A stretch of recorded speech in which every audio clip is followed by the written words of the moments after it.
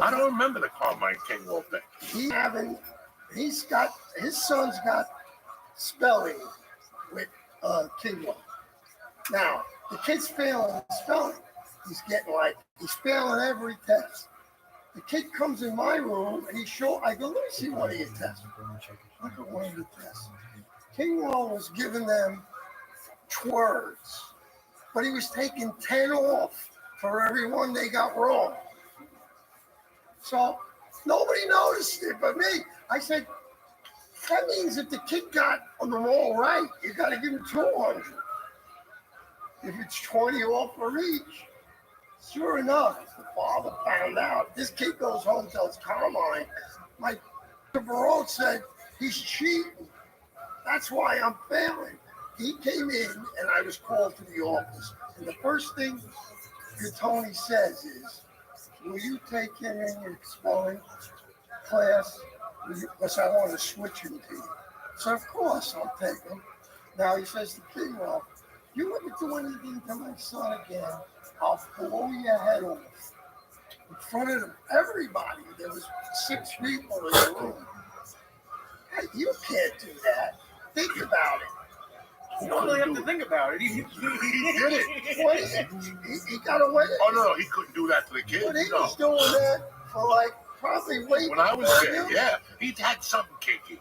Because he would give you like a -40 and shit like that. And look at you with a straight face. And you're like, what the fuck did I do? There was so many kids in that class that was so fucking confused. But that whole era when you taught us. Like, you had leakage. Yeah, and then George Jetson. We couldn't find a basketball coach.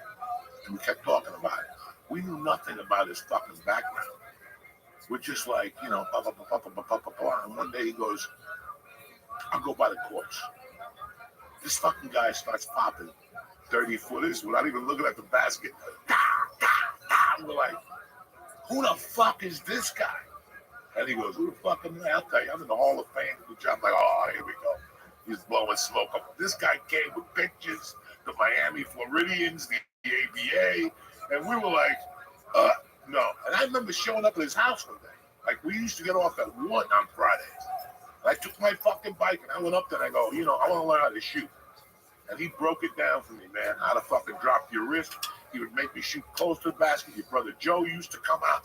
I still remember getting tackled by Joe Jump on that block. He fucking tackled me when they played basketball. It was amazing. I went from fucking sucking. McKinley went from 0-7. He turned that whole team around. Chuck McBreen was taking pointers from him. I mean, he just got the fucking ceremony at his Ramapo College. Jim got named after him. There's all the guys that you touched. There was a bunch of us that you were like, it was just amazing. And then after that, you were the favorite teacher in the school. And then we went to the 8th grade. And I had Miss Walsh. And the other guy was Miss Berger. But Miss Berger... You wouldn't say give me that. I was asking her, could you switch? I'll give you 2 girls. She wouldn't switch you. I like Miss Walsh. We drove. She told us, she was, I've been here for 40 years. Nobody has ever broken me. We broke her. Don't fucking, we used to go to ShopRite and steal Hubba Bubba and fucking 10 packs a piece and go into class. And we had the Orlando Salcedo, God rest his soul. He died during COVID. And about 1:30, he would start, wow. And then we had an Italian kid, Michael Allegretta, off the fucking chain smart. We'd hit him in the head. We played hockey. We hit him in the heels with the hockey stick, and he'd go, ay. That motherfucker's got to be like a neurosurgeon today or something like that. We had Charlie Gizzy. I remember him. The guy who used to, every time a plane went by, he'd get up and shoot it down. He was gone. During the class, we had Richie Colombo. Mr. Brown, he used to comb his hair a certain way. Like, I don't know, he didn't have a blow dryer or didn't have water or something. He used to take the comb bucket to the middle and just push his hair down. And one day during attendance, Mr. Brown goes, Colombo, would you comb your hair with a stick of dynamite? That motherfucker didn't know what. He was just cracking people. And attendance was the biggest thing in North Bergen. Some people did it lame, and some people did it pretty good. But the day I knew that there was something weird with a botanist and something was not right, You know what's sad though? Teachers today can't do it. no, they don't do what I you would did. have got arrested and fined if the teacher ever did what I did with the kids. Nothing was bad, Nothing was. but it was fun.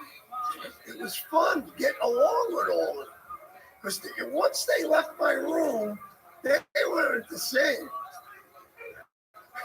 Even just the I had, haircut thing would have been enough. The I haircut had thing 4 would have Hall of Fames. That did it. That did it. I'm in the high school, my high school one where I played. I'm in the North Bergen one for coaching 30 years. I'm in the Hudson County one. And my ball's in the real Hudson County because I got all the free throw record. In the one in Right, Springfield. nobody has touched your record. I think so. Really? Somebody broke 74. When I check it, sometimes it says it's still going. Sometimes it says it's not. So they don't know what they're doing either. But they didn't realize once they left, people would say it. They would come in my room and go like this to me. Because they saw these guys being good. Like, how did you do that? You got to be nice to them. I still remember they had that glue, not Hellman's, not the fucking white stuff, but no, not cement? The cement glue. And I'll never forget, we're sitting in the front row. Mr. Brolin's playing with it. And also he looks at me and goes, "What's this remind you of?" And I fucking I had just seen it. I had just come maybe 2 weeks before that. So I'm fucking dying. I'm like, he still got it, Mr. Barone. If I didn't know your name, I called you Wolfgang. Wolfgang. Do you know how many people I see today? I'm in a shop right, I gotta go, "Oh, Wolfgang." They call me. And this was way before Wolfgang Puck. Like, where did he come up with Wolfgang? It's just that name. That was Eddie Munster's fucking something. That just got me. Who? That just got me, Wolfgang. Wolfgang. Hold on. And this might be the wildest start to a podcast we've ever had. We barely introduced him, and we're talking, like, how old were you at this point, do you think? When I started, When you had Joe? 22. I don't think those were born. Huh? No, No. they were born while I was And there. Patty was a Which fucking they used- knockout. I remember the first time I saw your wife. Oh shit. Mr. Brown got it going on and shit. Holy fuck, she was good looking. And, like, what? So you knew, it sounds like you knew, like, you'd heard of Joey when he was coming to your class for 7th grade the second time. Like, you like, did the other teacher warn First you? time, Kingwell. we got along, but I was strict with him the first time he was in my class. Did you First have any? year. What did Kingwell tell you about him? Huh? What have you heard about Joey before you met him? Kingwell hated everybody. Everybody. So I could, if he was normal, I could say, yeah, I remember him saying so. He hated everybody, hated every nationality, and I don't know what he was German. Yeah, He he was was a German. Nazi. He was German. He hated everybody. He hated the teachers. He hated. One time, Maytash says to me, "Want to play a little? What do you call it? Open. On the board." Back in? In the gym, we used to set the table up and we used to play. And I can't think of what. I don't know what the fuck. Bot? Table tennis. Okay. Table tennis. Okay. So now, Kingwell, he said to me, Maytash, "Come on, I'll have your game." So Kingwell hears him and he comes up to me and says, "I want to play." I said, "He asked me to play it." He goes, "No, I want to hit that ball and cream him with it." So I said, "Yeah, go ahead. I want to see him do it." Do you know, God heard that. Maytash could have won a gold medal in the Olympics. He killed Kingwell, and what Kingwell wanted to do with him, he had a black eye. And everybody laughed at every game he lost. It was like a reward. So I said to Maytash, I said, where did you learn how to do that? He said, well, that's the 3 years I was going to be a priest. He said, that's all we did, the priest. We had a table and we'd play tennis. For like 10 years he did that. Played every day. Poor guy had to die shoveling. Yeah, because I think I only had we had Gattoni, and then I first started with the king, Mr. Muir, Jack. I miss him. Come on now. When I went there, Come on now. Mr. Muir, he was just abandoning ship when I got there. I was like, God damn it. And then we had Virgo left, and then Mr. Lindsay replaced him. Who was Mayor of Weehawken. Yeah, he's coming on the show. Yeah. He's coming on the show in a couple of when he comes up from Florida because I grew up with him in Hoboken. He lived right around the corner from me. He comes up to me one day and he says, you work in the summer. Do they give you a job? I don't know. He goes, I'll give you a job. Come to Weehawken Municipal. I go there and he says, I go, what am I going to do? Did you know Turk Jordan? Oh, we'll get into Turk Jordan in a second. Okay. He said, here's your job, John. See that guy over there with the wig? I go, yeah, he's crazy. He goes, I want you to work with him, do whatever he does. And if I only lose 10 votes a day, you're doing a great job. He's crazy. Who's Turk or Wally? Turk. Bro. He's the craziest. I'm from Hoboken. You know how many nuts I know from Hoboken? He was worse than all. Okay. He was going to coach us in the 8th grade for a while. He showed up. He had felonies. He couldn't do it. Something happened. Hey, when that happens. So we kept busting his chops. He's like, I'm going out tonight. Because we're in the fucking 8th grade, 7th grade. This guy's like, I'm going out tonight. I'm getting my dick sucked and all this shit. So in the 8th grade, we finally go, Mr. Turk, when are you going to get us? Because we already had an adventure with him in the city. He took us to see the Sixers against the Knicks on Christmas Day. He told us he had tickets the day of the fucking game. We get them. He goes, I got no tickets. We're stubbing our way in. Give me $5 a piece. He took us into the Knicks game. We're like little fags. We had the basketballs and the Knicks t-shirts and shit. You know, and this guy's got us all the way in the top. Some guy kept walking past with his family. He grabbed me. He goes, get up one more time. I'll fucking kill you. Then they threw us out of there. Then he went to another area. The guy was getting up. And he told them, you could have got more exercise at the YMCA. Then they threw us out of that section. Now there's 3 minutes left. This guy bet the loser because he's a fucking stiff, but I loved him. And some guy goes, he's on the floor. And some guy goes, can you move, please? Ask Whitey. It was me, Whitey, Chucky, and somebody else. And he tapped him. He turned around. He grabbed the guy's wrist. And he started, and the guy's like, And we just left him. We just ran out of there, ran to the Port Authority. So he asked us, what happened? We're like, Chuck, listen, we have a winning record. Can you get us laid? And he goes, absolutely, I'll get you laid. Okay. 8th grade summer, I go to 5-star basketball camp. I don't graduate because there was a huge snow week.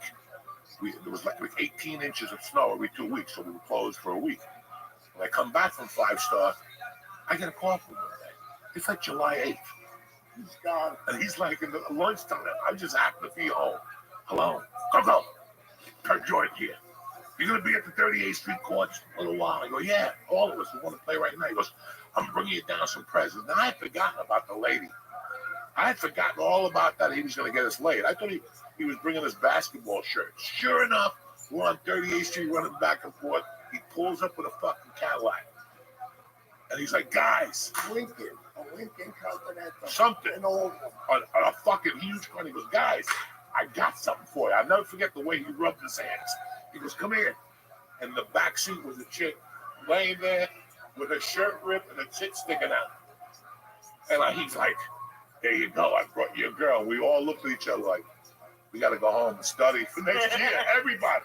Here's fucking 13-year-old kids that want to get laid.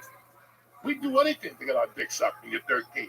When we saw the chick in the back, she looked like, I don't even know. Let's not even get into it because we'll all get arrested on this. He was my boss. He's still around. Oh my God. When? He just died. Listen, when I got here, they said he was on Kennedy Boulevard. He takes the change out of the newspaper thing. He owned all them. Yeah, so And he had the guy kids that are working for us. They used to have to go and get all the quarters. there you go. One day, I use his car, and I notice it's like I'm looking this way. So I get out, I open up the trunk. He's got $9,000 worth of quarters. quarters. And the trunk would say, And the thing was like this, the car. I'm driving. He was an unbelievable guy. I'm telling you, I know a lot of nuts going on. How'd you like those, when he Chief showed me Cobra? that woman, and she had those fake tits like from George Washington's day, like that type of shit. They were hard. Only one tit was sticking out. God knows what happened to the other one. I do not want to know. But during all this, and this is why Louis, I'm still tight with Louis, I'm still tight with Dave, I'm still tight with Chucky. Our friendship didn't come from just being in North Bergen. Our friendship came because all the kids had something going on in their house. It's funny how it mixes too. Like, All of us. you know, All of us. I still remember going home to the I still remember walking home in the 7th grade with Anthony Balzano. He couldn't go home. The feds had the house fucking surrounded. They were whipping out machine guns and shit. That was our neighborhood. Look, Michael Clemens won't talk to me no more because Carmine beat him up, handcuffed him and beat him up on giving that terrorist. And he was yelling fucking police brutality. And fucking, I mean, this neighborhood was, it just was going on. It was fucking going on. Every night we ripped that fucking payphone off the fire department phone. We rip it. The cops would chase us. Who does this anymore? We used to run across Connolly. I mean, this I shit. go to work one day, and he says, "You can go home. You don't have to work today." I said, "Why am I going home?" He goes, "Because tonight we got to take 2 bus loads to the Yankee game." I said, "Oh, that's nice." We get there at night. All parents and kids. You're like, beautiful. They all got their uniforms on and pennants. Everything's going perfect. Okay? We pull up Yankee Stadium, the guy with the clipboard's there, and he says, "Oh, where you from?" He goes, "Weehawken and Wreck." The guy looks at the thing and he says, "I don't have no Weehawken and Wreck on here." So I go, "Did you get the tickets from Mr. He goes, "No, I'm sorry about that." Sure. He don't say nothing. The cop arrests him. I gotta bail him out. They figured this guy's crazy. And another time I bailed him out in the track. He says to me, "You got any money?" He calls me up. "You got any money?" I said, "Yeah, why?" He says, "I'm picking you up." He picks me up. There's a guy sitting in the back seat. We're going to the track, the Meadowlands. So we drive into the Meadowlands, and all of a sudden, we get out. He says, "Bet it all on the 7." The guy leaves us. He says, "Bet it all on the 7." So I look at the horse. This is all fucking, they're going to make glue out of this horse. I said, "He ain't going to win." He says, "You know who the driver is? The guy that was in the back seat."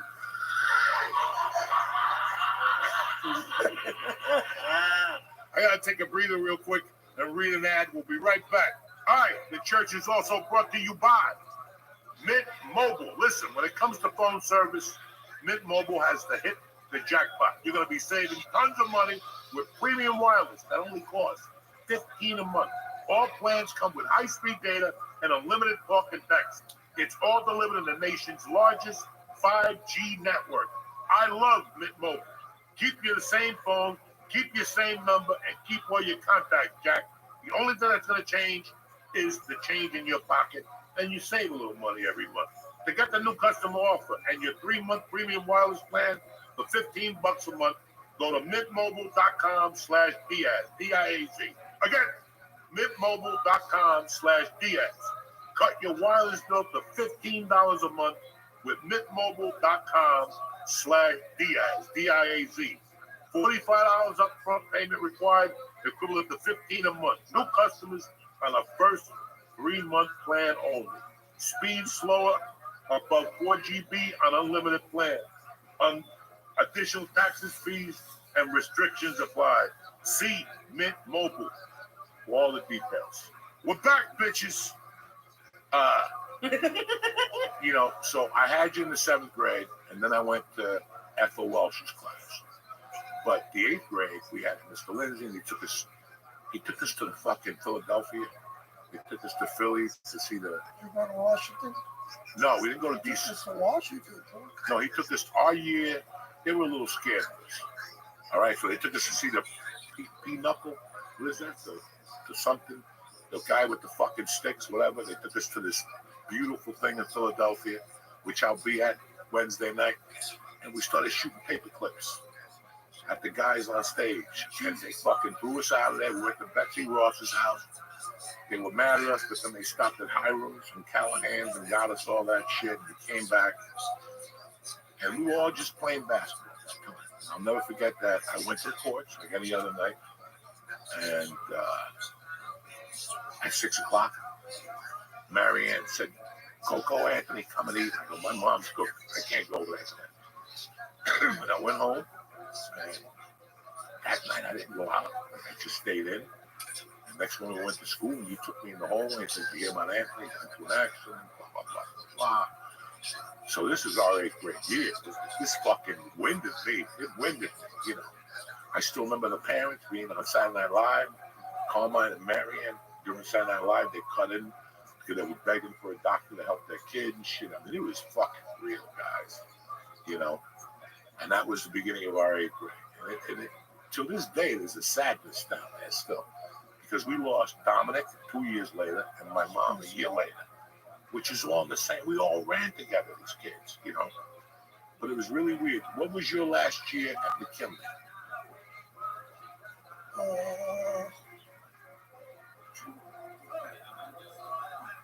I was You were in in high school more than I was at McKinley. Yeah. So you figure I was there about 20 years. At the high school? 20, no, at McKinley. Really? And then I went to the high school for the rest. Because I And still... that 1 year in Horace Mann, that they said, you 3 guys, Sperber used to buy lunch every day. And I used to say, where are you getting this money? We used to go to a place every day, me and him and Gallo, order nice lunch. There was a bar right now, like My Lady of Fatima.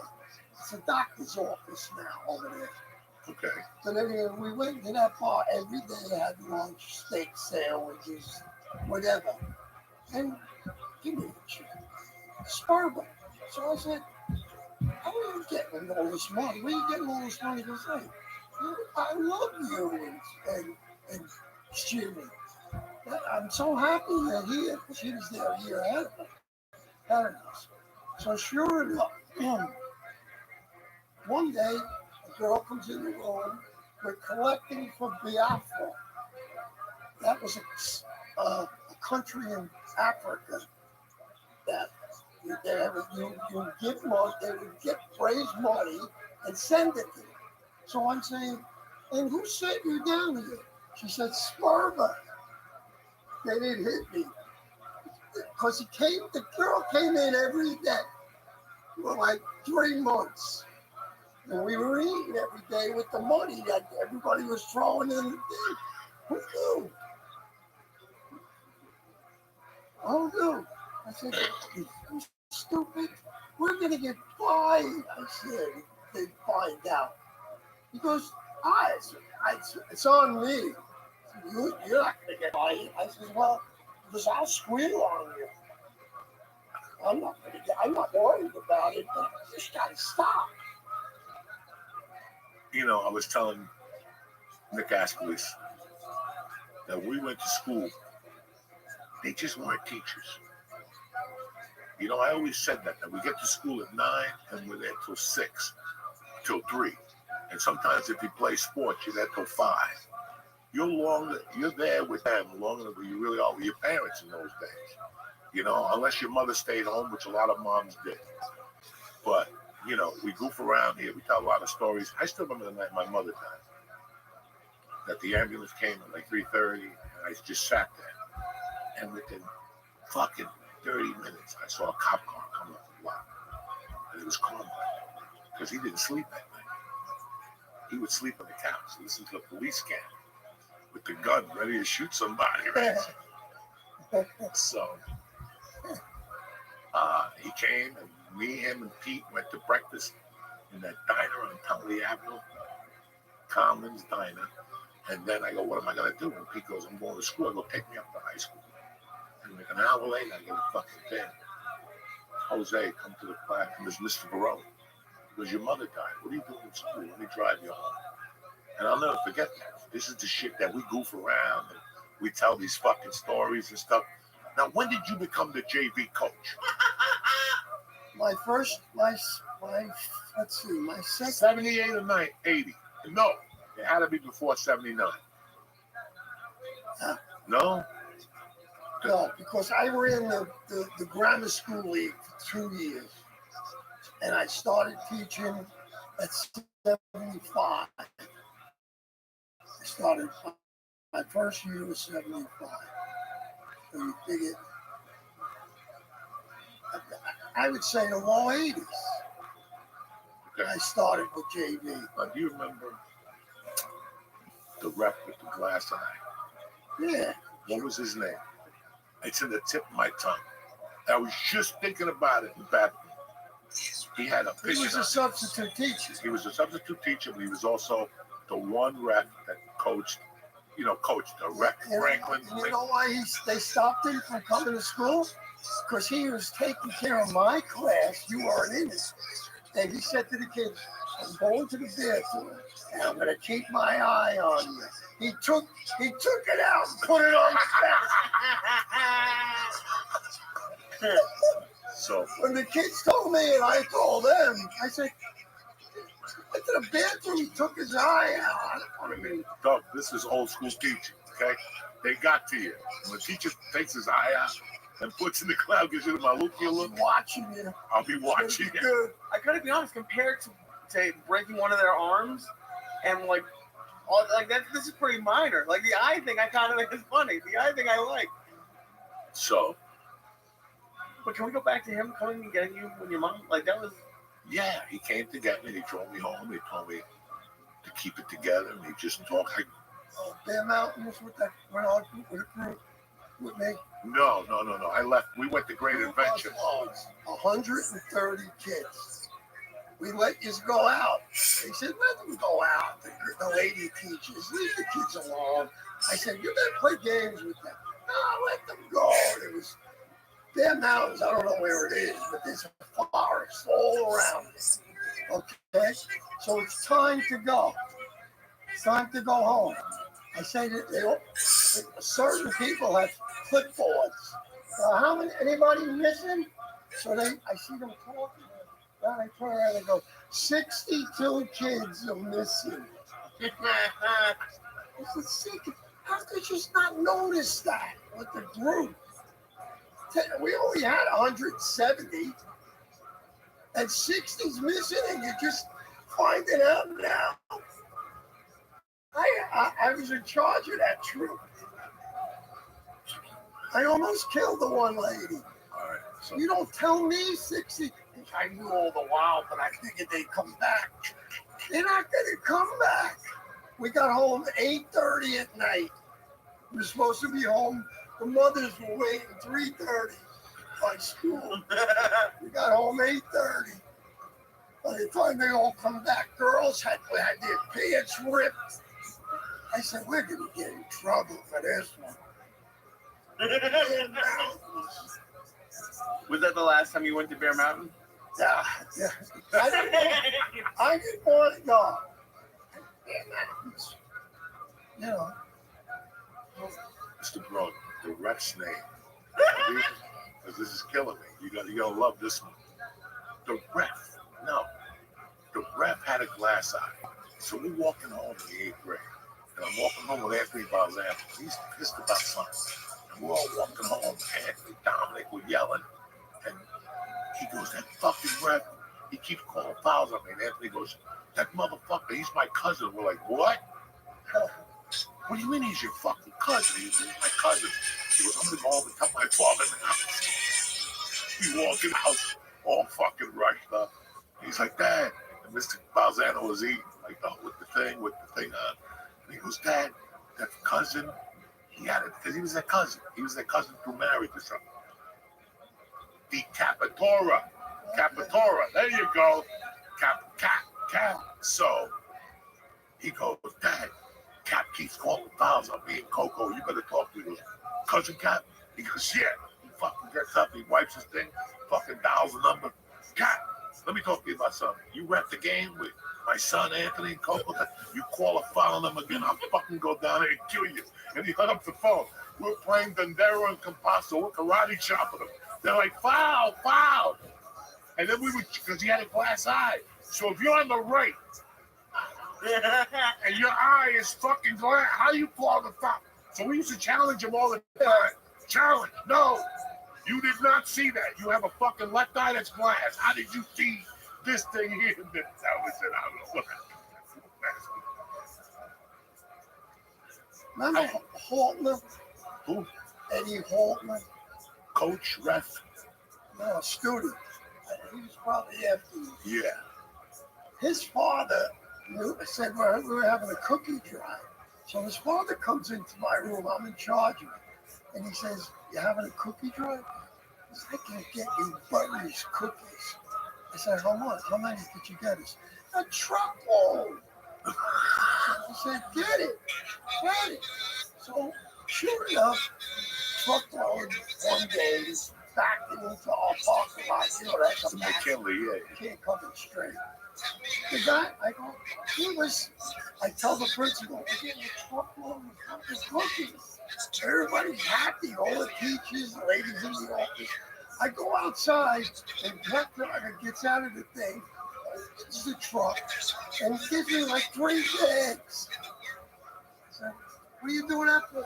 He says, well, that's all you're getting. It says, Dave Haltner gets the rest of these. It has an address. That fuck just used the school for them to give us the cookies, but he wanted to keep them all. They said, I must be your friend. I said, I don't know this guy. He goes to school here. That's why I believed him. Oh. 3 boxes we got. The whole truck was full. They built, you know that gym was built when we were in the 8th grade. Yeah. We got to play I the last complained so much. about that gym. And out of everything, Why did I complain? Where was our gym when it was snowing? we shoveled snow. And I got a D No, but we were in the hallway. in the hallways. Every day these kids bowled. Bowling. I said, you can't have gym every day and do the same thing. Yeah, and Mr. Fontana. We had Mr. Fontana when I was I there. used to race, and I'm trying to teach. It's the whole way to your classroom. So I went to Fishback, and I gave it to him. I said, listen, I want to be transferred. He says, why? I said, they take gym all day. Remember, you get 8 periods a day. That's right. So I had to listen. Kid wanted to go to the bathroom. He gets trampled by a race. They're having like races. So sure enough, he says, you got some background. You got to help us. Maybe talk to somebody into building us a gym. I don't know anybody, but if you use my name, I'll do whatever they want. I had to give a few clinics. Everybody We had had to no do. fucking gym. So for you kids at home, you're fucking grateful. We had no. They had no. We had to shovel snow. I go to school, no gym. I don't even know when we practiced basketball in those days. I forget. And then we had lunch, where the kids are running back and Yeah, forth. back and forth. There's like a little table on the side, a little edge. But there's kids eating, there's bowling and track games going on, and we're trying to teach in the classroom. And Richie Vanacek would take nails and hit him in the thing upside down. So when you put your hand on the wood, the nail, dog. That's cool. I was there one time with Richie Vanacek and his father were talking to Kingwell. And Mr. Vanacek had his hands like this, and Richie was standing right here. He had his little fucking glasses on, and he's looking at Kingwell. Yeah. And all of a sudden, he just goes, bam! And fucking broke his glasses. Richie dropped. I mean, this was McKinley School. It was, but you got to remember that was everywhere at that time. Parents would knock you the fuck out. Anywhere. Parents would knock, and nobody would say jack shit. Parents would just clock And you. they never complained, the kids. You know what I mean? What about the cap? At the end of this thing that I just set up, is a little room on the corner. Remember where you see? Where they made the food. Yes. As soon as you walk in the It was door, like Eddie Munster's house. Yeah. And the walls were like this. Like this. And you walked in there. Yeah. This was real. And two ladies making lunch every day. fucking ham, one of those prison county lunches. The ham with the pasteurized cheese with an apple, an orange drink of milk, and Mrs. Sabatino gave you a cookie to bail you out in case you didn't want the liverwurst sandwich. Who eats liverwurst in those fucking days? And we used to go to the fucking New York Hotel. That's where we went to lunch to fucking get and to look at the hookers. And we put quarters in the machine and go back with potato chips. But what nobody, this all goes together. We got the gym, right? And as they were building the gym, I went to school and then there's cops everywhere. There's cops on the 3, because we used to play basketball behind Center Ford. Yeah, North Bergen had those little courts there. 26th Street, yeah, 26th Street courts. they still play there. When you go over the bridge there, Yeah. you'll be. I went there one time. Somebody said, O'Corin's playing in the court. Now, O'Corin at that time played for the North Carolina, yeah. Played for the Nets, I think. Yeah. He's playing in that court. Yeah, they all played there. Yeah. And it was like, 10 guys like him playing. That was about as long as this. Wasn't Yeah. it? Biggest.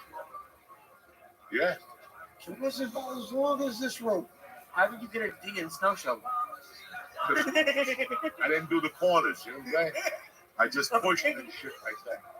But we finally got the gym, and as we were building the gym, they found the body across the street at the York. Iceman. Iceman, under the bed. He was alive, whatever the fuck. So we were having a problem getting a coach. Now, I'm not going to go into this. We couldn't get a coach that they could sign on. We had Pete Wolf who could slam the ball, but that's it.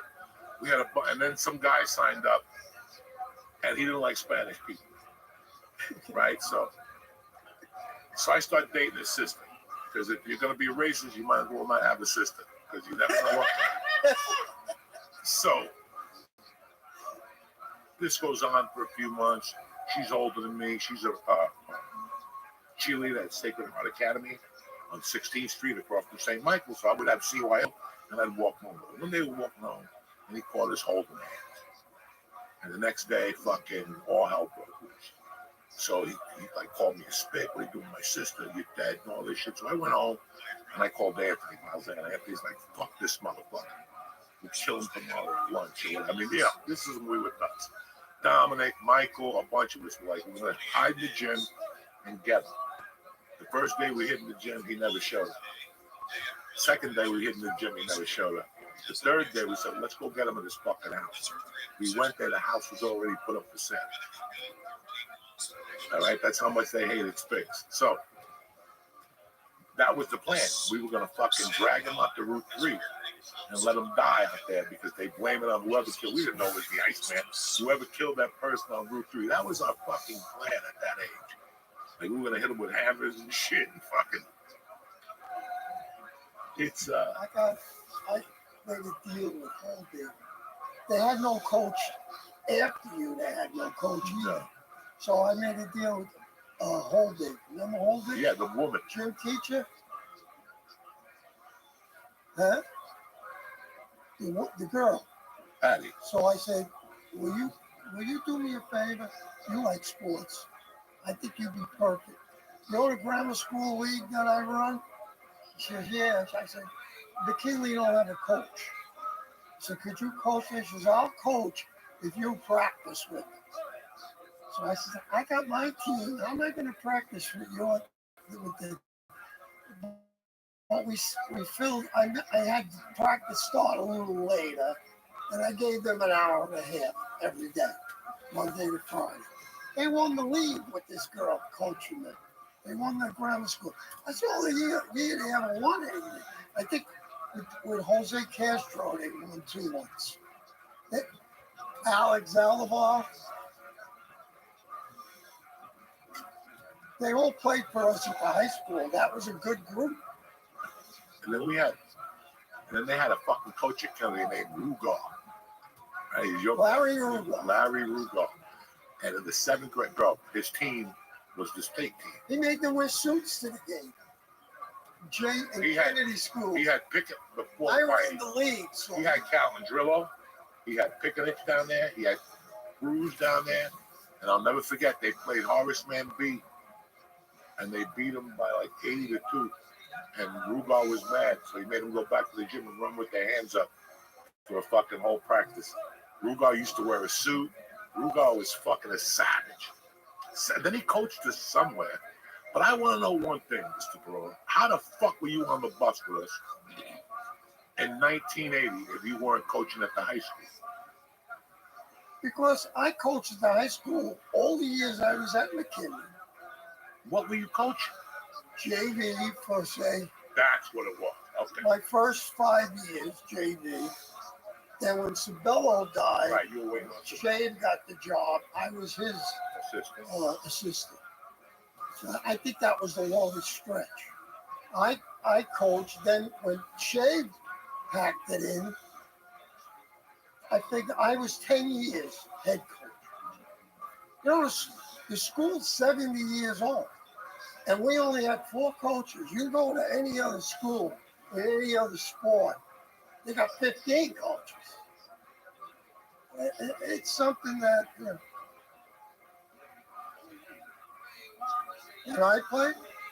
When I coached, my JV coach, Ralph, in the wheelchair. Wait, the JV coach was sitting in a wheelchair? He's paralyzed. Yeah. He was a good dude, Ralph Marino. God rest his soul. He played baseball for me. I also coached the Bill Better Boys. Remember that? Bill Better. After high school. Holy shit. Okay, I coached North Bergen a couple of years. Ralph was on the team. He was a catcher. Okay? So sure enough, base hit, made on second. The kid was the mayor of Union City's nephew. I'll never forget. He rounds third, and I said, there's going to be a collision. Marino, instead of just sweeping and tagging him, he put his head down, and he got in the guy's way like this. And the guy ran him right over. He hits the ground. I run out to him. I said, he goes, Mr. Brown, paralyzed. I said, no, you're not. You got a concussion. He was paralyzed. He knew it. What year was that? So now I go to see him in the hospital. When he's in the hospital recuperating a year later, and he says, you want to do me a real good favor? I said, yeah, what? He says, he was on a table about that high, a bed with a table about, and they had a mattress on it. They were doing something to him to get exercise for his blood. So sure enough, he says, if you push this to that window and then push me, you could push me out the window. I said, is this what you want? He says, I can't take it. Lost his fiance. He was all set to get married when he was playing baseball. That's after high school, that league. That's right. Hold on 1 second. I have to go to that. Oh, it's the most wonderful time of the year. Holidays on the house at DraftKings Casino. With this season's offerings, you'll unwrap everything on your list. Exclusive games, huge jackpots, and exciting rewards. Like I got one this morning. 20% back on all your slots. Who's better than DraftKings? Nobody! Make the season way more fun with DraftKings Casino.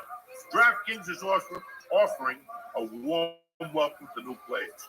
I'm going to give you $100 instant, just like that, in casino credits with $10 wager. Again, we're going to offer you a warm welcome for new players, $100 instantly in casino credits with a $10 wager. Plus, everyone can get in on the action with a holiday reward every week. So sign up with code Joey Slots. Again, Joey Slots, JoeySlots, because the holiday cheer is here, Jack, only at DraftKings Casino. Gambling problem? Call 1-800-GAMBLER. In Connecticut, help is available for problem gambling. Call 888-789-7777 or visit ccpg.org. Please play responsibly. 21 and over. Physically present in Connecticut, Michigan, New Jersey, Pennsylvania, and West Virginia only. Void in Ontario. Eligibility restrictions apply. New customers only. Opt-in required. Casino credits are non-withdrawable and expire in 168 hours. Terms at casino.draftkings.com/promos. Ralph Marino is a good story. I coached him in baseball. He gets paralyzed. He wants to kill himself. And he wanted to use me. Nobody was going to do anything. And he figured being I was with him all these years, I would do it. Slide me out that window over there. He pushed the thing, and he showed me how to do it. So how am I going to do that? I can't carry with you. You don't have to. Look at the bottom of that window. It fits perfect on the table here. So he says, you open the window, you put it up against the window, and you push me out, pull me out, throw me out. So I said, no. Now, because of that day, I walked out. I said, I can't do it. Get somebody else. I leave.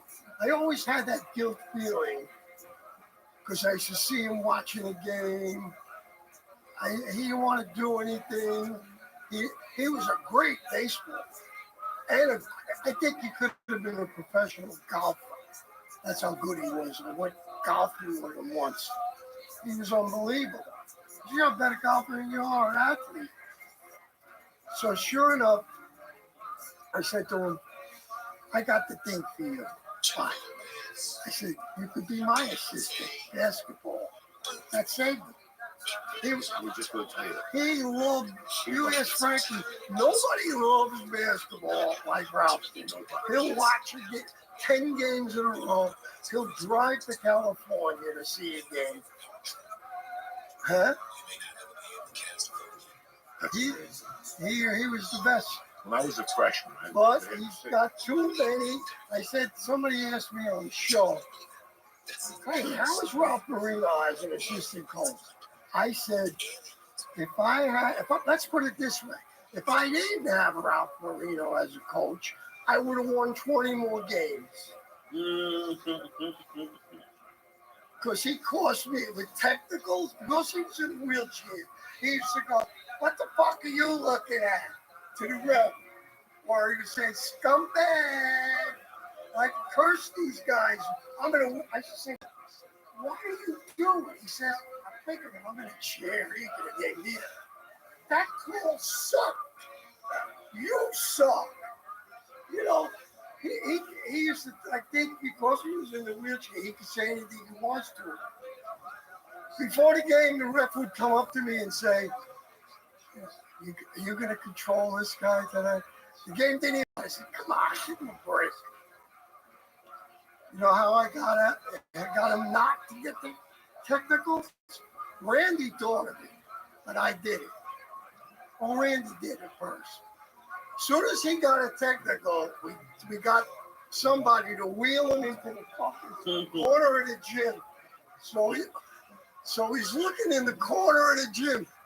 Somebody come and get me. Coach, I'm sorry. I hear that in my sleep sometimes. Coach Brown, come on. I won't say a word. You could take me. Ralph was great. I remember being a freshman and Colangelo played varsity, maybe? Colangelo, Dennis. he played, his best year was the JV year. He played With you. Yeah, he But played. he never got that. He never did it for the varsity. He was my best player. But then when he was a junior, he went to varsity. Right. And they cut him. Well, Sabella probably thought he was a troublemaker or something, but Yeah. Well, didn't like downtown. no, he didn't like that. He wanted the guys from Horace Mann. He didn't like me at all. That's why he didn't win.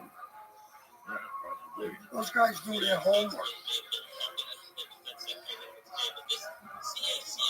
I still remember Marino sitting in the wheelchair, yelling at Dennis, Dennis, defense, Dennis. And Dennis would look at him and go, yeah. And then like 3 defense, Dennis, and go, timeout. And go, Marino, say it one more time and put you in the closet and shut the fucking door. I would say, Dennis, you can't do that. Yeah, he won't fucking leave me the fuck My alone. brother loves him. Who, Dennis? Dennis. Yeah, we all love Dennis. Dennis is still the funniest My man. brother just asked me recently, is Dennis Colangelo still around? He's alive, but he lost his wife. He's having a hard time. He's a fucking sweetheart. I hooked up with him a couple times when I got here. Try and remember next time you see him, Joe Burrow. I grew up. Okay, yeah. You know, But we were, my freshman year, I played for Reardon, and he didn't play. So for some reason, we were at East Orange, and we're at this Christmas thing. And it is a fucking riot from the time we get there. Because at that time, we used to call Juan Rodriguez's little brother. It was Juan and Carlos. So at freshman practice, we called Carlos Eddie Munster. And he would pull you aside like a man and go, dog, I'm not in on that Eddie Munster shit, so don't even try it. And every time practice got hairy, somebody would say, Eddie Munster, he would stop the game and go, dog, I tell you about the Eddie Munster shit. So now we're in East Orange for the Christmas tournament. And we're losing. It's like 3 minutes from the halftime. I'll never forget this. And he was taking the ball out. He was going to chuck it into Chucky or somebody.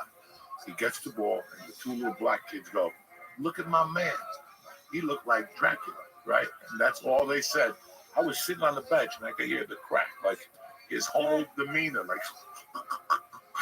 and you can see on his face, like, I do look like Eddie Munster. It just hit him. We were dying on the bench. We ended up getting killed. But at the time, my mom was always up at the bar. So my mom would leave me a $20 bill or a steak. I had an option. So I would say, fuck the steak, because it was too Cuban-y, it was garlicky.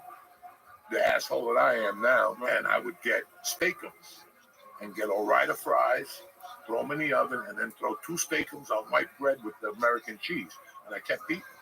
That's what I ate every night, 2-3 weeks. Dog, there was a week I couldn't shit. I went for like 6 days without shit. I didn't know what it was. Now we're in this Christmas tournament, and we're out in fucking East Orange, and they're shaking the bus, the whole fucking thing. We get out there, and finally we take off. And I'm like, man, my stomach hurts. And I'm in the middle of the bus, and almost like, I'm looking around to see who's around me who I can blame it on. I didn't know what type of fart it was going to be. So I let the first fart out.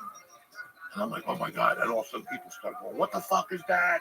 Jesus Christ. What is that? Open the windows. And you couldn't open the windows. They were the high ones. You had to switch down. They were all fucked up. And again, another fart came out of it. Right? And now everybody's fucking going, Jesus, what is that? The cheerleaders started crying and shit. They were crying. That's how bad that fart is. I gave it about a 30-minute window. Everybody was like, ooh, thank God. Who was that? It was Sabatini. We were just blaming it on people. We were blaming it on everybody except me. I was like, it came up from over there. It wasn't me. Finally, I threw a tremendous fart. This one's worse than the other 2. Mr. Barone's holding his face and goes, he's changing flavors.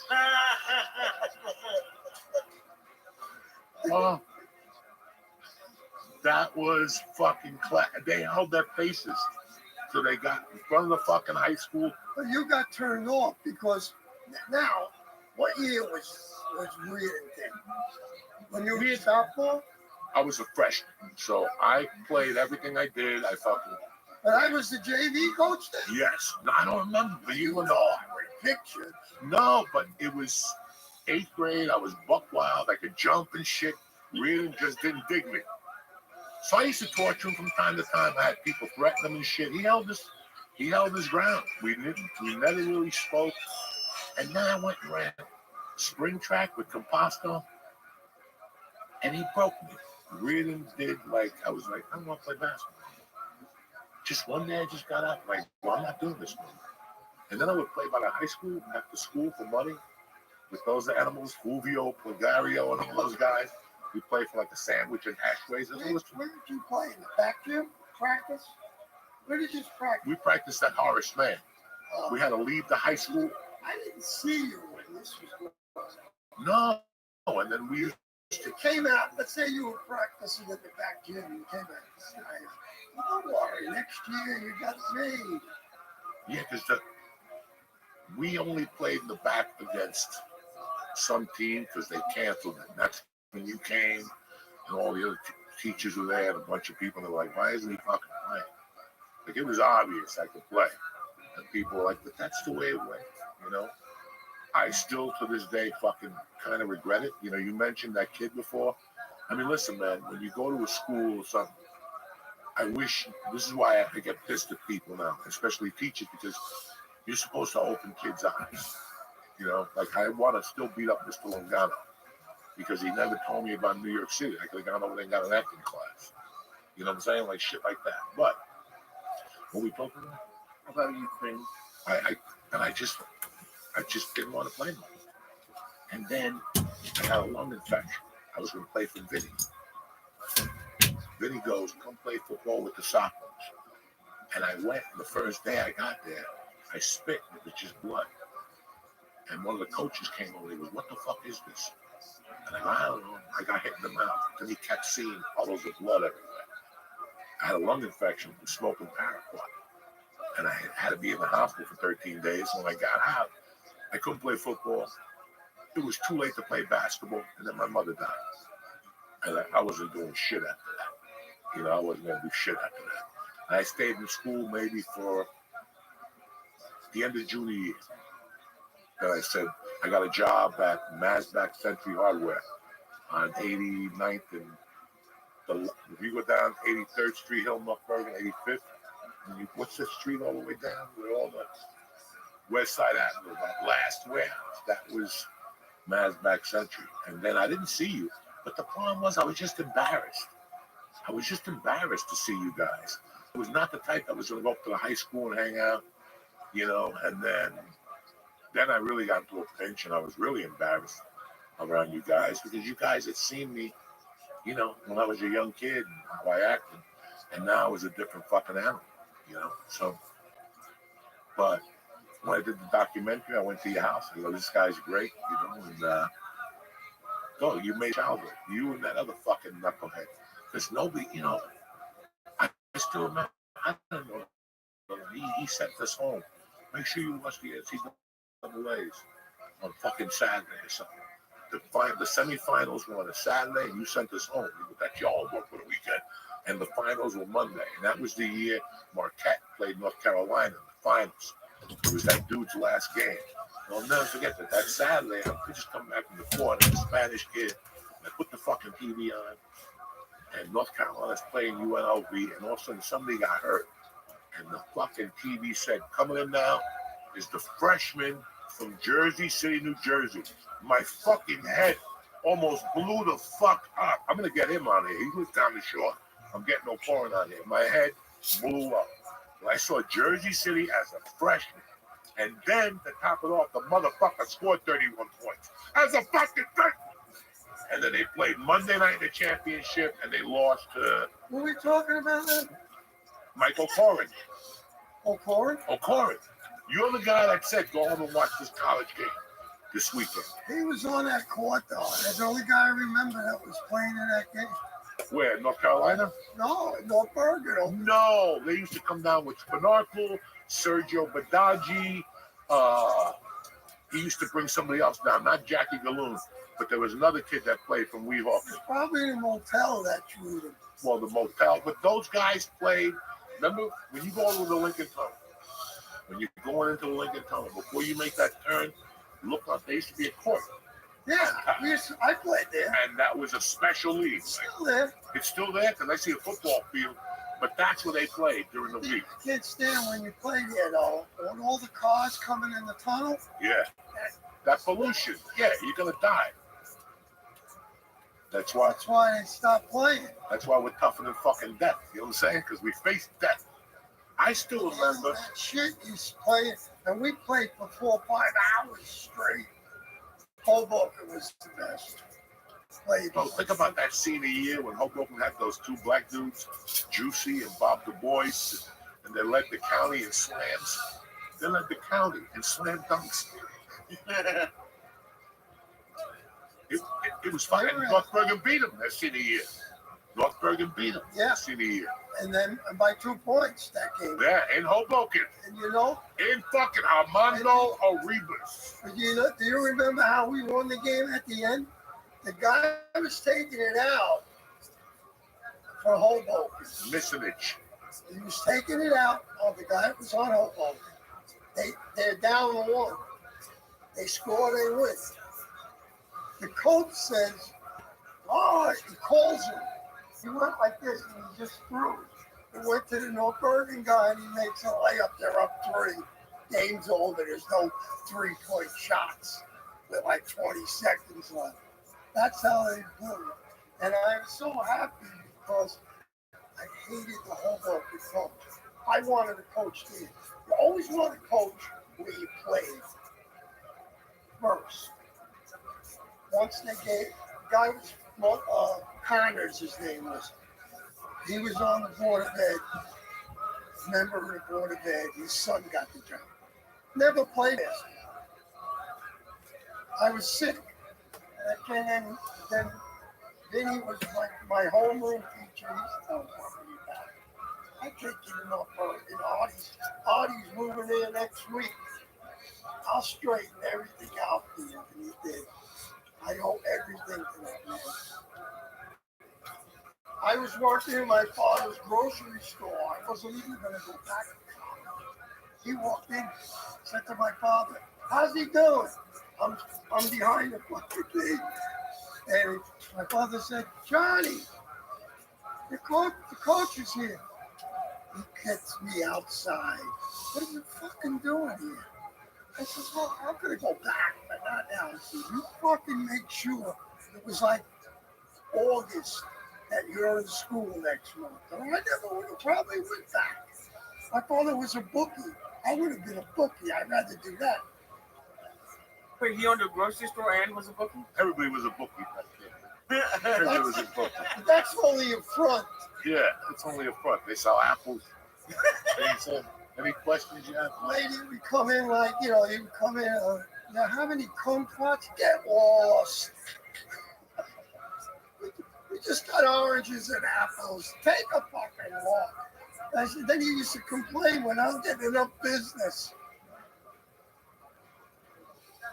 Did he ever do anything that made you want to like? There he is. Like, not that you wouldn't like him, but did How are you? he ever go too What's far? up, Jake? We're just watching Joey Diaz. Couldn't do it. That's He great. gave me everything. How could you, when you grow up and your father is good to you? I don't even think he ever hit me. No, I'm talking about Joey. I'm talking about my father. Oh, Well, I'm glad you His said your name, name. his name is Joe. But did this Joey ever do anything in class? And you're like, might be too much. He made me laugh so much. I couldn't get mad at him. we laughed, man. And like, why do you think you can't, like, teachers can't act like have this kind of relationship with their students? I wasn't surprised when he hit it. When he did it, I didn't know what he was doing. And then I saw him in the prison movie, the football movie, and I said, this guy made it. Do you remember the last time you saw him before then? I used to see him at games. Sometimes you used to come to a game. I remember like calling you like, I left in '85, so I still remember going to a game with Greg Aston, Lisa Shade. We were playing Memorial, North Bergen Beach Memorial. And I had his uncle Greg, his little boy on my shoulder. I kept giving him money to say "Binga," say "Culo," and all these bad words. And all the Cubans from Memorial were walking out, and then everybody started coming over and giving Greg money to say "Binga," "Culo." Fucking Shade was like, see, he was like this kid. Right, and it's a lot to handle now. You can't imagine at 8 in the morning. As a kid. Holy shit. you know, man, these teachers gave you a reason to live. Right. They 12, 11, they gave you a reason to do your homework. They gave you a reason that you wanted to do fucking good, you know. And that was, I always had one of those teachers every year that you had to go into school just to see them, so you could feel better about yourself. I look at my daughter's teachers. There's no fucking personality. Get They're young. They're fucking. They're white, but I mean white. Like they're white, like, you know, white. Like, you know, they're on the level. Like that pen doesn't have enough ink. You know, shit like that. Yeah. You know, like it's, and I could see why kids are the way they are. When I told my daughter I was coming up here to see I you, wish I was a superintendent of Yeah. schools and I could straighten out what I know. I mean, I taught for 49 years. I know what they're doing. I know it's half of it sucks. But what can I do as a teacher? Okay? When do you think the shift started? Like around what year did people start? Like, did you have to start being a little bit more PC, or, you know, you couldn't do the stuff you were doing when you were teaching Joe? Like, when did that start changing? In the high school? Or just what year? Like the 90s? No, it was, yeah, because 30 more years. Yes, that's about right. And what do you think made it change? Was it like cameras going around, or? the attitude. It's just something. You I know don't what know. it is?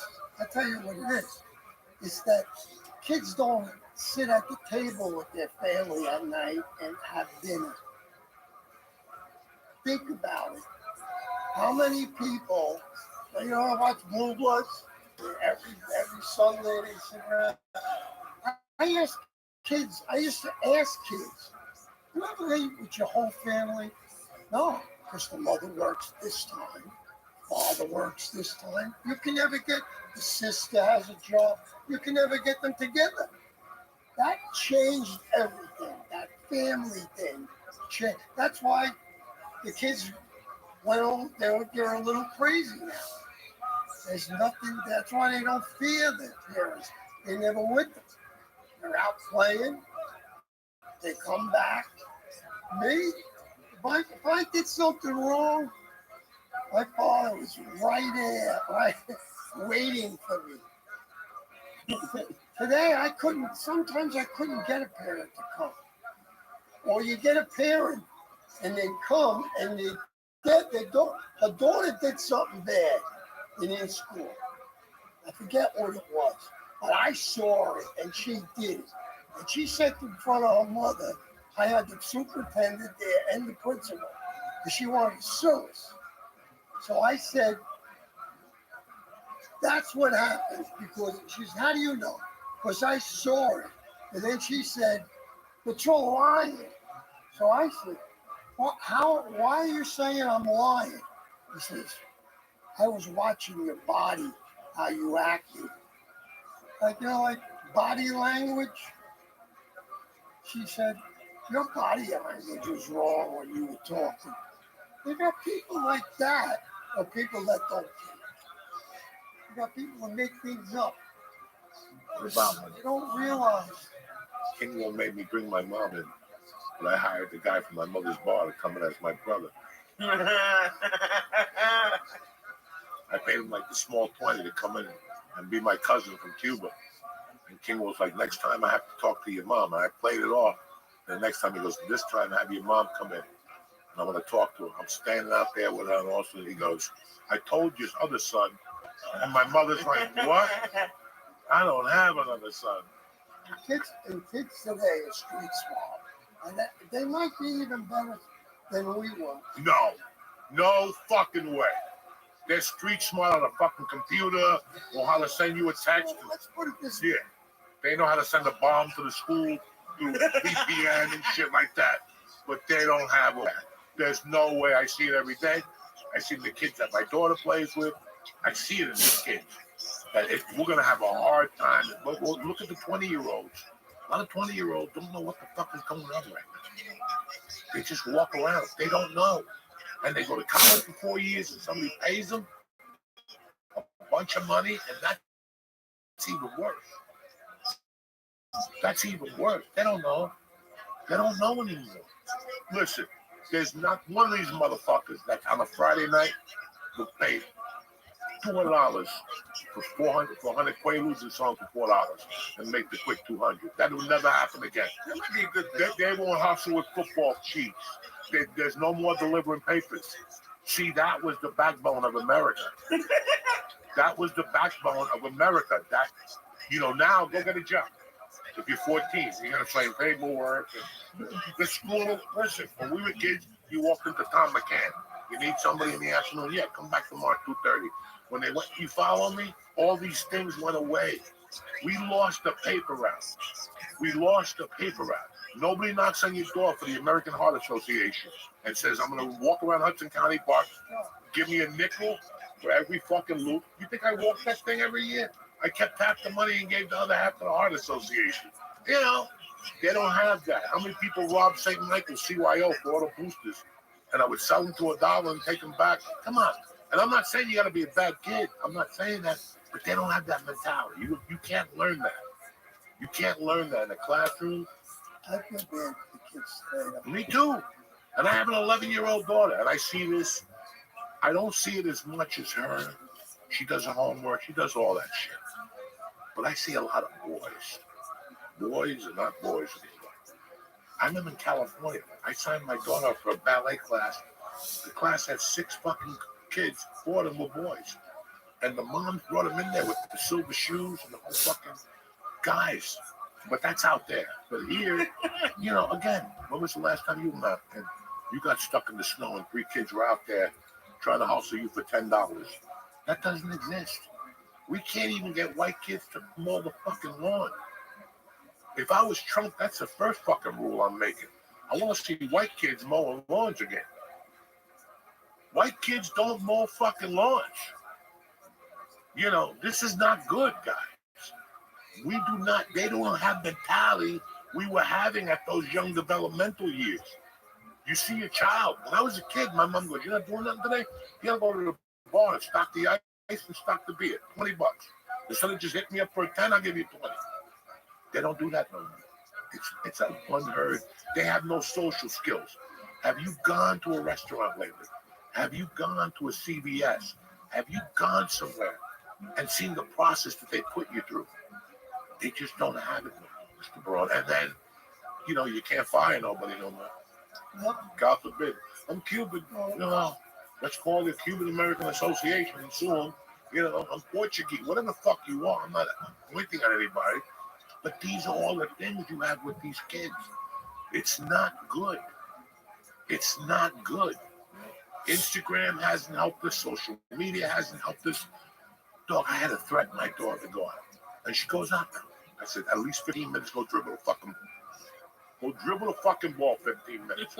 And what kills me is that the kids I'm dealing with, their parents all grew up like we did. Why don't you encourage these fucking kids to go out? They got them in the house all day. Mr. Softy stopped coming to my neighborhood. No kids come out, only me, my fat ass, my wife and my daughter out there, Mr. Softy. It's not good, Coach. It's over. Kids don't have that American ingenuity we have. They don't Kids are want that. different too. I have 3 grandsons. You think one of them would have what I had? The girl, my granddaughter has it. She's on the Bergen. She played freshman. She played varsity as a freshman. Now she's a sophomore, and she starts. Basketball? she's got the thing I wanted the guys to have.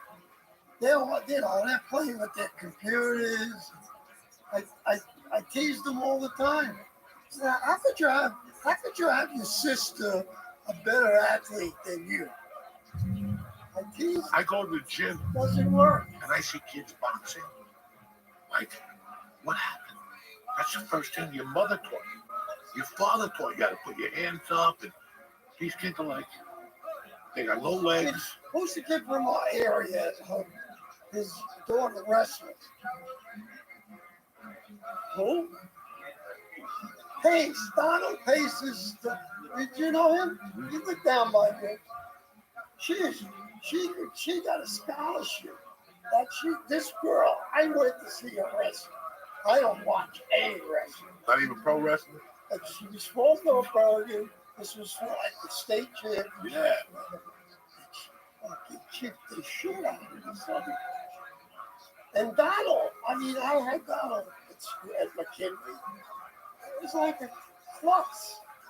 Hope he's not watching. I'm watching. Would you, if you had, like, were 22 again, would you be a teacher, knowing what you know, like right now? Like right now, you would. Why? Even with everything going on? I think, for me, I don't want to do anything else. I get, even just being in school, I used to be proud when I left and I saved 2 kids by talking to them or yelling at them and embarrassing them, so maybe they catch it that way. Can't treat every kid the same, you know? But it's a great feeling to know. And how do you find out? I bump into these kids every day. They're in every store, ShopRite, and they make you feel good. Kids say, "Oh, wolf bag's here." Mr. Ron, I want to thank you for taking the time. Thank you for being a great fucking teacher, parent, and everything that you've done for a ton of kids, especially me. You changed my fucking life with humor, and that's it. You guys got to meet these changing flavors finally. Tomorrow night, tonight I'm at Freehold, sold out. Tomorrow night, me, Lee, Rich Boss are at Parks Casino. Next Tuesday, we're at the open mic again. And Wednesday, we're in Jersey City at White Eagle Hall. We sold out. So I don't know what the fuck to tell you. I'll add some more dates later. Lee, you got anything for these guys? This week, I'm with you in Parks. All right. I love you guys. Happy Thanksgiving to your families. And thank you for supporting the Church New Testament. Stay black, cocksuckers.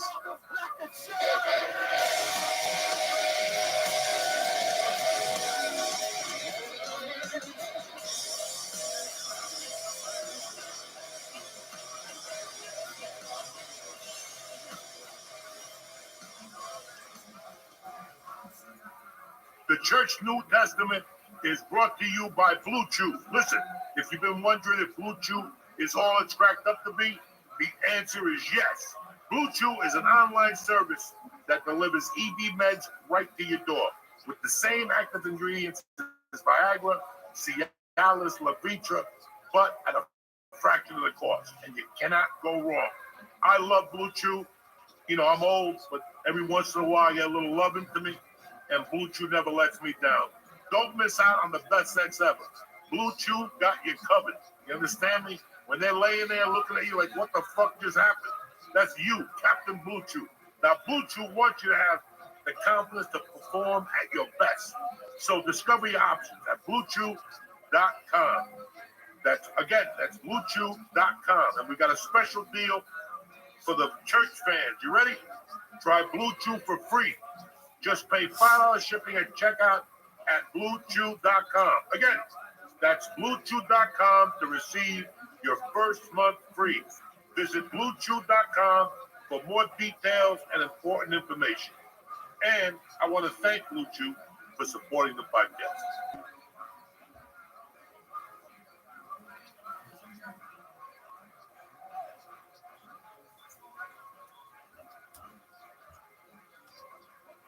What's happening, you bad motherfuckers? It's Tuesday, December the 3rd. This is the church, the New Testament. Today, I got a friend coming on here. I've known him forever.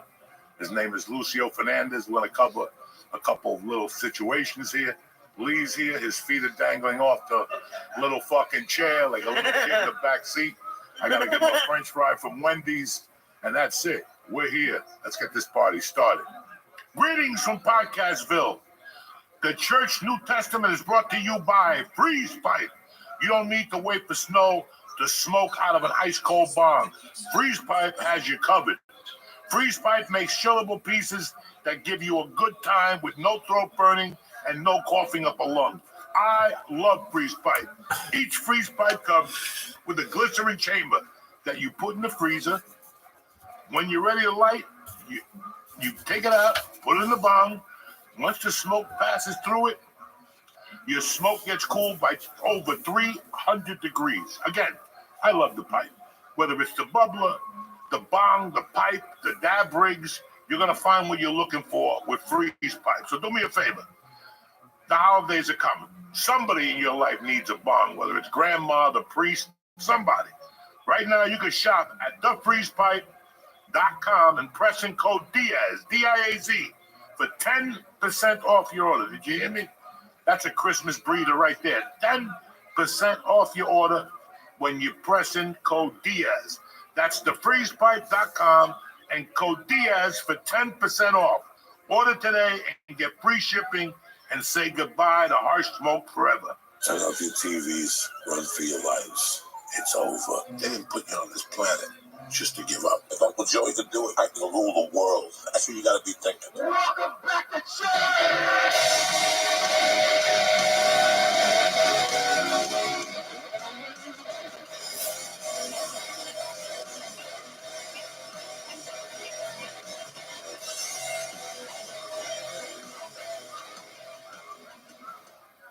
What's up, you bad motherfuckers? Uncle Joey back here with my buddy Lucio, Lee Sayat. What's up, Lucio? What's up, Joey? Thanks for having me, man. Oh, anytime. Lucio, how far back did we go? Oh my God! Since you came to McKinley School, 6th grade or something, you came in 5th, 6th grade. I don't remember. 6th grade. 6th grade. Sixth That's grade. how far back. Now, you were in the class with me, Levito? No, man, it's so funny about that. I wasn't in 6th grade. No, I was in Miss Grabowski. Miss Grabowski. Miss Grabowski. Okay. And then Miss Grabowski got me to skip 7th grade. No shit. And they put you in the 8th grade? I skipped 7th grade. I remember towards the spring, I had to take a couple of classes with the 7th graders, so I could skip 7th, but I went right to 8th grade. Wow. So I've known you a long time, except you're like 300 years older than me. I'm much Yeah, younger than you. I don't know. You're younger than I am. I still remember you at my house lifting weights. Dude, Do you you want me remember to tell that? the story about lifting weights with you? We were training. There was some karate guy that hung out with you. I forgot his name. Some crazy karate guy, always wear white tank tops. You know, like the guinea tees. Always wear a white tank top. And we would work out of your house, and you were supposed to be spotting me. He was supposed to be spotting me. I don't know where he went, but those weights fell right on my head. And I look, and I'm in pain, and he's over there in the corner cracking up and the karate guy was lost. He was like, "What is going on here?" Who the fuck was the karate guy? I can't remember his name with the white T-shirt. Always wear a white tank top. Oh my God! Always. I hung out with so many crazy karate guys. I was gonna say you would tell stories about like he had basically had a karate fight club for a little bit, didn't you? But that was in North Bergen with a kid named Mario Diaz. There was a Chinese Cuban kid. His name was Mario Diaz. His father was a doctor. And I think Mario Diaz went to Fujia Pai Kung Fu. I went to Ishinru in Union City on New York Avenue. 35th Street. No, before, when we were kids, there was Fujia Pai Kung Fu, and then there was Ishinru Karate, Kevin Norlander, Wayne Norlander. He was on 16th Street, New York Avenue. I remember that. The guy used to check your report cards. If you fucking got a B or a C, he would make you do jacks and then put you on the side, and you got to do homework while everybody was flying through the air. It was tremendous. It was tremendous. But we had, we're talking about North Bergen, right? We went to North Bergen first. When did you leave McKinley? I graduated from McKinley in 77, Okay. and I didn't want to go. I wanted to stay in North Bergen. I had it all set up to go to North Bergen High School. I was going to be playing baseball over there. I was going to be playing basketball. I was going to be running track. And all of a sudden, my mom and dad said, "No, we're moving to Union City." I couldn't believe it. My whole life fell apart. So in '77, that summer of '77, we packed our bags and moved to Union City. Wow. Big change. Big change. And which school did you go to Union City? I went to Union Hill High School. It was different. Union Hill, it was different. It was all mostly Hispanic, but it was a whole different ballgame. In McKinley School, the teachers really cared. They cared. They wanted you to learn. They were, you talked about, you had Mr. Barone here at your last episode, Mr. Barone.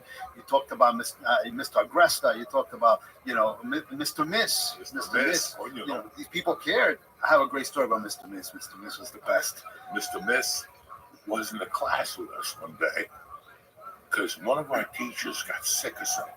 And Mr. Miss was a good-looking blonde dude. The girls loved him. He looked just like Robert Redford with a mustache. He was yoked, and he was okay. And one day he was the teacher. They put both 8th grades together, and they said, "We need to talk to you about something. We have an organization that wants to talk to you kids about helping them out." Okay. Mr. Miss comes in with the white dude. The white dude opens up his briefcase. I'll never forget this. Opens up his briefcase and he starts taking notes on it. He goes, "How you doing, boys and girls? I'm here to talk to you about a disease that's hitting kids. They can't walk. You start walking, something fucked up." But then he goes, "And they can only move 3 steps for every 30 minutes. And the guy goes, "Do we have any ideas on how we could take care of this?" And Richie Colombo or somebody raised their hand. He goes, "Give them roller skates." And the guy looked down, closed the suitcase, went, I'll never forget that. He goes, "They told me not to talk to this class." That was one of the last times. Now, I don't know when was the last time I saw Mr. Miss. What's your Mr. Miss story? Mr. Miss was a highlight. Like you said, he was a good-looking guy, strong, and he became the basketball coach. And man, we were great in basketball, street basketball. We played at the court on 28th Street. 28th Street all the We time. played there all the time. David Ruiz and myself, a bunch of us. We Lefty. played there. Yeah, Lefty. Chucky used to come up Chucky once in a while. Green He was would really, come really, up sweet. He was really tiny. Remember Chucky? How tiny he was? He's still But he tiny. was fast. Man. Yeah, he was he was fast. fucking He was fast. good. Very good. Anyway, so Mr. Miss comes in to coach us. And we were great at street basketball, but when we got in a court, man, we stunk. I remember one game they called the 3-second penalty on me like 10 times. We didn't know how to play in the court. We never practiced. I remember we used to say, "Let's go practice at Kennedy School down on 10th Street." And we used to walk down there in the rain and the snow. It didn't matter. Outside. I told you. No We coach, practiced nothing. We outside. suffered. If anything, one time a week. So we were playing against all these other schools and we stunk. But Mr. Miss said, "Listen, wait, we would start winning every game. We were winning by halftime, and then we would lose every single game. We lost every game, but Mr. Miss said, 'You guys dress up. We'll get all the girls. You guys will get all the girls. Just dress up. Doesn't matter how bad you play. You guys will look good.'" And that's what we did with our little polyester shirts on and whatnot, the bell bottoms and stuff. And we'd go there and pick up the girls. That's what we did. Who was on your team? Oh man, I know. I'm David Ruiz. I don't know if Martincito played. You remember Martin? Yeah, sure. I still talk to There you him. go, big dog. Yeah. Crazy. And I don't know if Martin played. I know Chucky played. Peter Jimenez, How's he doing? I don't remember. Peter. We had some crazy motherfuckers in that school. There you go. Now, it's funny that, listen, basically we're both from Union We got City. another 2.5 hours I until grew up Kiltony. in North Bergen. I went That to would high be school, giant. grammar school for a few years, but I've been going to Union City since I was a Uncle Joey. fucking backwards, And I went to El Cortadito. This is how this whole shit started with you. I went to El Cortadito one day. I'm there with my daughter. You're sitting outside. It's 80 degrees. I'm looking around. I see this building. I'm like, I know that fucking building. I keep looking at it and looking at it. And I go, that's where my father died. North Hudson, That's a hospital. across the street from the Dairy Queen. Yeah. And I went on a ride with my daughter. I'm like, oh, I know a lot about Union City. Like, I was here when 48th Street was just cigars going down the street. It was just cigar shops. Fucking cigar shops. If you went from Bergen Line down to like Palisade or New York Avenue, whatever the fuck it was. I mean, You had the Colony Theater on 48th Street. the Remember? Collins Theater on 48th Street. We had that other theater. I didn't even notice. That fucking what's the comedian, the old guy with the cigar? George Burns at the Hudson Theater. He met Gracie Burns in Union City at the Hudson Theater. His grandmother grew up in Union City. She's telling me a story once that she used to talk to Fidel while she was waiting on the bus. Fidel would talk to her and talk to her. She goes, I didn't know who this fucking guy was, but he was a gentleman. She goes, I figured out years later he was Fidel. Like Fidel started his revolution in Union City. He had some meeting on Yep. 26th Street or Yes. 20 something. So we had a meeting with some people down there. Yeah, and he got arrested. Yeah. He got arrested in Union City. Fidel, you're talking about Fidel Castro? Fidel Yes. What was he doing in Union City? That's where the revolution started. Union City, whatever part of Florida. Yeah, I'll check it out. I don't normally stand on a bunch of people. It's just because if it gets banned, I don't want to ban my whole account. But yeah, I'll check it out. Before the ban, they thought he was going to take over Batista's fucking job. But that all went down. Are you Cuban as well? Yes. It's not my fault. I was born there. I know. Oh, you were born there too. Yeah, when I have, Yeah. when I have a few I was moments, I'll driving check it back out. from Jersey the other day, I'm working on and something you right had now. told me, Joey, that like you moved, like your mom moved here partially because of What like, is the server about? like the sewing industry, Yes. and they had a sign right at the Lincoln Tunnel, like New Jersey, the home of embroidery, since, like 1837, Of the fucking That was true. from the 1800s. You know why? Why? The German machines, Cool. the Schiffley machines, they had to stand in solid rock. And the only area that had the solid rock, bluestones, Union City is based on bluestones. So that's the only place that they can anchor these, whatever, 2-ton machines. So the embroidery industry grew in Union City and West New York. It was huge. They did all the patches worldwide, everything came from Union City, West New York. Union City was the embroidery capital of the world. It's also the burlesque capital of the world. The burlesque capital of the world. Yeah. Do they need to reinforce it for that? They don't have no burlesque club no more. Right? No. You know how many? There was a lot of theaters in Union City. You had the cinema. You remember the cinema? The Hippodrome, the Lincoln Theater, the Twin State, which was on 40th, which CBS is on 48th and Bergline. The Colony Theater. You had theaters all over Union City, and there was a lot of people that started in Union City. You know, Frank Sinatra, when he was with the group before he went solo, they sang at the Lincoln Theater on 32nd Street with Davis. You remember Davis toy store on Bergline Avenue, 32nd Street? It was right there. That street. Around the corner where Mi Bandera was, there used to be a theater, the Lincoln Theater. Okay, before it became years and years old, not the Park Theater, Lincoln Theater. And there you had all these big stars that performed there. Now the Park Theater is by the 4-Star Diamond. Right. The best BLT for fucking years. My mother would stop there at 3 in the morning and get me a BLT and shit. Tremendous. How do you have the best BL? Just really good bacon? It's really good tomatoes, Okay. thick bacon, like back in the, now I could vote for like everybody BLT. else. It's fucking Best turkey. hog and stuff Turkey like- Club. Oh my God. Turkey Club there. What that? The Turkey Club. The Turkey Club They is made still Turkey good? Club. No, the Turkey Club sandwich there. No, they just closed. The diner closed about a year ago. Really? Yeah. Diner closed. And my florist across the street closed. I had a florist. I'd go in there and bring florists to my mother. I went in there. We're in Colombia. We're never coming back. I said, that's how it works out. But it's so funny how, like, I was driving that day with my daughter, and I started telling her, you know, like I don't remember nothing about Union City until my father died. And then I remember we lived across the street from the grammar school on 29th and Central. Robert Waters. I lived on that street.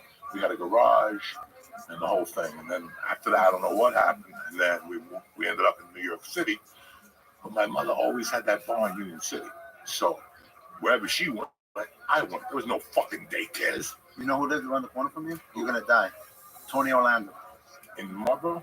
No, near. No. Oh, yeah. Union City. Originally, Yeah, yeah. yeah. Tony Orlando was from Union City, New Jersey. I mean, it's just fucking insane, you know? And then I would just go visit and I would walk. Because my mother had 29th Street, so it covered from 29th to 48th. Right. She would go, don't go past 48th. Yeah.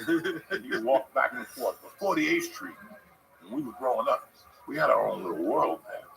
I mean, Union City was probably one of the most unique little towns. Like I could tell you 1,000 Saturdays that we went to the cinema.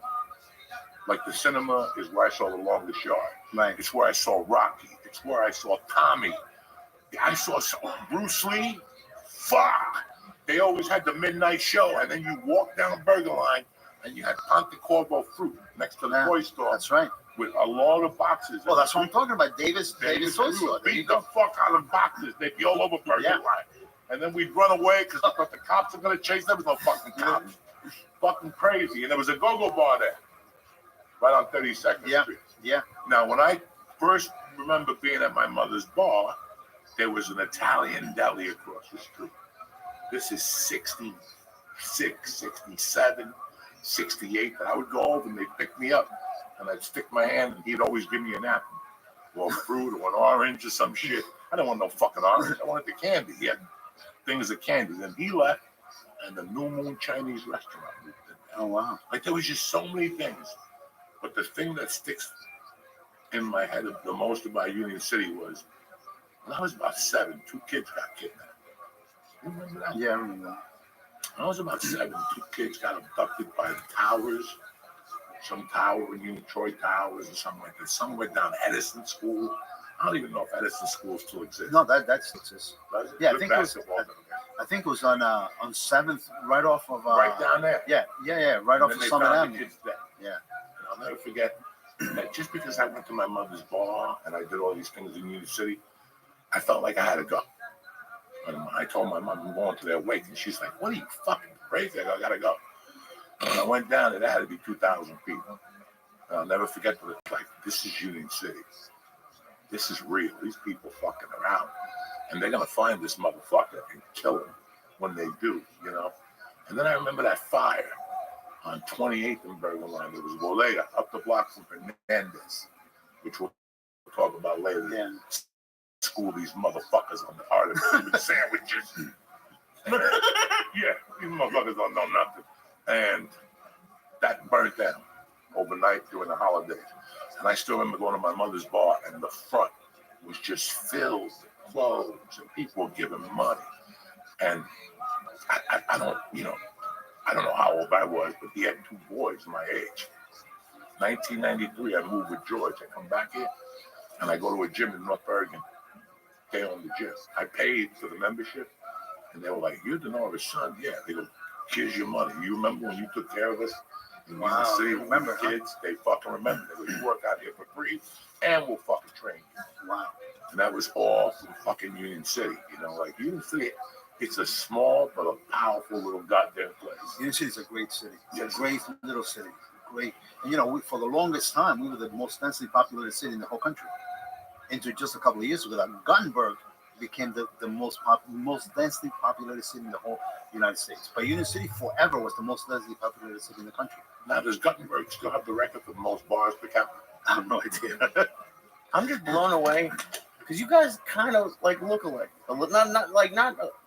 But like you guys have almost like the same beginning, and then like you come and you have a little thing in the suit jacket. Like you guys started almost exactly the same, and then like I can't. It's so crazy. You guys came from the same place. Oh, it's gonna get better, cocksucker. So you graduated Union Hill. Where'd you go? When I graduated Union Hill, I went to Rutgers. And I was going to go to New Brunswick, and then all of a sudden I was already working in New York. So I said, let me stay in Newark so I can work in New York. So I was working in New York. Now what were you doing in New York? I was acting. I was an actor. Holy I was an shit. actor, yeah. I never thought in a million years, when I was growing up, I wanted to be a baseball player. And then all of a sudden, I'm going to date myself. In freshman year in high school, I won a dance competition. Disco was big. So I won a disco championship in New Jersey and New York. So that got me onto Soul Factory Disco. Remember Soul Factory? Sure. So that got me on the I just TV. drove past. So they got me on that TV show. And it's so funny because I used to go to Soul Factory Disco. I was underage.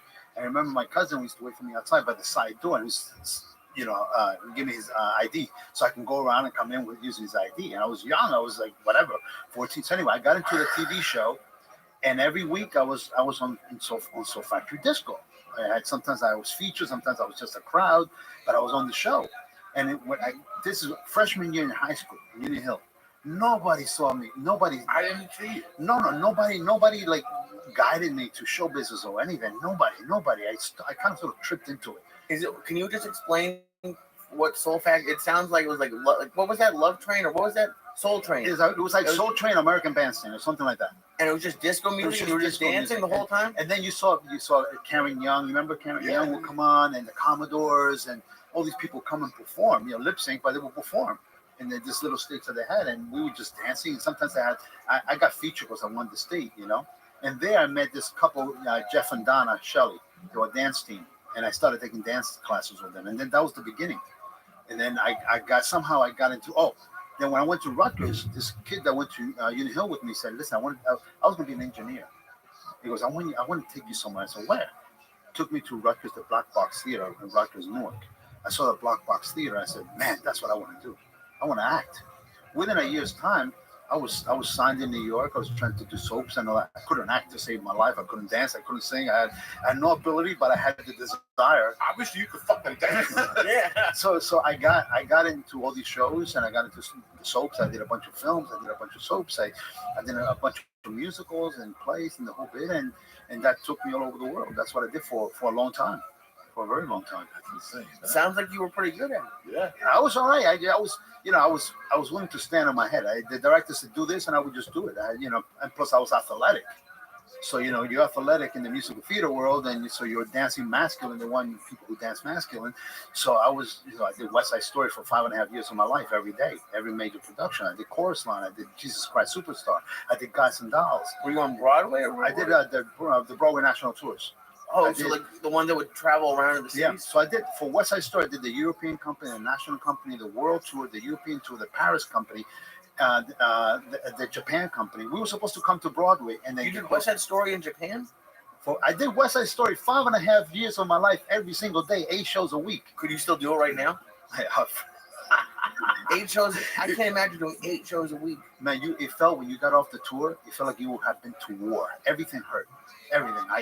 My knees, my back, I played Chino on West Side Story, so I was shooting the gun. So I had tendonitis on my elbow from shooting the gun every night. Fucking doing It was a lot of fun. It's a lot of work. It was a lot of And work. a lot of commitment. And People don't realize it. people have no idea what goes into theater. Like, I've gotten auditions here for theater. I'm like, they better not call me. No. They better not fucking call me, because they wanted me to do whatever, Guys and Dolls, 2 years ago. Oh, you'll be great. You'll be great in Guys The and one Dolls. guy, the Yeah. crazy guy, and I was like, I don't know. The guy called me up. "Listen, we really want you to do it, but we rehearse twice a day till fucking St. Smidgen's Day." And I'm like, I did Guys and Dolls with Lorna Luft. Remember Lorna Luft? I remember the name. Liza Minnelli's sister. Okay, Lorna Love. Lorna Luft. I did it with, you remember Steve, the guy who plays Steve in Married with Children? Yeah, He was in the company I did. You remember? Fish. You remember Fish? What's his name? Abe Pagoda. Abe Agoda. He came in there. They had to let him go. He couldn't do the role. No, he's too old. You gotta remember. This is years ago. I know he can't dance. No. He was 100 when he did the Godfather. He was 100 when he did the Godfather. Yeah. I just seen it in a restaurant. They always play Italian movies.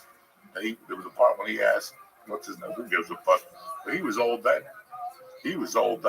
So when I went to Rutgers, I was doing all the stuff in New York, and ICM signed me for a commercial. So I would do all these commercials and stuff, So I was making a living at it, and that's all I did for a long time. And then until I ended up back in Union City somehow. So you have your SAG card and everything? Yeah, I got SAG-AFTRA and equity, everything for forever. Equity too. I don't even have fucking equity. After's done. They're like mixed with SAG now. Yeah. It's not the same. Yeah, it's not the same. So I mean, you've done. I guess, have you ever done plays, Joey? Like, have you done All the plays? time. You saw me doing fucking the King and I when I was watching. Like, what one was your favorite, Lucio? Between all of them, between plays. The most I mean, probably West Side Story. But like between plays, like commercials, TV. Plays. Yeah. Yeah, that was a lot. When I was at Rutgers, that's what I studied, theater. I wanted to be a theater actor. I never thought in a million years I was going to become a film producer and stuff like that. That was not my thing. My thing was going to be, I was a serious actor. In fact, I worked at, I don't know if you guys ever heard of Spanish Repertory Theater in New York. I worked there for 3.5 years. It's the premier Hispanic speaking theater in New York. And I worked there as a lead actor for 3.5 years. And did everything. It's a repertory company. So on any given weekend, 1 weekend, 3 days, Friday, Saturday, Sunday, I did 5 different plays. Right. So it's a true repertory company. So you're learning all these plays at once. You can be doing a classical play, a Lorca play, and then you do a contemporary play, all in Spanish. It's insane. When I got off the tour, I had just met my wife. And I turned down all these tours. And I started working in Spanish rep. The first script I got in Spanish, I was like, what? And my wife is, American. And she had to help me learn this script. Phonetically, I didn't know what I was reading. I never read in Spanish, So I was there for 3.5 years, and it helped me out for later on when I, becoming a commissioner and stuff like that. It helped me because then I was bilingual, that helped a lot. I could speak Spanish. I could read Spanish. I could write a little Spanish, but Spanish auditions, I just tap out. I'm not interested. I can't because listen, there was a show on in the late 90s on Telemundo. It was a Cuban family, not Que Pasa USA. No, this was the one that came later. And one guy got called from my agent. He goes, go in there and read. They want you to read for the Cuban door guy. Well, I go down there, and there's all these Cuban people. They're very nice, but they ain't Cubans like us. Okay? So I'll never forget, I read the role, booked it, went on the next day, and doing rehearsal, I said a line, and they all were like, like they were fucking uppity-duty Cubans, right? And then we started doing the scene, and they all had problems, like they were too fucking emotional, and he's not doing it right. La palabra esta. And I went to lunch, and they called me at lunch. They said, you got fired, but they got to pay for your after card. I said, fine, fuck it. $1,000 they took out of my future. And then, about 25 years later, 20 years later, I'm during COVID, I'm walking at that park. Okay. They did all the rallies by our house, and during COVID, the guy that played the cousin on the George Lopez show, he was on the show that night. And he came over to me and goes, hey man, I just want you to know, I haven't seen you since that day, but it wasn't me who got you fired. It was those other fucking Cubans that had to stick up their asses. And I was like, okay, good to know. I don't give a fuck. I'll never read it again. But that's why, because my Spanish is completely different than their Spanish. And when I say a weird Union City word, they fucking lose it. Because we grew up speaking Spanglish. We spoke Spanglish. But I spoke that shit that they came with you from the revolution. Yeah. Those people spoke differently. They cooked differently. They acted absolutely. differently. Oh, absolutely. It's a different fucking world. And it's still embedded in, it's still in my fucking soul how those guys walked around, how they can, and I don't know. It just, I can't. I've tried even, they always make me read the fucking Mexicans and Colombians. I get one Cuban and, it's not going to, it just doesn't work. I don't know what the fuck it is. I remember when Scarface came out. Okay. And I said, where are the Cubans? I know Stephen Bauer was in it. It's only Cuban, but where are the Cubans? There's a ton of Cubans everywhere. The Cuban nuances were not there. I mean, Pacino tried, his best, and it's a cult classic.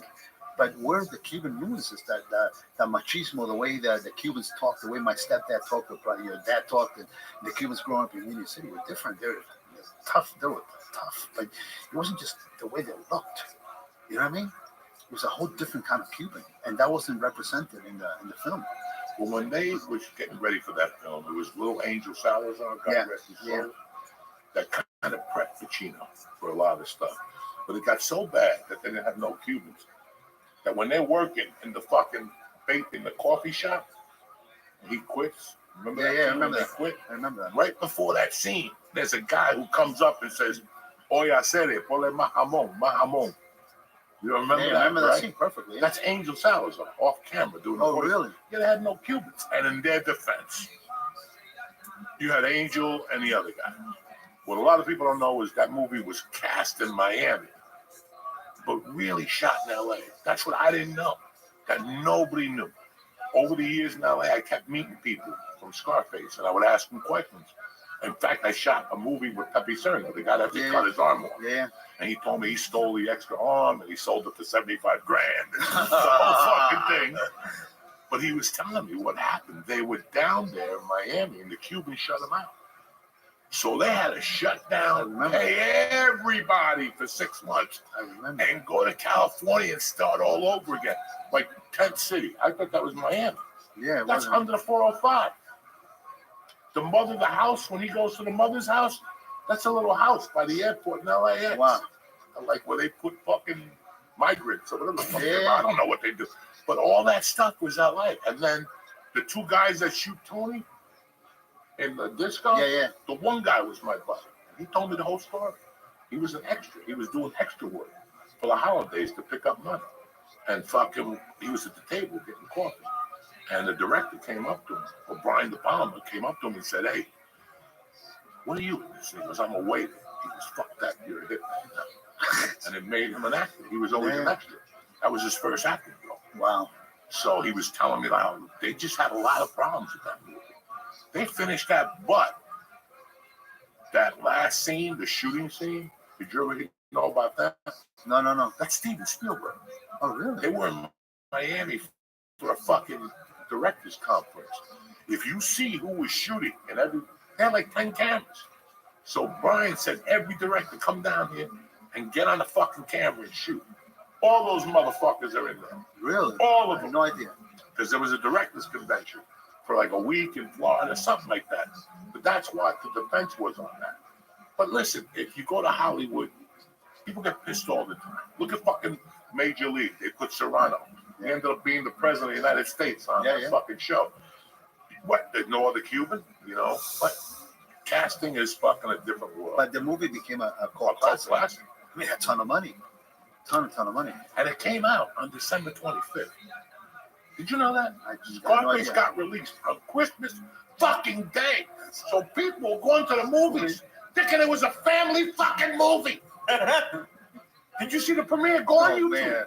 The I premiere, gotta see that. the funniest was the lady from Dynasty. When they said to her, "Are you leaving?" And she goes, "I've heard enough fucks for all time." But there was a lot of iconic things. When Michelle Pfeiffer comes down in the elevator, the one shot, beautiful. The one scene in the when he's completely stoned out of his mind and he's talking to her, look at you, have a whatever as a wife, fucking junkie and all this shit. That scene was just unbelievable. So many great scenes. It's a fucking great movie. Yeah, it's a great film. And I don't know. I remember when that movie came out, how it changed this area. Union City, listen, man, when you look at the statistics and shit, like the Cubans took it over, like you were talking about the Germans and the Dutch, and there was Indians there. And then the Cubans started coming in like in 50, before the revolution, And they just built this beautiful little fucking community. They really worked hard. When the Cubans came, Bergland Avenue, there's no Bergland Avenue. There was nothing. All the stores were closed. You got a bunch of Italians selling fruit from the fruit carts. My dad told me, my dad came in 65. He goes, Bergland Avenue, all the shops were pretty much closed. The Cubans built it up. As the Italians moved out, we still had some Italians growing up in North America. Italians and Irish and Germans, some Greeks, And but Bergland Avenue was the Cubans built it up. All of Union City, all the embroidery that stayed for a long time because of the Cubans. You remember Barbero Angelito? Angelito, yeah. He was across the street from the senator. So if you were lucky, Mom would give you $10 and you go see Angelito first. You'd sit in his chair. From the minute you sat down, Angelito made a fucking spectacle. His haircuts weren't good, but when you left there, you thought you were fucking Cary Grant. Okay, because he do the fucking thing, and they do like dust and shit, and then he'd cut your hair and he'd go, "Mira que lindo." He'd start with that, "Oye, parece una tita." And he'd just be cutting your hair. No, muy está. Como dice un americano, muy está. And then he would fucking keep combing it. And then at the end, even though a lump was long on the other, he put some spit on it and he put purple lights on it. Yeah, oh, remember the lights? Remember the lights? Oh my God! This the motherfucker lights. showed you on the optical illusion. It gives you shines. And Gives then you he put special like shine. disco music on and he'd move with you. Yeah. And you're like, oh, that looked good. Then you get home, your head's all fucked up. You're like, fuck it, I ain't going back up It there. all it was is like one of those floodlights with color in it. He goes, give you special shine. Why would you go get marked? Why would he go back? If it looked that bad, after like the second or third time, Because you bought it. You drank it. It was You drank the Kool-Aid. It was the scene, man. Yeah. It wasn't the hairdo. You were paying for the scene. And then there'd be Cuban dudes there talking about, and said, well, we'll get a salad about, Yeah, you yeah, were yeah. like 8, and they'd be talking about women. You know, I fucking do this. And you're like, oh my God, Yeah. these guys are fucking savages. Savages. Pastor music.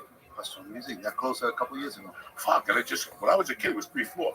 Yeah. And every time I came back, we would go to 2 floors, 1 floor, and then there was a strip club, not a strip club, it should have been a strip club.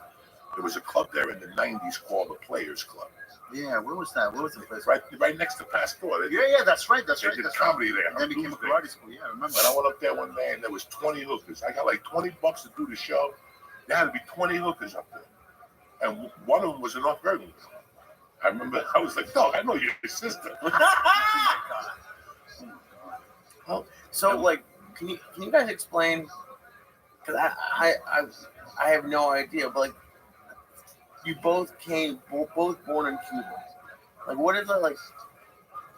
It's crazy. Like that you both like Scarface. All these. What does it mean to you to be from Cuba like that? How does that change your life, or how does it play in your life now? It seems like you guys have a lot of similar stories. Get Lucia. Growing up in Cuba, I mean, you're born in Cuba, but you're raised in an area where you have this mix of all kinds of people. Like I said just before, we had the Italians, we had Germans, we had the Irish, and everybody called each other names, but everybody got along great. You could have a fist fight with this guy because he called you a spick one day, and you called him a guinea, and the next day you were hanging out. It was a different kind of thing. There was no one waiting for you in the corner to stab you. Everybody took care of each other. It was a different kind of thing. You know, everybody got along. I remember I drive down Kennedy Boulevard with my son on 27th Street. And I tell my son, this is where I used to hang out. This street corner right here. I used to play stickball, manhunt, tag, hide and seek. We played everything. We played football. And you remember Nabisco? Fuck yeah. We played football in Nabisco or Center Ford. We used to play football there. In the snow, bloody, the elbow was bloody. And so we grew up in an area. There's a mixture of people. And everybody got along. It was a great place to grow up in. You know what I mean? So it was different than being born in Cuba, growing up in Cuba, coming here with this culture. No, you created this culture of a mixture of people. So would you like? Obviously, you're Cuban, but like, would you say like you're more like this area of New Jersey? Like that's more of your personality? I probably have more in common with you than with a Cuban coming from Cuba now. Okay. We grew, you grew up in this area. You understand the economy of it. You understand the food. You understand the people. You understand the language, the attitude. It's different. Some Cubans come now. You can't really read them. You can't say, where is he coming from? Where someone from Union City, you know where they're coming from. You understand. Someone from North Bergen, you know where they're coming from. You know the walk. You know what you know. When you know. Right. And it's different. So when people ask me what, like you and my son says to me, well, sometimes you tell people you're Cuban, sometimes you tell me you're American. I said, I'm American. I grew up here. I'm an American citizen. I gave up my citizenship years ago. I'm American through and through. I love this country. I'd do anything for this country. This country gave me and my family everything. It's a beautiful country, man. There's nothing like the United States of America. Nothing. And that's what these fucking Salamukis don't understand. And then they want to fucking walk around and just fucking talk shit. Coming from a Cuban house, bro, whatever the fuck you think and whatever the fuck they thought, my mother was pro-American. And if my mother would have lived, I would have been in the army. Because these fucking Cubans felt that they saved their lives. No, we have to fight for them. I mean, they're really pro-Americans, man. And they got fucked over in the whole thing. And some people forgave Kennedy. You go to some Cubans' houses, they got a picture of Kennedy with a bullet hole in the fucking thing still.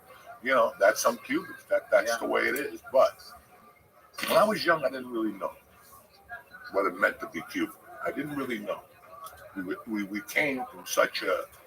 One day we're eating at an Ascalese house. One day you're eating at Johnny Black's house. One day, you know, you don't really know until you become a man and you become older and you see what you're made of. And there was a lot of times when I walked into auditions or comedy clubs with my balls on the line, and I go, you know what? My mother didn't come here for me to be a fucking punk. You know, like my mother didn't fucking leave her family to come here for me to be a fucking punk. That's number one. Number two, it just, I don't know. But I've always started feeling Cuban after I did time. When I went to prison and got locked up, that's when my Cubanazo came out. It just came out in prison. Like, I'll tell you, if you fucking touch me, I'll kill one of you motherfuckers. You know, and it was just a state of mind. It's just a state of mind. Being from North Bergen is a state of mind. Yeah. Those days will never happen again. Absolutely. That was, when I look at those North Bergen football teams, nobody was bigger than 6 feet.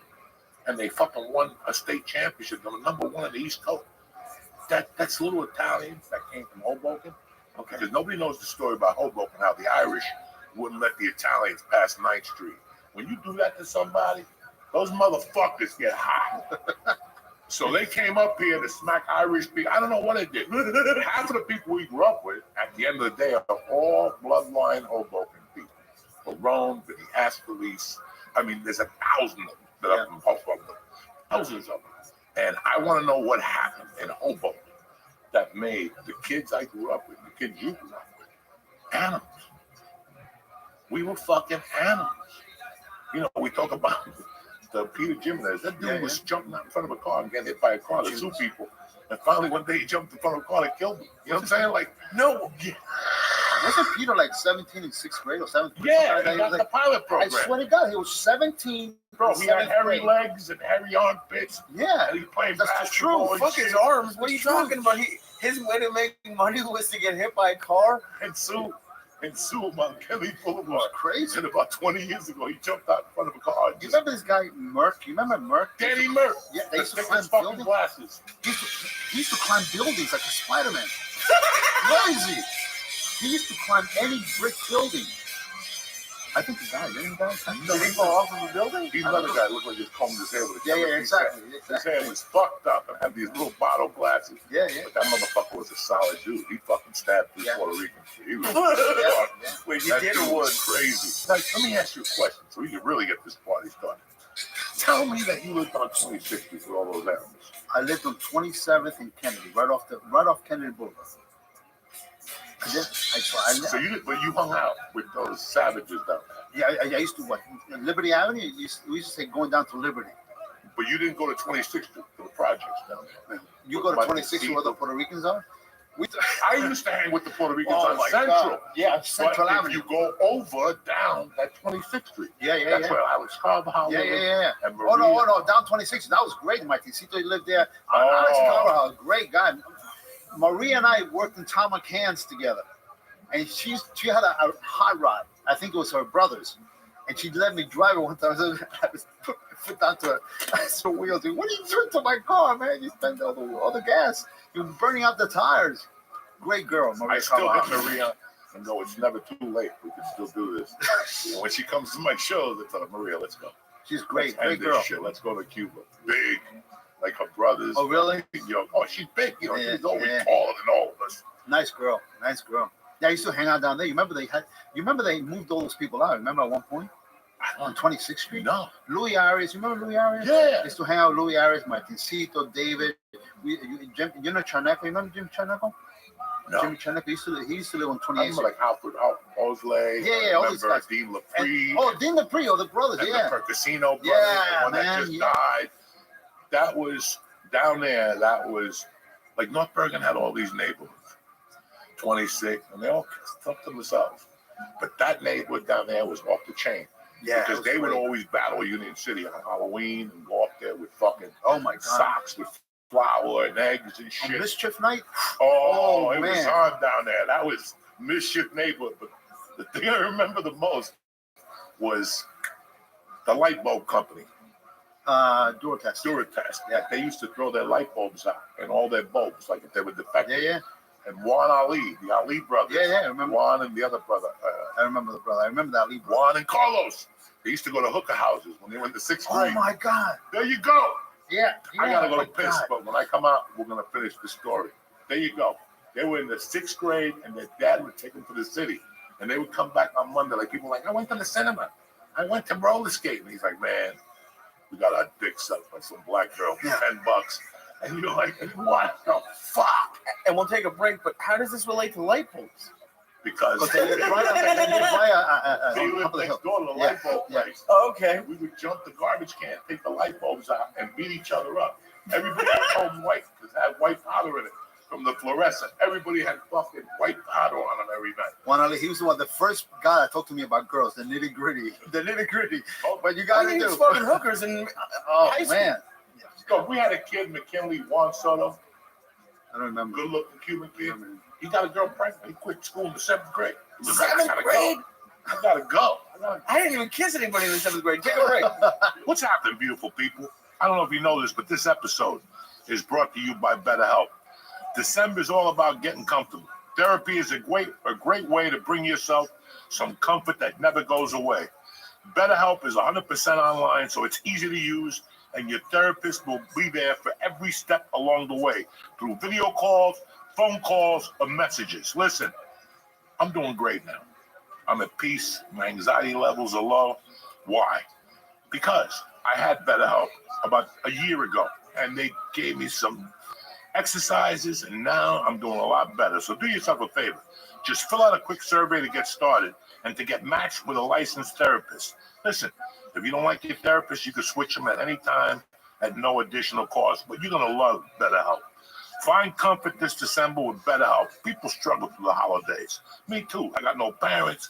I look around. I say, what am I doing here? So do yourself a favor. Visit BetterHelp.com/Diaz to get 10% off your first month. That's BetterHelp.com/Diaz. This episode is brought to you by BetterHelp. Give online therapy a try and get on your way to being the best version of yourself. The church is also brought to you by Aura Frames. Listen, even if grandma doesn't use the microwave, she can figure out the Aura digital frame. Aura is so easy to use, even with the most tech-challenged relative you can figure out, like somebody like me. Aura is the Wi-Fi connected digital picture frame that shows off all your favorite photos and videos. My wife loves Aura. We got the frame. She started putting pictures in there. It's unbelievable. You can add unlimited photos to your frame from your smartphone using the app, so you can change up what's being displayed at any time. If it's one of Oprah's favorite things, you can't go wrong with Aura. Save on the perfect gift by visiting auraframes.com to get 35% off, $35 off Aura's best-selling Carver matte frames by pressing in code Joey, Joey. That's auraframes.com, promo code Joey.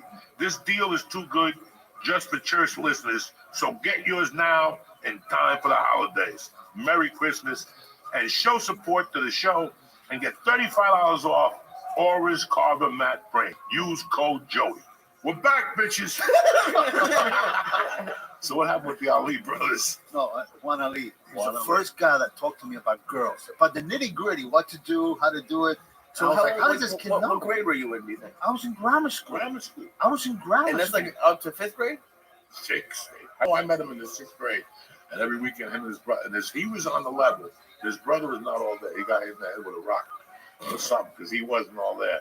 And one day we were outside at his house. A bunch of us, Martin, Julie, Martin's cousin, was Yeah. dying. God rest his soul. We were throwing light bulbs. They were throwing shit at me, and I was on the roof. So I took a rock and I threw it up in the air. I just threw it up in the air. And all of a sudden I hear, oh, and I looked and it hit the younger one who wasn't all there. Yeah. And he had a big lump on his head with a blood thing. And he just got up like, no, I'll take a soda. You want a soda? I'll take a soda. Oh, God. No, 26 was a great place to hang That out. was we a had, great place. We had so much fun there. It was unbelievable. Mischief night. Nothing exists like Mischief night now with the eggs and the flour. You know what I did one year? I'm Cuban, so I didn't know about the white flour. I put the real like not the kernels, but the yellow flour. Oh, Doesn't get shit. powder, and you get someone over the head. I hit them over the head with a rock. Yeah, no. So that's what I shit. put in it. I had no clue. I had no clue.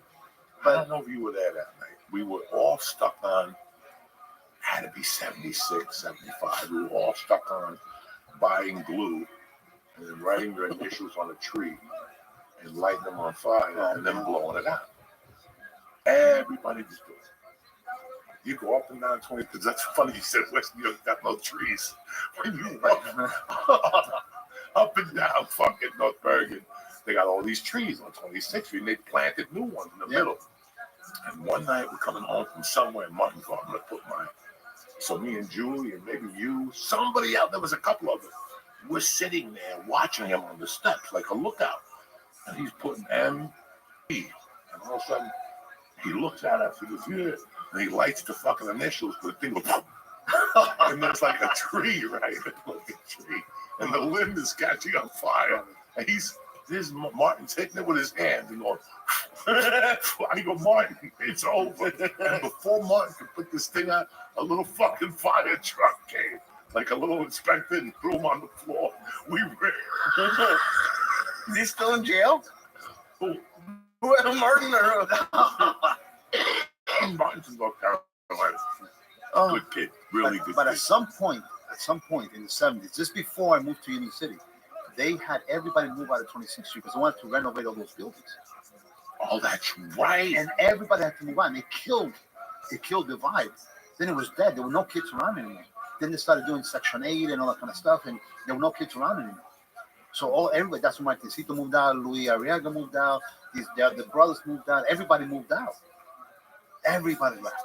And there were no kids there. For years, the place was vacant. They were fixing up all the apartments. I remember I was devastated. I was devastated when that happened. I kind of remember them cleaning that up. Even like when I drive by Centerford, Tom's was great. Tom's Diner. Tom's Diner. Oh, I just told my son, oh my God, Tom's Diner is this little place right in the corner of 27th, between 27th and 28th Street. I had my first cheeseburger there. You know how much it cost? 64 cents for a deluxe. And it came with fries and a drink with a second drink. 64 cents. And it was an expensive burger then. I couldn't believe it. 64 cents. How did they get the 4 cents? I don't know, 64 cents. You That know, would piss me off. my dad, we lived in that building there where Tom's Diner was. okay, that's what you. And my dad was the super. When he came from Cuba, he was the super there, and he was the dishwasher at Tom's. And then eventually he bought Siglo 38, whatever it's called, Siglo whatever. And then he started buying, he got the bars and the buildings and stuff like that. You lived across the street from Lourdes Ramos. Yes. And I'll never forget, I was talking to them, this is what I'm telling you, about being Cuban. Like, some people could take it, some people can't. I went over to Lourdes' house like on a Saturday night, and we were okay.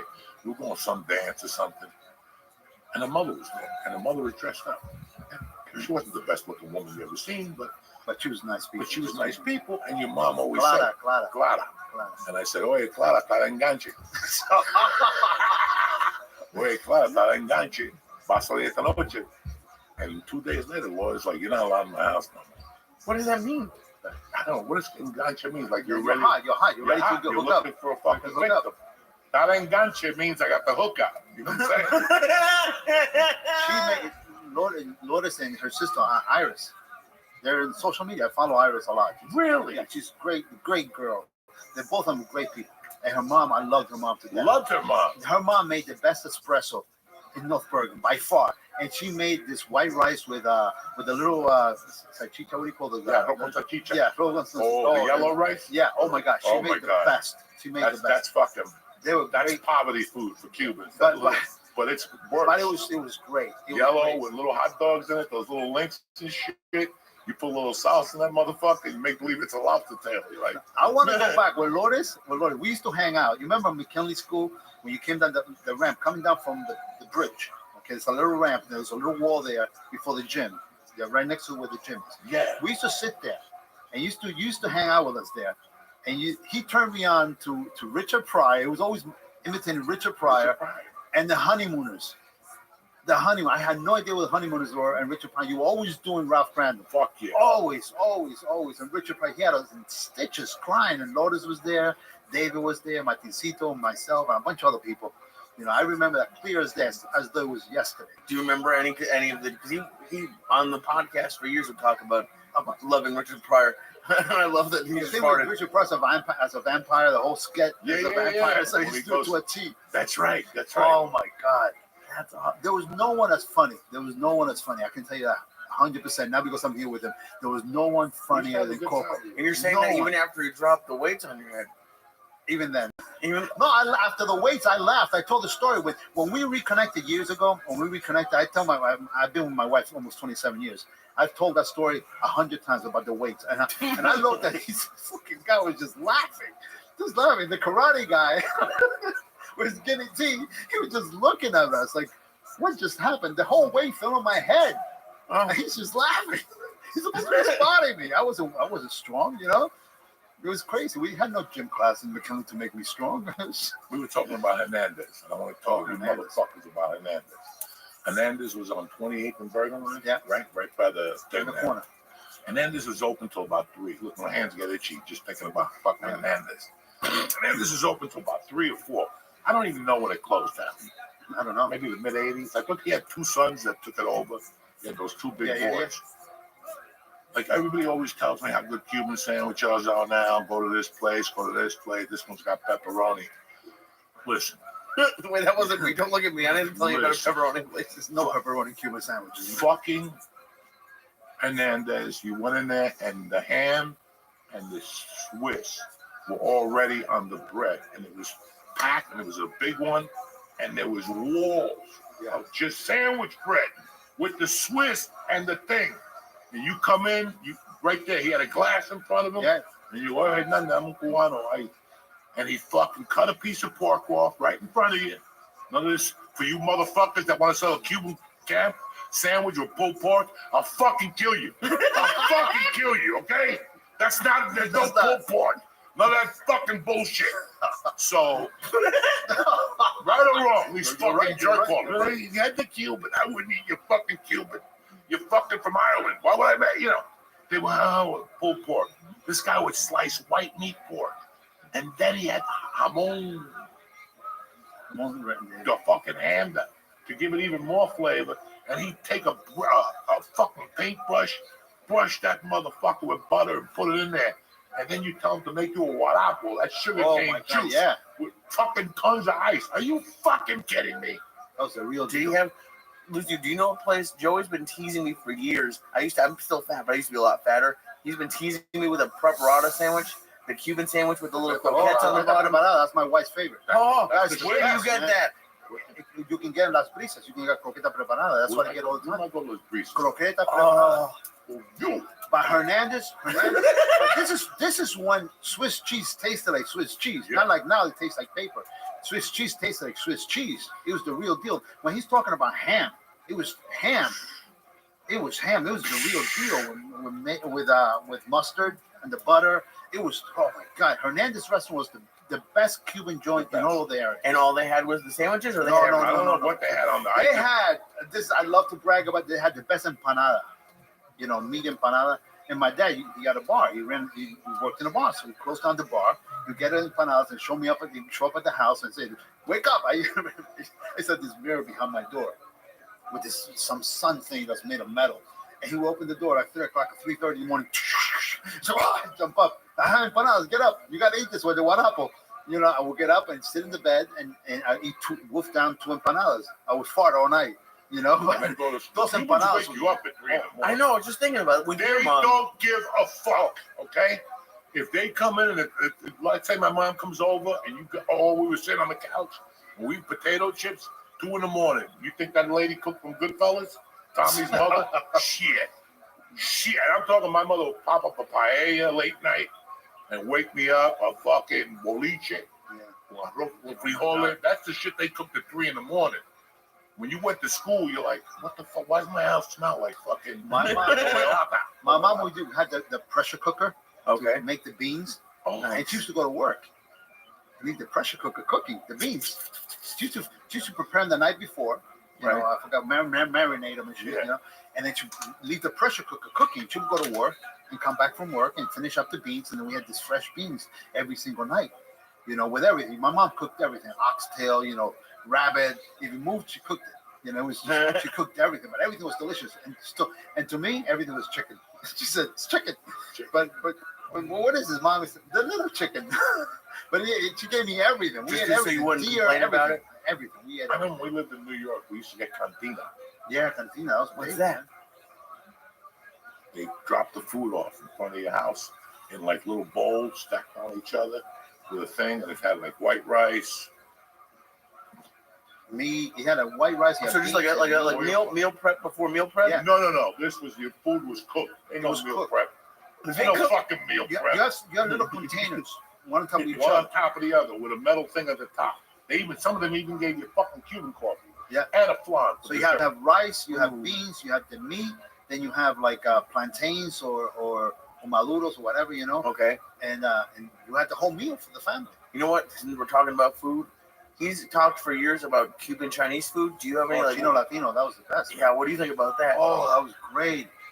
What's it? La Campana Campana China. China. 57th and Bergen That was the best. La Campana China. Nothing like Chino The Latino. Chinese fucking bell, cocksucker. Nothing like Chino Latino. Oh, Nothing. my Nothing. God. Nothing. And what would you get? Like, what's your Chinese Cuban food order? Like, what would you get? God, you get everything. You can get everything. You can get. I would get always the chicken fried rice.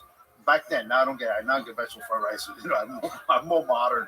There's chicken fried rice, but then you can get it with plantains, with Ooh. sweet plantains, Yeah. and then you can get a bistec, bistec empanizado, What's that? breaded steak, Breaded steak. like a skirt steak but breaded. I used to get the pork chop with the pork fried rice, an egg roll, and some tostones. Oh, tostones. I feel like you got that only a year ago when he went. Damn, Like, wow. already done. Wow, you're making me hungry. Oh no, I'm Chino Latino was. Chino Latino was fucking the And real. then we had the other. Then we had the other side of the coin. We had this place, the Polynesian place in Kennedy Boulevard. My guy. My guy. Tremendous. The food killed you. They finally closed it down They because they found cats. They caught him cooking cats. No, I swear don't tell me that. They did. Don't tell me They that. were hanging in the freezer and shit. And they always gave you a lot of grass with the food because there's a cemetery in the back. They would just go back there. What does he want? Yeah, I know. And he'd just take a handful of the grass, whether the cat pissed on it or whatever.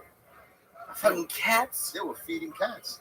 You can't tell me that. They were He's been cooking. saying I just moved to New York and like I'm a little You can scared to smell get the cat Chinese in New food. York. I don't want to You eat can cat. smell it. You can smell it. You see the What does it kids. smell like? It smells like a kid's tears. But I swear to God, they caught him cooking cats several times. And they Several times. They finally closed him down. Who would go after the first time? They couldn't help themselves. Bro, they had an all you could eat. You just went in there, closed your eyes, and pray for the best, okay? They gave you spare ribs. Cat And they ribs. cut them in half, and you could pick up the thing. I remember one day we were picking up the thing, and the guy's like, no. Yeah, I don't think you were supposed to pick up. The Oh, tray cat and spare take it to ribs. Go. We had so much. Now I remember where there was a fucking a go-go bar. Yeah, it was on 32nd Street, right up from the newsstand. Yeah. That's in the late 70s. There was like a burlesque bar. And I would go up there to get my mother. My mother would drink up there in the afternoon. I'm like, Mom, what the fuck? Union City has so many. Union City had the transfer station downtown. Yeah. That's where the old trolleys used to turn around and come back uptown. The whole area was full of clubs, nightclubs, cabarets, and everything. Burt Lancaster worked down there as a dishwasher. What's her name? Deborah Harry worked down there as a waitress at one point. Now, Deborah Harry and Pat Benatar shot a movie in Union City Yeah, Union City. called Union City. Holy shit. Right on Summit Avenue, there's a building in the corner of Summit and 18th Street. That's where they shot it. In that apartment building. Crazy. And speaking of Union City, were you ever like? Do you remember Joey's mother's bar? Were you around for that? I was around. I didn't frequent it. My dad owned bars as well. Right. So You my own dad, the 50, Café La Tita. Café Tita and La Última Copa. Café La Tita. So all the Cuban proprietors knew each other. They were all like gangsters. I was gonna say, was there like a war? Did you guys hit each other, or you No. guys? no. Like, he was at my house. My mother was there that day when he got hit with the barbell. Oh, okay. Yeah, that was we all worked together. Everybody was friends. There was a guy on 33rd Street. His name was Boyo Trite. And he had a bar. I mean, sad pussy. That's way before Big Pussy. That was 77. Everybody called him Boyo Trite. And then that whole area there was fucking tremendous. And I was telling Lucy on the phone the other night where my mother had the first restaurant was across from Union Hill. 38. And there's a little refrigeration. Yeah, I know the place. And on the corner now, it's some medical supply. But in that was fucking the hottest corner because you had Carvel on the corner. Next to it was the bottom of the barrel. Yeah. Okay, the bottom of the barrel is the real fucking deal. That was beautiful. If you read Henry Hill's book, he talks about the bottom of the barrel. He was at the bottom of the barrel. We used to stop in Union City and get a drink at the bottom of the barrel. And on top of that was Fuja Pai Kung Fu, which is probably still there. But then I remember that, and if you walk towards Kennedy, there was like a pharmacy, because one day they were loading a truck, and we robbed it. Like in the 6th grade, we robbed one of the little boxes. It was a box of condoms. And we didn't know, bro, we were like 10, and we all had condoms. Yeah. Condoms and shit. What are we gonna do with condoms? We tried to sell them, get out of here. Everybody had a condom in their wallet. They have no money, but a condom in their wallet. Nobody used the condom. Nobody used, No, it was just a thought. That little mate. To say you have a. But that little mate. A mate was when you make out with a chick and shit. Oh my God. What did you think of Joey's mom? I don't think I've met anybody else who knew Joey's She was mom. very nice. Very, typical Cuban mom. Really cool. Yeah. Yeah, the way I remember her, like really, really nice. I walked in, very friendly. The bar was great. Well, even just in general, just like, I mean, I guess George, maybe you knew his mom? Didn't know? No, I think you're the first person I met. You gotta understand, Cuban parents, like my dad, my stepdad was my stepdad. He was a tough guy. Wore a suit, always carried the whole thing. He'll pistol whip anybody in a second. No, he would come home a lot of times. My mom's cleaning him up or cleaning up or throwing out the suit, pistol whipping this and that, because you have to be really tough. There's no kidding. But at the same time, he would show up in the middle of the night, not only with empanadas. I remember one night specifically, I'm asleep. I'm in school. I'm in high school. He brought a cat from the street, a black cat, and he threw it on top of me in the bed. You're asleep and you're a teenager, someone throws a cat on you? That's the kind of stuff he would do. And one day, we had like a Christmas party. And my aunt is coming, this and that, and we had a little apartment, and everybody's having a good time. He shows up with a homeless guy. Napoleon. Napoleon was his name. I'll never forget, Napoleon. He brought him over to have Christmas with us. A homeless guy. That's the type of guy he was, So they were just tough outer people, but sweethearts. So when you asked me about Joey's mom, right? She's probably, when she has to be at the bar, she's probably tough as nails, but at home, she was a mom. She was a mom. And she loved this guy. Anybody who came over, she always fed on. But everybody got along. There was no macaroni and cheese. I'm not gonna give you a friend who's steak. Yeah. The fucking box. Oh, yeah.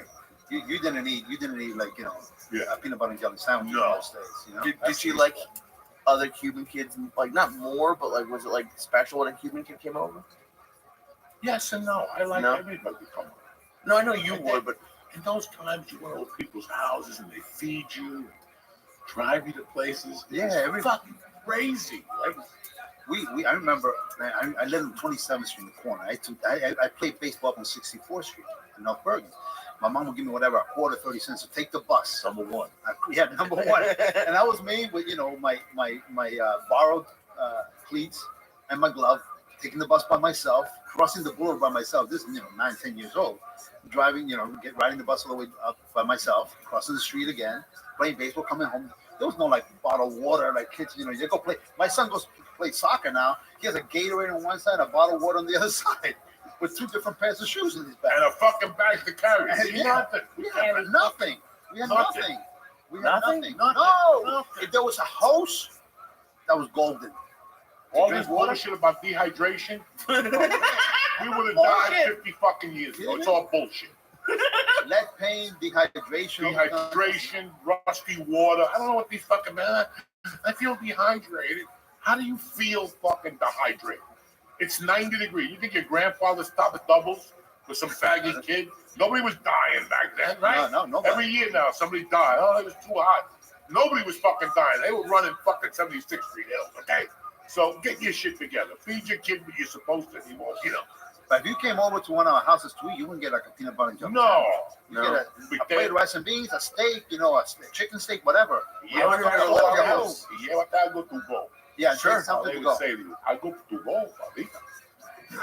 Yeah. Holy shit! And then, 'cause I didn't realize how like you guys were in the same spot. And I'm not trying to get you to incriminate anyone in your family, but Joey's talked for years about like the numbers and like doing that. Everybody did the numbers. Everybody got Everybody. They did the numbers racket, and in the bars they did a thing called charada.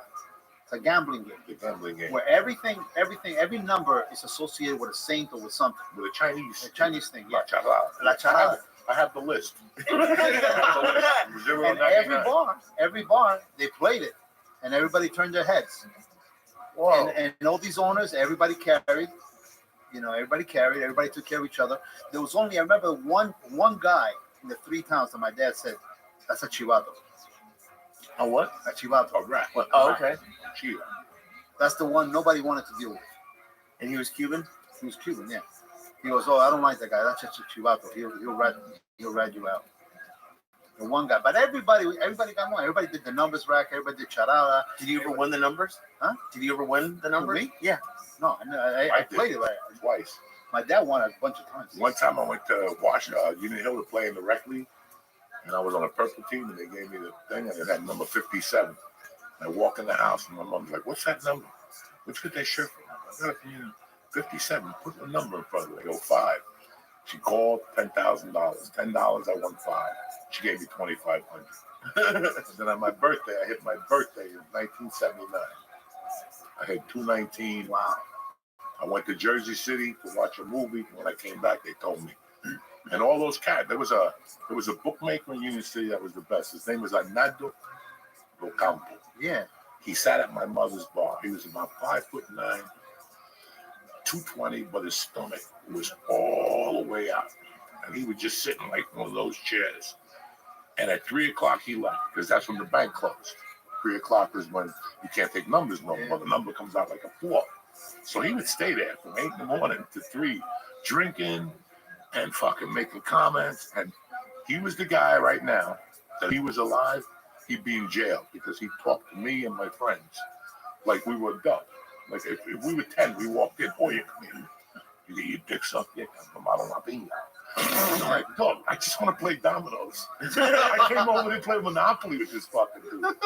Every time you saw him, he said something sexual to you. He wasn't a pedophile, not at all. Oh, he was fucked up. But he would always ask you, did you get your dick yet? Are you pissing sweet yet? Maldelucid. Yeah. He would always. But the best was I saw him at 30th and what's the street?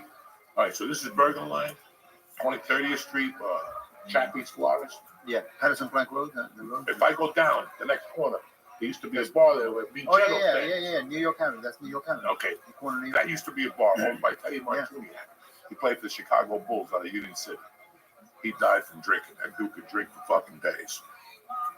But I forgot what I was going to say. What were we talking about? The guy talking sexual to you. Oh, yeah. We went in there to play a number one day, and I went in there with a kid named Darren Rago, God rest his soul. We were about 18 at the time. And Rago, like, there was 2 incidents with Rago. One incident, he was sitting at the bar in the corner, and he had 2 young girls who were like that now, 25 Cuban girls talking to him. And Rago goes, ask him if he wants to smoke pot. So this motherfucker's like, yeah, I'll smoke. Yo fumo todo día. I never saw him smoke pot. He said, yo fumaba ayer in Cuba. I used to smoke pot in Cuba, one of those guys. Yeah. He's, Cubans, like I remember going to see Bruce Lee movies and going back to my mother's bar, and the guys would sit there and they go, where'd you come from? I went to see a Bruce Lee movie. That guy's a punk. I beat him up in Cuba like 3 years ago, and I lose my mind. What are you fucking talking about? Nobody beats up Bruce Lee. He's a fucking pussy. I smacked him around the corner on 58th Street one time, and you would fucking die. Like they're just lying to you. They're just breaking your balls, and that's what they do. That's their sense of humor. So the one time we're in there, get a fumar, he goes, you don't fumar fuera. He didn't want to smoke that side. He wanted to smoke in the bar. And it was like a chocolate tie on a big bamboo. And we kept giving it to him, but he was trying to impress the young girls. He's like, yeah. And they didn't even know what he was saying. They didn't know what they were saying. He's smoking. And finally, the girls didn't want to smoke no more. And the joint kept going to him. And he's sucking on it. And he's trying to give it away. And everybody's like, nah. And he kept smoking it, dog. And he passed out. And then I went in there like a month later. And he goes, oh, yeah. ¿Qué tal ese tabaco? What was in that weed? He goes, I couldn't feel my legs for 4 days. And then that day, he told his dad, I'll never forget this, Lucio. He told his dad he went home that night. And he jerked off, and it was so fucking good. And I go, what are you talking about? Oh, my wife was in the shower, que rico.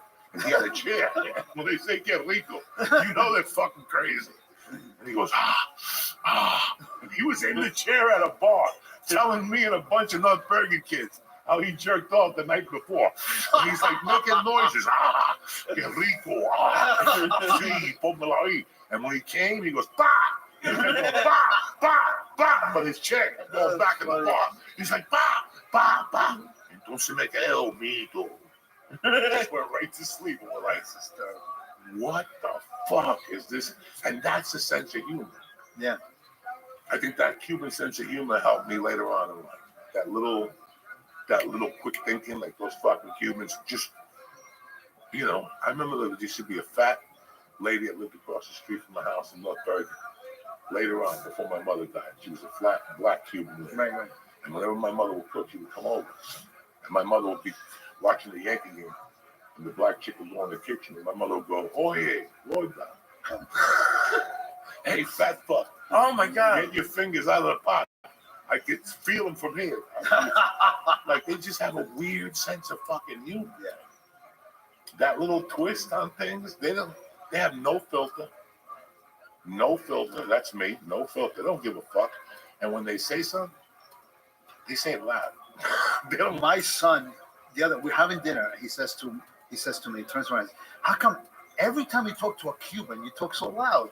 I said, I don't talk loud. Yeah, every time I know when you're talking to someone Cuban because your decibel level is like 1,000 times higher. I don't know why. I don't know why we do that. I don't know. It's the house. So when you quit acting, when you said that's it, what did you decide to do? No, what happened was it was a segue. I had gone off my tour. I did the 40th anniversary revival of West Side Story. Supposed to come to Broadway. We went to LA. Chita Rivera came out. All the old West Side Story people came to see us, and we were supposed to come to Broadway, not to LA. They decided to close down the company because they said, well, we made our money back after the first month. We sold that everywhere. Made a lot of money. So we were out on tour for 2 years. So they were making profit. We were using this old set from a previous production, So they said, well, we have all these, equity guys here making all this money, making residuals on the commercials. Let's just close down the tour and take it out non-union, which they did. So now we were making X amount of dollars. And they get a small percentage of that. They can give them our old costumes, because if you're an equity member, you have to get all new costumes, all custom made shoes, custom made everything. But the non-union guys don't get any of it. They get nothing. They travel by bus. No days off. Well, we had to have one, golden day to rest and all that kind of stuff. You do commercials. So we were making not only $2,000 a week back then. I'm talking about the early '90s, $2,000 a week plus per diem, plus you're making the residuals on the commercial. So you're doing okay for a young guy, single, whatever. So I get off the tour. They closed down the tour because they wanted to go non-union so they can make more money. So I get off the tour and I go do something at Westbury Music Fair and at the Palace Theater. And at the same, I met my wife. I got off the tour 2 days later. I met my wife, and I said, "Man, this girl is beautiful. American girl, blue eyes, blonde, gorgeous." I said, "Oh my God, you're stacked." So I'm over there. My agent calls me up. They want you to go back out on tour West Side for another year. And Chorus Line wants you to go out on tour with Chorus Line. Mitzi Hamilton was the choreographer. I said, I'm done. I can't go out on tour. I'm done. I'm staying home. So I stayed home. And that's when I started working in Spanish rep. And I was still signed with Internet ICM for commercials and stuff. So I was doing the commercials, trying to do the soaps. And I started working in Spanish rep. And I stayed with my wife. So what happened was I started writing. I had a newspaper. And I had a local TV show with a friend of mine that worked at ABC. Because I remember I was working on all my children as an orderly, and this guy was a stage manager on ABC and an assistant director on the news program back then. So he had a local TV show, so I got involved with him, and we talk about politics. I knew nothing about politics. I just had to know. I was very opinionated, and I had a newspaper. I started a newspaper. I was writing all kinds of opinions. I meet Brian Stack, and we hit it off. And I started helping him out, doing events and stuff like that because I was good at coordinating events. And then he asked me if I wanted to come in. At first, I was like, nah, I'm an actor. I'm not a government guy. And he goes, no, I really wanted to come in. We became friends. And he brought me in. I was the first director he brought in. And the rest is history. I've been there for, 24 years? Are you the entertainment director? No, I'm a commissioner. Okay. I came in as a director over at Department of Public Affairs, which ran 6 departments. I came in as that. And then 3 years later, he asked me to be a commissioner, to run the commission. It's a commission form of government. We have 5 commissioners. Right.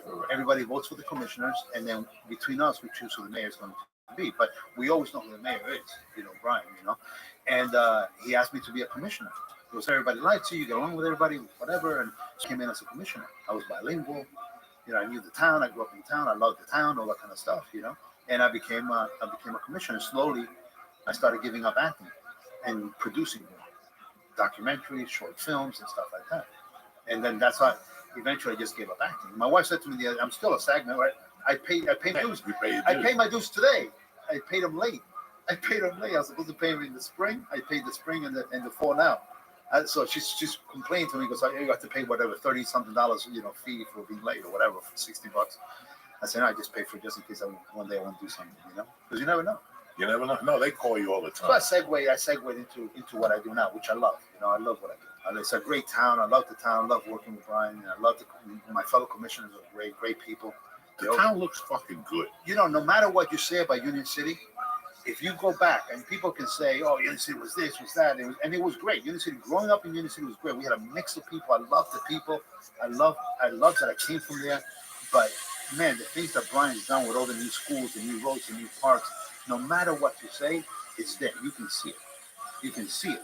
That beautiful high school with the stadium on top, you see the progress. So no matter what you say, if you go back, none of that existed. Bro, I went to that Obama school. You sent me that thing? To the kid by shot? Yeah. You sent me down to Obama's on... No, that was Colin Powell. Colin Powell. Colin Powell. And beautiful. Yeah, beautiful school. And that area down, listen, I'm sad that St. Michael's is gone. Yeah. Holy Rosary's gone. We grew up on that shit. Oh, the girls in Holy Rosary. Oh. The most beautiful girls in town from Holy Rosary. Oh, my God. A couple of them from North Bergen. I still talk to one of them now in Holy Rosary. The most beautiful girls came from Holy Rosary. But I used to date an Irish redheaded girl in Union City. I was in love, Jack. I was in love. We used to hold hands and go get pizza on New York Avenue at that pizza place. Oh, my God. But I still remember going to fucking judo class on Staten Street. I still remember seeing Tony. St. Antonio was the best. That's why I went to see all the karate films. Yeah, the all old Bruce Lee films. It was English films with Spanish subtitles or the other way around. No, they did everything there. They did everything, and the owner had a wig. That's what I remember as a kid. Yeah. Is he still alive? Tell me he's still alive. Yeah, Tony, yeah. He's still alive. He's a super nice guy. And does he have the movie theaters? No. No, he owns El Especialito, and he's the chairman of Save Line America. But I just saw him the other day. I was in a party with him. He's a super nice guy. He still dresses to the T, and he's got the hair, the white hair and stuff. Oh my God! A couple of years ago, he got a little old, but now he's doing good. He's a really good guy. So he's doing. You know how he started? He had a furniture store in Manhattan. Then he opened up a furniture store in Jersey, and then he bought Cine Tony. And Cine Tony was huge, and eventually he sold it when the movie started out in Union City, and then he went to El Especialito. No, first he got into what's that newspaper? Hoy or whatever it used to be. No. It used to be the biggest Hispanic. Hispanic. No, that's not around. No, that's not. But Hoy, what I think it was Hoy, was the biggest Hispanic newspaper in the country, and he owned that, and he sold it for a lot of money. And then he started Especialito, made a ton of money. So he's a really cool guy, a character. He's a real character. Well, that's what and even like besides the Cubans, fucking what's his name had his office there. The guy from the mob, from the Genovese crime Oh family. my God! Yeah, The mob had an office? Yeah, on Summit. Why did he have an office? Because it's a great place to have an office. The Teamsters building. Oh, okay. Teamsters building. So it wasn't like he just had an office to do mob shit. He was a teamster. No, he was a teamster. Oh, okay. But there used to be an Italian bakery on 22nd and Central. Holy Yeah, shit. That was great. That I was wonder if that's still around. And I stayed in 26. When I got back to North Bergen, I think like like 3 months into the 6th grade, I didn't like living in my house. I didn't like that my mom come home late. I heard fucking spirits. We were talking about all the ghosts in North Bergen and the Indians and shit. And one day I said, I'm not doing this no more. I moved up with my friends on 26th and Central. And I would wake up, I'd go to 22nd for the breakfast from the bakery. I'd get a bag of Zeppelin's and a fucking big thing of Italian bread with hotel bar butter. And I'd kill that. And then as I got older, I would just meet Dean Laprie and we'd go to Tom's Diner. And I always got the toasted corn muffin. God damn! It was fucking on the grill with extra butter and shit. You know, Tom McCann, that center forward. Remember when they used to do punt, pass, and kick there? Oh my God, center forward. Right on Kelly Boulevard. Punt, pass, and fucking kick. It was great. And it would be packed with a bunch of fucking North Bergen savages, Union City. Elbows all ripped up, knees ripped up. I mean, I was always ripped up. It was I mean, all bloodied in the whole bit. And we never remember with David and stuff. Ask David. We used to play two-hand touch. Became full tackle on the blacktop with snow. Oh my God, we were all ripped up. I would get home. It wasn't different. These kids, no, I'm not accepting it. No. And you remember the swamps? Fuck. We used to go to swamps and steal fucking those things to light so the mosquitoes would go away. Remember that? Punks, whatever the fuck that is. Where is the swamp? It's gone. Now the swamps all built up. There's hotels and shit. God damn it. Where is the fucking swamp? Where was it? It's not okay. You remember there used to be a motel down 39th Street. Once you pass Tunnelly Avenue, with that new buildings that we were talking about, you pass Tunnelly Avenue, you keep on going down before you get to the whole new development. It was in my neighborhood. Yeah, I remember that. We half a mile down, and that's the swamps right there.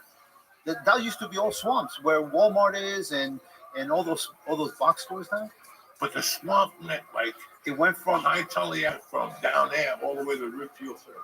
Absolutely. Because I used to ride my motorcycle. Yeah. All the way to Richfield. Oh, I got a story with you. Then you had a mini bike. Yeah. I almost killed myself in the mini bike. Dairy Queen. Was it his mini bike? We were hanging out at McKinley School. I think it was John Bender, David, you and me. We're hanging out, and you had your little mini bike. And I never gone on it. So I said, get on it. Said, come on. So I got on the mini bike, and I went down. There was a bluestone wall coming down you remember that ramp? Coming down the ramp, bluestone wall right there. I almost totaled that wall. I made the curve. I almost killed myself. Never. That was the last time I got on a bike. The last time I got on a motorbike. I don't blame you. I thought I was going to die. I had no control. I can't believe I turned the wheel and I love my motorcycles. Dog, I had like 8 of them. And then I fell and my mother sold it before I got back from the hospital. Cuban mom, don't even play. She took a loss on it. I took like a $300 loss on it. I didn't even get the $300. She just said, no more. That's it. Quickly. No family meeting. Yeah, none of that shit. Kids have it nice. They had nice lunches, breakfast. They have breakfast in school, lunches. You remember McKinley School, the little counter? It was 8 inches. It wasn't even a full foot. It was 8 inches in the basement, going gray. It was painted gray with that cement paint. Yeah, you remember about that gray? Yeah. All the way across the basement, where we ran track there. That's what we ran track, back and forth. And we got a milk, we got a smoked juice, we got a soggy tuna, and sometimes an apple if you're lucky. Mrs. Sabatino. Yeah. Anthony's mother was the cookie lady. She used to always give me an extra. Oh, man, that tuna, man. That's nowadays I think about what the things that affect when you were a kid. The kind of tuna the way I want the tuna to taste nowadays is the way we used to have. At McKinley, yeah, me too. It's crazy. Me too. I love it. I fucking love it. Like Jim, you talked about Barone at that gym. Yeah. I had a class right here. I forget what class that was. I forget where I was facing the window. I don't know if it was a wrestler's class or whatever. In the basement. We saw that. You remember when they built the Holiday Inn? Yes. Okay. So they started building the gym like a year before the Holiday Inn. They finished the Holiday Inn 2 years before they finished our gym. 2 years? That gym was lost. The construction money was just getting lost. It took like 3 years to build the gym. It was a box. Oh. In the meantime, they took away a blacktop in the back. Remember? Yeah, that? they took the blacktop from the back. Crazy. Fucking crazy. You still remember Carmine? Yeah, I With remember. Anthony? Yeah, yeah, I remember. Frankie hit me up the other day. I got to give him a call. He hit me up for Thanksgiving. I just sent him a text back. Special, one of the Special brothers died there. Yeah. Oh, so you remember Dominic and all those guys? Yeah, man. You were there. Dominic was I've been trying to think, like, when the last time I saw you was. Like, McKinley, because after McKinley, a lot of kids disappeared. A lot of kids, just Martin. And then I bumped into Martin Perez 30 years later from Miami. He came to see me. Does you remember me? I go, I never forgot you. I hung out with his uncle. Yeah, he was a nice guy, man. Oh, Martin was a fucking great We're friends on Facebook, whatever. Somehow we reconnected. David, I haven't seen him forever. He called me at one point in my office, and I never called him back. I got to call him. He's a good guy. He called me. He's back in town this week. David's a good guy. He's a good guy. Like, All Zico's those a nice guys guy. are still fucking very decent. But Special, all those guys were really cool. We were lucky, man. We're very, and listen, when you tell these stories to people, they look at you and they go, he comes from a land that didn't exist. I'm like, listen, I just moved back. I went to North Bergen a couple of times. I looked around. It's my hometown. It's where I grew up. But that thing we had there is lost. And that's what I said to him. It wasn't North Bergen. It was a state of time. It was a state of mind. It was a state of mind for, all those teams were great, man. Union Hill had a great football team and fucking basketball team. And Memorial always had something going on. There was always, what do you call those things? A rivalry. Yeah. I mean, we didn't beat each other up like college football this week, but there was always a rivalry, and it was just different. Now, some of these systems don't even have programs. But kids don't play in the street anymore. In the corner 27th Street where I grew up, that little corner, but where Lucas Ramos lived. Oh my God, that was Pop. That was you, Arias. Yeah, Mario. Pancho. What a great guy. A bunch of us were there. I grew up on 38, but if there's a party on 26, that's where I'm going, Jack. Even before parties, we weren't drinking or nothing, man. We were just being fucking crazy kids, man. But we played everything in that corner. Everything. Football, wiffle ball, hockey, everything. Fucking they hit you with handball. We used to throw a ball against the wall. I remember we used to call it play baseball. If you land a little high, it was it was a hit. Then it was a double, a triple, a home run. We hit against the wall where the liquor store was. Hit on that wall, and then David's window was right here. And sometimes his window, his mom used to open. And Vita was his mom's name. Vita. And Benny, his dad. His sister Mimi. I've spoken to her a couple of times. Mimi. Where's Mimi live? In Florida. Florida. They all went to Florida. Yeah, they're great people. It's crazy. A lot of kids we grew up with just tapped out and went to Florida. Yeah. And it's crazy. Whenever I go to perform in Miami or Fort Lauderdale, I always see somebody that I haven't seen. They'll come up and go, you remember me from Union City? I'm like, fuck no. Holy shit. You have a great memory. No, I do. But you remember everything. But there's some people, listen, faces. When you come to me and say, hey, do you know Joey Chipotle? I know the name, but I got to see the face. Yeah. I haven't seen the face in so fucking long that, I forgot a lot of people. You remember Ralph Carey? Fuck yeah, Elvis. Yeah, he just performed in Union City for us. Did he? Yeah, he performed in North Bergen too. Yeah, he's a good guy. Good guy. He's crazy. Yeah. Crazy as cat shit. His girlfriend was the one that turned him on to doing that. Yeah. I think he was always an Elvis fan. Yeah, I think so, right? In fact, I'm gonna have Levito on in a couple of weeks. You're gonna have him on? Mr. Levito. Oh, He's okay. still around. He lives in the Atlantic Highlands. Oh, okay. So I was thinking of putting him on here because what happened was this year, everybody in North Bergen started hitting me up on Facebook to see if I remembered where they put that fucking tube. You remember in 1976 we put some fucking tube together? Yeah, someone's following. A time capsule? Huh? A time capsule? Time capsule. Yeah, someone contacted me on that too. Yeah, and I called Levito. I said, let's get this over with. Wait, let me call Levito. I call Levito. I go, Levito, where's the fucking tube? Because it's right in front of the grammar school. Before you have to walk up those stairs. Oh, really? They put it in the one that the stairs go like this. So instead of going that way, tell them how high those stairs are. Oh my God! You go to McKinley, walk up those stairs, and we had to shovel those fucking stairs. So before we finish, the one story I want to get your opinion or your memory on it, Lucio, is the cab company. The cab, and the guy got he was delivering stuff, delivering drugs, and they killed him. no, we're talking about Rapido Taxi. Oh, Rapido Taxi. Oh yeah, man. They killed that guy. Something happened. He ratted somebody out, and he was working with the cops. He was helping the cops take bribes or whatever.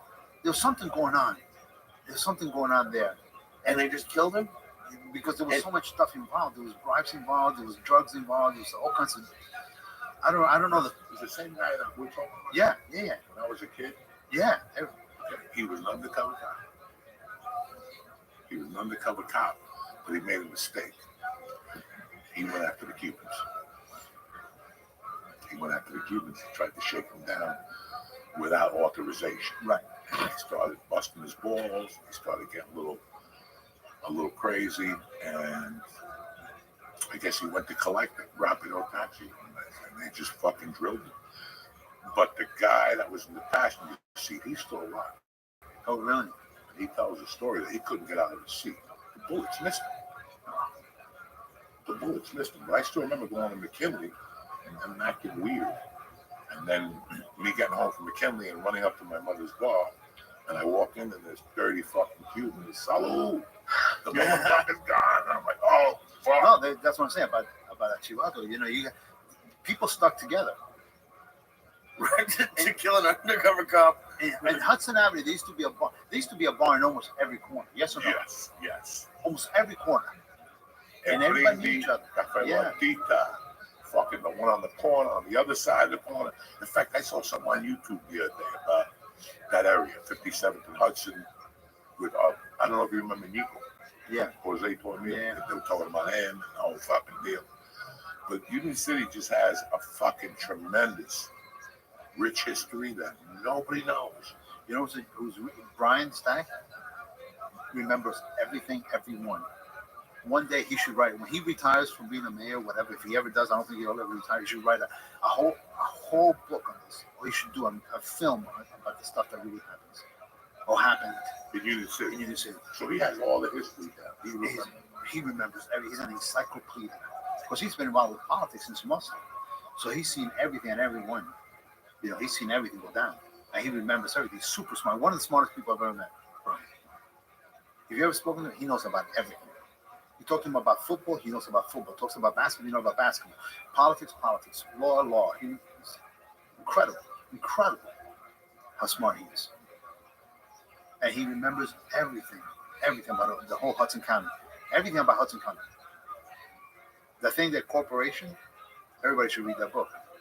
Pretty much. I mean, Salim Valdivia is a commissioner with me. He says there's a couple of things that were not accurate because Salim's family also owned bars and stuff. The Valdivias, there's like 10,000 of them, you know, in Union City. Yeah, it's the Valdivias is one of the first Cubans that came to Union City. And they, you know, it's like a ton of them. And he remembers everything. But the corporation, I almost had the English. TJ, yeah, he's gonna come in a couple of weeks because now we got a situation going on where my 8th grade teacher, Wally Lindsay, he was the mayor of Weehawken. Oh, wow. And then he got why is the mayor of Weehawken teaching in the North Bergen School? You ever think about that? Everybody. So at the time, now that you think about it in hindsight, it had something to do with that waterfront. If you really think about it. And something happened over the years and he got plugged down. So when he saw the TJ English podcast, he contacted me. And he goes, Battle opened up the door. That's why they all got arrested. Not that Battle was a rap. Right. He contacted the CIA people or whatever, some fucking story. And it goes all the way to what happened to Menendez last year. Something crazy. So they're going to come on and talk about it. Who the fuck knows what it is? He's going to bring his case on here, the whole fucking thing, and his attorneys. And I'm going to bring TJ too. And we're just going to fucking hammer this. I have no dog in the fight. I don't know what the fuck the argument's about, but they just want to talk about it. I don't fucking know. I don't get into those conversations, political conversations. No, I don't know nothing about Union City. I know my mom had a bar there. I know some people got shot there. You know, Castro was there. I know Castro was there. I saw Cher, Fred Astaire. Greg Allman, Fred Fred Astaire. Astaire. Dan Astaire. You know, I had some good fucking BLTs at the 5-Star Diner. I played for St. Michael CYO, which till this day I take seriously. I picked St. Michael. I could have gone to St. Fatima and all that shit. But I was like, I like St. Michael. There was something about St. Michael's. Plus Tommy Heinsohn went there. And that was my boy at the time. So I said, I got to play for St. Michael's. In fact, we're getting together with the coach, my CYO coach. And fucking going to do a dinner at La Fortes. Oh, that's great. Steve Rubinacci. No. He was my coach there. But he had been there forever. He was a good guy. You know, he's part of the community. Steve Rubinacci, and there was another guy, Steve Bachardi or something like that. They were like part of the community. They were Irish. They spoke Spanish. Yeah. When you fucking Italian, you speak Spanish. I still remember sitting with him on my block. And he worked for, Rubinacci worked for ABC, for Good Morning America. So I would always call him up. Dog, when are you going to give me a job over there? I want to do acting. He said, Joe, what do you know? You don't even go to acting class. Acting class? I didn't know you had to go to an acting class. And that's the last time I talked to him. Wow. And I went to eat dinner one night, and he was sitting at the table right across from the coach from Michael's coach. And we started talking, and gave me his number, and he goes, call me, let's get together. So we're all going to go to dinner with Chucky and a bunch of the coaches. They could talk their problems out. Eddie Ford and all those fucking refs and shit. St. Michael's, man. I did catechism there. And where? St. Michael's. Oh, you did? How come we went to the other place? I went to St. Michael's, and I don't know why my mom sent me to St. Michael's. Because we all got thrown out of St. Michael's. No, I went to St. Michael's. What's the one on 30th Street? Right by the On dike. 30th Street, that's the Holy Family. That's Holy Family. You went there for catechism? Yeah, because either you went to the ecology club. Remember, you got out of school at 1. You either picked the ecology club or catechism. I wasn't going to fucking pick up no trees. So I said, fuck it, let me go hang out with some fucking priests. And we lasted about a month, and he threw us out. Like at St. Michael's, I never finished because you had the real nuns there. Couldn't take it. I said to my mom, I'm not going back. On a Saturdays or Sundays, whatever day we had to go, I said, I'm done. I'm not going back there.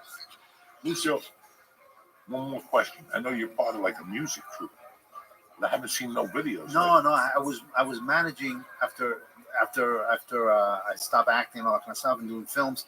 I had to manage this band called Maxima Alerta, which is the #1 reggaeton band from Cuba.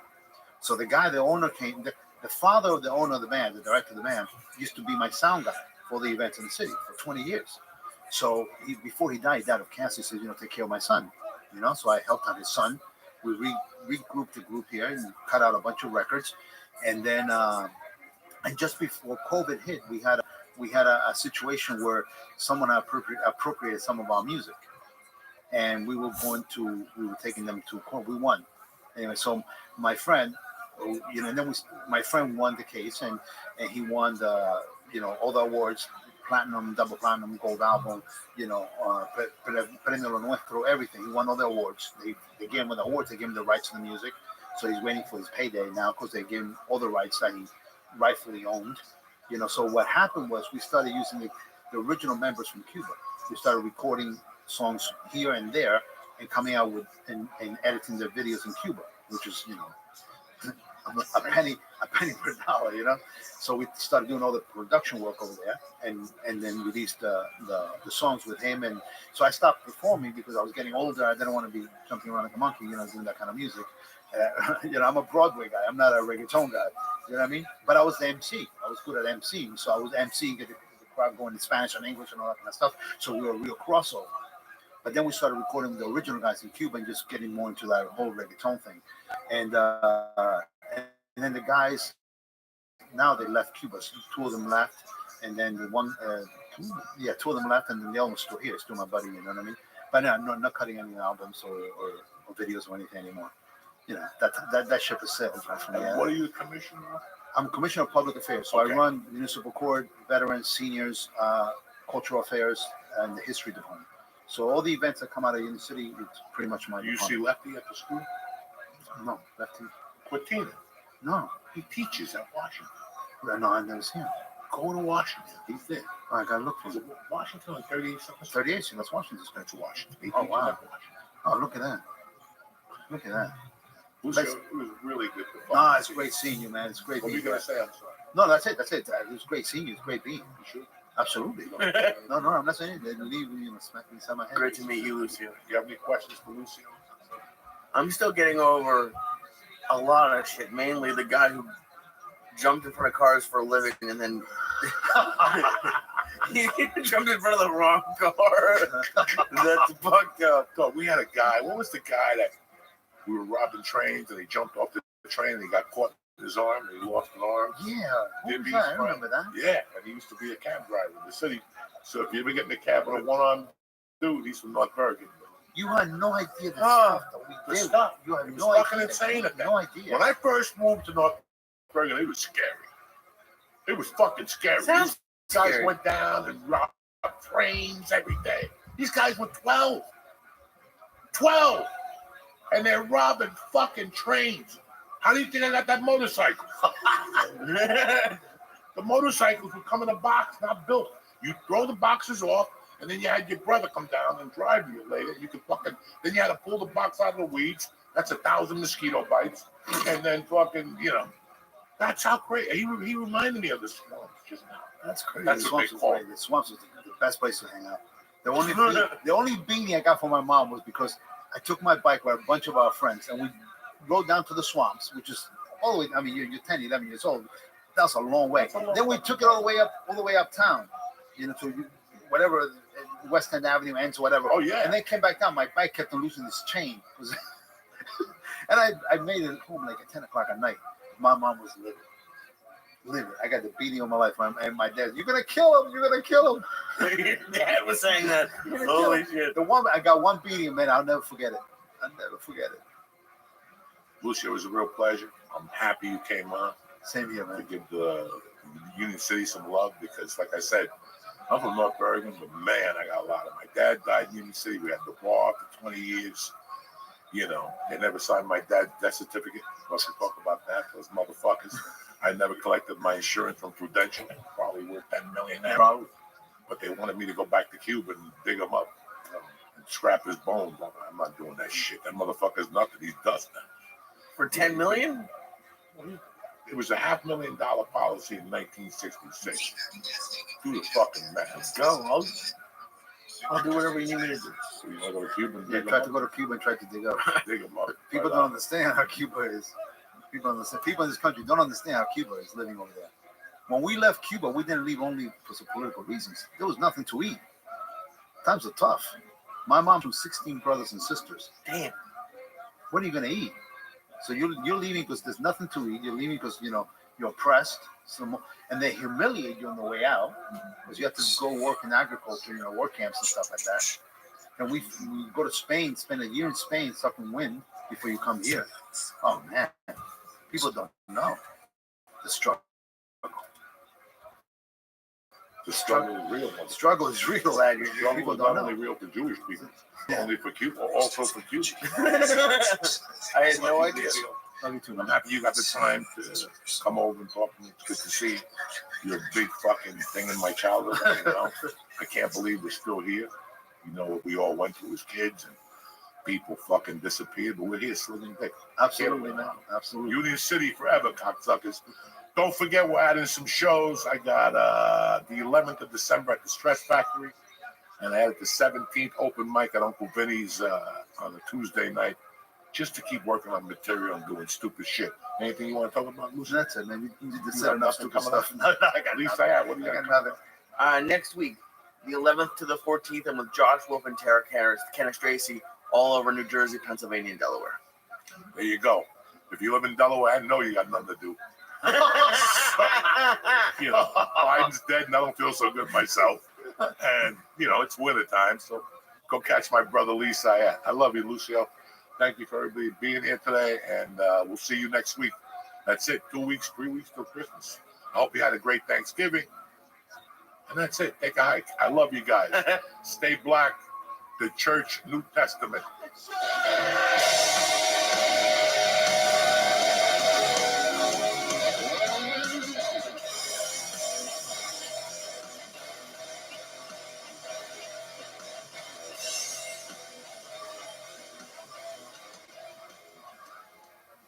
The Church New Testament is brought to you by Freeze Pipe.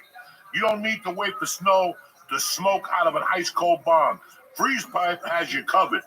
Freeze Pipe makes chillable pieces that give you a good time with no throat burning and no coughing up a lung. I love Freeze Pipe.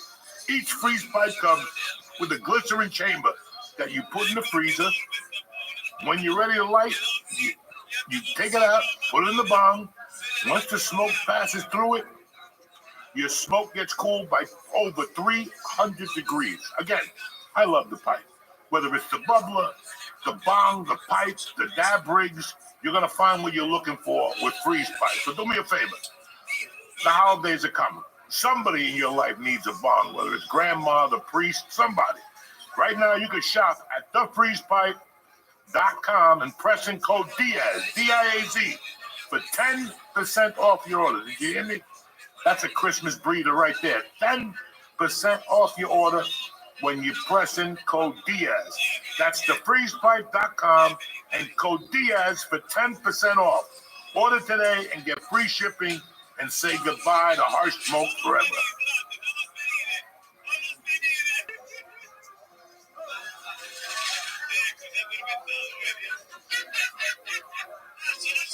What's happened, you savages? It's Tuesday, December the 10th.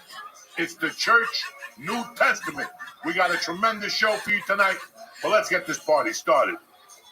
What's happened, you savages? The Church New Testament today is brought to you by Blue Chew. Listen, some people want a hippopotamus for Christmas. Some people just want a big, strong, firmer dick.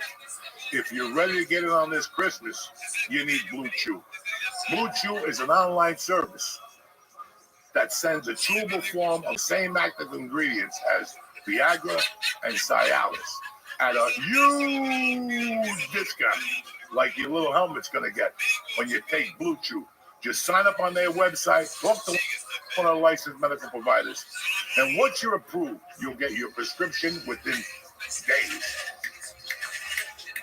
So, listen, I forgot my little package. I always have a little package. I take it on the way home, so when Mama's ready, but that's none of your goddamn business. The tablets are made in the USA, shipped straight to your door. Not even the mailman knows what's going on. So discover your options at BlueChew.com. And Uncle Joey got a special deal for you today. Try Blue Chew. Lee, tell them. Free. Just pay $5 in shipping at checkout when you visit BlueChew.com. And I'll say it again. It's the free. Just pay me $5 for shipping at checkout when you visit BlueChew.com. Again, that's BlueChew.com to receive your first month on the arm. Visit BlueChew.com for more details and important safety information. I also want to thank Blue Chew for sponsoring the show and making you guys into young Marines. Turn off your TVs, run for your lives. It's over. They didn't put you on this planet just to give up. If Uncle Joey could do it, I can rule the world. That's what you gotta be thinking. Welcome back to church!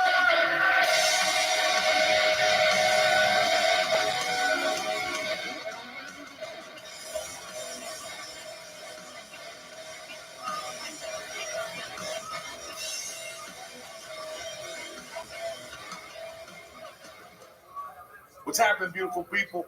We're here for another fun-filled Tuesday morning. There's no guest today. We just want to catch up with you and tell you what's been going on. As usual, my beautiful co-host is here, Mr. Lee Boogaloo Sayat. How's it going? Good, man. How are you? I'm great, dude. It hits me in like waves that I'm here.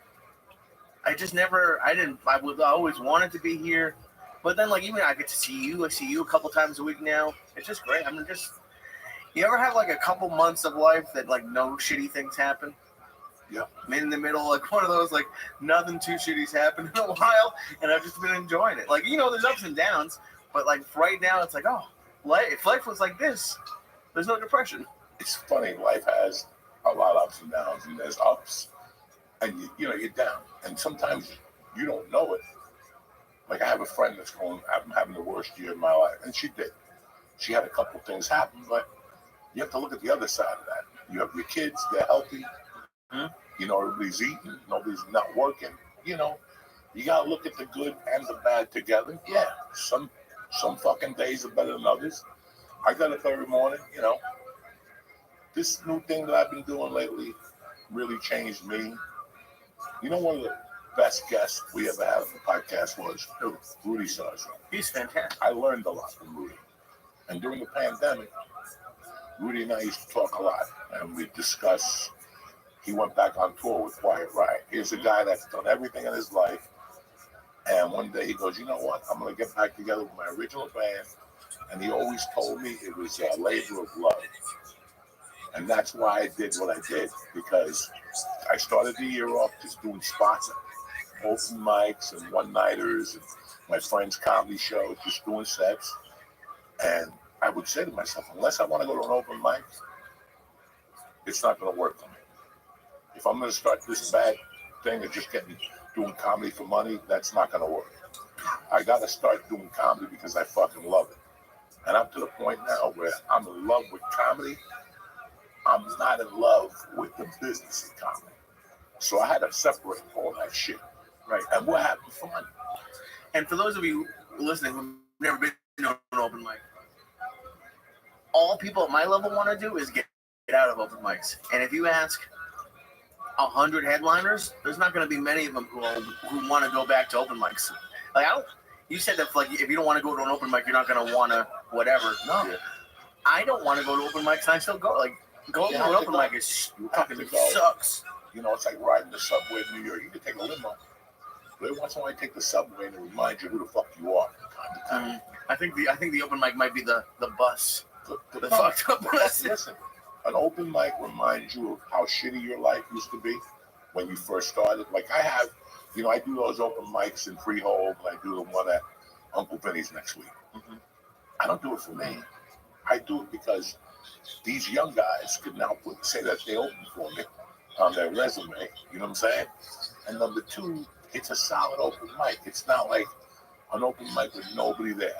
That's what comics do for years. We just go to these spots and do comedy, and there's nobody there but other comics. And they blow smoke up your head. That's a funny joke. No, it's not, okay? There's always that one dude, he's like a burn victim, who sits in the second row and shit. He goes there. You know that customer that goes to the bar every fucking week? You always have that one good guy that's up in the front or the third row. But besides that, open mics suck. So that's why I told Dino, I go, Dino, let's do an open mic in Freehold. There's a lot of action down there. They got a little room. The room is great. And we could do it once or twice a month. And the headliners could come down to the headline, try out their new material for 30 minutes, get a little paycheck. And everybody gets home by 9:30, 10. Everybody did that. You don't have to stay there till 11.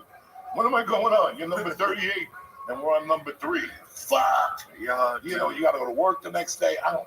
Dude, that open mic that we did in Freehold, for some, and there were it's nothing against their comedy, but for some of the people who were there and performing, that would be like the biggest show they ever did. Yeah, and it's so cool. And that's like, called making somebody's day. Yeah.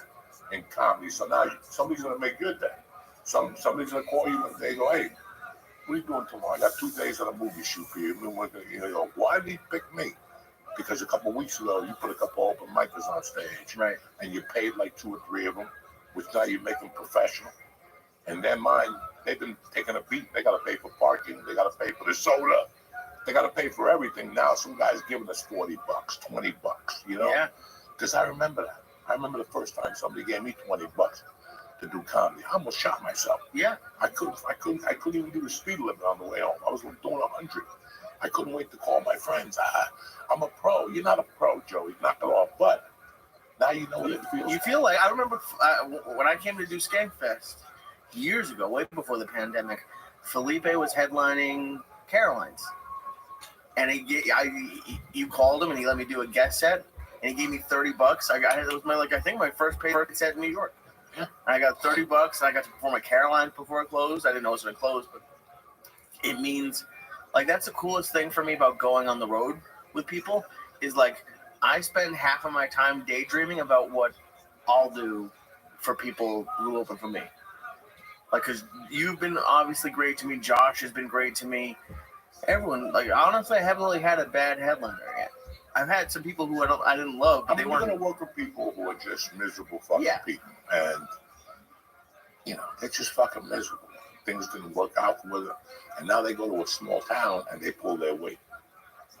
You follow me? Because in LA, nobody talks to them. Mm-hmm. But now when they go to Kansas City or Wyoming, They're like, fuck you guys. I don't want nobody cursing. And you're like, what happened here? You know? Me, with comedy is not a money business. It's a making somebody's day business. Life is a making somebody's day business. And there's just simple things with comedy that I remember. You know, when you do, you know how, all I remember about comedy is feeling fucking bad for a long time. You just feel shitty about yourself. You go, you do a spot, then you got to go to your job in the morning. And now this guy's telling you, and in the back of your head, you're like, I can't wait to just do stand-up comedy. Now you start losing, like, you don't care about insurance. You don't care about the rent. You don't care about your car payment. You're like, I just don't want to do this job no more. And I can't wait to work as a professional. And I remember somebody told me, Martin Lawrence was making $10,000 a week as a host. In 1990, he was making $10,000 a week as a host of Comic View or whatever was on HBO. Oh, Def Comedy Channel. Comedy Channel. And I was like, $10,000.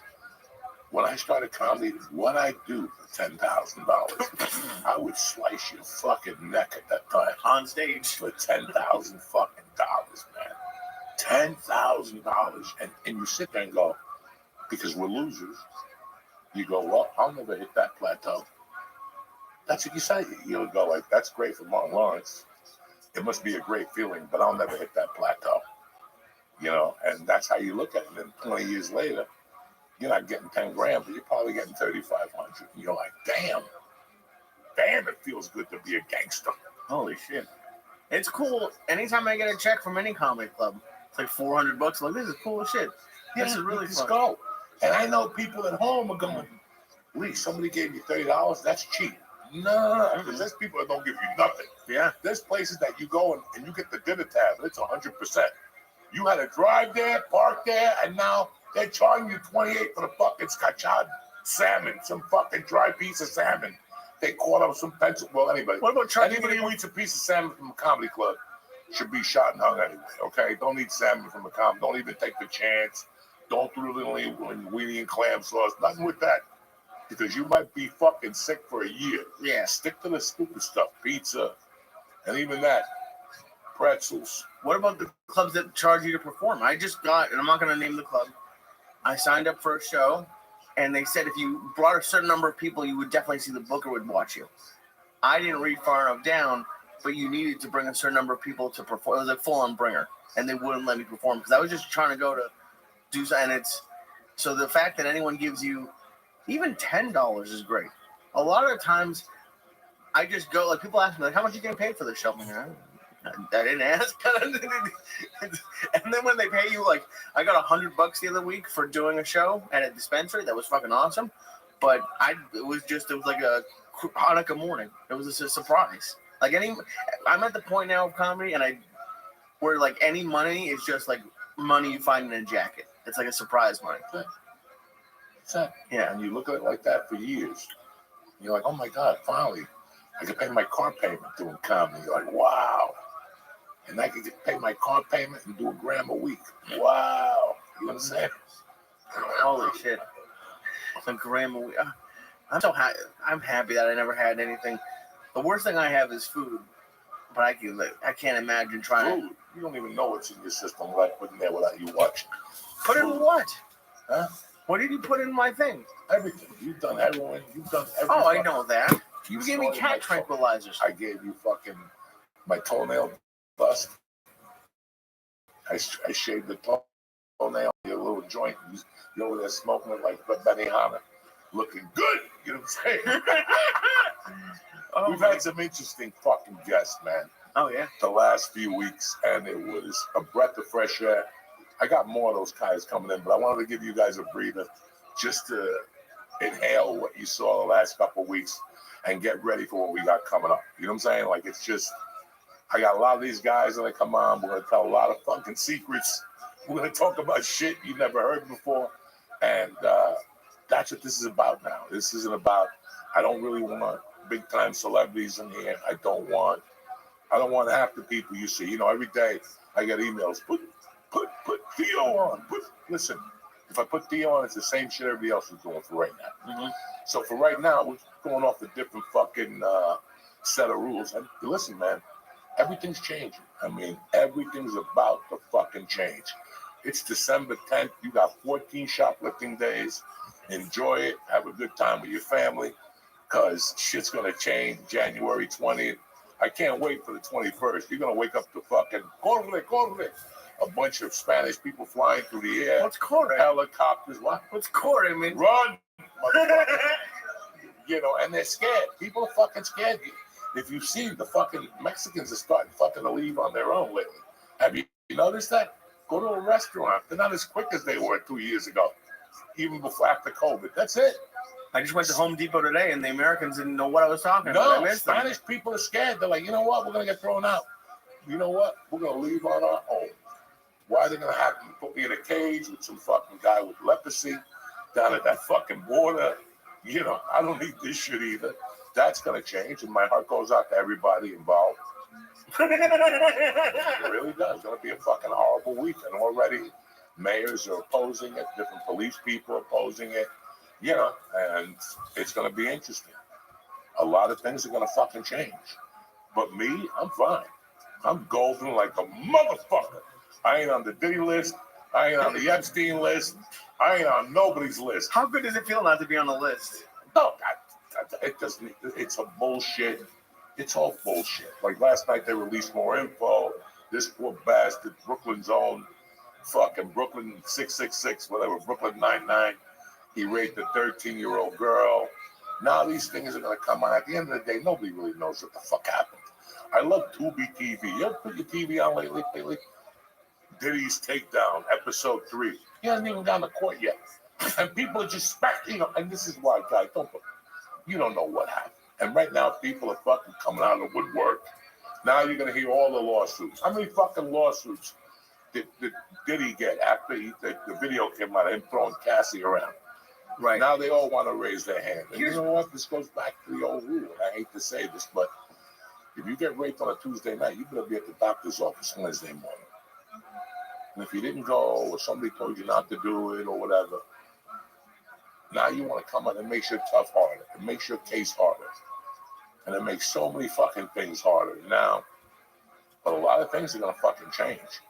But for you people who are waiting for lists, and who's on the Epstein list, listen, you're never going to see it. Just go play the picket. Try to hit the 3 numbers on that. You'll be fine, all right? Don't worry about Epstein. I can't wait for the Diddy. It's all bullshit, guys. They're never going to release it? Who knows what they're going to do? You know, everybody wants them to release the list. They go, I knew Oprah was a freak. Look at that fat fuck. Don't, you know. Look at how she's petting that little boy's hair. All that shit, you know. But listen, guys, there's so much money involved in that circle. I just don't. The thing I don't understand about Diddy, and I haven't followed any of it, is why is he in charge of music? Like, I know he was big, but like, why is he killing? How is he supposedly in charge of all of this now?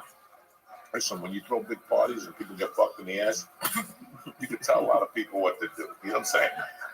You ever think about that? You know, right now I'm a comic. People come up to me and take pictures with me. Can I take a picture? Can I take a picture? Can you imagine if they knew I had parties where people getting fucked in the ass and rubbing baby on themselves and shit?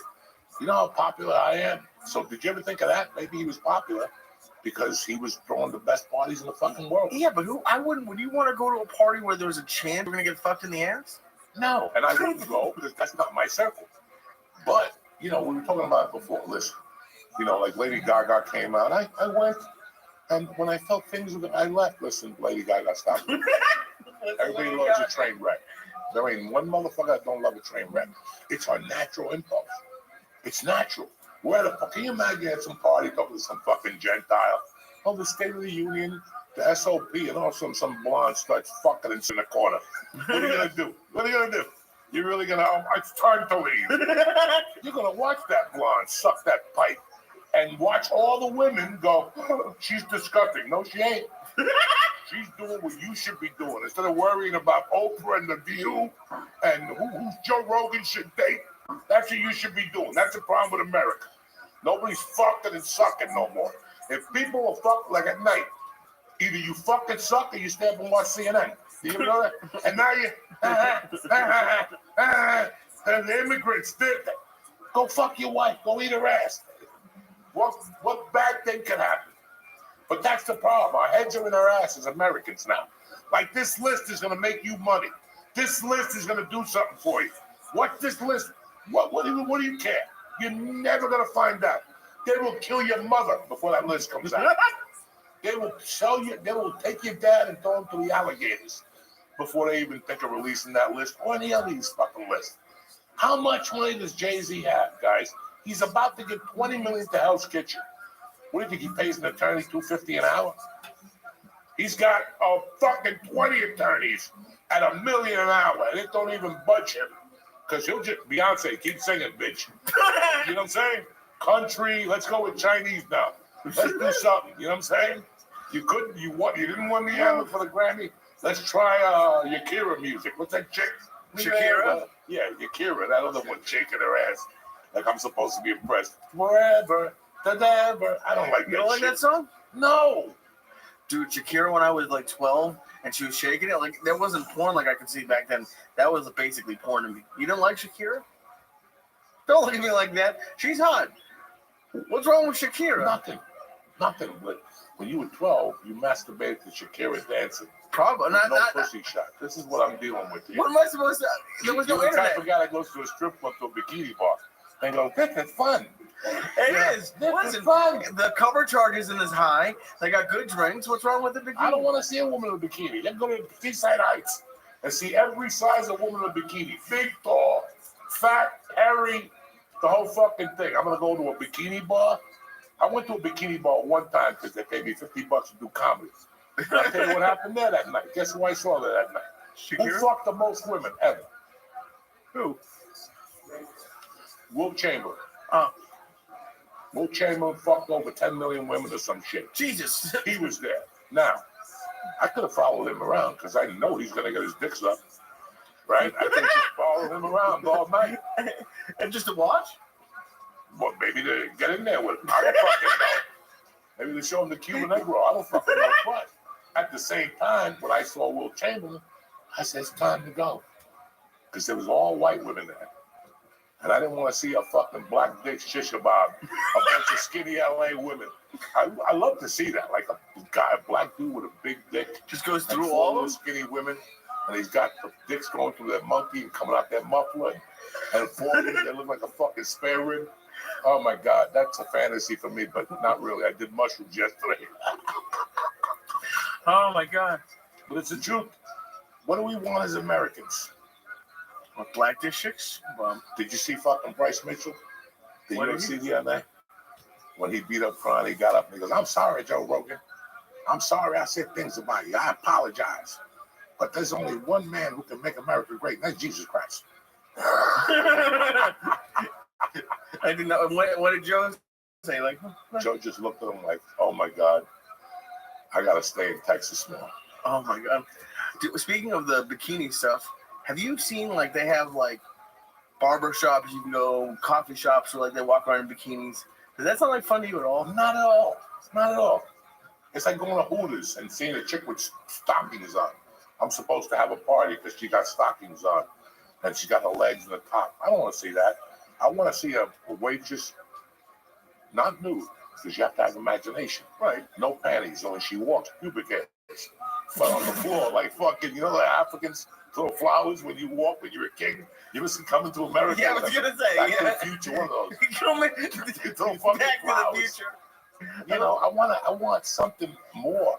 It's like when you ever go to a place where chicks got like a bikini bottom, but her breasts are out, and she's got two things on her nipples. What are they Pasties, yeah. called? Pasties.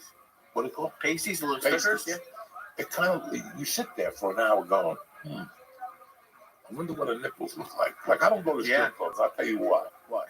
Because it started in Vegas about 20 years ago. I used to work for a sports betting company. They take you to a strip club. And I was high, you know. I don't think I was doing coke in the place because the guy didn't like us doing drugs.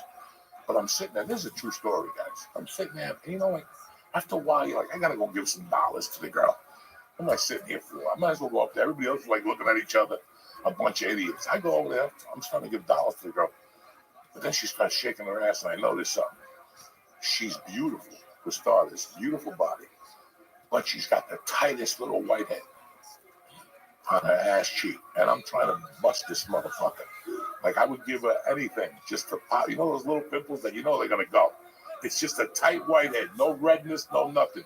You just go, and it's a little thing on your nail, and you just wipe it on your pants. This chick had an ass that was tight, but that pimple was even tighter. And it was driving me fucking crazy. And now when I go to strip clubs, I always look at chicks' asses because I want to see if they got a little pimple on their ass to see what's going on. How much would you have paid to pop this pimple? The small 20. And what would you have gotten from this? Just to pop a pimple. And here we go. Ow. Did you ever think of that? Maybe No. that's fine. I've never wanted to pop anyone's pimple. Fuck. But it's just so weird how we want all this info, you know, and 2025 is going to be a fucking interesting year for a lot of people. Yeah. You know, a lot of people start to leave. Some people staying. You know, these idiots. I'm leaving. You'll be back. You'll be back. You know, I'm going to leave because my human rights is, it's not a country for women no more. Okay. All right. What are we going to do? I've only been out of the country a couple of times. Even when I've had fun, as soon as like you're a couple days away from coming back, like I can't wait to fucking just be back. You know, it's great to go, but it's always better to come back. You ever notice that shit? You're like, that's enough of this shit. These people dancing, don't they work? No, I don't think they do. That's why I don't go on vacation. It's a waste of my time. It'll always be a waste of my time. I can't just sit there for 3 days and look out a balcony. Even with edibles, you can't. I love it. Said, yeah, but how many? I can do edibles and sit in my basement and write jokes and watch my TV and play with my cat. Now you're making me go somewhere else to sit on a balcony, look at the beach, and eat edibles like an old man. You know, I don't have a boat. I don't want to walk to a fucking thing. You know, yeah, you're going to go-karts one day. Yeah.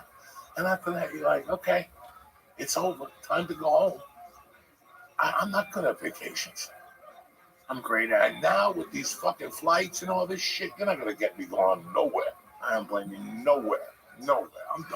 I'm fucking done, guys. I've had it with flights. You know, they called this week for me to go to LA to shoot something.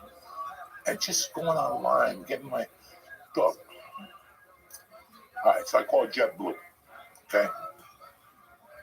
And they answer, you know. Hi, you've reached JetBlue. We're grateful that we have your business. Stay on hold, and then they come back on. If this is Spanish, dial 9. Okay. If you're booking a reservation, press 1. If you're doing this, press 2. If you're doing this, press 3. Okay. It's a 7-minute wait. No problem. I go pop a pimple. I go put a bandit on my ear, right?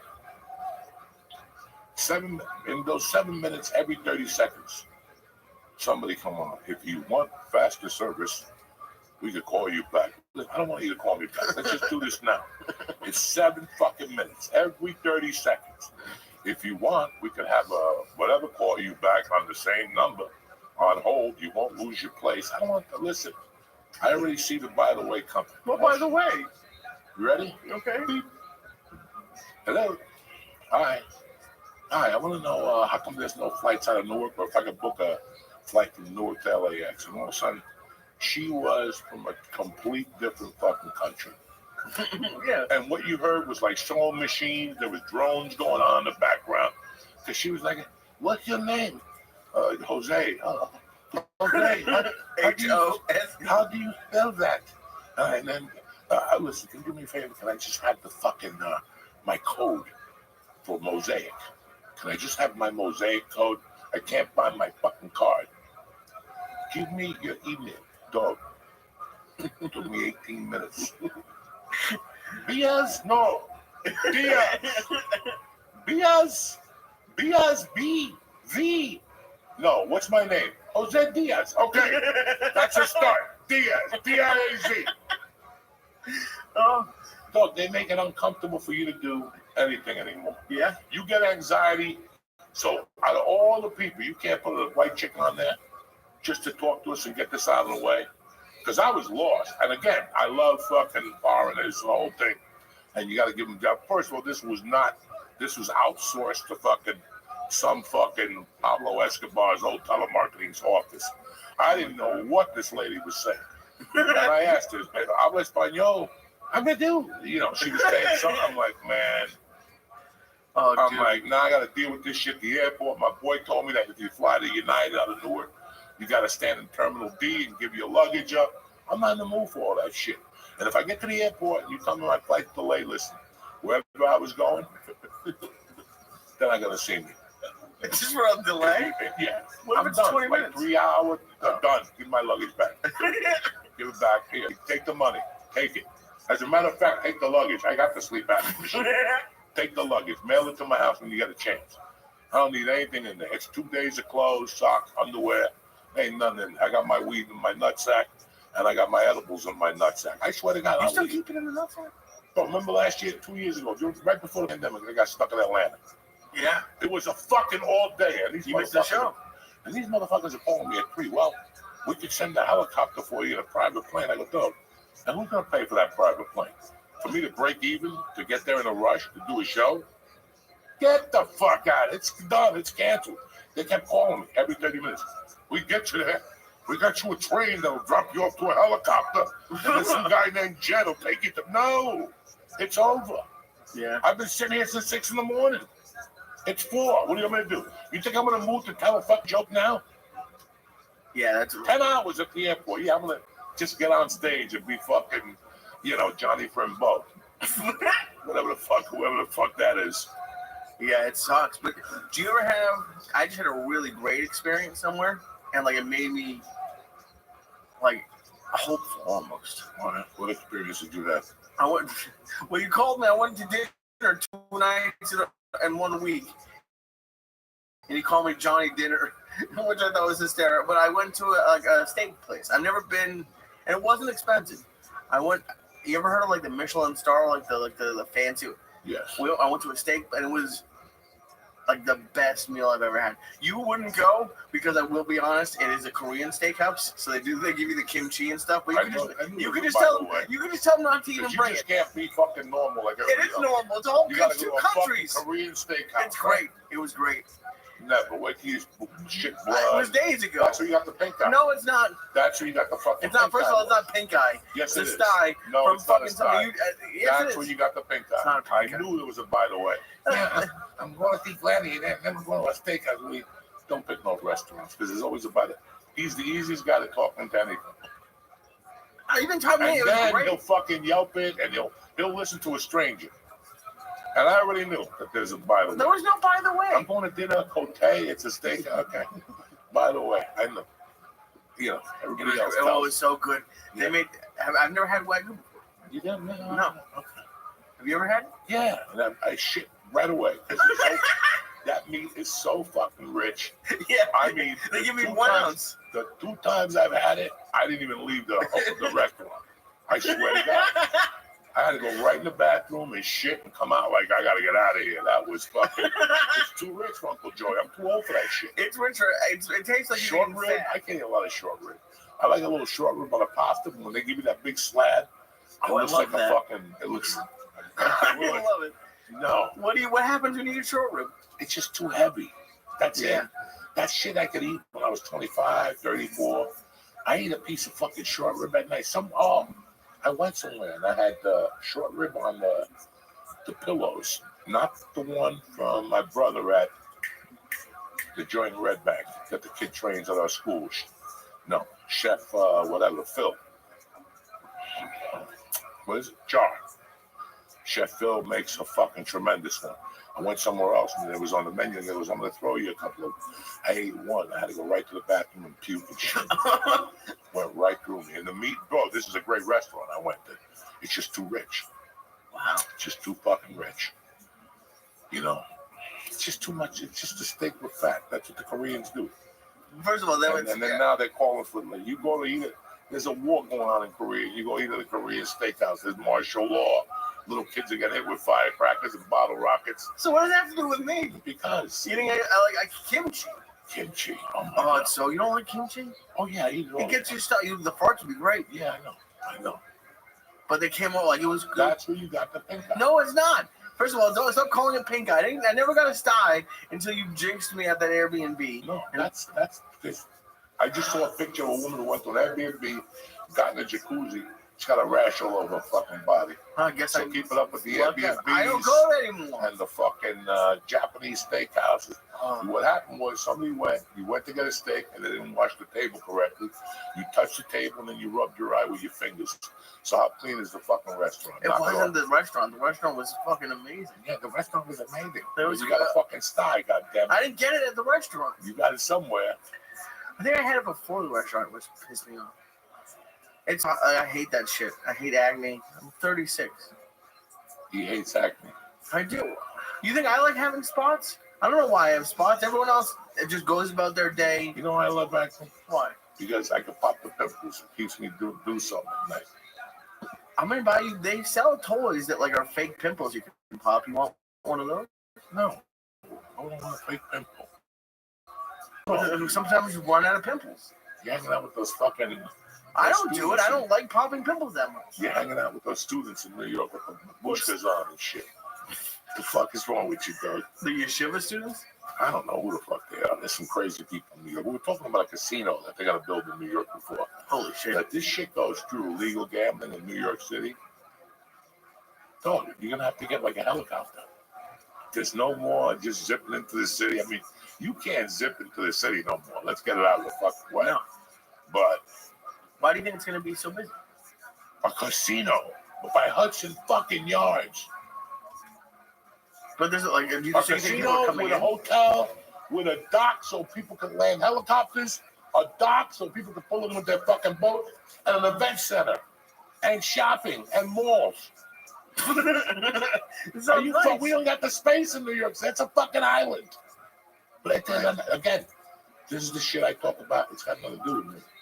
It's not like I go over there every fucking day. Right. It's got nothing to fucking do with me. I could give a Frenchness fuck. I come up here once a week to see you motherfuckers, and that's the extent of it. Next year I gotta come up 2 times. Yeah. But that's it. I don't fucking come up here. For me to go into the city, my friend invited me to Kevin. He's a great kid. He invited me to the Happy Madison rap party Saturday night for Happy Gilmore 2. It started at 7, but I had a fucking family thing. I had to be with the kids and the neighborhood. They give you a secret Santa, and I ended up leaving because the mushrooms hit me too hard. I had to go for a fucking ride. All those kids yelling and screaming, and I'm hearing Chinese people crying. I thought it was in Vietnam. They were like, ah. I thought you were blaming the party, but you're like, I also took 9 grams of mushrooms. I think that might be why you didn't show up to the party. Listen, I'm not going to go to a kid's party just to go to a kid's party. I'm going to go there with my wife. We're going to eat the food. You know what they had? No. The shrimp parm that you like from that I place. love the fish. Everybody's eating chicken and all the eggplant scallopini. Fuck you. I was digging 3 of those shrimps at a time. Tell Vinny how big, Nicholas, how big those shrimps are. Oh, they were like fucking like They're like softballs this. or wiffle balls. Get fucking prawns with sauce and a hunk of cheese on it. Oh, my God. But I do want to thank Nick today for bringing fucking Fioris out of Hoboken. Nick's He been brought great. some Italian fucking ham, some wet mutts, and some prosciutto for later. That'll get your asshole going for Monday Night Football. And that's it, and that's that. Nick's been great. Nick has given me some rides. It's Joey's nephew. I will say, Nick, and I'm not trying to, you don't have to go on the camera. You don't even know what you did, and you really didn't do anything, but we went out to eat yesterday, and you ordered calamari and fried shrimp for the table, and Nick pulled what I want to do as a fat guy, but I never have done. There were 3 fried shrimp on the thing. He took 2 of them. And I was like, motherfucker, I was so pissed. I wanted one of those goddamn shrimp. Oh, That's shrimp someone with like is skinny confidence can do. You can just 2 out of the 3 shrimp. And I was like, "Ugh." Can I get a water? I think we have more water. Oh, another water? But yeah, that was, it's been great. There's like, Thank you. I'm sure your buddy George has been very helpful, like all the time. Your other friend Nick has been great. There's been a lot of like, as shitty as like the world is, there's a lot of helpful. It's been real fun being here and like seeing the difference between here and LA. between like the people we have around who will help and invite, like even your neighbors at like the park shows, or all like your neighbors are happy to see you. Man, people will never understand. And I like when people call me and they go, hey, you should do this, or you should go on the road on Fridays, or you should do this. What I want you to do before you invite me to do anything from now on is come to Jersey, stay with me for 5 days, and ask yourself, where do I need to go at this point in my life? I'm just being very honest with myself. Where do I need to go? I know who I am. I know my age. I know what I'm capable of doing. I know what I'm not capable of doing. And one thing I don't like doing in my life is not being able to cover the spread. I'm at a point in my life where I'm just having too much fun. And it was a state of mind with me when I got, see, stand-up for me used to be a business. And it's great. It's great to take things seriously in your life. But comedy is about laughing. Mm-hmm. And if you ain't laughing on the ride, and you ain't laughing at the event, and you ain't laughing with your friends, it's not worth doing. There's no Hollywood in fucking comedy. There's no Hollywood in comedy. And that was the mix-up. And for the first time in my life, first of all, I never cared what people thought. Like when you go to Hollywood, they'll tell you, Nick, you got to get rid of that joke because it doesn't represent the TV show you're trying to put together. Listen, I'm not trying to put together a TV show. I'm just trying to make people fucking laugh. Mm-hmm. I want them to leave here howling. Not because I had to put a special set together, or I can't touch on this, I can't touch on that. I'm not talking about a lot of subjects I used to talk about at all. I'm telling stories, I'm including my daughter, and I'm talking about what I'm going through now, which is I just really don't give a fuck about your situation. I got my own problems, man. I was just on antibiotics for 4 weeks. Do you know what that's like? That's a punishment. You don't even know until you get off them. I've been off them for maybe tomorrow will be a week. I didn't go to back for 4 fucking weeks. I couldn't fall asleep at night for 4 fucking weeks. Oh no. You know, no, you know, and it's my year and whatever, but I'm having a great time with my daughter. Yeah. I took her to the comedy show. I was gonna bring that up. That's awesome. I took a Tuesday night to a comedy show with me, and I took a Wednesday night, and it was hard to take a Wednesday night because I knew what she was gonna hear, and I knew what she was gonna see. I didn't smoke in front of her. There was no reefer smoke back there. No. She saw the mushrooms in the bag. She looked the other way.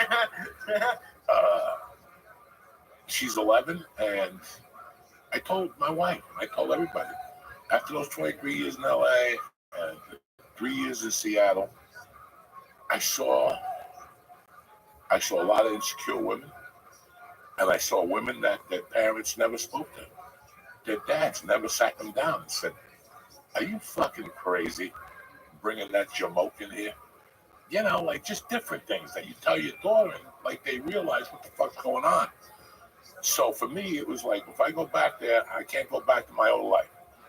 I gotta spend time with her. I gotta spend time with her. And I took her to the open mic, and she had a fucking blast at the open mic. And I'm like, this is not good. And then the next day, she heard me talking to my wife. She goes, Dad, can I go to Jersey City with you? And I had to call my wife in the room. I'm like, what do you think about that? And she's like, Joe, she's 11. If you think she's mature enough, I'm like, well, let's give it a shot. And she fucking panned out. She had a good time. She laughed. Yeah, great. She talked about it, and I could see that she grew. You watch them grow right in front of you after you do something like that with them. She looked like a little adult. She was dressed like an adult. She has a mascara on. She looks like a fucking. She had makeup on. I didn't know that. Yeah. The other night she came in the room. I'm like, you remind me of my mother at 3 a.m. That's what my mother looked like. The mascara going down your face, the sweat. My mother would come in at 3 with coke rings and fucking the black thing leaking and fucking. But it was, you know, and I'm not saying you had bad shows anywhere else, but do you think there's any like correlation? Because I think you had the best show that I've seen you have in Jersey City. Well, what's going on right now is I'm getting better every week. Mm-hmm. You know, and it's not the material, it's not the confidence. It's not the confidence. You don't think so? What it is? Mm-hmm. I don't give a fuck. I'm gonna still give you the best show I can give you, but I don't give a fuck. I can't worry about giving a fuck anymore. I just can't. It's a different state of mind. I'm doing it for me. I'm telling the jokes I want to fucking tell. I'm doing the schedule I want to do. It's not, the agents call me all the time. Hi, what do you think about a Friday night? Not really. Not really. And you know what? Next time you ask me about a Friday, I'm going to fly you in. And I'm going to show you my family on a Friday and what this neighborhood does on a Friday. And you tell me you have the audacity to tell these people, well, it's time to go. I got to go to. I don't even want to do that. I don't want to do that. I got 2 Saturday shows all next year. That's it. I got Valentine's Day and May 31st, something like that. That's it. The rest of them are Wednesdays. I got a Friday show in June. But it's just one show at 8 o'clock. And it's the 4th of July week. So I'm taking that check. Gone. Gone. You won't see me till fucking the 8th or the 9th when I'm out of fucking everything else, And that's the thing. This is a time of the year I'm already making a plan for next year. Like, I already have my plan for next year. Unless something happens, I fall off a building, I fucking jump off the hotel balcony like that poor bastard. Whatever the fuck I did. And they blamed it on drugs down the singer? The singer, that poor bastard.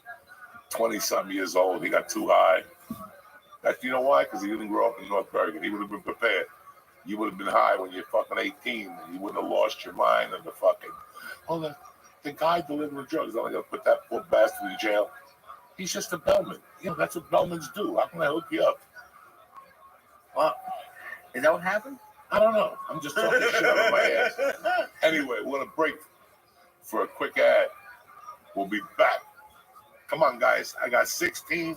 The dealer got 5. Should I hit or stay?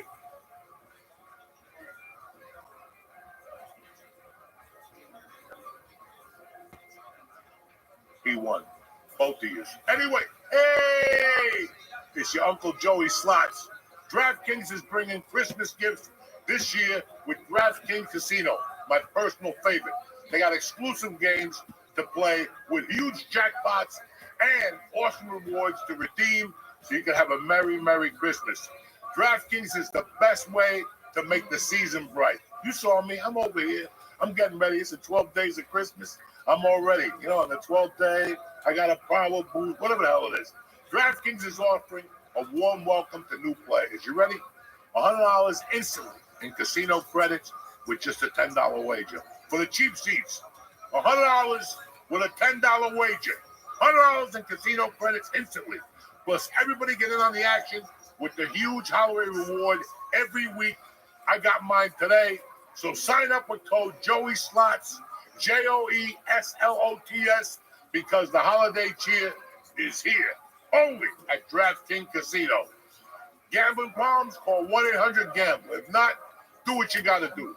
Gambling problem? Call 1-800-GAMBLER. In Connecticut, help is available for problem gambling. Call 888-789-7777 or visit ccpg.org.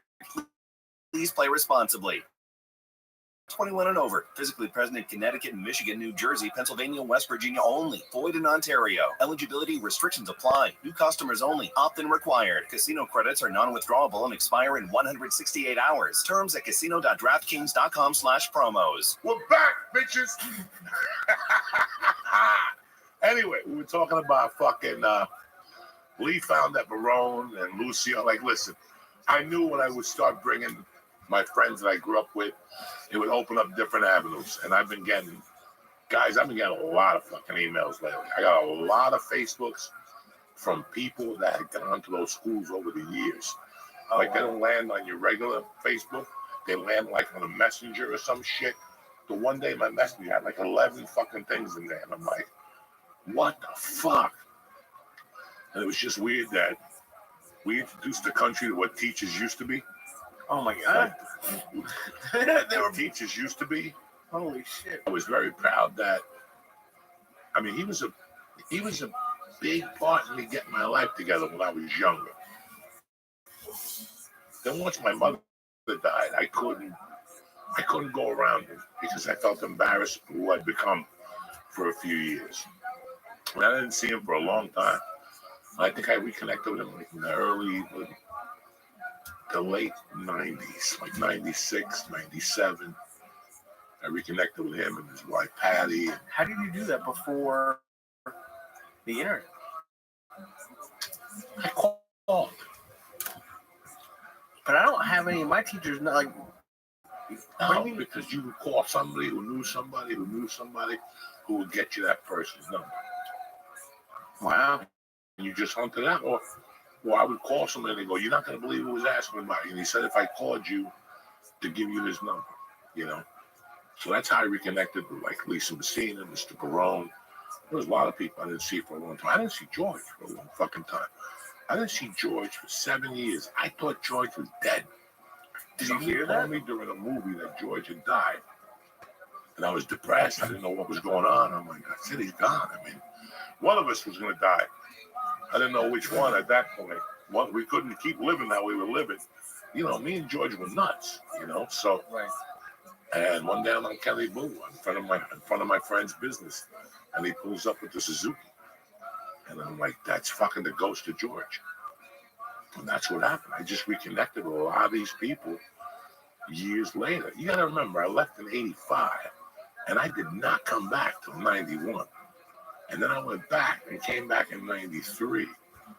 And then after 93, I probably didn't show my face around here till about 96, 97. And I would just come in for a day. I would do Rascals and sleep on my friend's balcony. Or, you know, it was fucking insane what I would have to do. I didn't have the money to go to a hotel or nothing like that. Right. It is nice. Like I just saw an old friend from LA this week. It's been 6 years since I saw her. She got married since we left.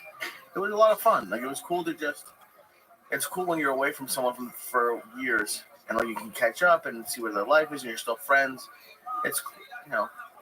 I went to meet my crazy brother Friday night. Okay. And while I was there, I'm looking at this table. I go, I know this girl. And I go, do I know this girl? I grew up with her down by, she went to McKinley. She had Barone. And I went up to her. I haven't seen her since probably I did the show at the Village. How long ago was that? 10 fucking years ago. That's 10 years ago. 2014, 2015. That's 10 fucking years ago.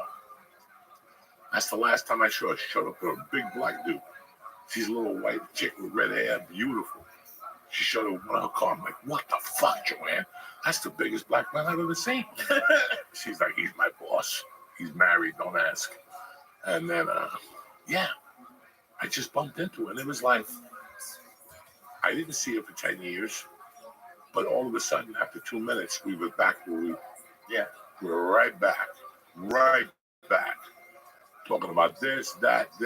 So I take pride, man, in talking to my friends. I always thought that was a big cap in your life. If you can make your life, you know, you see people, you grow up with people. Like you don't grow up with people, you meet people in California. And I would tell them, oh, I'm going to see my brothers at Comic-Con. And, you know, they didn't grow up like that. No, but after what you guys have seen in the 2 last podcasts, I didn't grow up like a lot of fucking people.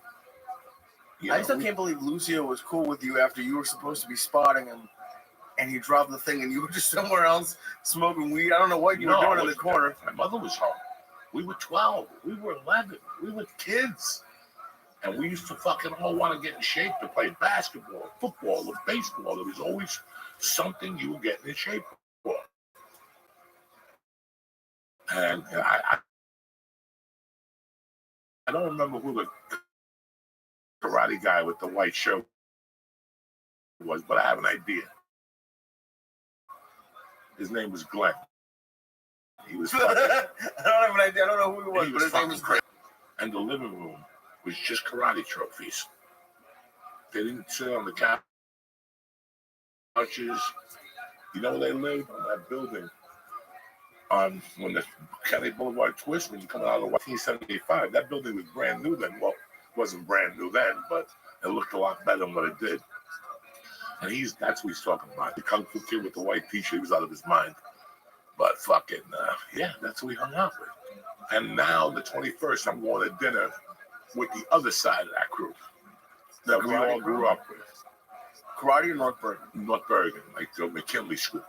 So it's me, Dave Ruiz, Louis Hernandez. Louis? Yeah, Chucky, fucking Whitey who went to Kennedy. You've it's been like talking 6 about Louis since I Ralph met you. Russo went to I remember Franklin. Ralph. So it's a bunch of us that played basketball together in the 6th and 7th grade. Who fucking does that? And we do that 4 times a year. That's awesome. 4 times a year. No drugs, no. I'm the only junkie there. I'm the only one that they drink. I fucking smoke dope. And we pick fucking tremendous restaurants. We just pick great places. You know, they want to go all the time. They're like, we got to go to the stage in New Brunswick. We got to go to the stage in New Brunswick because they got the best hamburgers, supposedly. They do. I like that burger. I like a lot of their food. I like their spaghetti.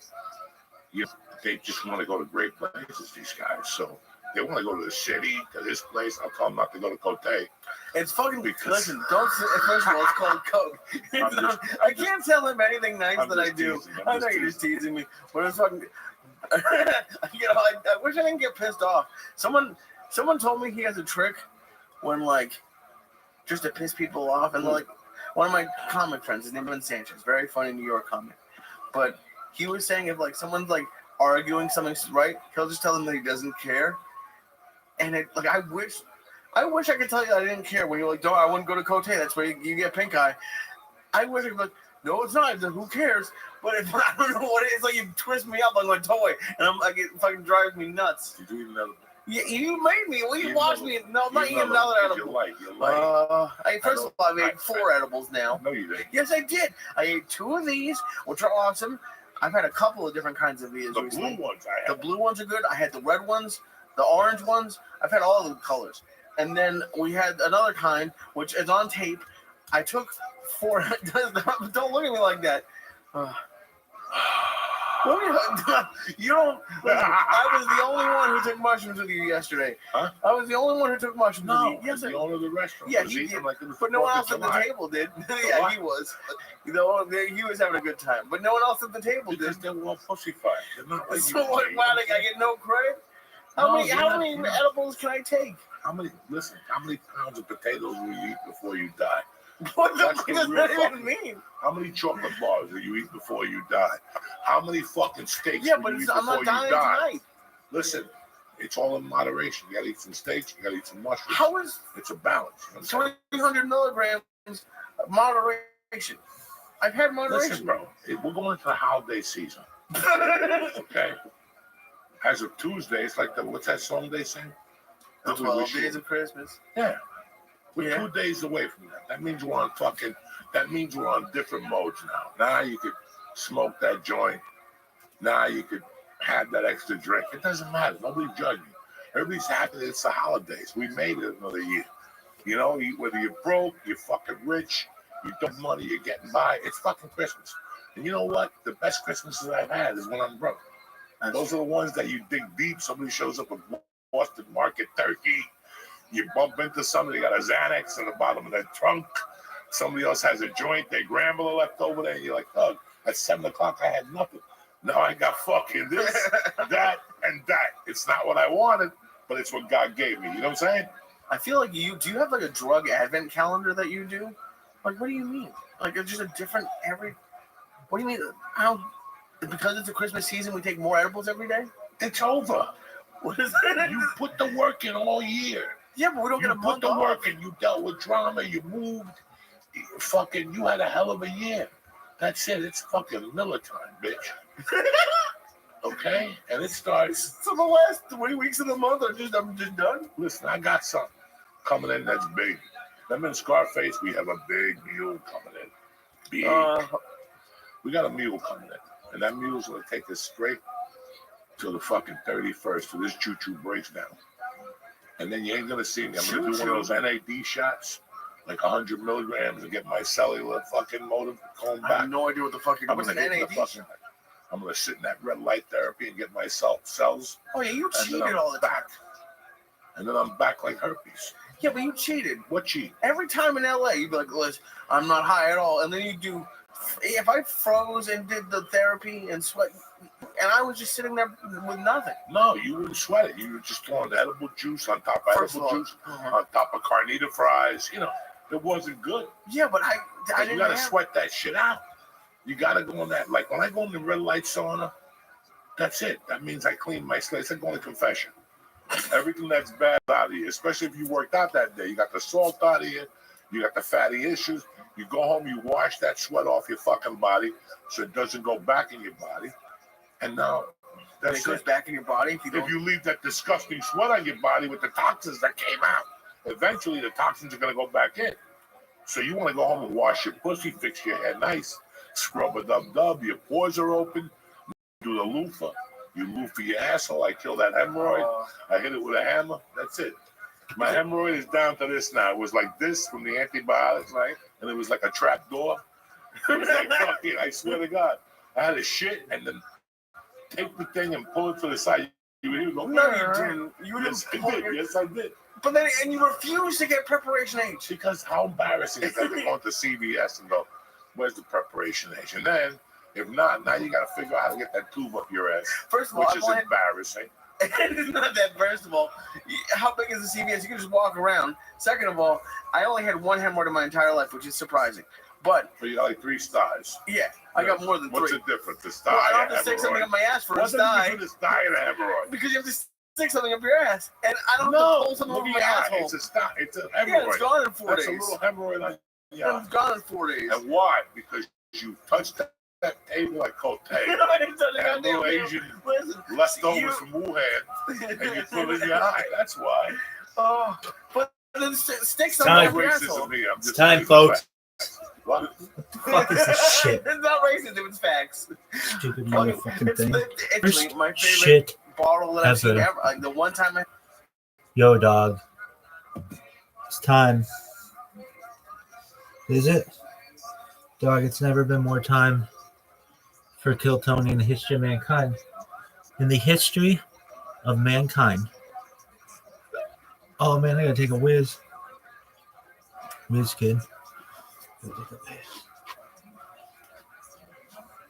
Yeah, right, but what are your thoughts on the collusion that's been taking place in your mini golf career? Well, let me just give me that.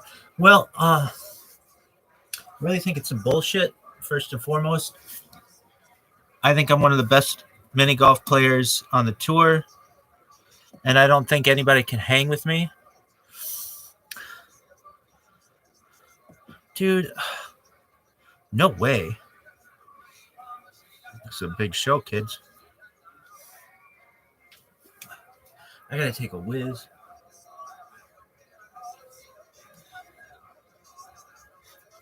Man, I gotta piss.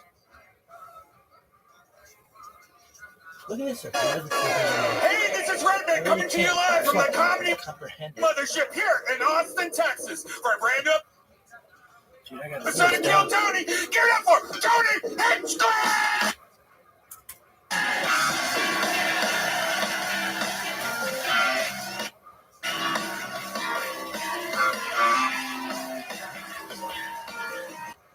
Who's ready for the best fucking night of their lives, huh? Hey, cheap pussy eater. Take that bitch some too. So it's the Brian Ray Band, ladies and gentlemen. You're here. Are you guys excited to be here? That's the best damn band in the land, the Kill Tony Band. Make some noise for them. You've been listening to them. That's Carlos Sosa, Raul Vallejo, and Fernando Castillo on the horns. Charles Reed joining us on the drums tonight. Crushing it. What about that one guy? Male model Matt Mueling on the electric guitar. D Madness. The great John Dees on the keys sucks. and D Madness There on the bass guitar tonight. Does he suck? An unbelievable episode for don't y'all really coming at you. Before we get started, here's a little bit more from the amazing sponsors. So he sucks because other people make fun of him?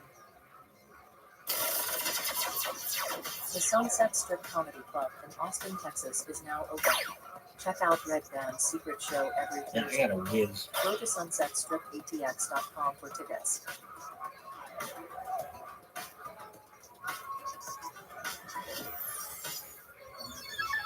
I got a kiss. Scale 1 to 10. Are you guys ready to start tonight's show? Fuck yeah, Well. You know, every single week I am lucky to be able to book some of the funniest people. I have to kind of take a shit. On this show. Sometimes it's up and coming talent that I've never heard of before that I like to show off first. Sometimes it is an old legend of comedy that's joining us. Tonight, it is three of our favorite guests in the history of the fucking show. It doesn't get any better than Don't do this. that thing. As I bring to the stage, Indeed, coming out, debuting with his newest Netflix special tonight at midnight. It's called America's Sweetheart. It is Ari Shaffir, Shane Gillis, and Mark Norman. Oh yeah! Oh yeah! The boys are back in town. Shane Gillis, Ari Shaffir, and Mark Norman. Let's fucking go! We are in Austin, Texas. This episode brought to you by Shopify, PrizePicks, Blue Chew, and ZipRecruiter. Oh my God! You are here in the vortex of comedy.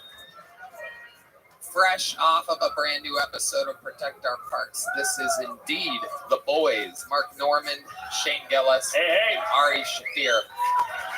American Sweetheart comes out tonight at midnight. America's or Americans? America's America's Sweetheart. belonging to America. Absolutely. That's me. That is you. Old red, white, and Jew. Mark Norman here, sunglasses up, long day, Protect Our Parks, 5-hour episode from what I'm understanding. Ooh, this one. All profits go to the Maui fires.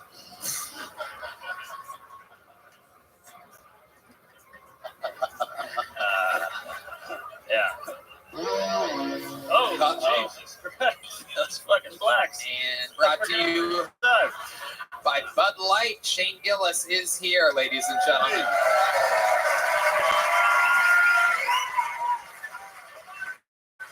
Three veterans of the show. You guys all know how it works. Who's on drums? That is Charles Reed. Michael Gonzalez is playing with Keith Urban tonight in a football stadium somewhere. This band plays. These Round of applause for Keith Urban. Who gives a fuck? The band looks more urban.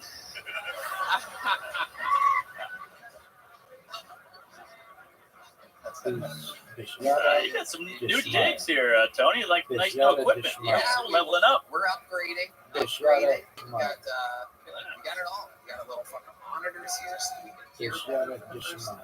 Just got to get rid of Red Band. Yeah. He's hanging on by a Oh thread. my God, that would be the dream. All he does is press fucking bird buttons.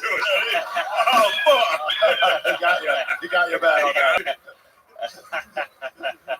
I pre-pulled the first name. We've gone to wrangle them across the bar. It's all over you. No, Brewski.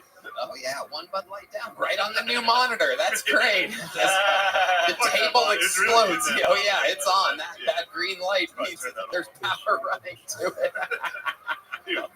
That's my jizz rag. There you Oh go. my goodness, this is how There the you go. forest fire started. You guys know how it works. I pull a comedian out of the bucket. They get 60 seconds uninterrupted. You know the time is up near the sound of a kitten. That means they have to wrap it up. Then also bring out the Angry West Hollywood Bear, which rudely interrupts them and begins the interview portion of the show where I find out more about them, what they do, who they are, and what they could be talking about in this world. They go from a comedian to a podcast guest in a minute. You guys ready to start tonight's fucking show? All right, we're going to start it with a golden ticket winner who is from Los Angeles, California, currently escaping the fires. He's here with the new minute. It's been a while. This is your first comedian, 60 seconds uninterrupted, going to Jack Shaw, everybody. The return of Jack Shaw.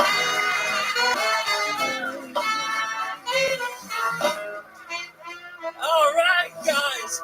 Man, I've been working on standing up for myself because I went to performance performing arts school. I drive a fucking Fiat, and I was recently told that I look like what a white girl transitions to. I was driving my Fiat in the fast lane the other day. It was a big fucking day for me. All of a sudden, this guy starts honking behind me, giving me the finger, saying, "Fuck you! Fuck you!" So I decide to pull over in the right lane and let him pass me. He pulls up next to me, rolls down his window, and says, "Roll down your window, you trans bitch!" And I said, "No."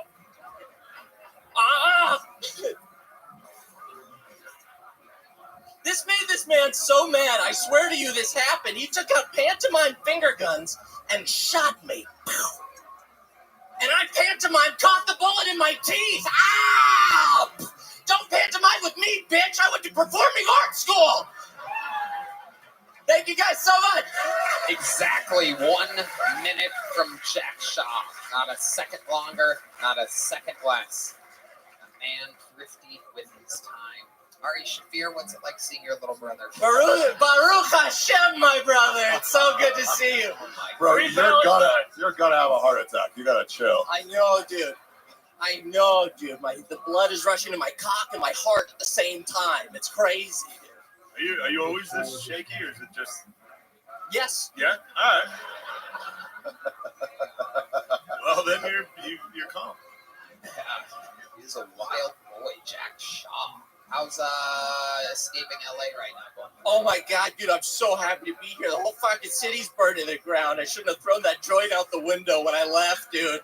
I feel really bad about that, dude. That was really embarrassing, dude. Probably your fucking menorah. Yeah. A lot of candles.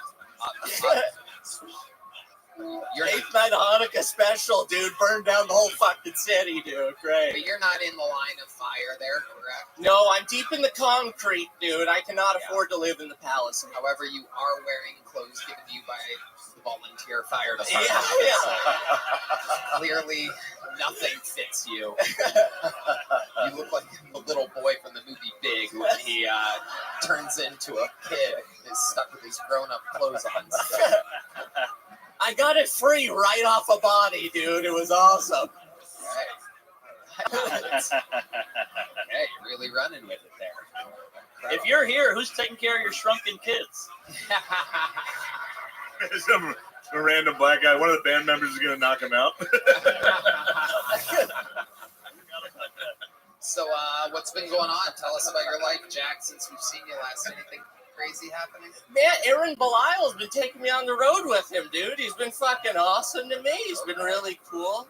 So you're opening for Aaron Belial? Yeah, opening for a guy who can't talk. You ever walking? My fucking career's starting at the bottom, dude. Yeah. You should walk in the room first and go, "I'm cured." Yeah. It's me, Aaron. I'm totally fine. Oh, love it. I love his audiences, man. I did a show with him in Sacramento, and this lady came up to me after the show, and she said, "Jack, I love your comedy. You're such an inspiration to my son. He's also retarded."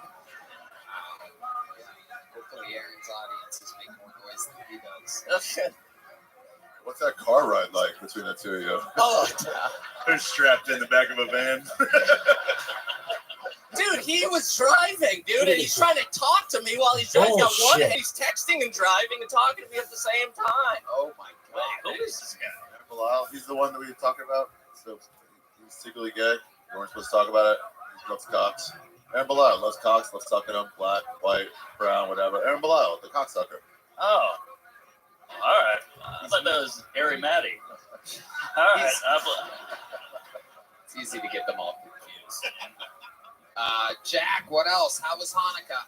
Hanukkah was great. Hanukkah! I love Hanukkah, Jesus Tony. fucking Christ. How was Christmas, Tony? God, if you were any Jewier, you could just fucking Burn. hey. Put me on the stake, Tony. I love it. Bro, your voice makes me hate Jews. Welcome. It is. It If this was the Holocaust, Ari would be like, he's underneath the floorboards. Please, for the love of God, get him away from me. Ari, you look like an anti-Semitic drawing of a Jewish person. Son of a bitch! You son of a bitch! We're supposed to be friends. Look at your fucking face. God damn it. Palestine right Look there. at the Jews. Look at the Jews turning on each other. Yeah. I don't know what to Old do. as Free time. Palestine. Don't free Palestine. Free Palestine. Don't free. We don't know what to do. That is quite an iron dome you got here. For your Real will. though, you guys should free pass. Yeah, I know. No, that's definitely It's done. Let's do it on the count of three, Ari. 1, 2, 3. Free Palestine. Oh. More Okay. free. It's all about free with you guys. Yeah. Jack Shaw, way to get the fucking show started. Fuck yeah, Congratulations. thank you, And we have begun. It has begun. And to our first bucket poll, this is where we meet someone all together. Even though this name looks familiar, I do believe we've seen this person before. This is a new minute from your first bucket poll team. Andrew Tarr, everybody. Here is Andrew Tarr. All right. I saw the movie Oppenheimer. During the movie, they explained why Hitler never pursued nuclear weapons, and it's because he considered quantum physics to be Jew science. And I was just trying to put myself in Hitler's shoes, right? He's just watching a bunch of Jews working on atomic weapons, and he's thinking to himself, man, these people are so cheap, they're trying to split an atom. What the hell is wrong with these people? Smallest particle in the universe. They want to cut it in half. We have to do something about this.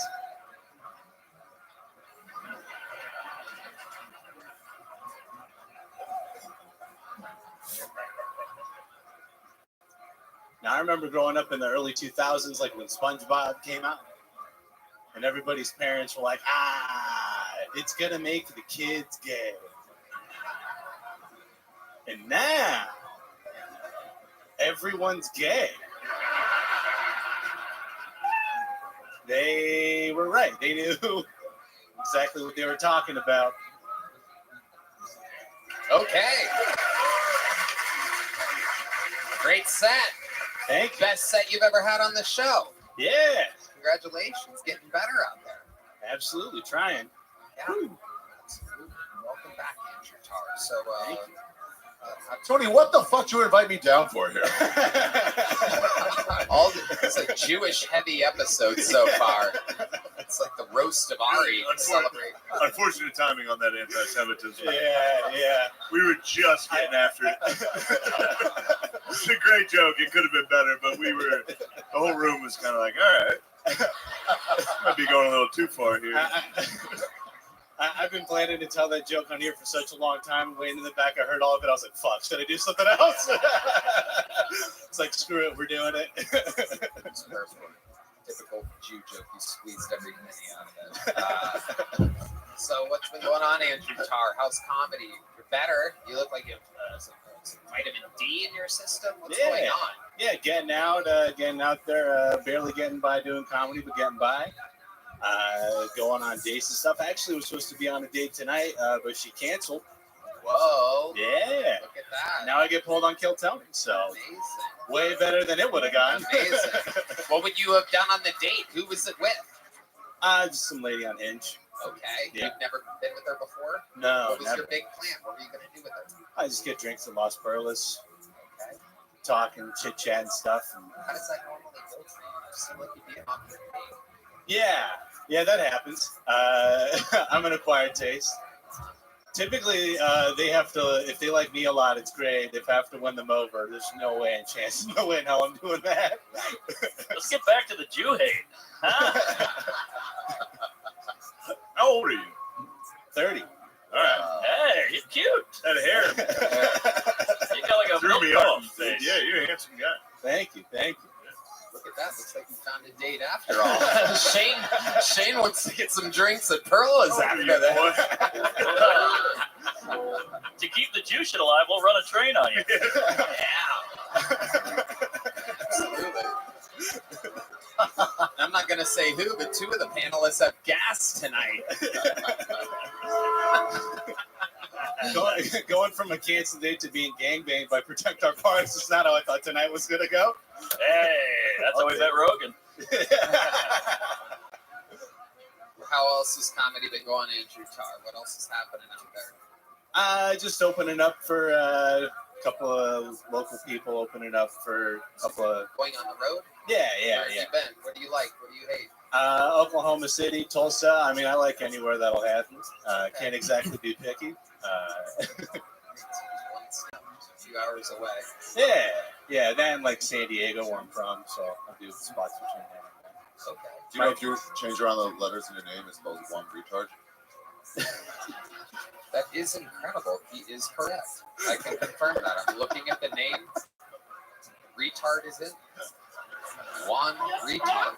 W-A-N retard. That is incredible. How did you know that? I don't know. It's like insult Rain Man over here. Did you know that according to your zip code, if you translate it to Morse code, it spells out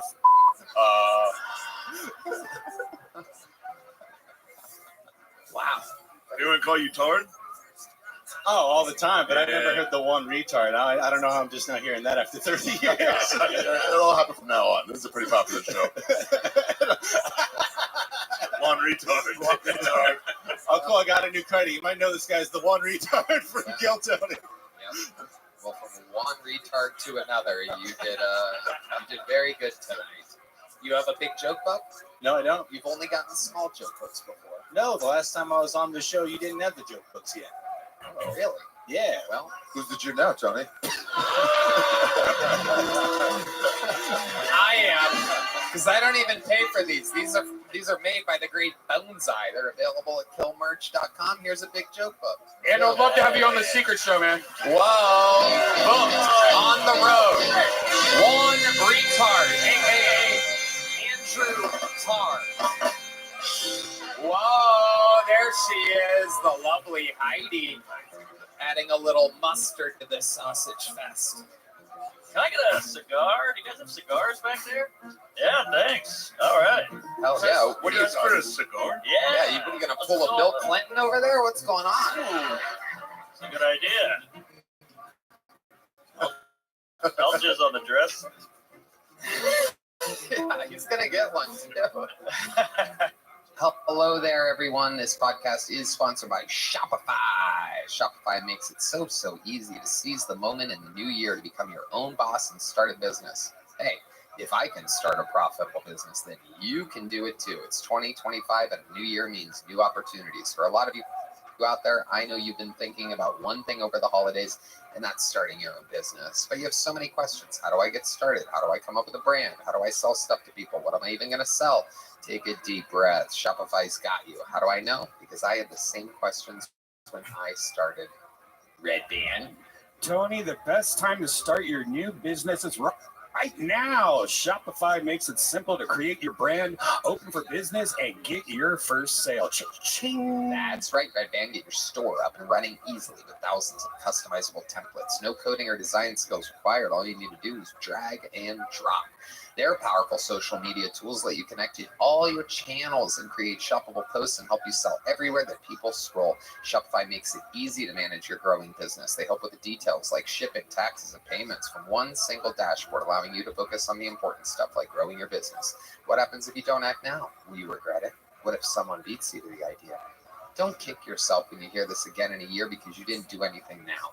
With Shopify, your first sale is closer than you think. Established in 2025 has a nice ring to it, doesn't it? Sign up for your $1 per month trial period at shopify.com/killtony, all lowercase. Go to shopify.com/killtony to start selling with Shopify today. That's shopify.com/killtony. Ladies and gentlemen, this looks like a new name, and it looks like the type of name that I like out of a bucket pool. Ladies and gentlemen, I do believe this is the Kill Tony debut of Big Vinny. Big Vinny. Let's see what happens here. Oh, yeah. It's Big Vinny. Hello, great people of Austin, Texas, and Mexicans. Did you know the most selfish people on the planet are Make-A-Wish kids? Instead of meeting LeBron, Taylor Swift, or John Cena, they could wish for something that would help everybody. like making Suicide Hotline go straight to Mr. Beast. Seriously, that would help some people. Nobody appreciates a wasted wish. Imagine you're the Make-A-Wish kid's dad, $50,000 in debt, swimming in medical bills, and your kid just wishes to go to the movie theater one last time. You're in the room crying. That's so cute. Close the door and walk out. That 6-second shit could have cleared my fucking debt. I would have brought him to the fucking theater one more time. I'm very Italian.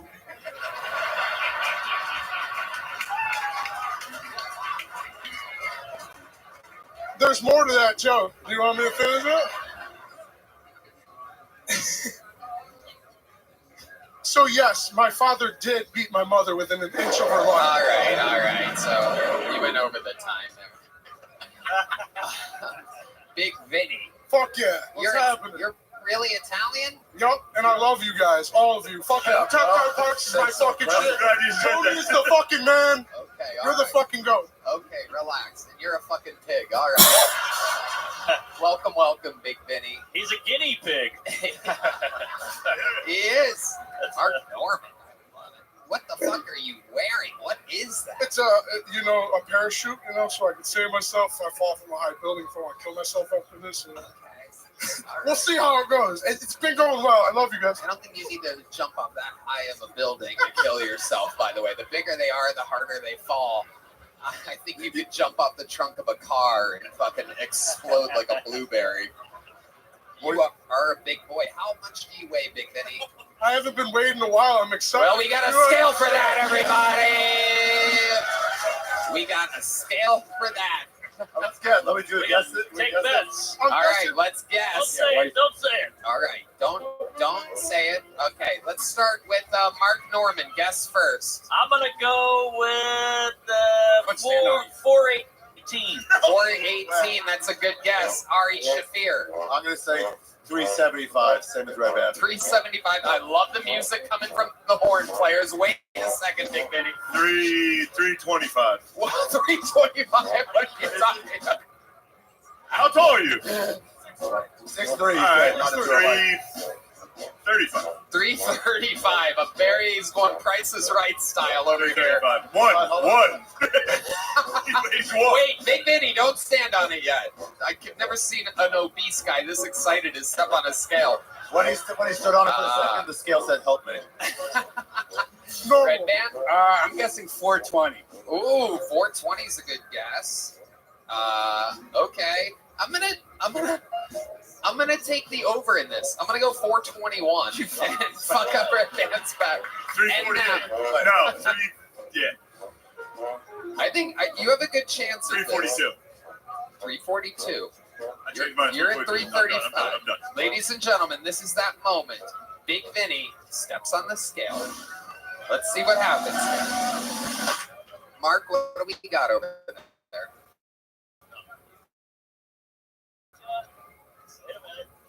It's malfunctioning. Hold on. Says the time. It's on Central. I think that's when you die. Hold on. Where's the producers? What is it? Here, play with that. Hold on. Here's Heidi. Oh, wait. We got to put it on count. KG. It's on kilograms. Somehow they knew. All right, here he is, ladies and gentlemen. One of the most morbidly obese people we've ever had on this show. Stepping on a scale. We're way off. 365. Whoa, 365. Yeah. That would mean that technically Shane Gillis wins with a 335. Ari overbid. Ari's closest, but this is the Price is Right rules. Yes. And the weight is great, one could say. You're incredibly not as fat as you look. Maybe you should stop wearing family tents. Yeah, you look like you're fumigating yourself.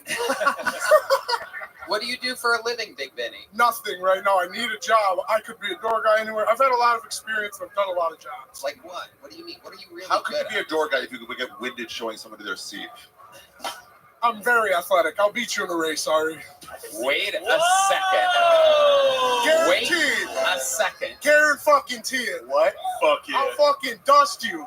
Yes. Let's do it. Oh, Bro. my I God. mean, be careful, Ari. This guy clearly stormed the Capitol, so he can get those stairs in. Someone I went to school with did, but not me. Okay. What did Capitol Grill.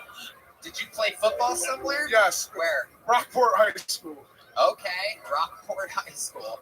And how do you stay in shape? How can you beat Ari in a race? I always choose the highest apartments, like, so I have to walk up the stairs. I forced workout almost every day. And I go to the gym every once in a while, and I run with my husky, and I think I can catch him. You run? Yeah, at the park with my dog. You That's have the only thing that forces me to run. You have a husky? Yep. So does he. Oh shit!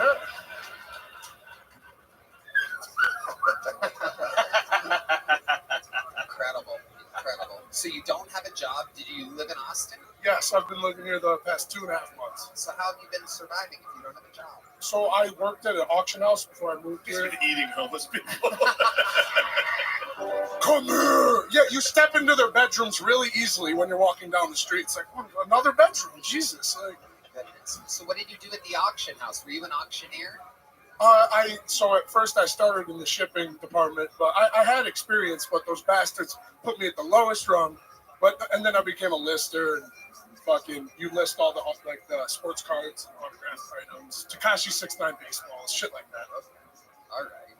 What's your love life like? Are you out there crushing actresses? I can work a bitch's clit really good, like a smudge on a window. Like, really?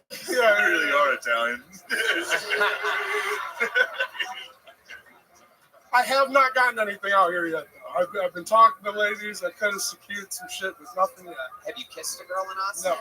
Really? Yeah. 2.5 months, no kiss? Nope. What were you doing? I was close with a black chick, but... Whoa. And then what? You called her the N-word and ran away? Is there a girl out there that wants to give this guy his first Austin kiss? You know, we have some of the best fans out there. It has to be a volunteer. It's a segment on this show we've been doing for years. Is there a woman out there that wants to give this big... She's literally saying no, lady. We got fucking Jelaine Maxwell over here throwing her girlfriend under the bus. She'll do it. She doesn't even want to kiss this fucking... Is there a guy who will kiss him?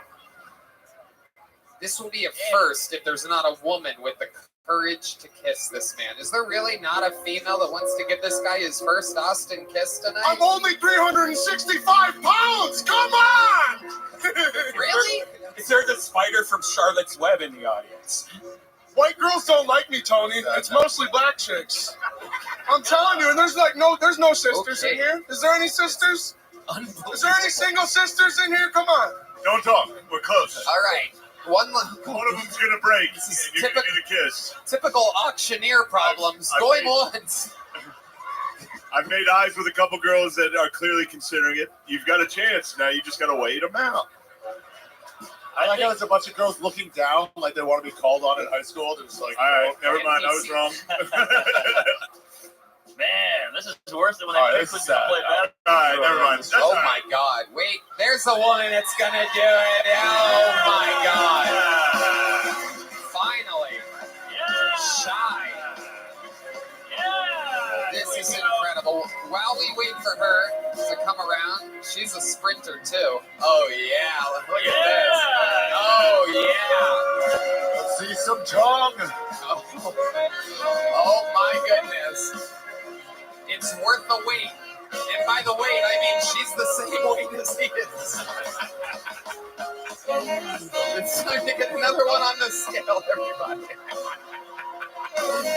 Here, for his first Austin kiss, everyone. This is Big Vinny.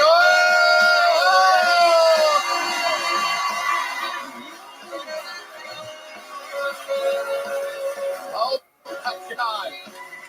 Oh my God. What a hero. What's your name, lady? My name is Miss Shelby. Miss Shelby. Hell yeah. Oh my goodness. Absolutely incredible. Miss Shelby, how did that kiss feel? You didn't really kiss me. That's what fucking sucks. Yeah. Big Vinny says Hey there, Vinny. Big Vinny says he.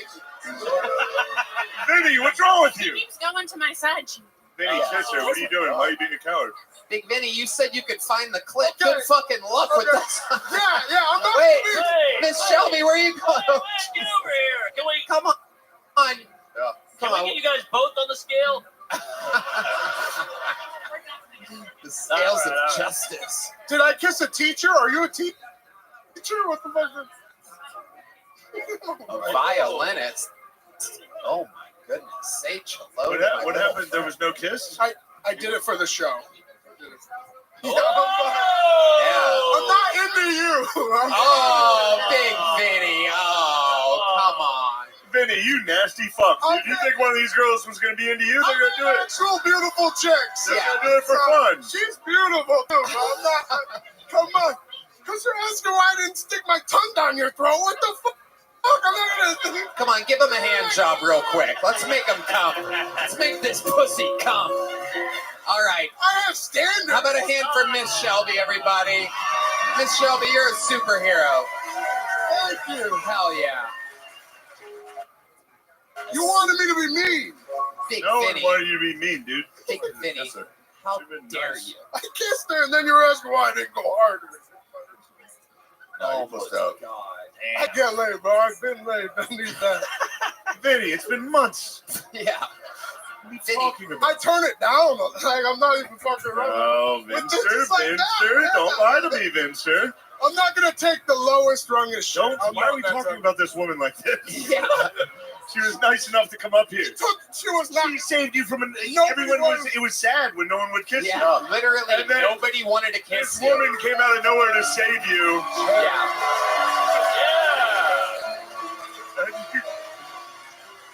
God damn, man. You gotta go fuck her. Where'd she go? Give Miss Shelby one of these. Yeah. Where's she? She gets a big joke book. You get a little joke book. How about that? Oh, Andy didn't catch it. There he goes, Big Vinny, everybody. Eat it, Vinny. Get the fuck out of here. Nasty motherfucker. Get him out of here. Get him out of here. Shelby. Oh, thank you. All right, we're having fun in here tonight. Your next bucket pull, straight out of obscurity, goes by the name of Matt Bellick, everybody. Make some noise for Matt Bellick. All right. I live in Austin now. Kind of newer here. Austin's a wild city. It is very weird. I went to a house party a couple weeks ago here. Saw something I've never seen in my life. I walk in there, back of the house. I saw two guys in the back doing competitive rock, paper, scissors. Just throwing down. I thought it was a Texas thing. I thought they were playing for money. I went to check it out. Turns out just two deaf guys on cocaine talking to each other really fast. I was like,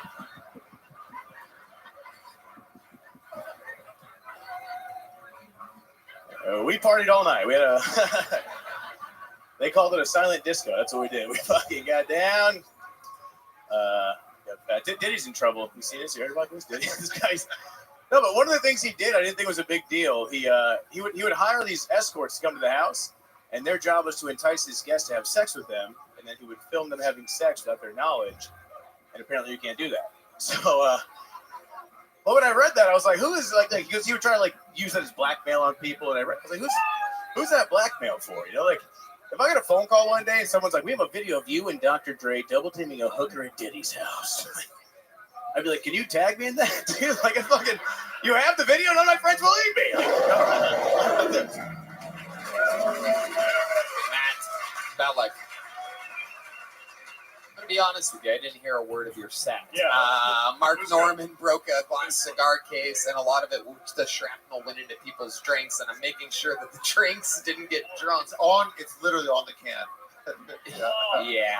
Let's drink it soon. Drink it. Eat the glass. I'll buy you one. I'll buy you another drink, whatever that was. I got it. I got it. Yeah, I'm protecting us. On a very Jew-heavy episode, I'm protecting us from losing it all here. I'm literally Eat the glass. I have to tell our fan base, don't drink the glass. I'll represent you. I'll buy you another round. Do not- I'm gonna take this fucking thing for all it's worth. Eat the fucking glass. How much did that Holocaust? Just stop. Please stop picking it up. Don't even touch the glass anymore. Oh, I'm also cut. Oh no! Wait. Fuck. Unbelievable. So Matt, how's it going, buddy? Going good. Yeah, going good. I love it. How long you been doing stand-up? 11 years. Okay. Oh! Big That's thing. not a good reaction. Thank you. What do you do for work? I a side gig. I sell T-shirts and contests. Okay. Yeah. Merch, yes. This guy knows the technical terms. Yeah. How's that been going for you? How old are you, Matt? I'm 35. Okay. Yeah. You look horrible. Thank you. All right. Yeah. No, you're all right. It's just your teeth. It's the teeth. I got bad teeth. The wrinkles. The wrinkles. And it looks like you change oil with your hair. Oh, Jesus. Incredible. Yeah. So you have pro wrestling, like wet, greasy hair. Where are you from? Chicago originally. Lived here for a couple of years. Yeah, Chi-town the house. I thought it was gonna be somewhere greasy. What? Chicago's pretty greasy, dude. Yeah. It's not Philadelphia or anything, but it's Oh! It's fine. I was being nice to you. yeah. You say something nasty like that. I'm a big Bears fan. Hate the Packers. I'm very happy your Eagles took care of that last night. Okay, Go we're not Bears. talking Yeah. about this. Ain't fucking All right, no, let's talk ball. Tony, shut the fuck up. We're talking ball. Barstool. Welcome to Barstool's Kill Tony. Notre Dame, this guy's well, the Everything's Packers is still here. pretty good. Yeah, hell yeah, bro. Actually, when's this come out? Monday? The When's this Monday come out? after. So this will come out when Notre Dame's playing? Damn, think about it. Right now, Notre Dame's lifting a national title. There's 0% chance of that. So sick, dude. Can't believe we did it, dude. He's back. There he is. There's the new Notre Dame mascot after Monday's game. It's D Madness, everybody. Holy shit. Is he all right? He takes. Oh, okay. He puts the two eyes in Yeah, Irish. D, you gotta talk to whoever's dressing you. You gotta have a chat. Because they're not telling you what that looks like. That's nuts. That's crazy. Who's dressing him up like this? He's dressed like in living color. He is. He is. You look like Kamala Harris trying to prove she's not Indian. I thought you were Nancy Pelosi kneeling. Oh my God. This guy looks like shit for 35, right? This guy's good. Hey, come on, man. All right. Yeah, Matt, take it easy, dude. Come on, dude. Take it easy. Fucked up, man. Yeah, that's just bullying. Matt, what's something crazy about your life we'd be surprised to know about you? I'm getting married in March. Oh. Hey, what's his name? That's all right, man. Come on, man. That's what I do. One of the best comedians One in of the the best on world. the news. Got your ass, dude. There's nothing you can do about it.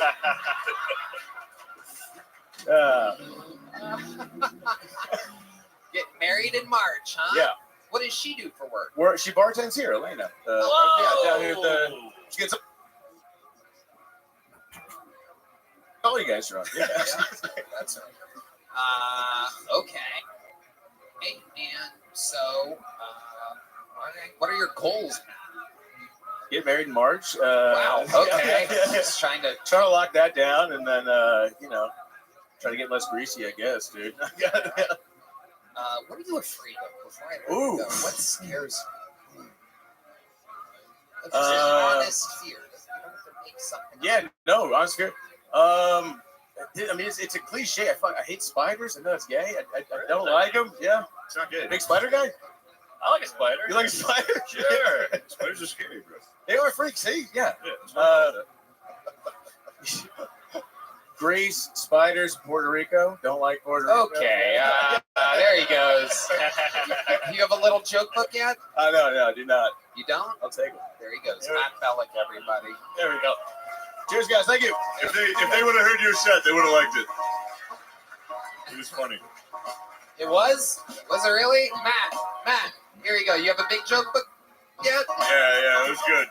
You already have one from another appearance? There he goes. Keep that. Hey everybody, this podcast is sponsored by Nicked, the only nicotine pouch brand with a cleaner, more authentic nicotine experience. We've been using the new Nicked pouches, and we gotta tell you, they are exploding with unbelievable flavor. They can help you get the fix of tobacco without the smoke, and this is just where it's at, people. They're slim and basically invisible, so you can pop one in it anywhere, and no one will even know. So airplanes, secret adventures, it'll be our little secret. Plus, they come in 10 different incredible flavors, from crisp mint to exotic tropical fruits. Oh, they've got something for everyone. I'm loving these things. They're cleaner, so I'm not getting any artificial junk that some other pouches have. And they taste freaking great. I can get my nicotine without the smoke and the smell pretty much anywhere. Red Dan? Tony, I love Nicked. I've been super into the citrus ice flavor. Give me that. Lately, it's sweet, it's refreshing, enough said. And if you go out for a meal, but they're covered in garlic and your breath is all rank, with Nicked, their spearmint and wintergreen flavors don't just provide the nicotine in a slim, discreet pouch, they cover up your nasty breath and have you smelling fresh and clean all night. Hey, Tony, I hear they have a special offer and URL for all our listeners that they can actually use not once, but 3 times. This is one of the times where you're right, Red Band. Where's that sound effect? The victory sound effect. Dun, dun, dun, dun, dun, dun, dun. Make the switch to Nicked nicotine pouches today. You're going to love these. And right now, our listeners get 35% off when you order through our exclusive URL, nykdpouches.com/Tony. That's nykdpouches.com/Tony. This special offer isn't just for your first purchase. Use this up to 3 times. Don't wait. Get 35% off now at nykdpouches.com/Tony. That's nykdpouches.com/Tony. NYKD products are only for adults of legal age, and every order is age verified. Warning, this product contains nicotine, and nicotine, as we know, is an addictive chemical. Yum. Nicked. All right. Is Juan ready? Is Juan back there? All right. Yeah, we have a Juan. Hey! This guy was on an episode a couple weeks ago. I said that I wanted to see him again.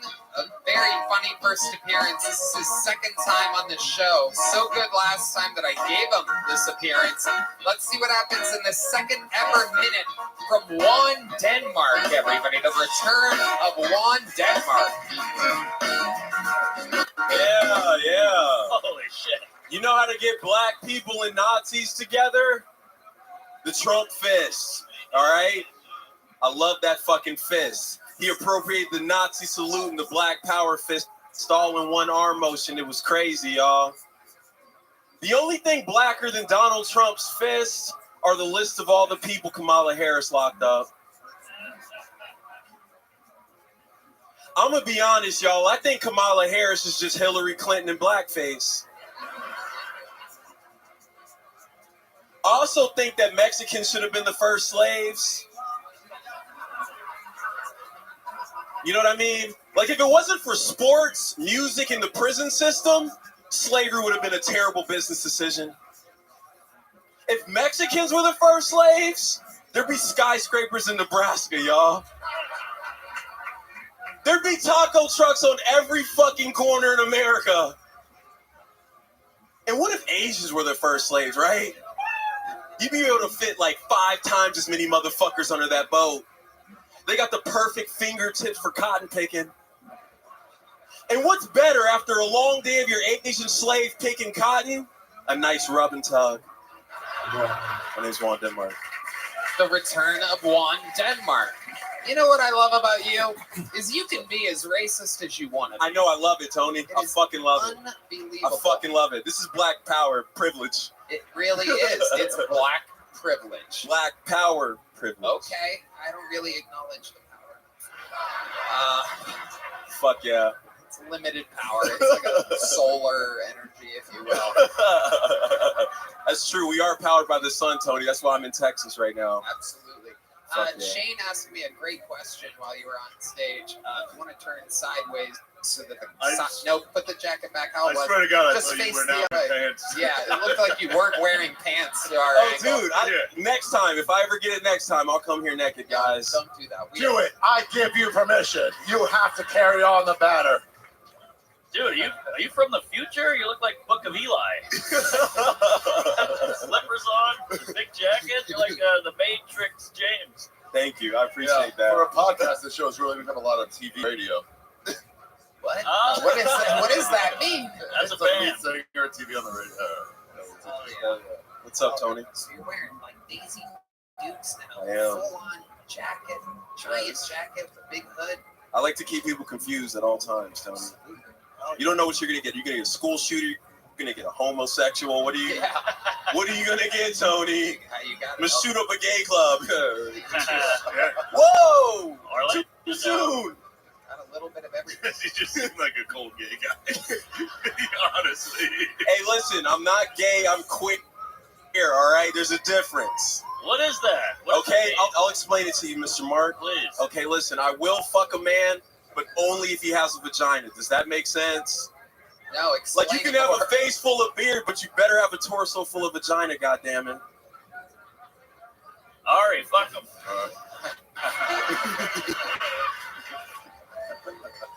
It is incredible. What's the gayest thing you've ever done? Come to kill Tony and see you. Okay, what's the second gayest thing you've ever done? I was like, fair. What's with the? Oh, I've watched two men have sex. Oh. Okay, In explain, real life. In explain real to life. us how that happened. Yeah, I was 15 years old. What? Whoa. This is key. Wait, let's keep going, all right? P. Diddy party. Whoa. Close. I was walking downstairs to my basement, and I looked through the window of my basement, and my uncle was having sex with his partner. You have a window in your basement? Back in the day, yeah, when I lived in Virginia, we had a house with a basement, and my uncle lived there with his boyfriend named Juan. Whoa. Yeah, he had a boyfriend with my fucking name, dude. Yeah, dude. And now I'm wearing these fucking shorts on Kill Tony. Fuck, dude. Damn. Fuck. You found those on the floor at your uncle's. Yeah, word. He couldn't put them back on after all that butt sex. I've never met many black wands before. I'm Cuban. I'm Afro-Cuban. Cuban. Yeah. Okay. Yeah. What is those Cuban thing about? I move my hips when I fuck. Whoa. Really? I do. It's crazy. Can we see that? You gotta pay for that, Mark. We got some Cuban music for you here. Well, we really can't see the hip movement with that giant jacket on. You guys are awesome. I love these niggas, man. Juan, remind us, what do you do for work? I go to school full time to be a clinical psychologist. That's right. Yeah. Absolutely. Yeah. Absolutely. Did you get a What are you guys clapping for? What do you Mental think you're health. clapping for? Yeah, what are you clapping for? It's a landmine. Somebody's going to be like, oh, I have a nice black, my doctor's black. Yeah. And they're going to get in there and this guy, it's going to be crazy. Don't do that. How old are you there, Obi-Wan? You said what? I'm sorry. How old are you? 31. Really? Yeah, I go to. Face of a black guy from the 70s. Somehow. It is true. Shut your mouth. She. Jive, turkey. Yeah. Jive, man. You look like a Tuskegee Airman. Oh, fuck. Minus the syphilis, guys. Minus the syphilis. That's one of my jokes. You have an old soul. You have an old soul. I do. Indeed. Yeah. Juan, what are some hobbies of yours? I love to ride my bike. I love your many. My bike. It is my bike. Well, I think it was my bike. hey, you snooze, you lose, dog. Yeah, I love to meditate. I love to meditate. I love to watch YouTube. I'm just a boring person, honestly. I just keep it cool. What do you watch on YouTube? Podcasts. Yeah, mind fucking Jordan Peterson type shit. I just like smart motherfuckers, man. I love it. Yeah, dude. This body. This is, So, what are you most looking forward to people with a psychology? I mean, I'm doing this shit for free now. I didn't really pick this profession. This shit kind of picked me, so I was like, fuck, let's get paid for it. Yeah, so. You never picked it. No, I'm just messing. You look cool. You look like a leader of a cult. 45. I'm trying. This is the start. This is the start right here. This is where I gain my following, and then we go off into the woods in Utah somewhere. Yeah. I'm with you. That is cool. Yeah. Fuck yeah. What's that button on your dick? That's a great question. It says real friend. This is my friend's merch. He told me to wear it, so fuck. I was like, I'll put it on my dick. You know what I mean? That's the best way of supporting your homies. I know what you mean. Yeah.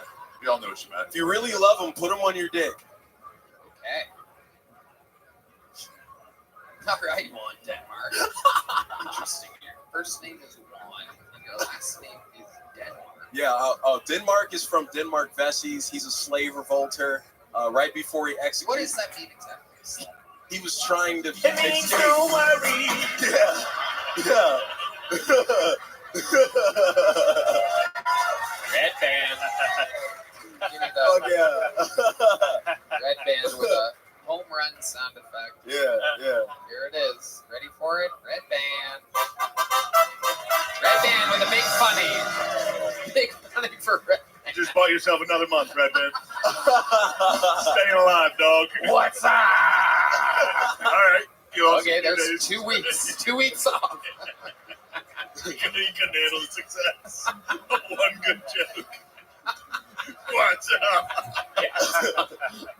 Believable reference. What do you got? Another Charlotte's Web joke up your sleeve for us?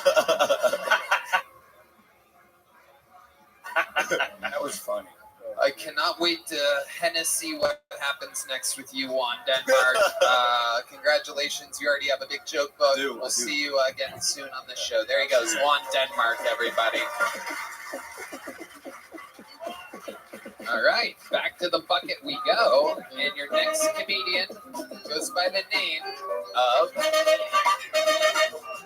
It will be the comedy stylist of Jake Coulter, everybody. Jake Coulter is next. Here comes Jake Coulter.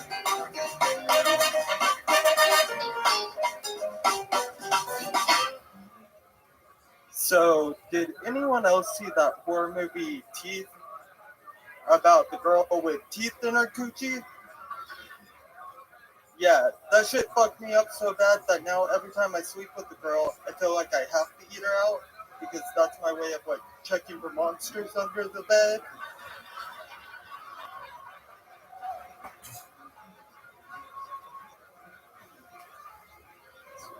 But that isn't as traumatizing as growing up and my dad always telling me that black cats are bad luck, but only if they don't have a pink butthole.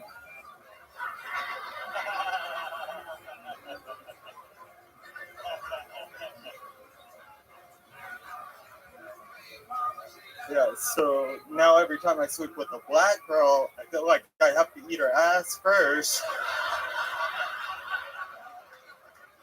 So that way I can see what her butthole is and know if looking at her black cat is going to give me bad luck. All right, Jake Coulter out there eating pussy, checking out buttholes. Who did you talk to for research about those jokes about eating pussy? My dad.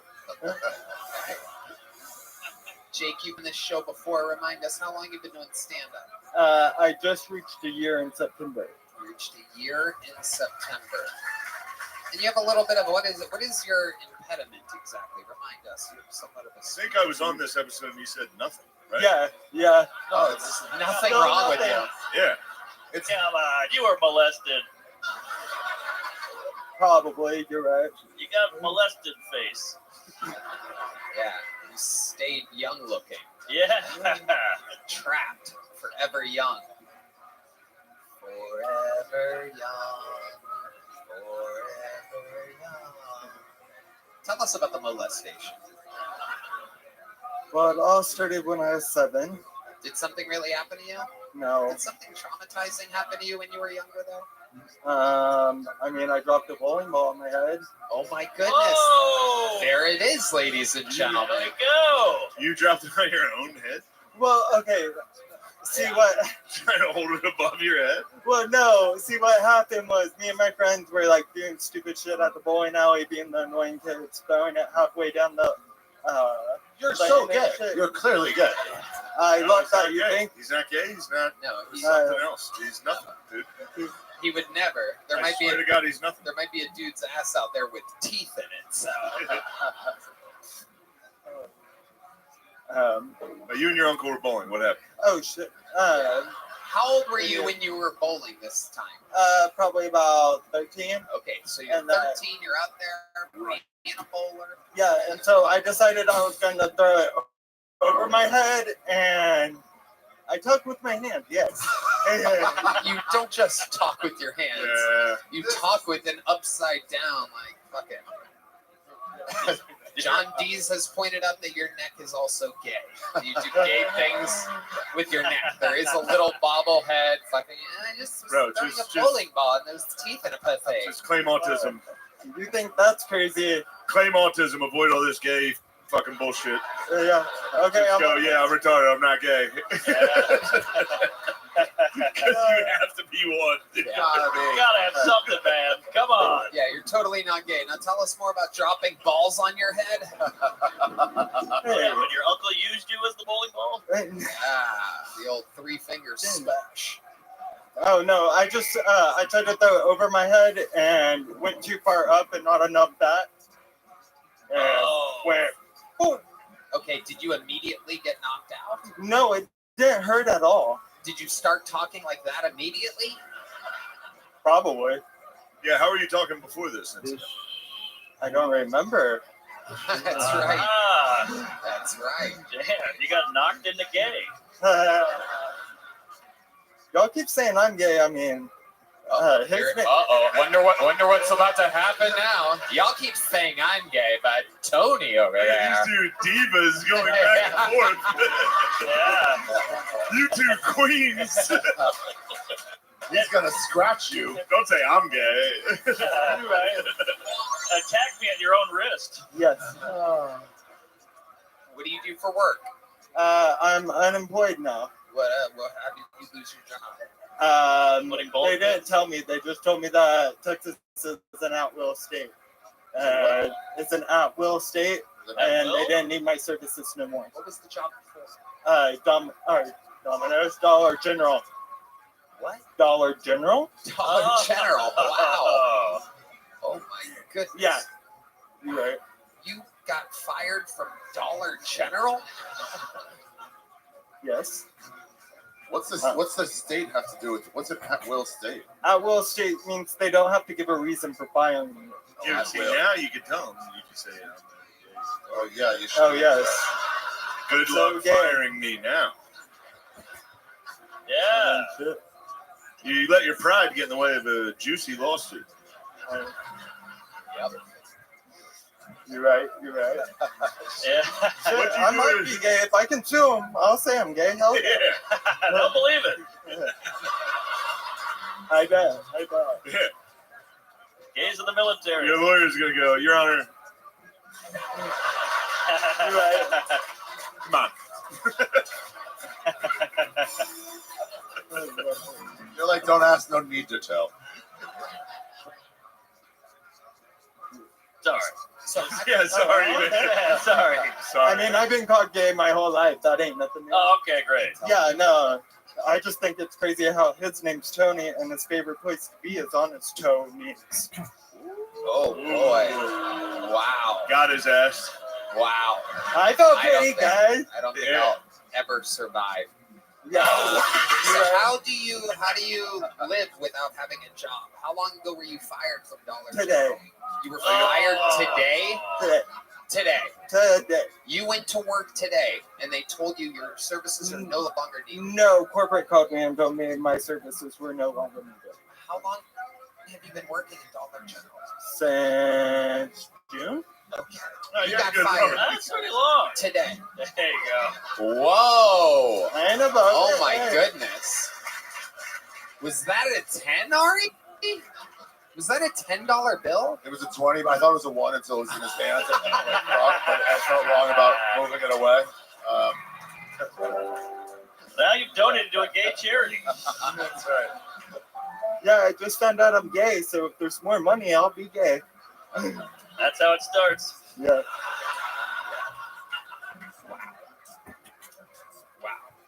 Jake, what size joke book did you get last time you were on? I got a big one. Okay. I bet you got a big one. Yeah. There he goes. Jake, your Jake jokes Coulter. were really good, though. You did good. That was funny. No, you did good. We're just Good making job. it for me, guy. It's okay. Funny.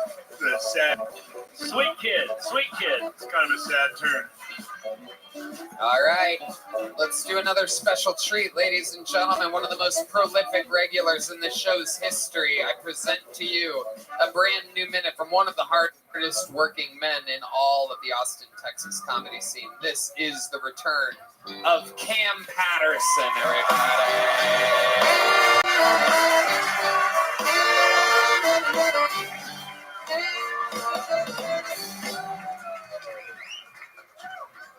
I didn't even know Dollar General had like corporate. I just imagine a guy like me like, fuck nigga, you're fired. It's over, boss. Get the fuck out of here, dog. It's over. Damn. I was in LA. I was around the fires. I was there. I blame the gays. That's who I blame for. It's funny because I was riding around and I see like all the houses on fire and shit. And you know what was crazy? You know what was still standing? All the ash and the rubble and all the fire, what was still standing was brick chimneys. Why not make the houses out of that next time? That made the most sense ever, you fucking dumbass niggas. Hey, why would you make the house out of matchsticks, you fucking dumbass? That's crazy, dog. Also, it was funny. I was riding around and I saw a lot of people evacuating the houses and shit like that. And you know what I didn't see? A lot of dogs. No dogs. Yeah, you on, dumb white bitch. You know who happy? Asian niggas. They are happy as fuck. All right, I'm done. That's good. Get me out of here. Perfect. Yeah. Why don't they make the plane out of the black box? I don't know. You ever think about that? I don't know. Too dumb. You would never have heard that. No, I know. I don't think he's sold it. I know. It's just funny. He's like, yeah, good question. That is a good question. Yeah. I love it, Cam. Right out of the Dollar General thing. Yeah. Funny. Blame the gays, black chimney, brick chimneys, and ended with Asian N-words. Yep. I was rushing this one. Beautiful. An absolute masterpiece. How's life going? Good. Just in LA? Yeah. Tell us more about it. Shit, man, run around for 5 days. Helps people out. That was cool. My homeboys out there, so we dropping water off shit like that. You helping looting? Huh? Oh, sorry. Nah, but it was a chase that was on fire, and I was excited about that. I was like, ooh, if I ain't had no money, nigga, I go get that. You know what I'm saying? I think your hair It seemed like a good idea. You still mad at Bart Simpson? What the fuck that even mean, man? Sideshow Bob, he's a character on there. You gotta get a TV. Nah, no, I've seen it. I've seen the show. Okay. I've seen the show. I've heard it before. You gotta loot a TV. Exactly. You really help people out there? Yeah. That's amazing. Yeah. I can tell you're still covered in ash. So is Ari's dad.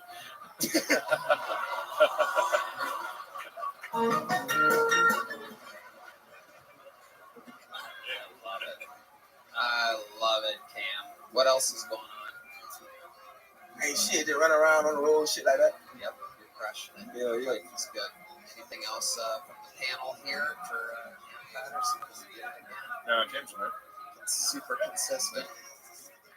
What were you doing? How are you helping people? Well, we got a bunch of water and shit. You know Bought a what bunch I'm of water. Yeah, and then nigga, they need what? It was on fire, dickhead. But you got They to didn't deliver. need water.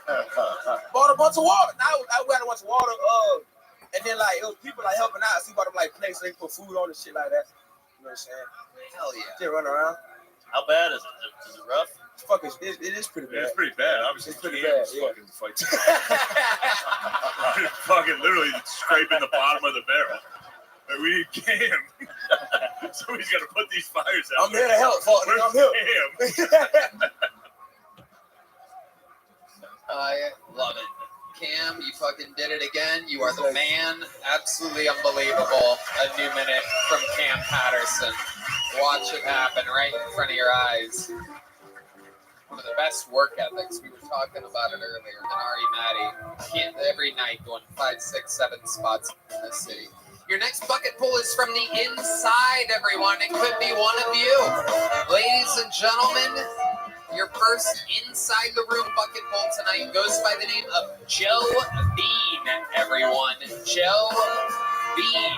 Where you at, Joe? Is he here? Oh my goodness, here he comes, Joe Bean.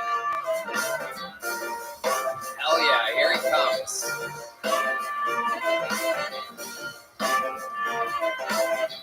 You guys still having fun out there, huh? Yeah. Shit. No tickling shit. Oh, he loves tickling me. Come on, make some noise for the inside zone, Joe Bean. What's up, comedy mothership? My name is Joe Bean. I got a question for y'all. And if y'all ever grown up skinny in a fat ass Mexican family? Hell no, bunch of white folks here tonight. Oh, there's a Mexican, right? Fat. Never mind. Let me tell y'all what it's like growing up skinny in a Mexican family. Man, and we get shit on. My grandma used to call me skin and bones when I was a kid. I'm like, come on, grandma, you're skinny as fuck too. The fuck? My grandma's dead now. I'm like, who's the skin and bones now, grandma? No, but I imagine growing up skinny in a Mexican family is a lot like growing up light skinned in a black family. They get shit on too. They definitely get shit on too, right?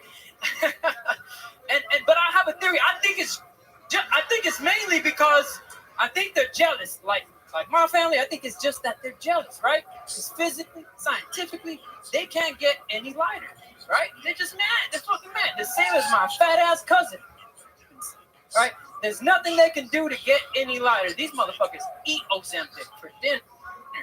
They ain't lose a single fucking pound.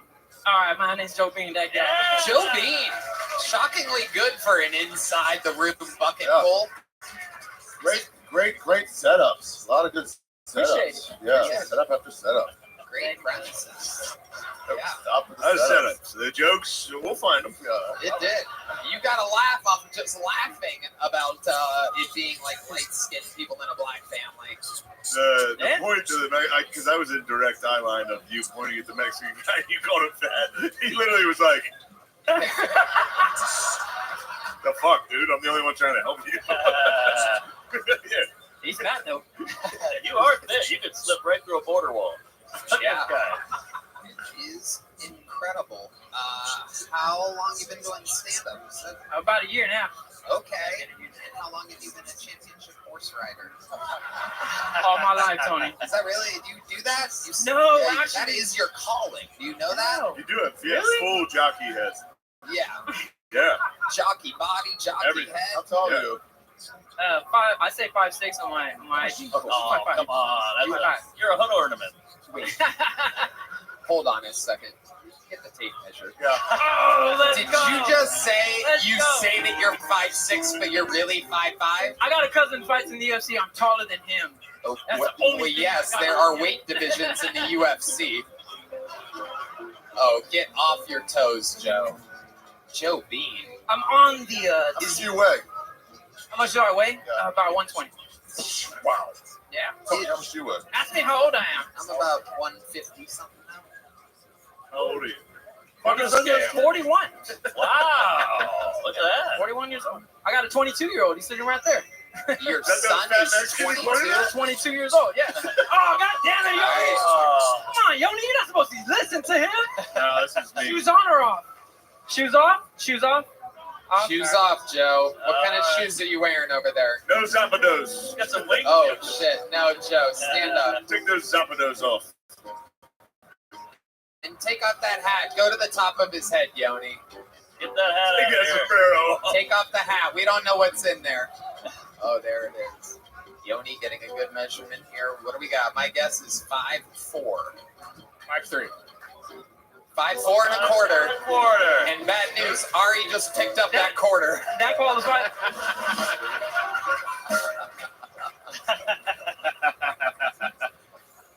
I'm still gonna put 5'5" on Tinder. Yeah, you're fine. Fuck that. You're Hell 5'5". yeah. What nationality are you? You haven't mentioned it. Yeah. Are you What the fuck kidding you talking me? about? His last name is fucking Jewish. Bean. Come on. Is Bean short for something? Beaner. There you go. Yeah, 100%. That was my nickname for years, and then I started getting white friends, Oh, yeah. and they're like, I can't do that. I can't call you Beaner. Wait, you had Mexicans calling you Beaner? Yeah. God damn. Oh, we're the most racist people ever. I know, but you know. But it's yeah. cool, right? We love the Mex. You said you guys will be leaving soon. But, you know. Hey, I don't make the rules. I got 2 weeks. I got 2 weeks. in me. You have a 22-year-old son? I have a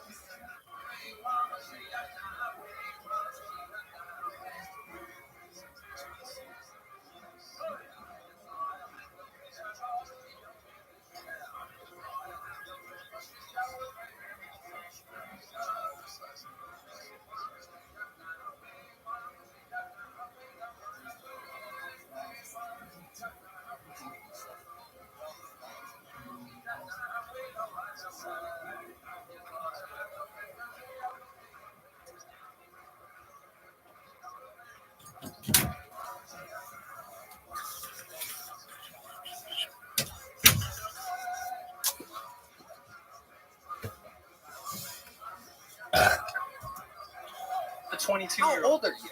I'm 41. 19.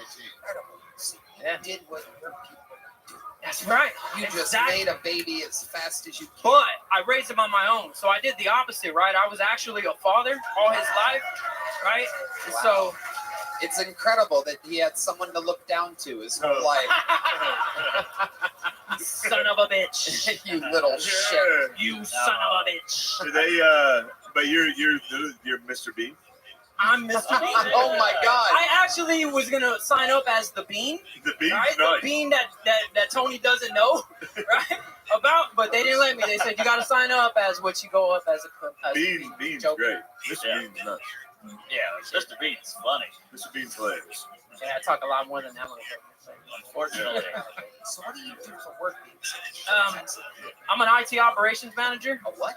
IT operations manager. Okay, that makes sense. Do you Yeah. actually crawl in the computers? Do they send you in the desktops? Do you eat the computers, you motherfucker? No, mine was funnier, bitch. I know. Oh my goodness. You'll never get my I translation also- as cookies. Yeah, I produce podcasts as well. You know, I produce 2 podcasts on my side, on the side, Chef Red Band on your and secret then I show. have 2 young kids. Look at Yeah. 2 beans and a So what does your son do for work? You know that 22-year-old that he's been working for almost 13 years. So Bro, I had my first job at 10 years old. My son, he works on cabinets for work. Yeah, construction. Okay. Did you live in one? Did he sign up tonight? built He mine. doesn't do stand-up, right? No, he doesn't do stand-up. How tall is he? He's my height. It's probably exactly. I'll Wanna bet, bring I'll up the bet you he's a exact little height. bit taller. Does Oh, anyone want to bet? He's trying to yell out and say I'm taller. Come on up here, little bean. Yeah! It's a family affair. Thank you, bro. Fuck yeah, man. Oh, look at Bro, this. we've been to fucking both HEB arena shows with him. man. He's got the tickets to the both of those shows, bro. Like this right here is so much different, so much fucking better. It's so much like intimate. That's right. Fucking- Horn players He's a huge know fan. when it's getting a little too Mexican. They start playing the fucking Mexican. I just want to thank you, Tony. This is like a big deal. There you go. There he is. Oh my goodness. Oh, well, Man. I guess you guys are about the same height. Look at this. All these beans, we need some rice. That's rice. So wait. Make it official, Yoni. Gonna make it official. Hey, little Bina, let me ask you a question. Look this way. Your mom was Jewish? Oh my God, she is? Is she really? Yes. She's Oh not my Jewish. God, that is incredible. Ari Shafir, with just using his massive nose, is able to guess and smell who's Rudolph with your nose He's so amazing bright. with money too. He's so fucking amazing with money. It's Really? crazy. Let's measure noses. Yeah, let's measure noses. Oh, yeah, I like that. What are we gonna do? Water displacement? If somebody put a dollar bill in the back and hide it, we'll smell where it is. The bean doesn't fall far from the tree here. What's your name, little bean? Alex Bean. Alex Bean. Oh my God. What was it like having a father like Joe? Now's your chance to tell me. I mean, pretty much like you said. I get to look down to him. You guys ever fight? It'd be like a fucking 12-round flyweight. It'd be like a classic if you guys fought. When you were in school and you were young and you were bad and you had to like hit you, did you just laugh? No. So your mom's your mom's Jewish? No, my mom's fully white. Oh. She just got the nose. Just the Oh, I thought I was gonna say that's a clean concentration camp. But you know. But yeah, half white. Is your half white? Is your Jewish? Is your Jewish mom still around? No, she's never been around. Really? No. She's not Jewish. This is Oh, so she's not backwards. Jewish. So the Jewish family abandoned you. Yeah, 2 years old. No, you guys are lying. Was she actually a Jewish woman? No? Oh. All right, I missed that part. I'm sorry. But she was white, so I'm like, She was yeah, a honky. Yeah, 100%. And she left. Yeah, she left. Well, that's your job. Wow. She left What at the 2 years hell? old. Yeah, That's thank God. so unusual. Why do you think she left? Were you a big crier? No, what the fuck, dude? I was talking to your son. No, I think it's Why does he think she left? You want? Okay, let's hear both of your theories. I think my dad has a little dick. Well, it is genetic, so judging by me, I would say that's probably fair. Okay. No, we're asking about your mom. Yeah, no, I think she was raised kind of by helicopter parents. When she became an adult, she got into the party life, and then went wild. I was the opposite. I started partying when I was like 12 years old, and I was done by 18 years old. When I found out I was having a kid, I was like, all right, I'm gonna be a father now. I think it stunted your growth. Fuck yeah, 100%, bro. And the Mexican didn't help either. Right. But, and then she kept partying. Yes. And is To this day. Oh, she's still partying. Yes. You're in communication with her? No. How No. do you know she's still partying to this day? I don't know. I hear things. Right. Okay.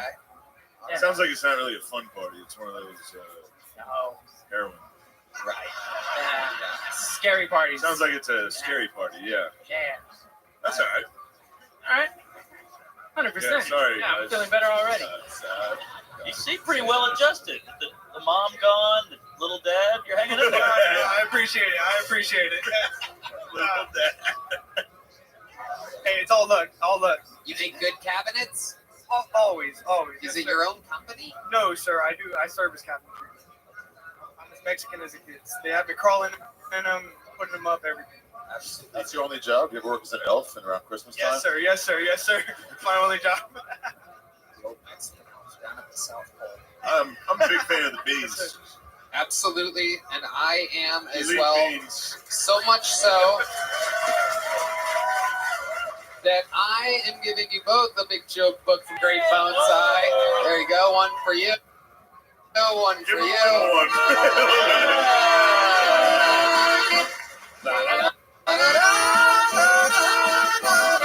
What sweet guys. Hell yeah. From Bean Light to Man, Bud Light thank for you. Shane Gillis. From Brown Bud Light. Claw to White Claw for me. Thank you. Ladies and gentlemen, your next bucket poll goes by the name of David Lynham. Everybody, David Lynham. What could possibly happen next?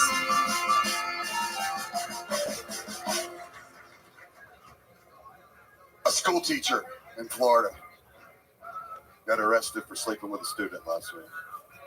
It's like a thing now, right? The teacher of the years. Parents were outraged. They were like, how did something like this happen in our community? And I'm here to tell y'all, who do you think's voting for teacher of the year? This is students that are fucking the teacher. It's a hell of a campaign to go. I'm not saying there's a correlation. Look, I'm not saying there's a correlation, but it does seem like ever since this broke out, the school shootings have gone down. Am I right? It does feel like the teachers got together and they were like, hey, we can solve this shit in-house, you know? We can stop it. We're going to start a detention. We're just going to run it a little bit different, you know? My son sees this shit on the news. I asked him the other day, I said, you ever fantasize about one of your teachers? He's like, Dad, you're disgusting. No, that's gross. And I don't know if he's socially awkward because we homeschool him or what his problem is, or roll tide, right? I mean, if he can make his mom come, at least somebody in this fucking house can get it done, you know? That's my time. Thank you. David Lynham with a funny set. Hello. You're much funnier than you looked like you were going to be when you did. I swear to God, you see how slow it was at first? They didn't like it? Oh, no. Because of the earring in your ear and your hair. Yeah. I look like the singer of Creed. I get that all the time. But, oh, you spit a lot. That was, That's all right. That happened. you guys, I'm sorry. I'm a little bit drunk. I've been hanging out with autistic people with more choices in fucking 2 hours. Dude. This guy definitely rules. There's the Sham Wow guys over there, if y'all want to know. The pitch guy. Is he really? The punch the hooker. He's walking around. Slow me? Yeah. Get him over here. His handler is wearing a ShamWow hoodie. He signed up for the show. No, he's over there fucking talking to people, dude. It is bizarre, dude. I'm so glad to be here with y'all, dude. I can't believe I got called. And on top of that, this panel's great, but goddamn, I couldn't wait to get out of there, dude. He directed a movie that was in. Me and Adrian Brody with a movie directed by the Shamrock. How insane is he? Should we get him over here? Yeah. You gotta get him over here. All right, somebody go get the ShamWow guy. ShamWow. You gotta love it. A random Monday night in Austin, Texas. Go find that guy. Got the ShamWow guy. Got people in the front row drinking glass. Anything can happen. He could clean that up. David, tell us about your life. How long you been doing stand-up? I'm a career drummer that quit a year and a half ago to do comedy. I like career drummer. I paid for my house playing drums and quit to do this. Well, boy, oh boy, do Watch I out, dude. A have white news man's for coming you. for your job. No, I don't. We have a tradition on this show. It's called a Mexican drum off. That's where we have a drum solo competition between two people. David, you're going to be going first here tonight. Here's the deal, David. If you win, you're the new full-time backup drummer for the band. Michael Gonzalez is playing a football stadium tonight. We are lucky to have the unbelievable stylings of Charles Reed as our full-time backup drummer.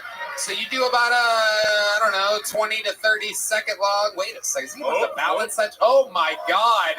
Wow. Look at that. That's his Ari Shaffir impression, everybody. That's what Ari looks like without the drumstick.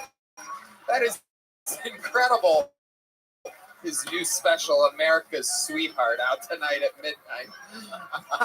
Is any joke you make? I know you like that. Every time I roast you, you get a plug. You disgusting Jew. At midnight, America's Sweetheart. So anyway, if you win, you're the new full-time backup drummer here in Austin, Texas for Kill Tony. And you get to do comedy in Austin, Texas, too. You know what I mean? I would make you here in Austin. So now is the time. A tradition, unlike any other. Okay, it's in his nose. So, Charles Reed playing it cool, even though that's very disrespectful. There you go. Oh, he pulled back on the fist bump. Ladies and gentlemen, doing a drum solo, this is Charles Reed.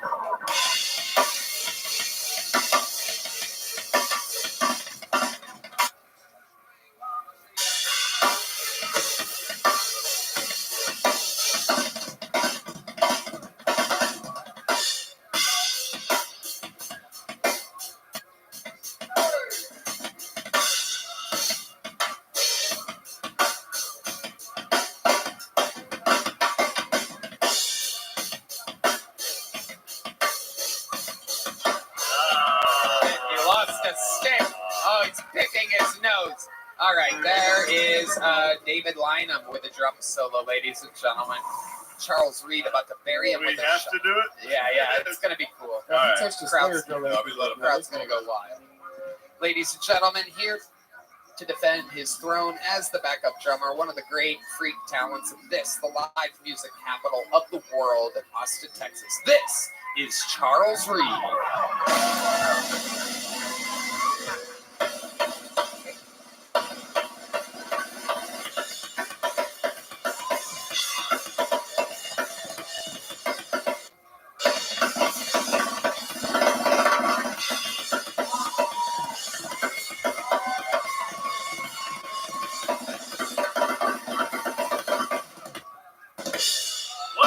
Jesus fucking Christ. One of the most unbelievable ass beatings we've ever seen. Wow. Whoa! Hey, Yeah. that was a close one. I think Charles is better at drumming and comedy. Unbelievable. This is the first time I've ever seen a black guy put his knee on a white guy's neck before. Oh my God. That is incredible. Oh boy. Oh my God. You see why I quit, right? Oh, yeah. I paid for my house and got out of that industry. Charles, how do you feel? If you're a host with that. Oh, it's off. Okay. How many of you have David Lynham winning that? Just a boo from the crowd. Just one boo. How many, Nasty motherfucker. how many of you have Charles Reed winning?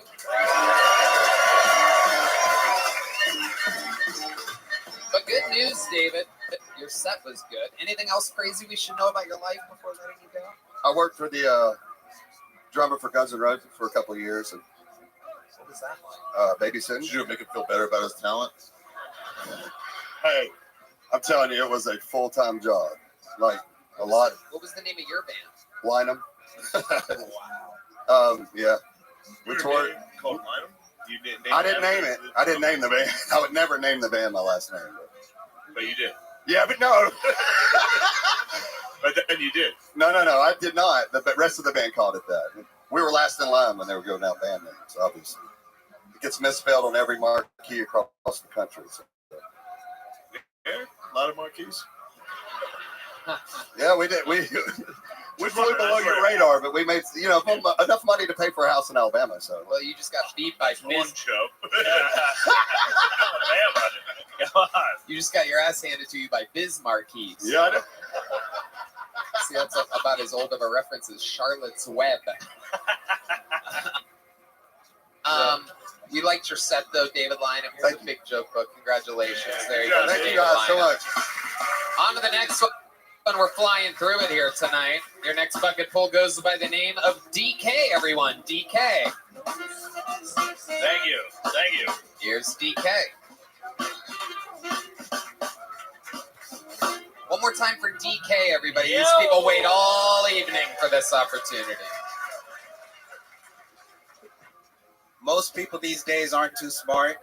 The reason why I say that is because most people think digging is the way that you end up finding oil. That's not necessarily the case. Another way is looking for terrorists and weapons of mass destruction. A little bit about myself. My birthday is 4/20. For most people, that's a day of celebration, right? But every so often, I get somebody who will come and let me know, like, hey, do you know you share a birthday with Hitler? And I go, wow, that's an interesting fact. No one's ever told me that before in 27 years. And they go, how does it feel to share a birthday with such a bad guy? And I go, who, Hitler? They go, yeah, Hitler is well known for killing 4.6 million Jews in Germany. And I go, okay, but like, what did he do wrong? For those of you who are smart in the crowd, you would have heard that joke and go, wow, 4.6 million, that guy must be off. But the thing is, I don't necessarily count the women.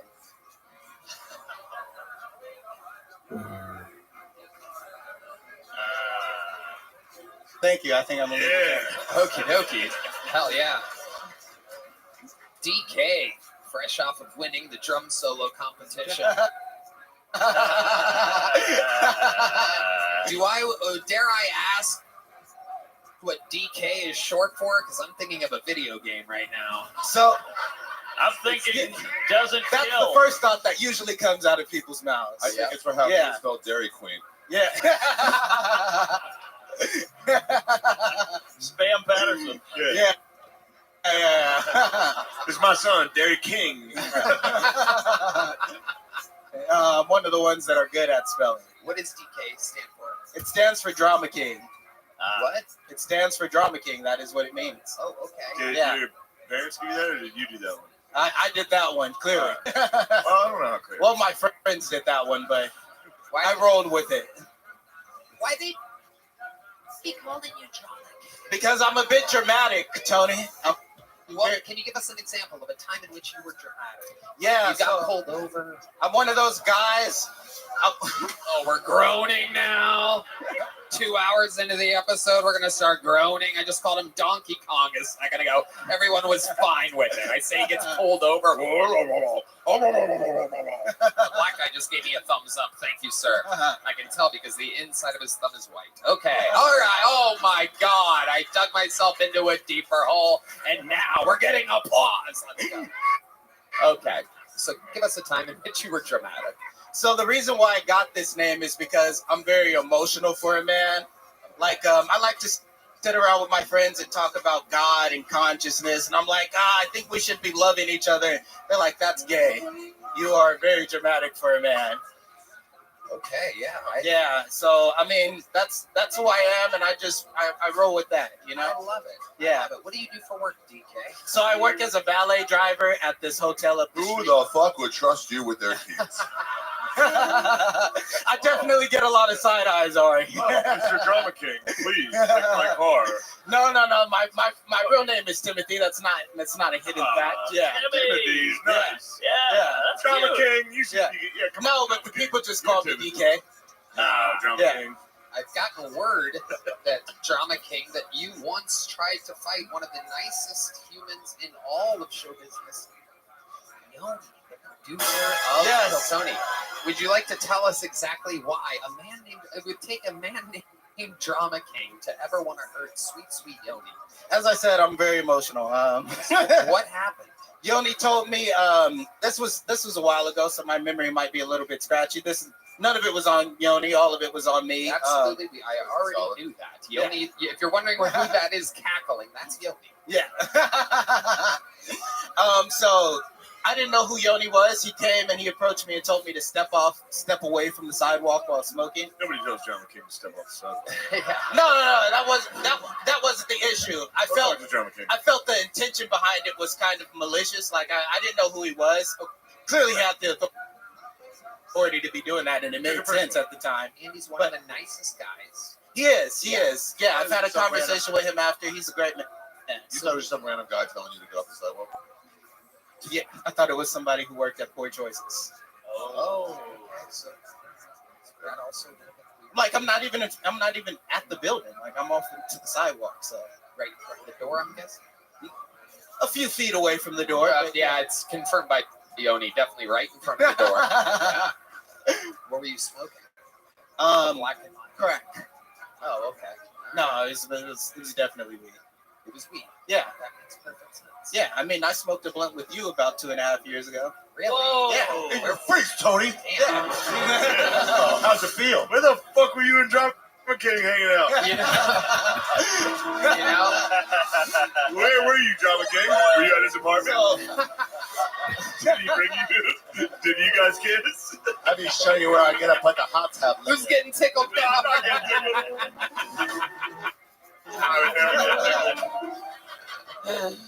Where did we smoke this blunt? So it was at the back of the creek in the cave. That's where all the lovemaking happens, Drama King. There he is. It was during a Legion of Skate show. You came out.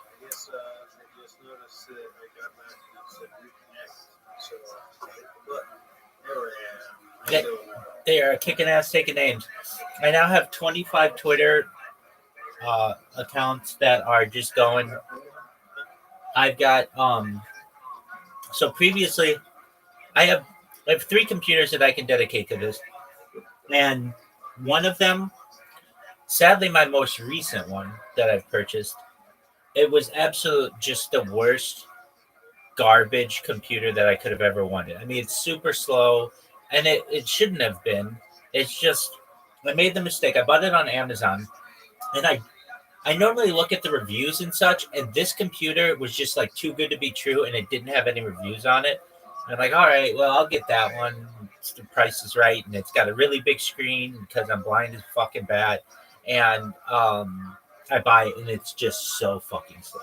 So anyway, I've got 2 computers that go with 10 accounts each on them, and then another with 5 accounts each on it, and they're just churning out time in these Twitter Spaces. And surprisingly, it's not even something that I request or try to get or anything, but they get people who follow them, which is really tight because the more people who follow them, the higher up in a Twitter they go.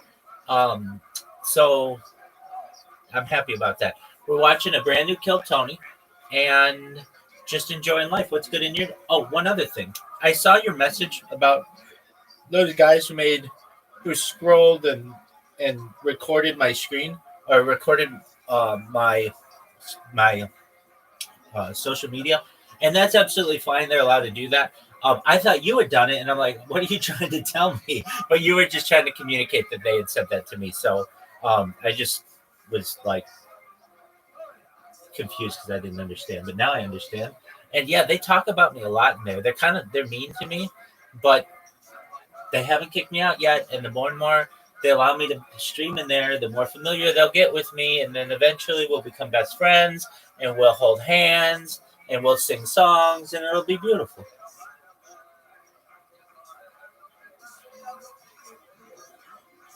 What's new in your neck of the woods?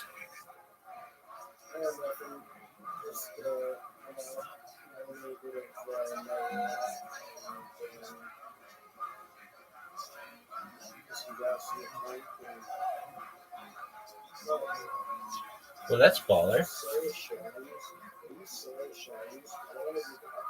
Yeah, I think so.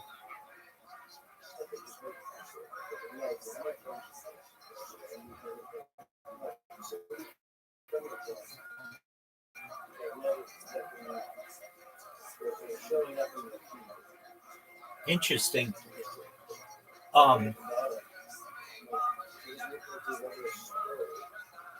Yeah, that's one of my fake accounts. So Discord has this thing where if you change your Discord name, it will. Oh, I remember that account. That was the account that I used in the karaoke lounge, and it was like always in there. And I think it was that one. And all these guys clicked on it and sent friend requests and stuff, and those are the days. But yeah, that's what that one is, I think. So you're saying you went all the way down to your Discord notifications and you saw that one had friended you or something? No, not have sent me a no. They're like on the same list of people that you had a checklist. DMs, like they're from the bottom, and they're not my friend. When I click on it, it opens up a conversation that has no back and forth. That this is some friend request. So I'm wondering if you may have sent me something else, maybe expired or something. I think is that person your friend? Not that you friended them, but they friended you. Sarah Shine's Just Listen. It says just listen. Just Listen. Yeah. Oh yeah. Well, yeah, that's my old account. And are you sure that it didn't send you a friend request? The green button prompts me to someone. Okay. No, doesn't that green button mean that they've sent you a friend request? And that you're just to accept it? I don't know. I think so. No, that's me. I'm that person. The way I created that account was I wanted to be singing in the karaoke lounge, but I didn't want to be the only one in there. So I brought in other accounts, and that was one of them. And what I think happened is it friended you, but you didn't friend back. You didn't accept it, but nevertheless, it shows up in your. Could have shown up in your notifications or something like that. I don't even know what account that is at this point anyway, so you can probably just forget about that one. But yeah, that was one of my accounts. I had Sarah Shine, Sarah Sings, all these fucking names that had to do with karaoke and stuff. So, yeah, but that was one of mine. I think I had I Love Music, I Love Singing, some others like that.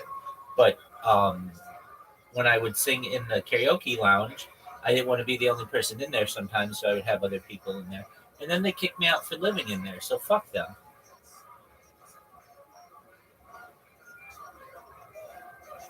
All right, well, here is a brand new Kill Tony. We're already a little ways through it. It's got Mark Morin, Ari Shaffir, and Shane Gillis as the guests. Came out in a cowboy outfit. There was pretty much no. Story tracks. Sounds about right. We taped a little episode of Broke Black Mountain. Yeah.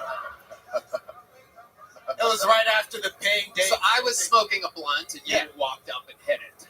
No, I was smoking a blunt, and I asked you if you wanted to hit it, and you were like, "Sure, man." Yeah, that's right. I don't know why you had to do that voice, Drama King.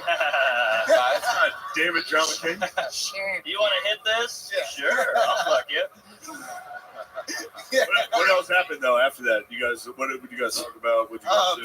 So it was right after Tony was going through a situation, and he was the Pang Dang. You said, right? We were talking about the state of the comedy, etc. And he was like, "Yeah, man, you know, people." All right, what's going on? You nasty motherfucker, Drama King. Come on. There you go, Timmy. Got you in one word. Yeah. Two more. You more Tony. I mean, this is wonderful. All right, whatever, dude. Yeah, it was a terrible impression. Okay. Anything else crazy we should know about you before letting you go, DK? Drama. No. I mean, if there is anything you should know about my character, it's that I've done a lot of psychedelics, and that's just about it. Hell yeah. The only thing that I consider very significant, over 100 heroic dose trips. Whoa. Yeah. Over 100. Yeah, like doing ounces of mushrooms. Wow. Yeah. Drama King. Yeah. That's too many trips. Yeah, it is a lot. But I'm here and I'm lucid and I'm cognizant, so.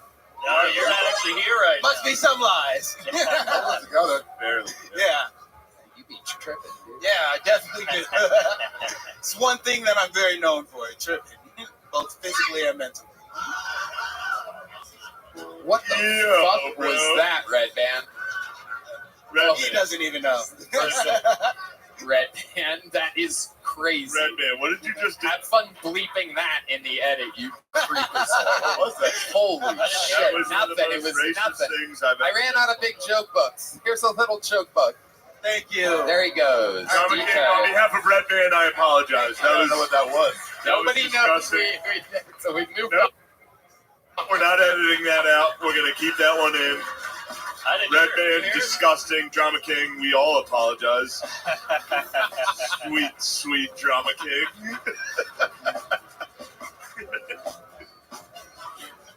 All right. What the fuck were you doing? What'd you think that was? That was actually a mistake. No way. When he was talking about Donkey Kong, I had it. Thank you. Thank you. Very good. Oh, Yes. I get Great. it now. Let's talk about it for as long as fucking possible, please, everybody. Can we talk about it all night? I'm going to bring it up every time. You can't edit it out. I'm going to bring it up 5 more times. So Red you Band, cannot edit it. only Red Band. What it was? Red Band pressed the fucking monkey sound effect. Oh! Red Band. Yeah, where we at time-wise? Edit this out. Now I'm going to bring it up. But Red Band literally pressed a fucking monkey sound effect. Wow. For 1 second, then caught himself. But it was just enough. You just heard that. It was a Donkey Kong sound effect. Oh, Red Band. Donkey Kong. Red Band. Please. Come on, man. For the love of God, everyone, can we please stop fucking talking about it? Can we I move on? can't believe that. Stop monkeying around up here. Are we having fun tonight? Ladies and gentlemen, I have no idea what's about to happen. Austin is so crazy that sometimes we have special treats that pop in. Ladies and gentlemen, I'd like to present to you here to be on the podcast for a bit. This is indeed the ShamWow guy, Vince Offer.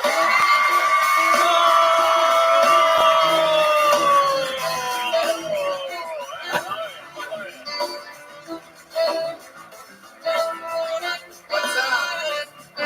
Hell yeah. Vince, grab that microphone right there. Right there. It's right behind you. Get the mic. Wait, who's No, keep going, keep going. Wait. The ShamWow guy. Who the fuck is this guy?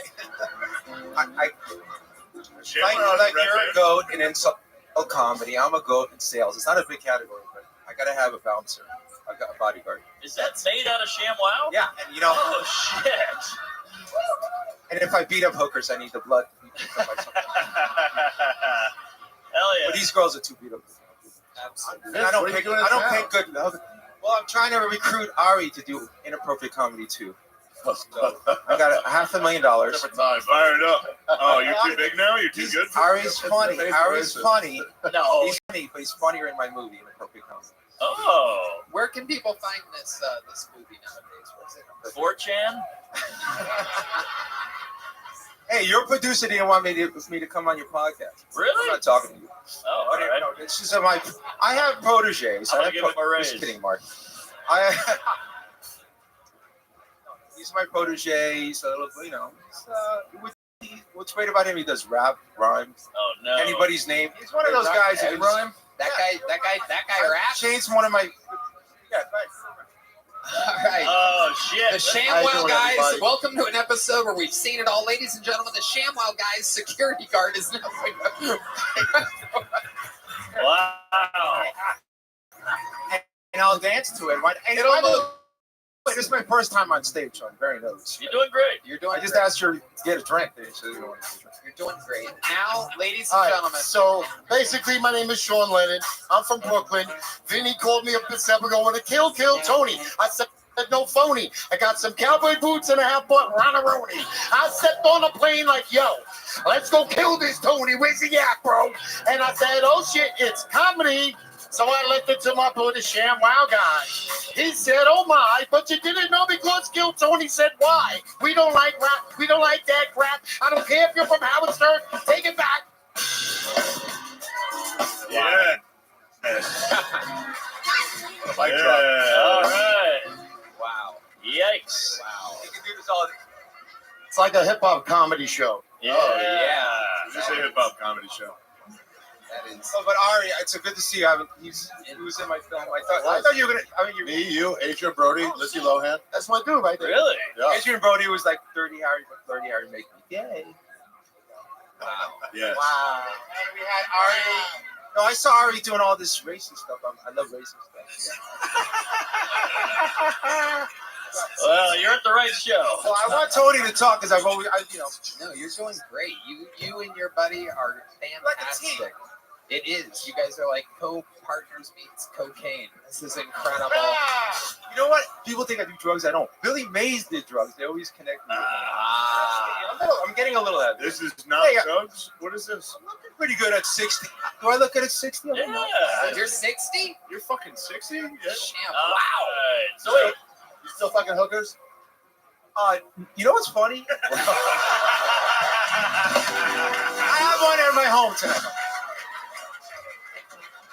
Wait. Did you go to jail for that? Nice question. All right. Wow, the security guy also I PR. have to leave now. No, hang out. This is fucking weird. Tell us, Vince, what have you been up to? You're Mark. I love such Mark. an amazing mythical creature. I of am entertainment. coming out with a new product. This is the first time I'm saying it. I love this. I love it. Right now, sell it. baby. Let's hear it. And I want you all to buy it because I see everybody's white here. So listen, it's called the Black Wow. It's black, big black. The girls can take it in the kitchen, in the living room, in the dining room, and it's big, black, strong, and it's diversity. DI. So wait a second. It's basically a ShamWow, but it's black. Oh my! So it doesn't God. work? Damn, you can't. It makes a bigger mess. Can Mark be in the commercial? No, I don't want anywhere near that fucking thing. It's too white. It's too white. Do you have a catchphrase for Black Wow yet? We have a catchphrase. I lost him. Okay. Well, yes. You ready? Where's your coworker? If you don't buy it, you're fucking racist. Oh. That means everybody's got to buy it. Come on, send the money up right now. Okay, here we go. We're gonna raise some funds. Vince, where did you meet this white rap? Okay, I used to have a movie called Underground Comedy. This is back in the 90s before woke. At the time, they were attacking my film. You know, I have supermodels taking a dump, taking a fights lesbian, into Miss America Bag Lady pageant. I think I told Ari about it when I did number 2. It was wild. It was You wild. should So look this it is up. before, I don't know how to find it, and but it's not even wild. on the internet. It's so I messed up at it. So the critics all hated it because they're all woke in LA, and they said it's the worst movie ever made. No one, it's not funny. Come on, lying your ass off. But anyway, so I had to go into the street and promote underground comedy on the street, and then people go to the theater and we fill it up. And I said, what am I doing selling movie tickets when I can be on infomercials? And that's how I got into the infomercials. I had like a little DVD player showing it people on the street, got them into the theater, and then that's how I crossed into infomercials. I said, forget movies, let's do something. Fuck movies. Let's Yeah. focus on towels. Exactly. I said, fuck it. And the towels were fucking. And I'm beating up hookers. Why not? Clean up the hookers. Yes. The blood. And then I crossed. That's how I crossed over into infomercials from that because the critics hated me, so I took that and went from rags to riches. I'm curious to know, like, and I tend to ask people obnoxiously direct forward questions on the show, and this might be a little too forward. Like, did you? How much ball? Oh my God. Okay, I've been informed that it has a 22% on popcorn meter in a career. My question is this: how about can you give us a ballpark of about how much money you made from the ShamWow universe? Okay, so it grossed 100 million. I made about 20. Wow. Right. So fucking awesome. Honestly, it's my first time on stage, so I'm actually kind of shy. But you're doing great. That girl, the blonde girl, is supposed to give me a drink, but whatever. She's busy getting hit on by guys. Yeah. I want a Bud Light too. Whatever. Yeah. That blonde girl's supposed to get me a drink too, bro. Yeah. Heidi knows the type of guys that will punch her in the face. And by the way, I got this. All right, let me get back to the question again. Sorry. No, you answered it. About 20 million. That's the ballpark. And then what happened? Did the hooker thing cost you? Honestly, okay, you want to know what happened? I was. This is like I don't want to get into a documentary here, but I was in a cult. I don't want to say what cult because I don't want to get killed after the show, or maybe within the next week. Scientology. I didn't say that. You said that. I said. Well, it's Kill Tony, so it's perfect. Yep. I don't want to be killed me. So I didn't say that. But so I was 20 years in it. Unfortunately, it wasn't a sex cult; it was a reading cult. And then when I was in Miami, it's the opposite of sex. I had $20 million in my pocket. I'm like, every model wants that I couldn't talk. Yeah. And the Russian girl said, "Hey, that's." I don't want to even say who it is because I don't. She started yapping. Give her one too. Honestly, because I was a little impressed, to be honest. What do you mean? Well, 20 years in a cult that doesn't have sex. I mean, and if you have sex, you got to write it down. It's like a sin. Wow. Yeah, it's true. Whoa. Yeah, pretty So bad. you had 20 million bucks. I should have joined a sex cult, but whatever. What? So you had 20 million bucks and you weren't really even fucking that much? Yeah. Wow. So then all Well, of a I sudden. kind of like. Okay, this is like a podcast now. No, it is. It's been a podcast the whole time. A big one. I don't think I sent a release. Well, Oh God, you didn't? I hope you did. Oh Jesus. Oh boy. Vince is Vince, please don't. let's get another rhyme. Me getting Let's sued get by another the rhyme. From ShamWow the, guy can we get would another rhyme from Sean? No, we're good. It's time to throw in the towel. Why this interest? Oh, all right. But anyway, who we got? So how much did the hooker thing cost you? I should have had sex with her. Yes, if I'm gonna get blamed for it. But Yeah, anyway, you- long story short, I think like, oh wow, you can just have sex for like money. I'm like, I never thought. Was she on the rag? All right, that's the last towel joke. Oh, hey. There we go. Absolutely. There's one. So you want to know what a thought is, by the way? You know, I come up with products and names for products. Yeah. I'm the owner of the products. So I came up with the word thought. Uh-huh. So like, let's say you like Trump and I like Biden. Right? We don't hate each other, right? Yeah. But if I hated you because you like Trump, I would hate your thought. So that's called a thought. So like the color. So you know how racists hate like black. You don't like black people because Well, I mean, you're jumping ahead there. I'm not gonna let you work the soundboard over here. That's for sure. Red band. Stop that. Do not do that anymore. Play the funky right there. That's kind of no like. Slap No, if you don't like it, you don't like someone doesn't like a black guy because of his color of his skin, right? Yeah. He just hates him. So this is someone hates you because of the color of your thought. So So you I came up with the color, like artist. So and you I do came up with that word. So I'm word. trying to promote the. I'm trying what? Your new product is a word. You Yeah. invented a word. And it's free. You can have it. You can use it. It's like if someone hates you for something, you can say, you know what, you're a thoughtist. Don't be a thoughtist. Yeah. So if I like Trump, you don't have to hate me. You can just like debate me. Yeah. So that's kind of what I'm trying to say. Because you Not know, bad. I don't think it's Not so bad. much. It's pretty gay, but it's not bad. Hey, Red Band's on the board. And he's back. Red Everybody. Band's back. He's gonna blow it, He's back. but he's back. He's back. Give him a minute. What's funny is I'm just trying to get my protege here to come on, and I don't know, all of a sudden I'm up. No, you're doing good, Vince. No one wants your protege. It's a dime a I dozen. They're a kinda- dime a dozen. Move this 2 time. feet, and your body will follow. Come on. No, it's Yeah, okay. It's okay. He did good. The rap was good. Yes. Good. The rap was terrible, Tony. No, yeah. That's what I'm just saying. That. So he moves on. Let Bill Murray's brother. Just Okay, yes. Let me do the weave back with Trump does. We met at when underground comedy was so offensive. We went up. Be a caller on the Howard Stern show and call and say things, and that's how we. Oh, Yosemite Sham. Yosemite ShamWow. That is great.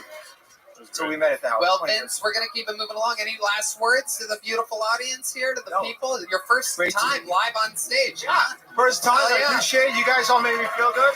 I got love it. the goats of comedy, and I'm Hang out. Hang out. We'll all Thanks, hang everybody. afterwards. Get Vince and his friends some Vince's passes. Wow, how about that, huh? All right, we're almost to the end here. We have our first female comedian of the night, which will be our last bucket full. Let's see how this goes, ladies and gentlemen. A minute from Brie Collette. Brie Collette, everyone. She is Brie Collette, everybody. Caspian C, are you there? Caspian C.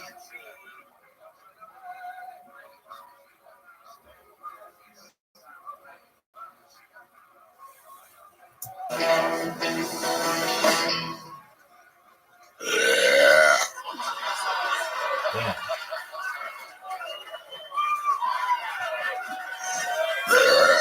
They will keep coming. Keep coming, sister. Give me a queef. Okay. Sorry. Give me a second.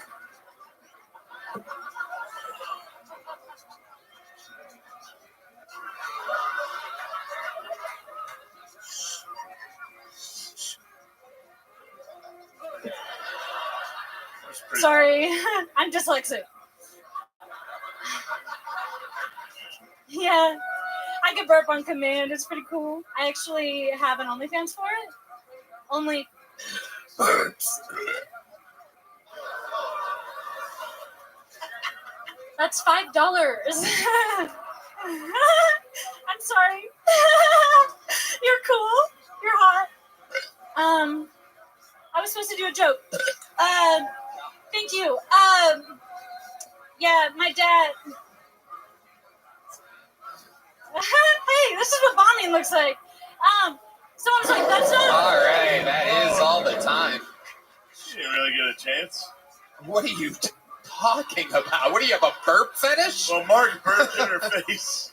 And then I think you were riffing. You didn't plan on burping right away, did you? No.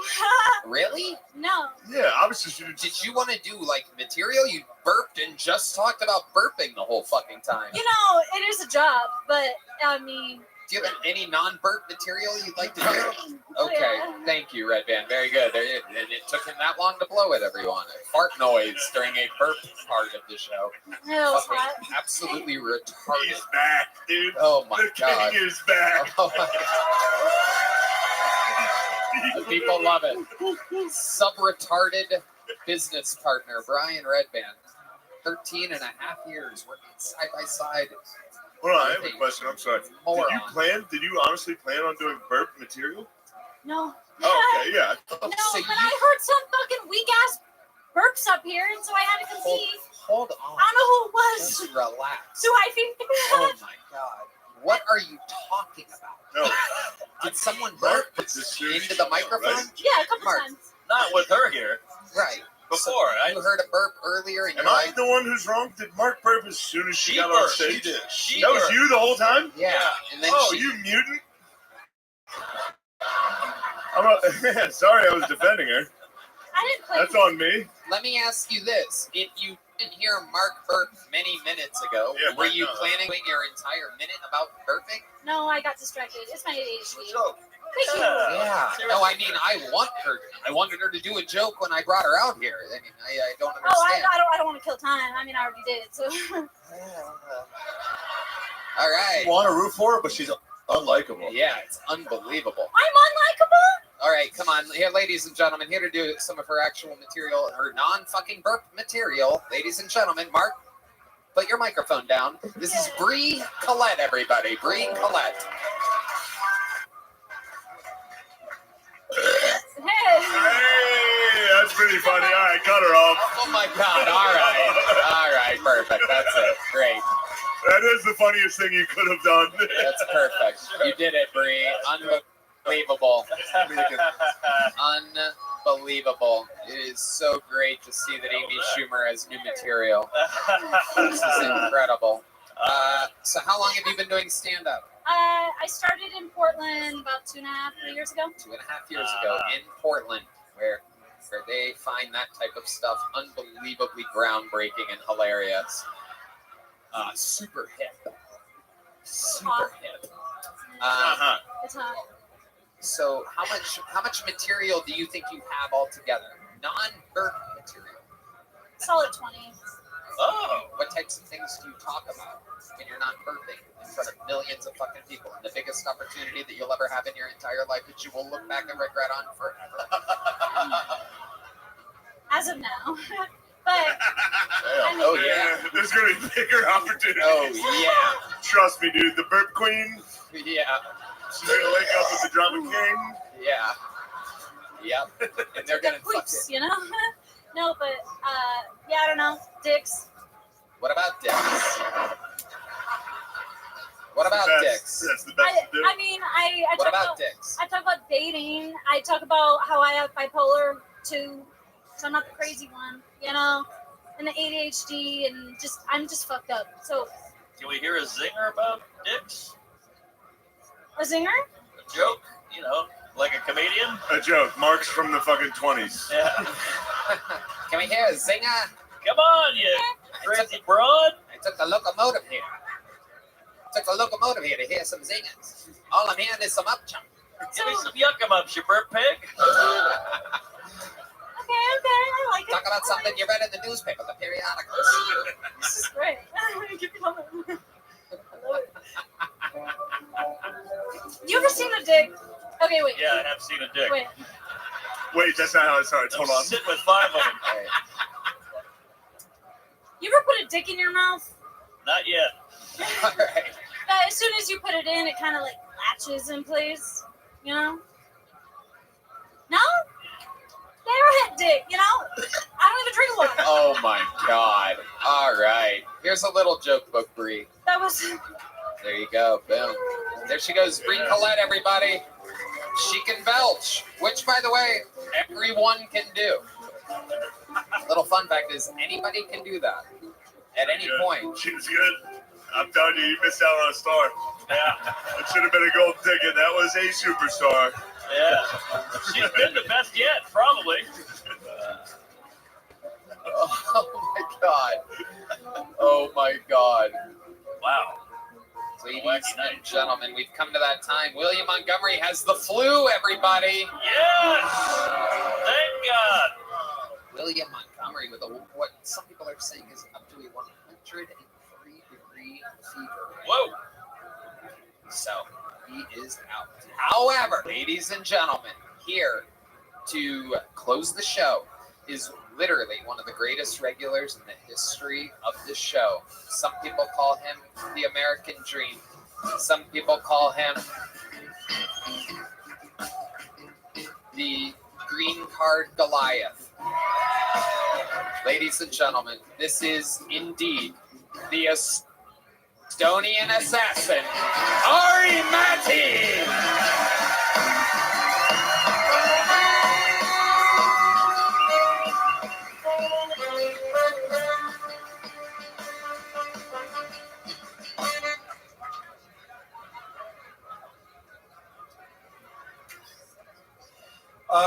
I am so fucking tired of being poor. I'm about to snap. When is it my time?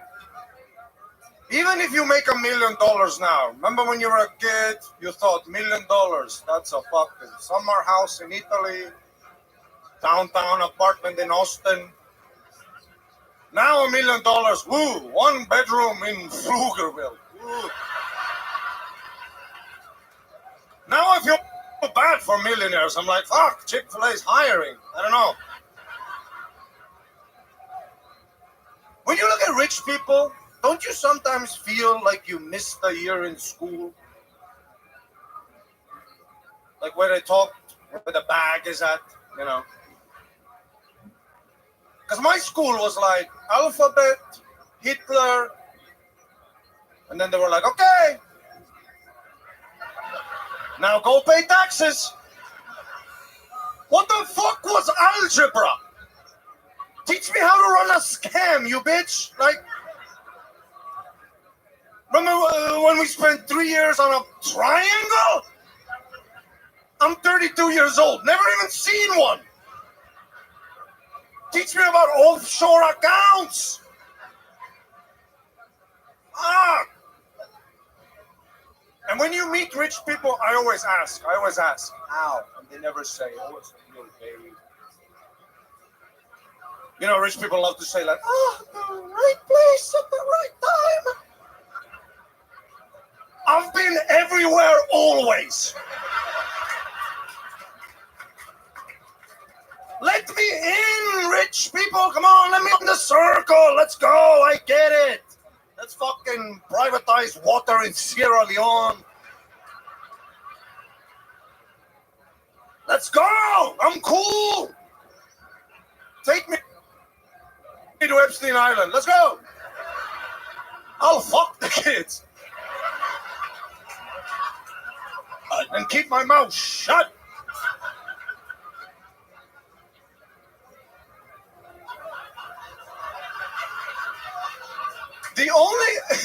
The only people who do give you financial advice are dudes who are into crypto, huh?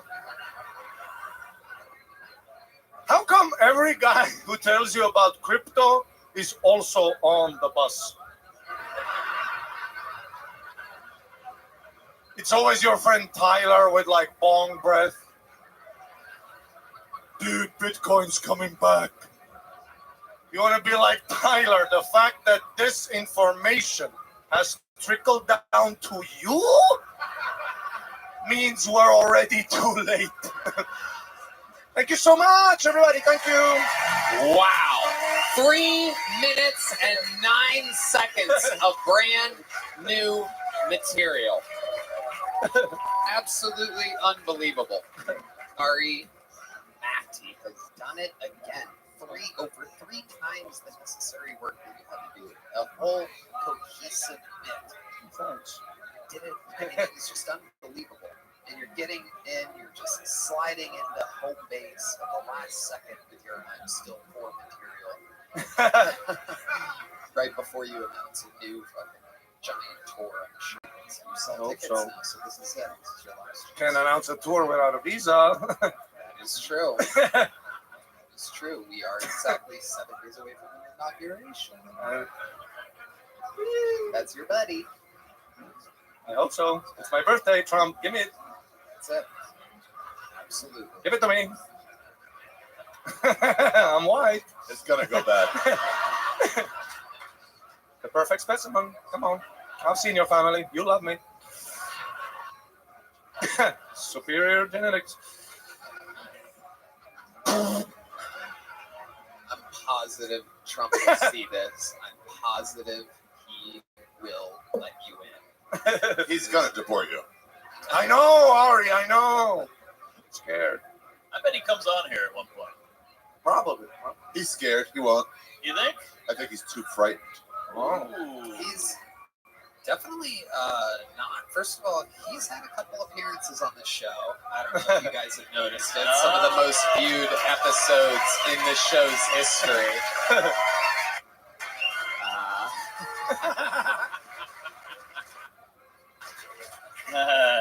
Well, you did his show at the Garden. Yeah, I did his show at the Garden. You did not get a booklet. I did not. Give you a little book. I did.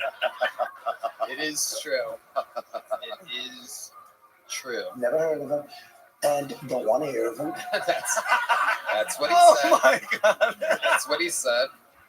Find me in a week in the front row of the inauguration. Anyway, yeah, I'm positive Trump would love you. He has a great sense of humor. Had his own roast 15 years ago or so on Comedy Central. The biggest roast of all time at the time. And, he's got a great sense of humor. He's one of the funniest people in the world. Nobody would think about your accent. Uh-huh. Makes him worried, maybe. Probably horny. Yeah. That's a wise observation. Guy likes those accents. Yeah. Sometimes I see like American guys here. They have when they have the flag and they're like proud. You know, they're like, oh. When they hear my accent at a cafe or something, you can tell they're like, "What the fuck is moving into my country now?" Just another fucking accent. Do they do that in Estonia? What? Like wave a flag? No, not really. Yeah. Estonian We don't have that fucking genocide energy, you know. What do you mean? Yeah, what You guys killed everybody. You know there was people here before you. You know that, right, Shane? Yeah, you guys participated in some wild moves. Yeah. You forgot I know history, you little nasty fuck. So sorry about that. Jews, I have not heard of really Both ways, Nazis and Soviets, you little snake fucks. We did. I know all about you nasty little people. Yeah, look at you. Yeah. Get in where you fit in, you nasty fuck. Hey, we gave ours casinos, motherfucker. Yeah, exactly. Nice little parting gift. You did nothing for the Jews. Yeah. Which reminds me, America's Sweetheart comes out tonight at midnight. What else is going on in the wild world of Ari Matty? I went to Tulum for 8 days. I just got back yesterday. Diarrhea I have now. Yeah. During the trip, no diarrhea. Street food, everything, nothing. And then I got here. I went to the airport. That's where I got the diarrhea. Welcome back. Perfect place to have it. Yeah. Yeah, that's actually God. What airports are for.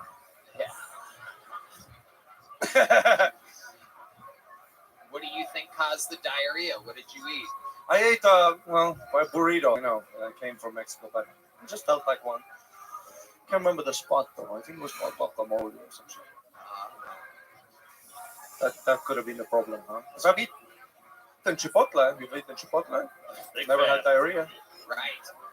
Wow, that's American. Yeah. We clean it up. Mhm. Although it is a Mexican making it, but still. Do you get lucky over there in Mexico? They do love me there, the brown women. Yeah. So how much you pay? Couple pesos? I've never had a hooker. I don't know. That's like an American thing, right? Get a hooker. What? That's I'm not pretty just sure that's a America. fucking Estonian that's- thing. Yeah, They're all over the they're place. pretty What are you big talking in Europe and Mexico, and Well, I went to a strip club here, the one that's supporting the show too. That was a wonderful Were experience. you in the red rose or the yellow? I was at the yellow one, Okay. and I've never been to a strip club where it's like, there's an Asian one. Oh, sorry. What were you saying? What about the like yellow rose? it was a very positive environment for the ladies, you know. Yeah. Because I've been to like Estonian strip club. It's not exactly like, it's all like, What did they do there? well, it's all women who don't have passports and they don't want to be there, you know. It's not exactly like a cool, They're slaves? Is that what you're saying? They're like prisoners? something like that, yeah. Wow. If you look into their eyes, you get fucking hard. But then again, our women don't burp on a microphone, so there's ups and downs to everything. She performs at the Yellow Gross. Amazing, Ari Matti. Amazing. You did it 3 minutes, 10 seconds so of new much, material. Ladies and gentlemen, the Estonian assassin, Ari Matti. The drawing from Ryan J. Ebelt is in. What did Chris Rogers do over there? Oh, Ari Matti. Fuck yeah. I think it's Ari Matti in blackface. Ari, yeah. Cam Matty. Ladies and gentlemen, did you guys have fun tonight? I don't know if I mentioned this, but Ari Shafir's brand new Netflix special, America's Sweetheart, out now on Netflix. Check it out. There you go. How about one more time for the great Mark Normand, everybody? And come on, ladies and gentlemen, one of the best to ever do the damn thing, Shane Gillis, everyone, here live in the flesh. Thank you, Shopify, Prize Picks, Blue Chew, and ZipRecruiter. We did it again. Love you guys. Have a great night, everybody. Thank you.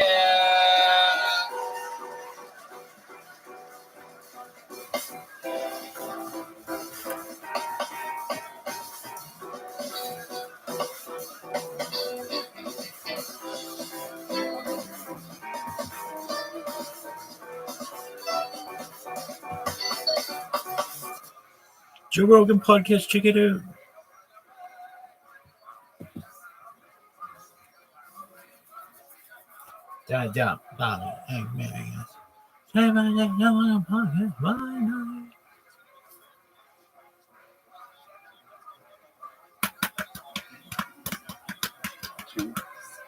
Oh, I've seen this one like 1,000 times, but First of no all, one will cheers, still gentlemen. It's never rolled up. watch it with So, me because they relax. suck. Bob, thank you very much for doing this. I really appreciate it. I understand that you've told the story many, many Like a times. trillion You've been times. grilled many, many times, and it's very stressful for you. So I really, really appreciate your time. For people who don't know the story, there is a documentary. It's called The UFOs, Bob Lazar, and Area 51, UFOs, some shit like that. Son, come on, you little bitch. Gangster. The East Side Pimp, the West Side Gangster, the West Side Pimp, the East Side Gangster. All right, view full podcast. Just work. That's all I'm saying. Just work, bitch.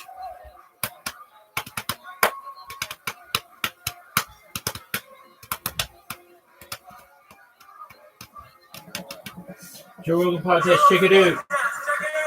The Joe Rogan Experience. Train by day, Joe Rogan podcast by night, all day. Great to have you in, man. How you feeling? You must be feeling fantastic. Many things was successful. So even if I like was a little bit had a flu, many things. You had the flu before that fight? Yeah, for one week, like 5 days, 5 days before fight week, I was in how to say that?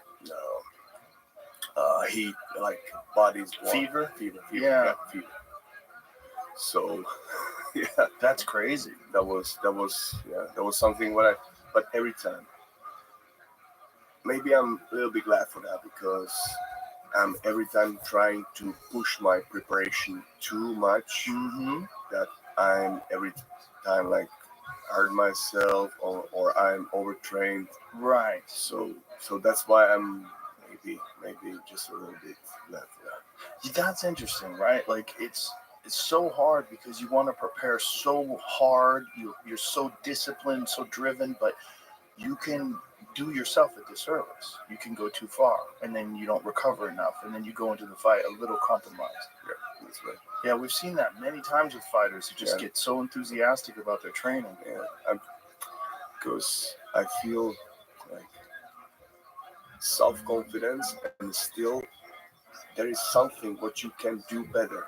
Yeah, every day. And that's my idea of the training life idea to go better every day, 1% better, 1% better. Even if you can't train, you can sit in a meditation and visualize how you train, how the body's working. Sometimes it's the most biggest the biggest thing what you can do is just rest. Like you show me the floating. Yes. Yeah, you need one of those, man. If all the people that I know, you need one. The sensory deprivation tank. You should get one of those. Because I know you're into meditation. I know you spend a lot of time in dark rooms. That's meditation times 100.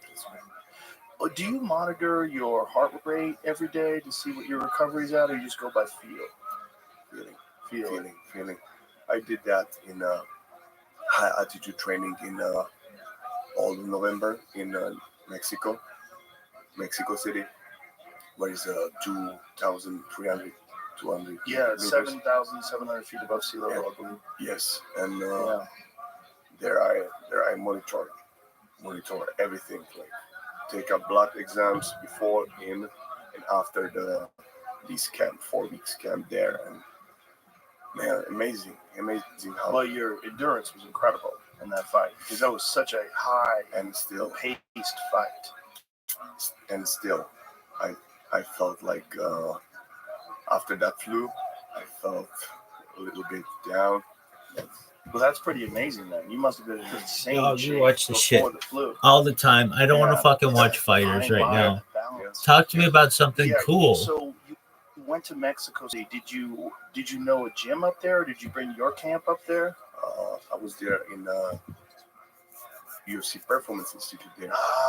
There's a new one. Nice. Yeah. This sucks. THISSUS. THISSUS. THISSUS. This sucks. THISSUS. Check it out. The Joe Rogan Experience. Train by day, Joe Rogan podcast by night, all day.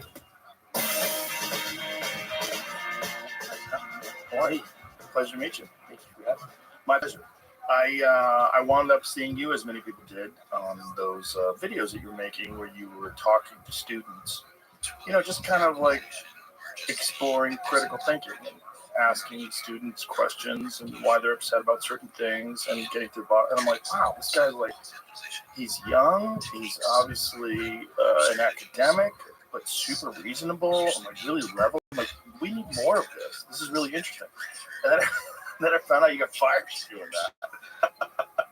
And I was like, if this isn't an encapsulation of all that is wrong with our current higher education system, then I don't know what is.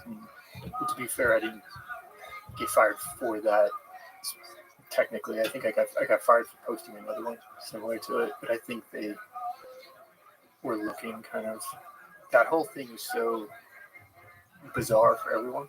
it was so big. I think there was, at the school where I teach, there's kind of one, sorry, I got to get used to this, one person who controls everything that makes these decisions. And it was so nuts. I think they genuinely, we don't know what to do because if we fire him, our name might get out there, which is their primary concern, I think. Do you not want their name to get out there? No, it doesn't feel right. Okay.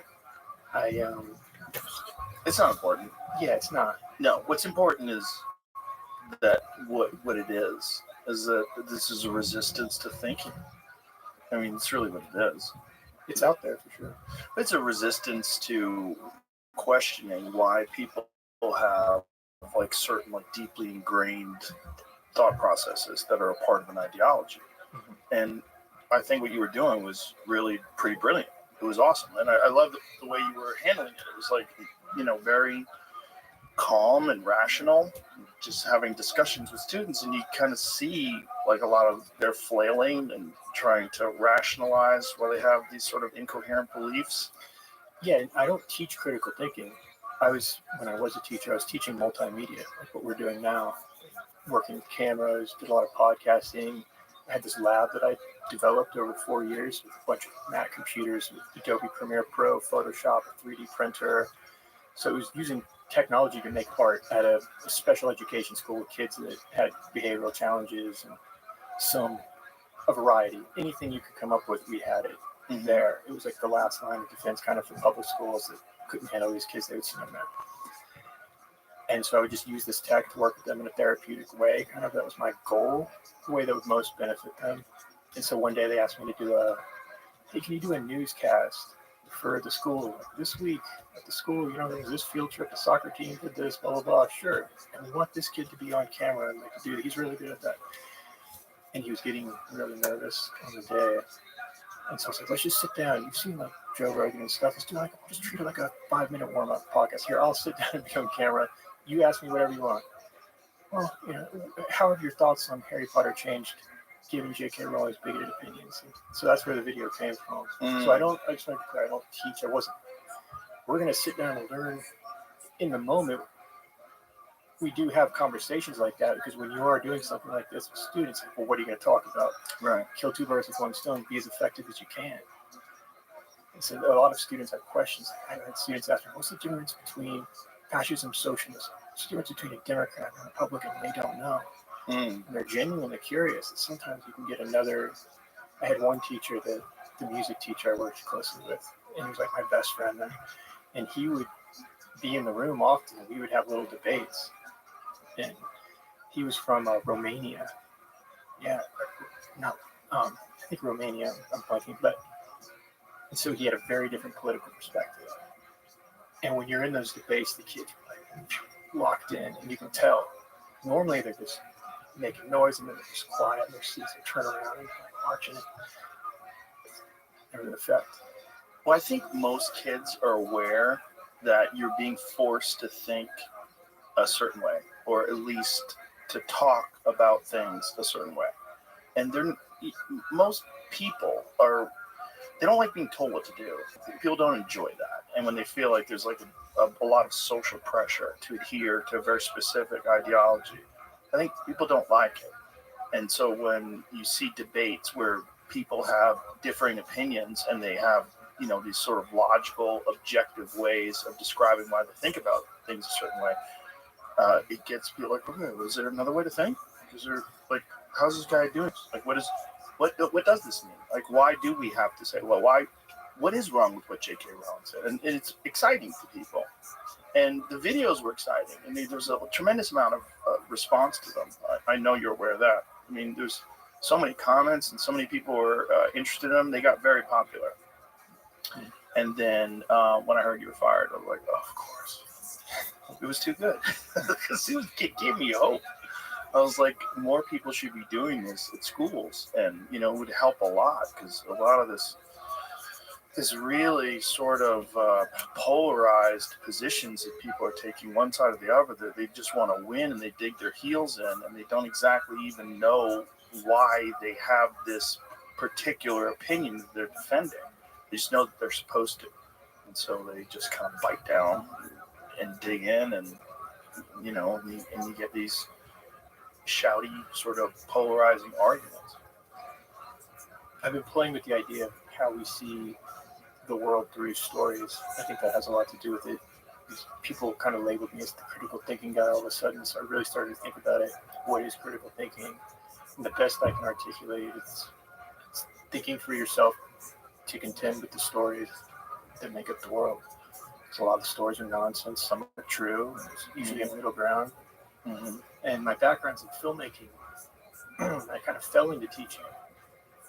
I spent time in LA and made some movies, and I teach at Emerson, a filmmaking course still, where I went to grad school and got my master's.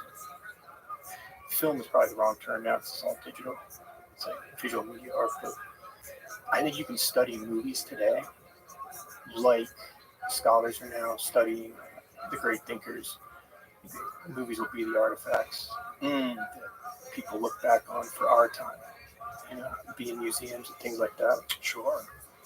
We've all been there. You're hungover, thinking about all the dumb stuff you did last night and wondering if anybody remembers. Unfortunately, someone does remember everything you do online, and they've got receipts. I'm talking about your internet provider and data brokers and every shady marketing company that gets their greedy hands on your private activity.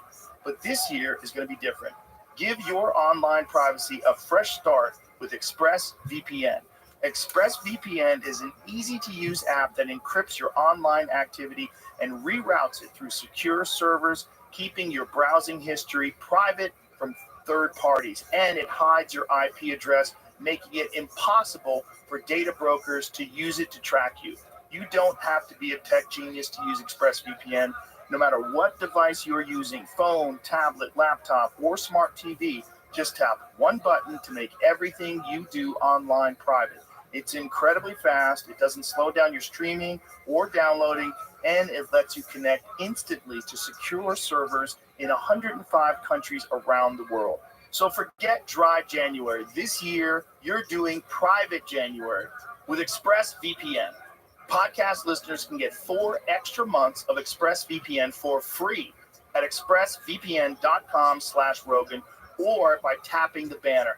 And if you're watching on YouTube, you can get your 4 free months by scanning the QR code on screen or by clicking the link in the description.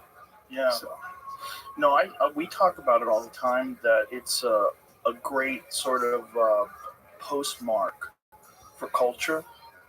Like, if you go back and watch movies from the 50s and then the 60s and the 70s, the 80s, the 90s, the 2000s, and then today, you can see how different the narratives are, how different the way the films are made, the way people communicate, the subjects that are covered, the quality of the acting and filmmaking, the quality of the cinematography, and it really just shows. Like, if you really think about it, human civilization and human history, like modern society, is so recent. The Industrial Revolution and giant cities and cars and transportation and all that. It's so recent. It's a couple hundred years maximum. You go from trains and horses to cars and cities, and then you have Morse code to all of a sudden now you have digital communication that's instantaneous worldwide. It's a rapid change in humanity, and a lot of it is the artifact, as you said, is really our media. Like, what have we created? We were talking the other day about the limitations of mainstream television and how mainstream television, they're trying to kind of like adapt more towards what is going on the internet, but they're so hampered by their format. The censorship, the format, and the fact that they're sponsored by a bunch of different enormous corporations that they can't really critically talk about. So there's a bunch of things that they can never actually say. So there's news that they can't cover. There's like significant health problems that have probably been a direct result of medication that they literally can't cover because they're being sponsored by these companies. So they're so hampered. And if you go back and watch the early broadcasts from 1945, people had like this way of communicating It's changed. Right. It's not the way, like if you were having dinner with someone and they were saying, "Tell me, Warren, where did you grow up?" You'd be like, "Oh, this is not a real person. This is bizarre." The transformation in acting, Yeah. just remarkable. Remarkable, right? Yeah. Like you go Marlon Brando's like Marlon Brando is probably like the first example of someone, who's like sounds like a real person. Like this is what I really expect a person to be behaving like on the waterfront, like under duress. Like this is a real human being. Yeah, it became internalized. Yeah. And now we're in this phase. Now we're the best actors are doing both. The external, like Heath Ledger is my favorite actor of all time. It had a huge impact on me. That's why I went into filmmaking. And he think about his externality in the Joker and all his roles. He had this. I think the key to acting is about what is not said, what's unspoken. And it ties into everything about critical thinking. The best metaphor I ever got from a directing professor. He drew on the board the ocean with squiggly lines. And they drew little boats on the surface and said, "These are words. This is everything you need to know about directing." Everything beneath the surface is subtext, which is really important. So if you're an actor and I hand you a screenplay, or anybody who's given enough time to memorize those words, what really sets an actor apart is everything else. What's not said, what they do with the words, the intention behind the words. The words are just floating on the surface. They're just the tools that we're trying to use to communicate the elusive intangible, the subtext, everything that's. And the best we can do, our bumbling selves, are formulate with these tools. So to treat words as the end all be all is absurd. You know, people say the wrong thing now. It's politically incorrect. Papa John's CEO. Right. No context is not. It's a larger issue, but it's just fascinating how that correlates beyond just film to. It's true that most communication is nonverbal. The more time you spend studying it, working with actors, so you start getting really tuned into body language. It has great utility. Yeah, no, it's very interesting. So when you were doing these videos, when you initially did it, did you have any idea of the impact that it was going to have? Did you think like, wow, this is actually like really unique and interesting? I think people are going to really enjoy this, or were you like really shocked? Yeah. I had been playing with YouTube as a medium since discovering Jordan Peterson in 2017. Because I remember it was even earlier than that. So I arrived at graduate school in 2016, Boston, Emerson, and all hell breaks loose. Trump gets elected, and there seemed to be a huge pushback. And I had never thought about these things before. And then being a grad student and seeing what I witnessed at school, protests claiming Emerson was racist, which is like, this is one of the most far left schools I've ever seen. Yeah, it's super far left. Can you provide any evidence of that? It was just nuts. And did it come out of nowhere? Was it like right after the election? Like, what year did you first attend? 2016. 2016. So was this what time? So this is like September of 2016, August of 2016, the academic year. So this is like when the elections are kind of heating up, and people didn't think that Trump was going to win yet. I remember, because I vividly remember the day of the election, because I was renting a house with 3 roommates, and I was watching the election, and I was like, guys, I think Trump might win this. Yeah. Welcome. It's not even worth How are watching. you? You know, they were walking around. We're glad that you're here. Time goes by, I'm like, guys. What's good, Junior? And then they started to. I didn't even want to fucking talk with you. I really didn't. You were the last person on this fucking earth who I wanted to speak. And you can go fuck yourself, you douche The canoe. world, and then that opens your mind to someone like Jordan Peterson and all these other great thinkers, intellectual dark web, all over, you know, but that And your mother too. suddenly Word, dog. it's so difficult to articulate what that does to someone like me, an average viewer, like a genuine lover of this space. So it's surreal to be here because like it suddenly causes you, if you feel like everyone's moving in slow motion, all of a sudden you feel like you're waking up, and it doesn't. I don't want to talk like the Matrix because it's such a strange. It's gotten all this momentum in a different. But it's what it felt like. It felt like you were suddenly Like, how? What? This is so much more interesting and complicated than I thought. And there's no going back. Yeah, I think we'd like to adhere to certain narratives about the world.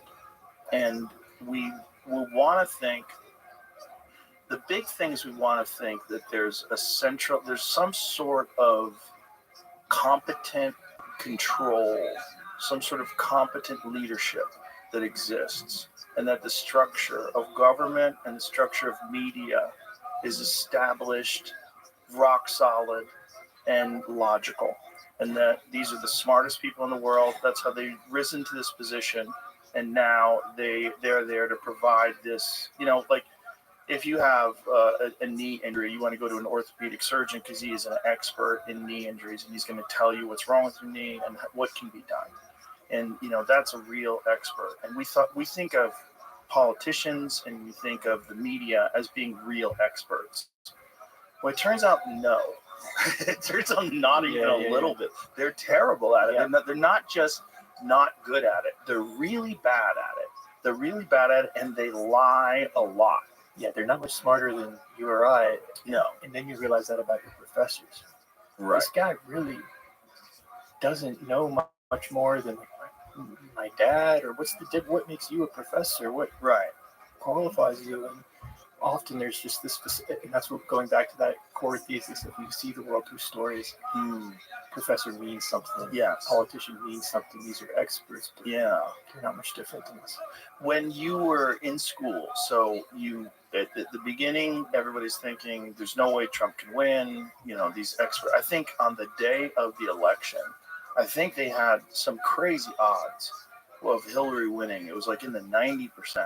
And we watched it from the Comedy Store. We did a podcast from the Comedy Store called the End of the World podcast. And we did this like live stream while the election was going on. And we just kept bringing in different comedians. We had a whole like a conference table, and it was fun. We did it in front of a live audience. And then we updated the crowd whenever. And then when marijuana became legal, Bert Kreischer takes his shirt off and runs on stage. It was really funny. It was fun. It was a fun time. But what was most fascinating was the podcast was over, and then we all went to the bar. The Comedy Store has this like private bar in the back, and on the television, Jake Tapper was just seriously bummed out, talking about Trump winning all these different states.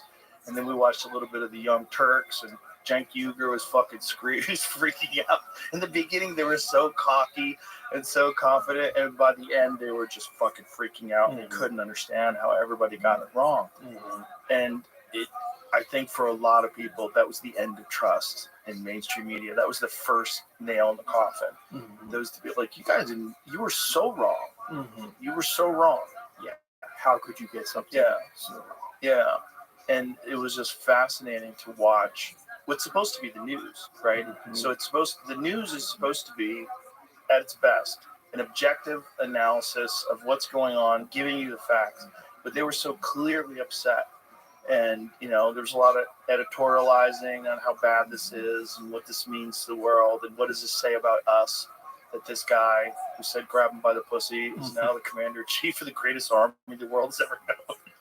It was just, for us as comedians, we're like, this is gonna be fun. It was just like they opened up the door to the candy store and said, go crazy, have fun. This is all free. But it was a real wake-up call for a lot of people that this system is not really as well managed as we'd like to believe it is. Yeah. I'm just trying to go back to those days and thinking about it. It was at Emerson. I remember I was taking a class with the dean of the student body, and it was a pedagogy class, the philosophy of teaching, and it was right in the midst of these protests. And it was the day of the protest. So there was like 10 people in the class. It was a 4-hour class. So we're going to devote the 4 hours to talk about the problematic racism occurring at Emerson. Sitting around, but the white students were not allowed to speak. We had to concede our space for 4 hours. And actually, like, what the fuck is going on? Why was that? What was the reason given for that? Because it was the moral right thing to do. Because we there he is. How are you, Frosty? They said to me, I remember the Frosty. I said, what can I did say, I was like, what can I do about this? I genuinely believed everything. I was just starting to question things. So what can I feel terrible speaking to the student who just spoke. Do you genuinely feel every day you wake up and come to class, you feel oppressed? Frosty, how you living, pimp? Dude, they didn't have a response. You ready to lose at mini golf? Said, you can just listen. Just take your time to concede your space and listen. So that was the reason given. Concede your space. And then why did they feel so threatened? Did they articulate that? There was a Facebook group that was all right, designed well, to I'm provide here when that you want to evidence play. called Emerson hashtag Emerson so racist or something, and it was living like a pimp. Like a teacher said, no, you can't. You gotta turn in the work, or you're gonna fail the class.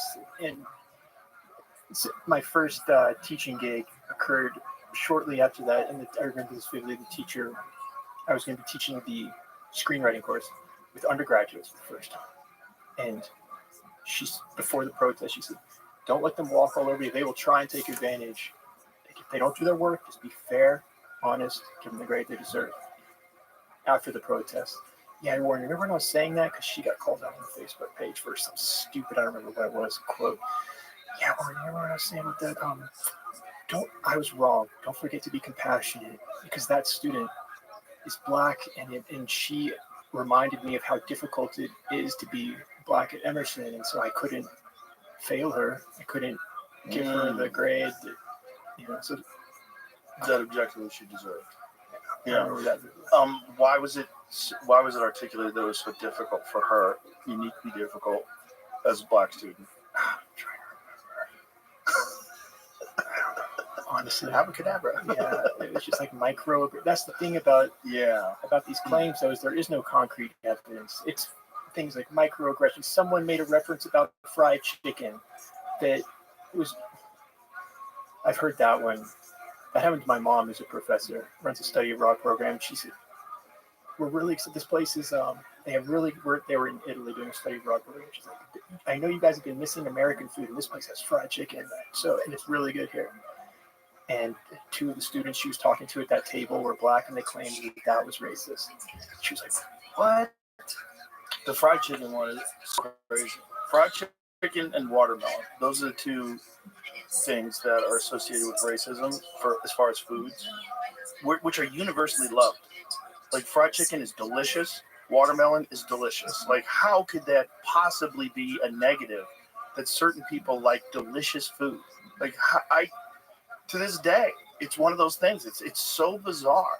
You could bring up all kinds of different delicious foods, but if you bring up fried chicken, which everybody who eats meat and loves delicious food loves a good fried chicken. Have you tried Gus's in town? Is that the where you get the slabs of meat? No, that's Terry Black's. But Gus's fried chicken is in Austin.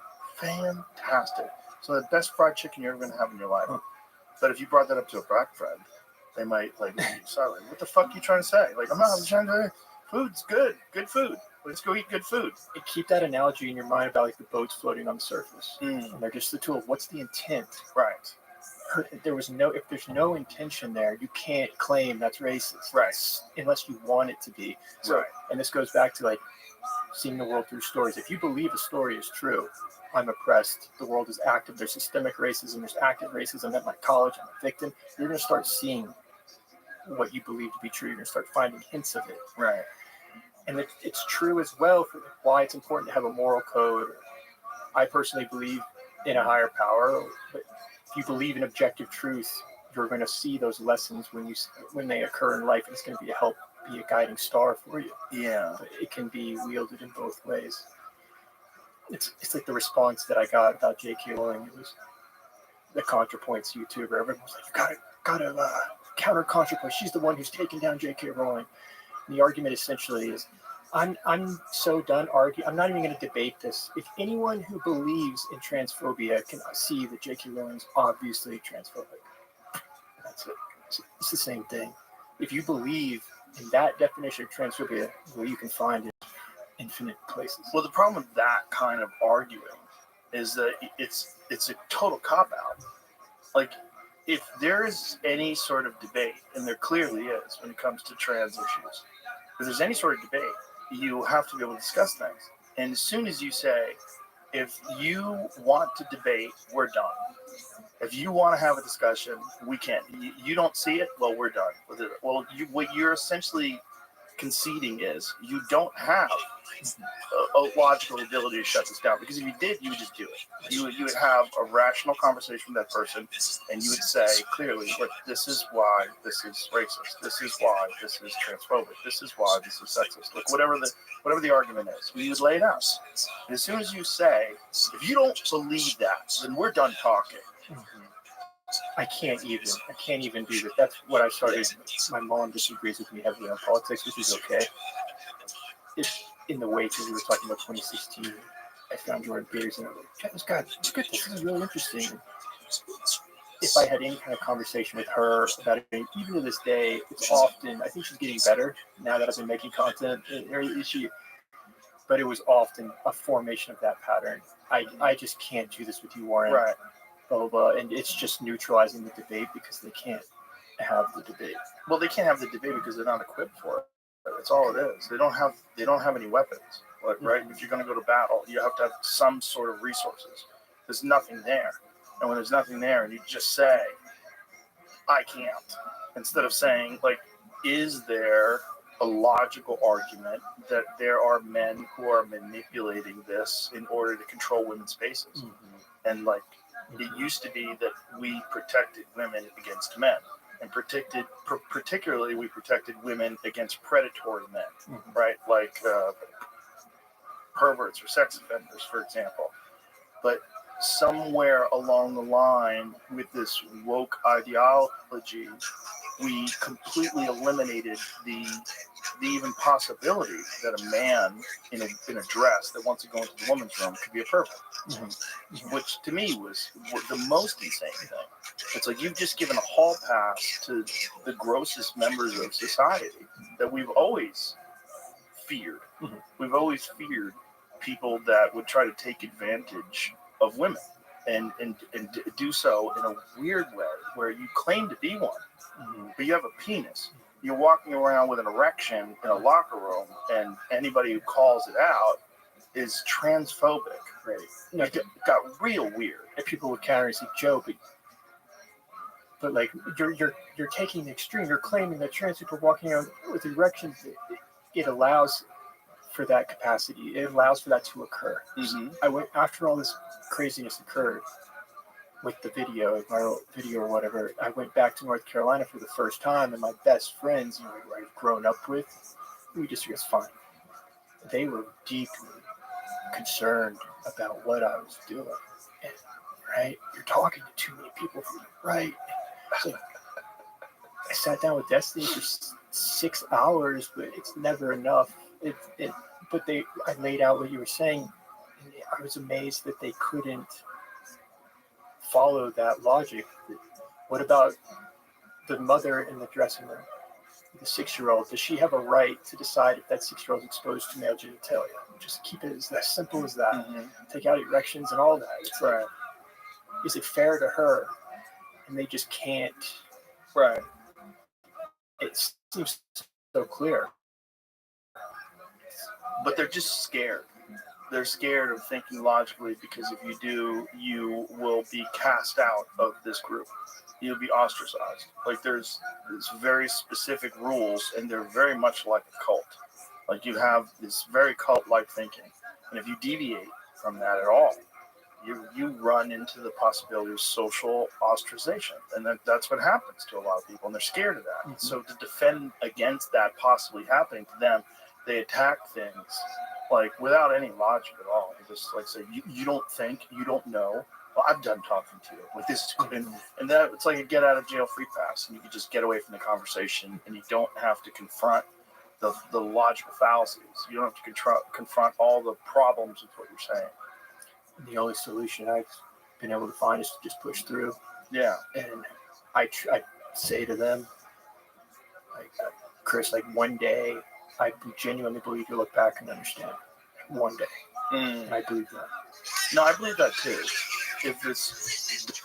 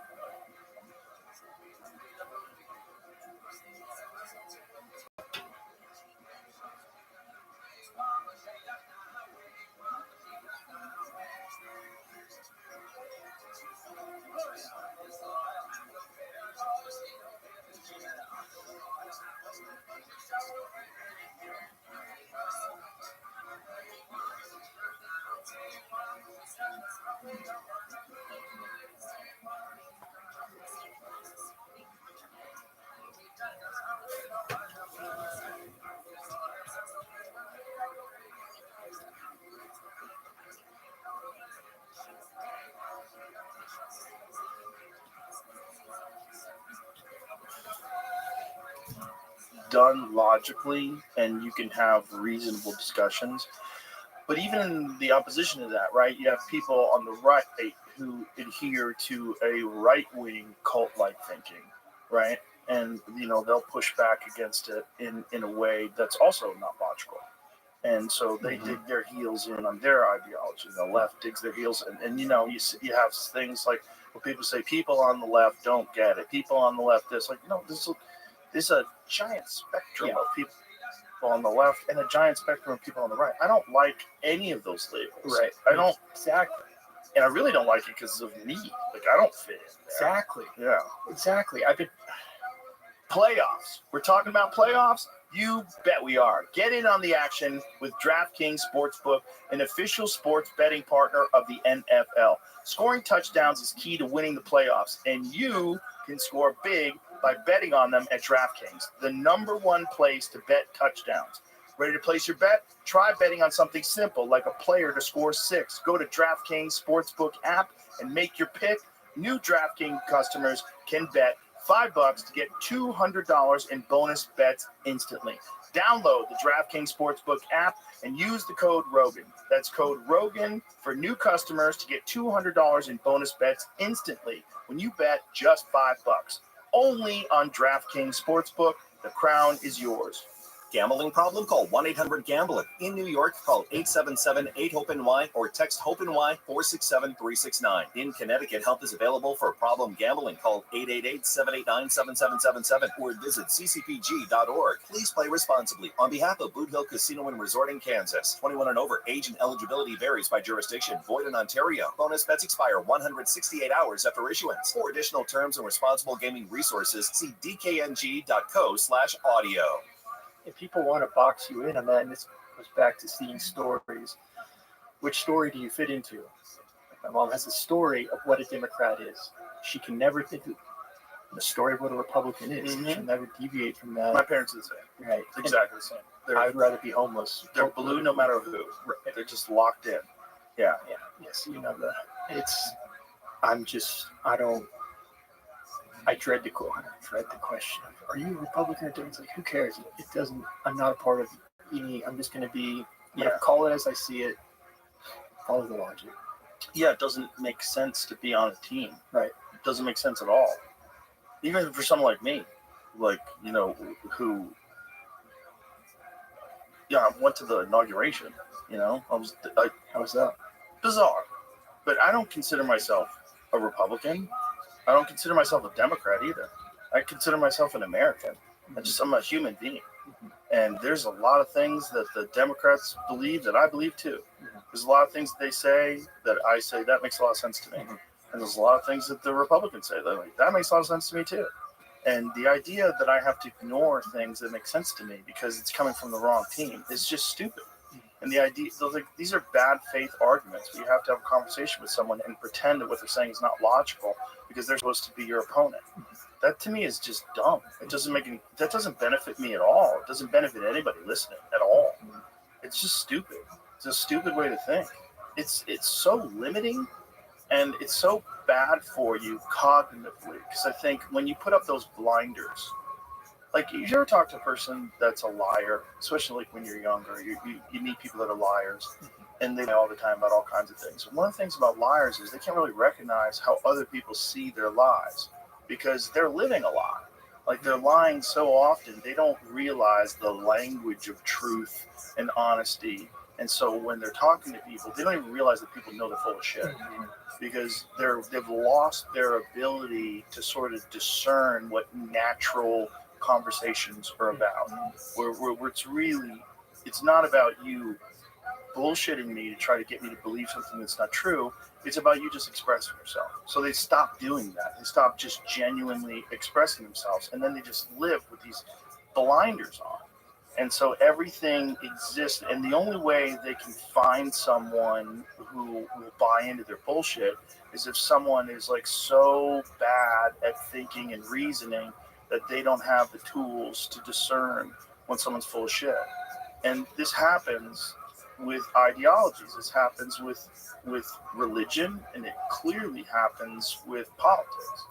It's like you get locked into these blinders, and you're incapable of looking at any sort of positive aspects of someone who is on a team that you believe is the opposition.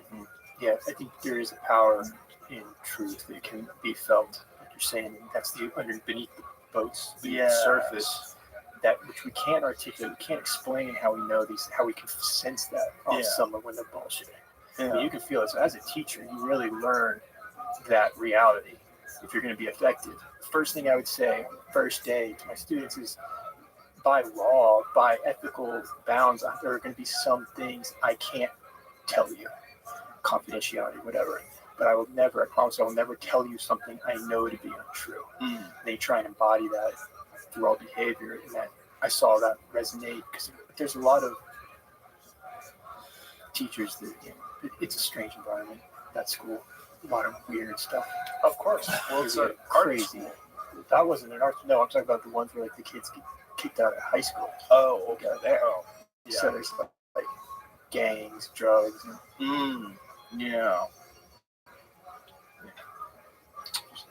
Yeah, I think we're entering a unique moment in history where a lot of those narratives are just dissolving, and a lot of that very tribal thinking is being critically analyzed, and it's found to be lacking, and people are abandoning it left and right, and you're seeing it.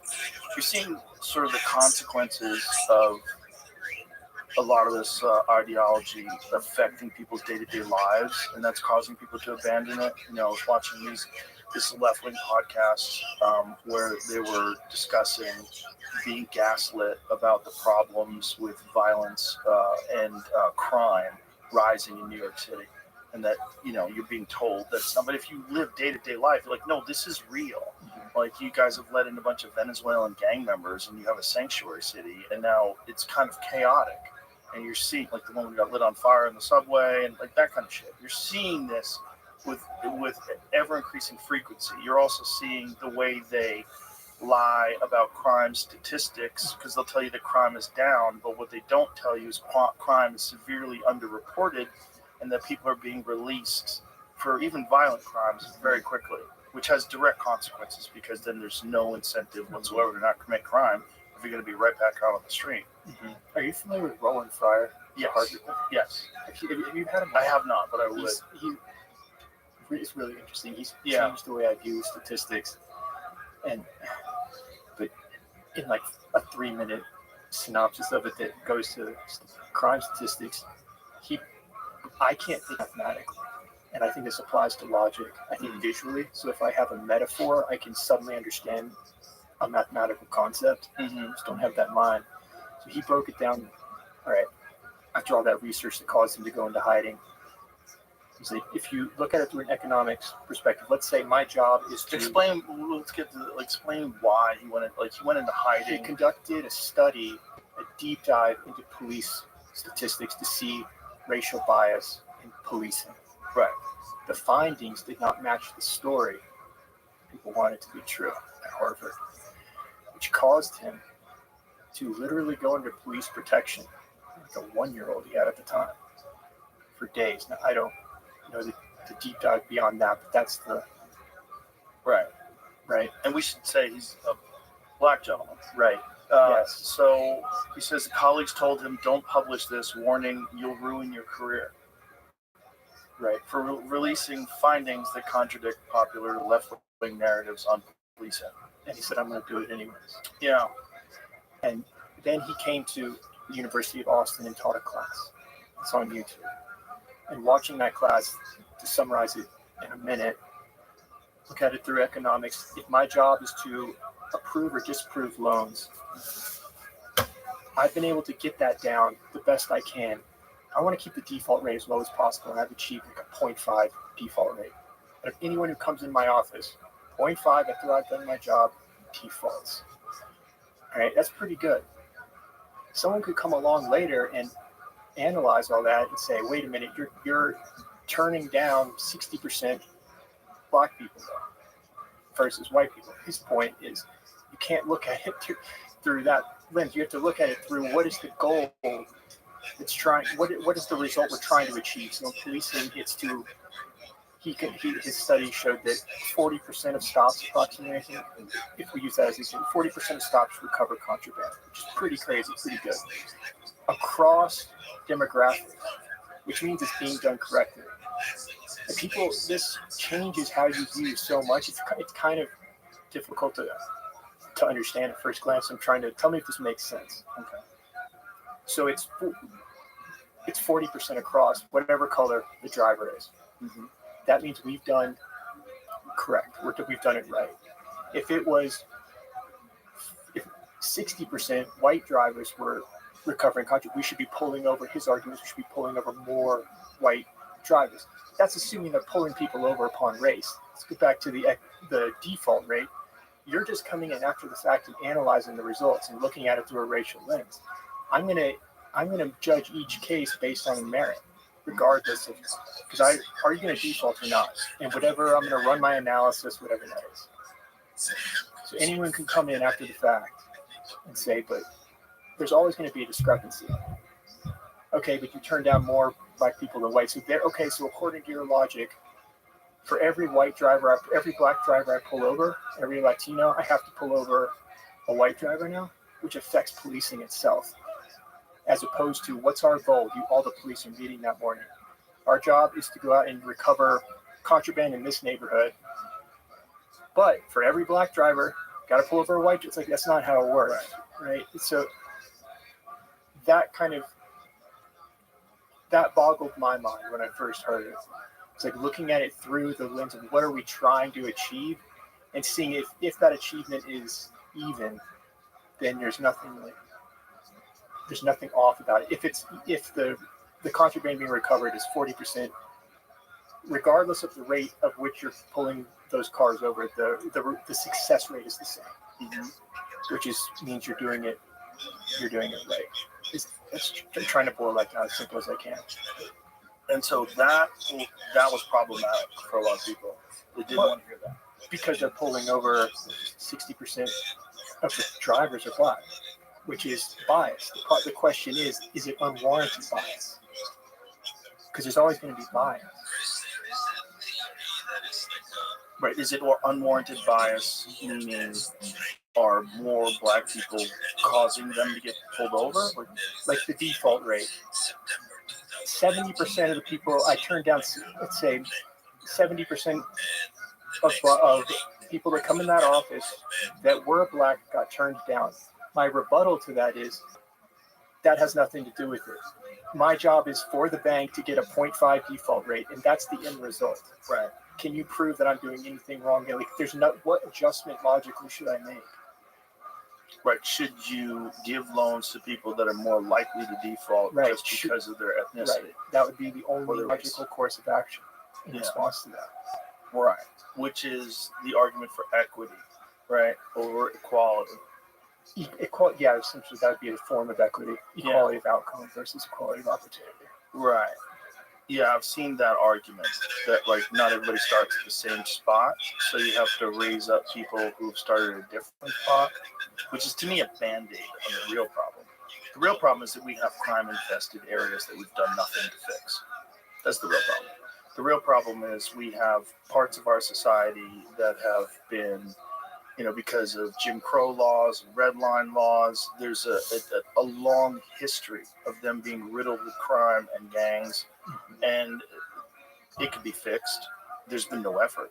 There's been no real national effort to take impoverished, gang-ridden, crime-ridden neighborhoods and rehabilitate them.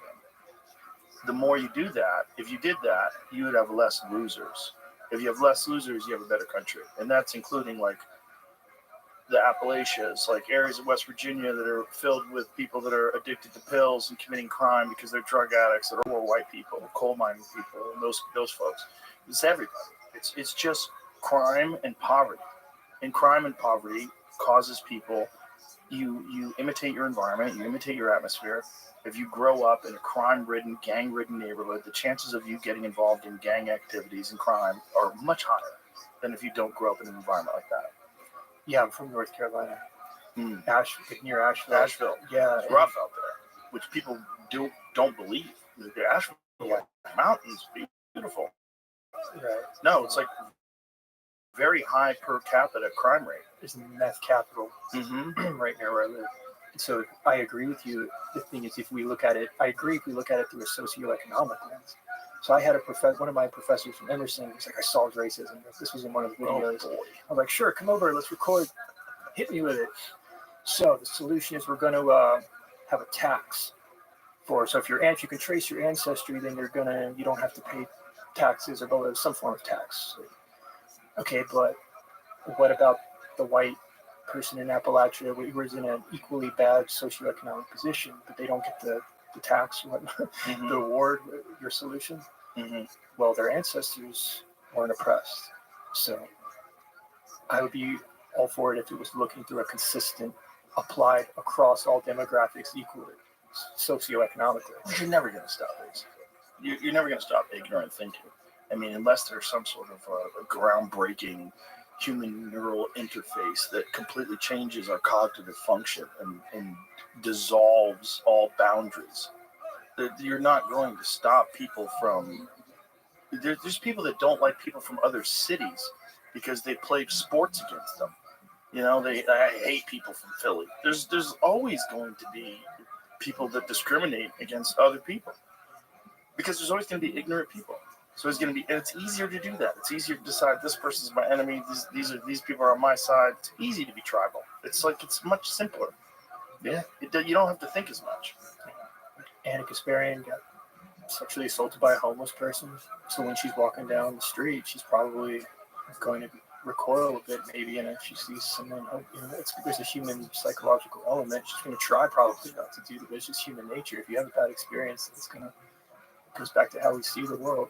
You're right. Yeah, people never be able to solve racism. Well, that's the type of bias that is kind of logical. Like if you see a guy and he's covered in his own shit and he's lighting notebooks on fire, that guy might be out of his fucking mind. You should probably go around him. And if you run into a bunch of them and they're camping out right in front of your house, you should act accordingly. You shouldn't treat them the same way you treat your neighbor who's just walking his dog, waving to you. It's a different kind of human being you're encountering. There's certain people that you should be wary about.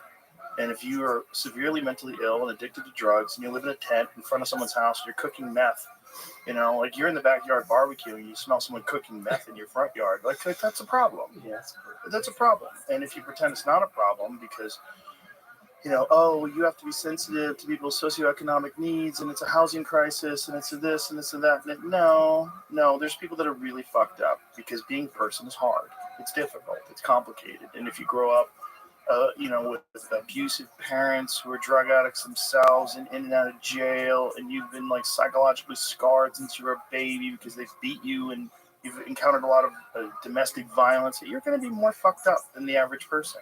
This is just the development cycle of you as an entity, as a human being that is a product of your accumulated experiences, your genetics, your biology, your environment. There's a lot of factors, and if to pretend that those factors don't exist, and that if you do recognize them, that somehow or another you're racist, or you're sexist, or you're ableist, or you're this, or you're that, or you're the problem. No, the problem is we've got a bunch of people that are really fucked up, and we have to figure out a way to have less people that are fucked up.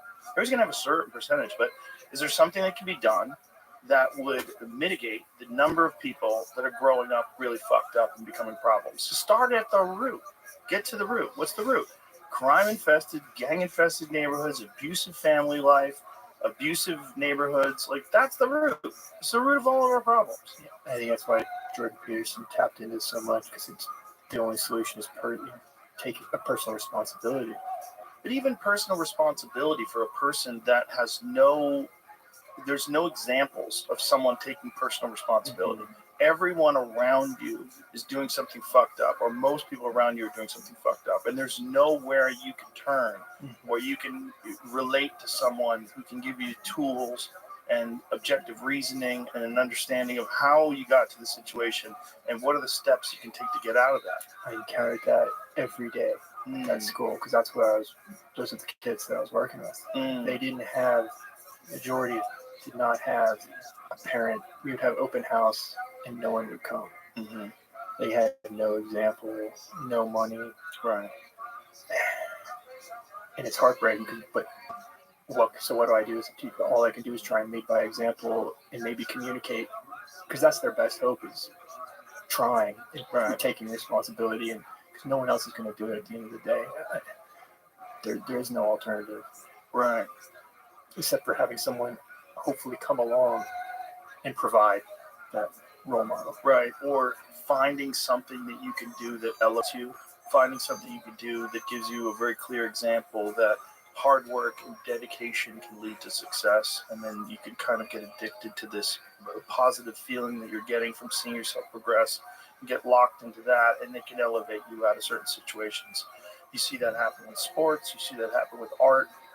Sports and art are probably the two best ways that people can escape impoverished childhoods and bad neighborhoods. The student who was, I'm not supposed to have fairs with, but was my favorite, he came from that kind of background, but he could draw like I've never seen. There you go, art. And so we got him a Krita drawing tablet, digital drawing tablet, and he would just sit and draw all day. But here's the issue is, well, he wouldn't go to any other classes, and for some reason he liked being in my classroom. So they would literally sit him in my room, and he would stay there all day, and then he would try and bring work from his other classes and get him to do the work from the other classes. So through that pattern, he and I, we would talk about. He got me into Elden Ring, telling me like this video, and he got me into the whole art style behind Elden Ring and Dark Souls. But how do you foster? Then the school kind of comes along and they're like, yeah, but he's not doing academic drawings. They're not relevant to the school. And I get that. It's how do you then take that talent for drawing and show him that this can be monetized? Right. Could be up there. Yeah. Let's get you maybe freelancing. You worked as a freelance videographer. It's a hustle, but it's a way. You're not gonna make, but it's better than nothing. Trying to think outside the box. He ended up getting kicked out for a stupid. He didn't want to go on a field trip one day, and he was like, he made an offhand passing comment. He's like, I don't want to go on the field trip. Don't make me go on the field trip. I'll just bring a gun so I don't have to go to the field trip. And oh my God. And this goes back to the idea of telling the truth. What got me is they lied to him and told him, because the teacher that he said it to, you're compelled to report it and everything, and we run it up the chain. I don't think he should have been kicked out. I know this kid though. He's done. That's why they're there, because they say stupid stuff. Right. And we're the last line of defense. He was graduating in 2 months. Oh God. I don't know where he is now. Well, it brings you back to what is school supposed to be for? It's supposed to be preparing you for independence out in the world, and it's supposed to be preparing you to eventually have a career. Well, there's real careers in art. It's a viable pathway. Yeah. And the idea that this guy is extremely talented and that's not accentuated. he would draw these Japanese samurai sword fighting, just beautiful. And then I had the photo printer. But they were like, well, how's he gonna make a living drawing Japanese photos? No, it's like, get him to draw school like logos for multimedia projects for the culinary program. Because I was like, this kid won't respond to that, and he didn't, and then he gets kicked out. That was my problem as an artist. When I was young, I wanted to be a comic book illustrator. That's what I wanted to do. And that's the only art that I was interested in. I read a lot of comic books, and I was like really into like Frank Frazetta, and I was really into like Jack Kirby and all these different artists that would draw for comic books and fantasy novels and that kind of stuff. That's what I was interested in. That was the only thing I was interested in.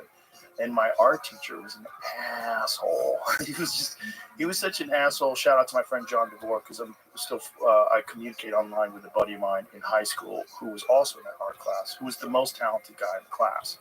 It was me, John, and our friend Kevin.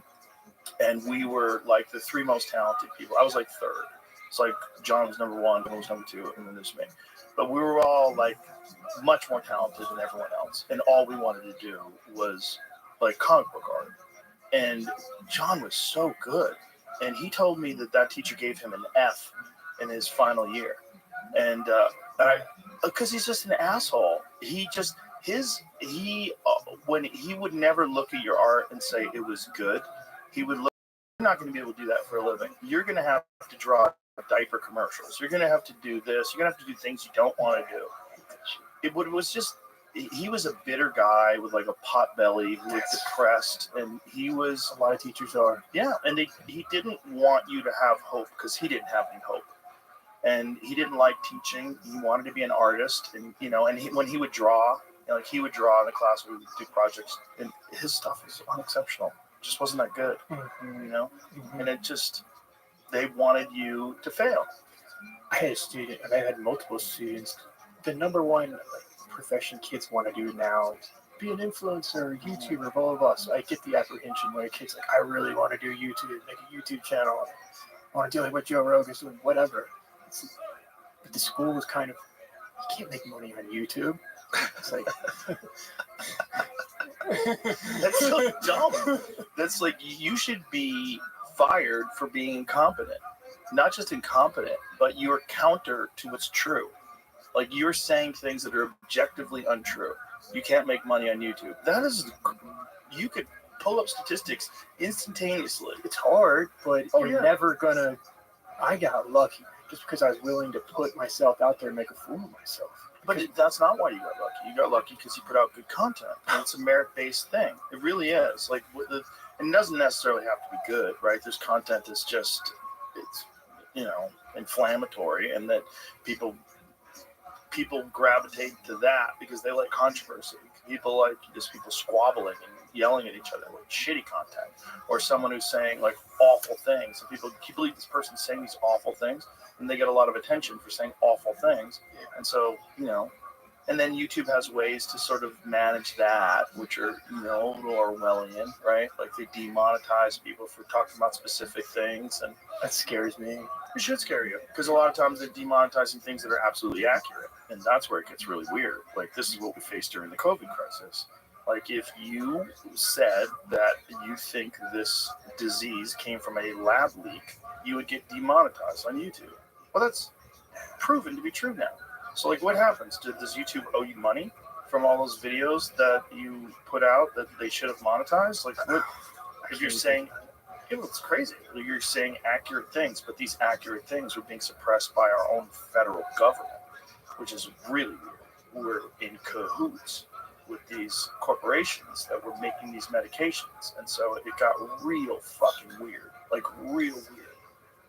And unfortunately, a lot of those laws still stand. We had an instance where there was a video that we put out during the pandemic when we were only on Spotify. So when we were only on Spotify, all of our videos, all our episodes got released only on Spotify. But we banked them all to eventually, just like we'd have them if we ever wanted to put them up on YouTube. Well, then in 2024, I signed this new deal, and in the new deal, what I want to do is put it everywhere. was like, it would be Spotify, but let's put it on. And Spotify wanted to do this as well. It was actually they were very supportive of this. Put it everywhere. Well, put it on YouTube, put it on Apple, but it's a Spotify exclusive, and we work out this deal that way. And just like, well, so when we take these videos that were available on Spotify, in order to put them on YouTube, even though they're factually correct, they have a strike against them because it's still adhering to their old laws that were applicable at the time that we made the video. So what did they make adjustments? What did we wind up doing with that, Jamie? I don't know what case you're talking about. You know, where you were saying that like there was a video that we were going to put up, but it had a strike, and you were going to have to do like training. Remember that? That was already up there. That right. That wasn't re-uploaded. That was from the past. That was like put up. Yeah. Oh, We were talking putting clips up on that channel. Oh, it was a clip that was the problem? Right, but it wasn't the full episode, was it? And then when we upload the full episode, then it applied to that, right? It just still had. There was no way around not doing the education fucking thing. Whatever. Right. Really? Here's the problem. No way around it. Did you have to do that? I'm not doing shit. Yeah, but here's the problem. That clip was accurate. The problem is the things that they were saying were accurate. Yeah, something changed in the news, and they're like, "That's actually accurate now," but the system had already. There was no way to change it in the system. Yeah, it was always accurate. It's just the news started reporting it accurately, and because initially the government narrative was that it was incorrect. So we're in the situation where you get educated about something that's absolutely true, and you have to sort of pretend that you did a bad thing. It's scary for me because this is literally how I make a living. Yeah. With food on the tables. Yeah. Do you do other platforms as well as YouTube? I'm on X, but I'm not monetized. I've never made a dollar on X. I'm not sure how to go about doing that. I could look it up. I should probably. But yeah, I don't know how that works either. I hear rumors about don't post one-to-one to X because YouTube wants exclusivity, and if you're posting on X, your videos will perform less. I don't know how much truth there is, but I'm so kind of. There's probably something to that. And I'm so dependent on YouTube that I'm. Here's an interesting statistic about YouTube. This shows you, like, this is probably one of the best examples of bias that you're ever going to see. During the time where I released the podcast with Trump, it was getting, what was the most it was getting an hour? Was it 1.2 million? So maybe 1, 2, 1, 3, something like that. As much as 1.5 million, I think, at one point in time. An hour. Never trending. Heard about that. Never trending. Never trending. What's trending then? Tell me what trending is. If something gets 50 million views in a couple of days, and that's not.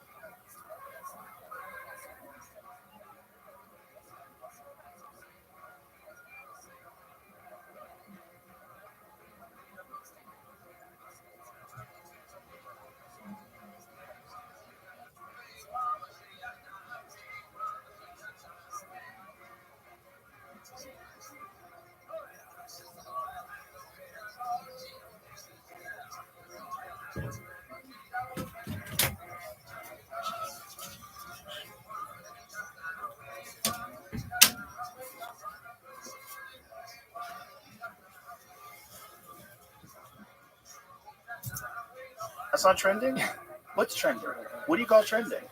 What does that mean then? Are you curating your trending thing? Why would you do that? On Call Her Daddy channel? I don't know. It's a good question. Well, it didn't get any views. No, it didn't. I mean, what did Kamala Harris on Call Her Daddy get? That's crazy. I get $1 million for some random guy. That's crazy. But that doesn't make any sense. I think it might be wrong. Well, it wasn't extraordinary. It wasn't interesting enough. That's it's merit based essentially. Curious what it would say. How the trending page is controlled. Yeah. I looked up on the screen. It says there's no humans that manually curate the page. You're right, but obviously the algorithm. I don't believe this. Yeah, I don't believe pretty that. cynical about this.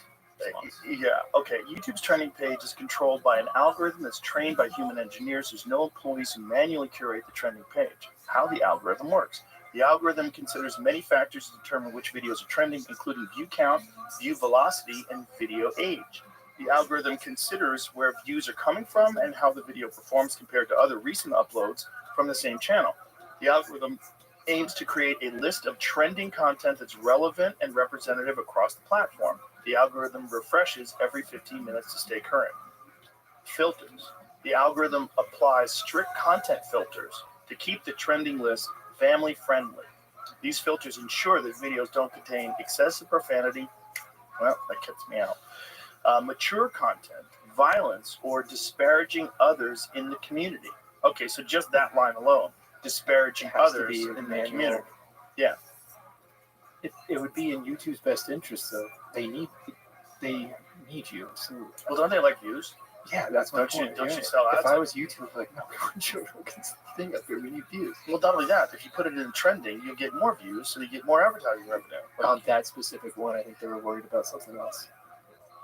But yeah, they were worried about it promoting Donald Trump and winding up being president because of that. But then it got to a point where you couldn't find it. So that was real weird. Like if you Googled Trump Rogan podcast, you would not find that podcast at all. You would find clips of people discussing it. You would not find the actual podcast. When I first saw it, it was someone reacting to it. Yeah. Live.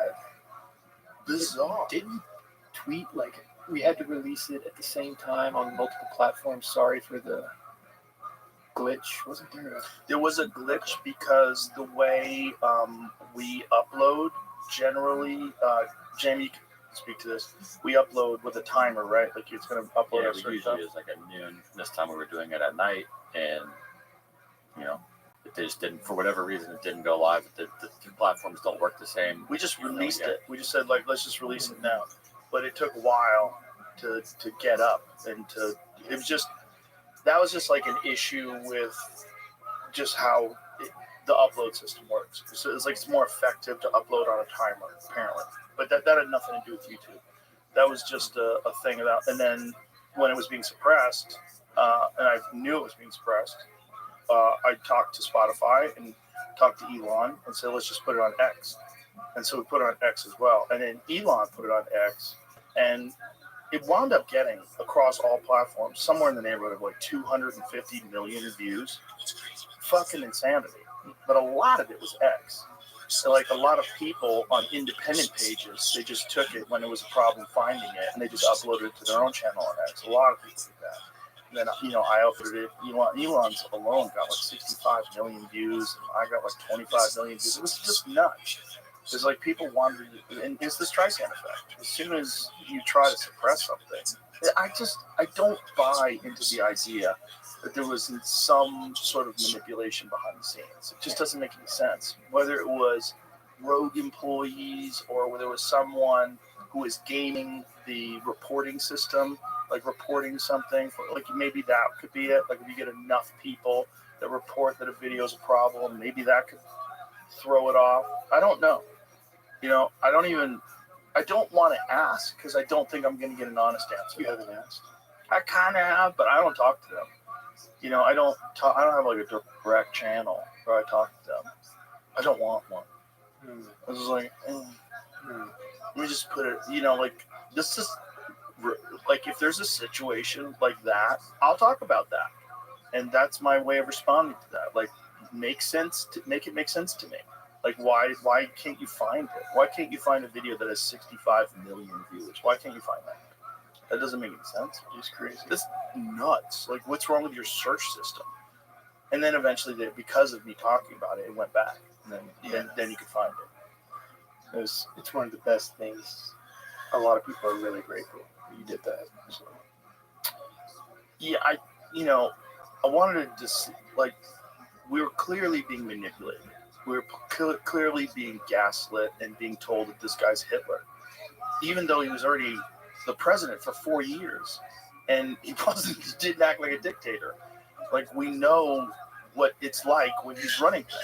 We've experienced it for 4 years, and they were telling us that this was the end of civilization. The trans people are going to be rounded up and fucking nets thrown on them, and it was really wild that people weren't going to be safe. It was really wild. It was really wild.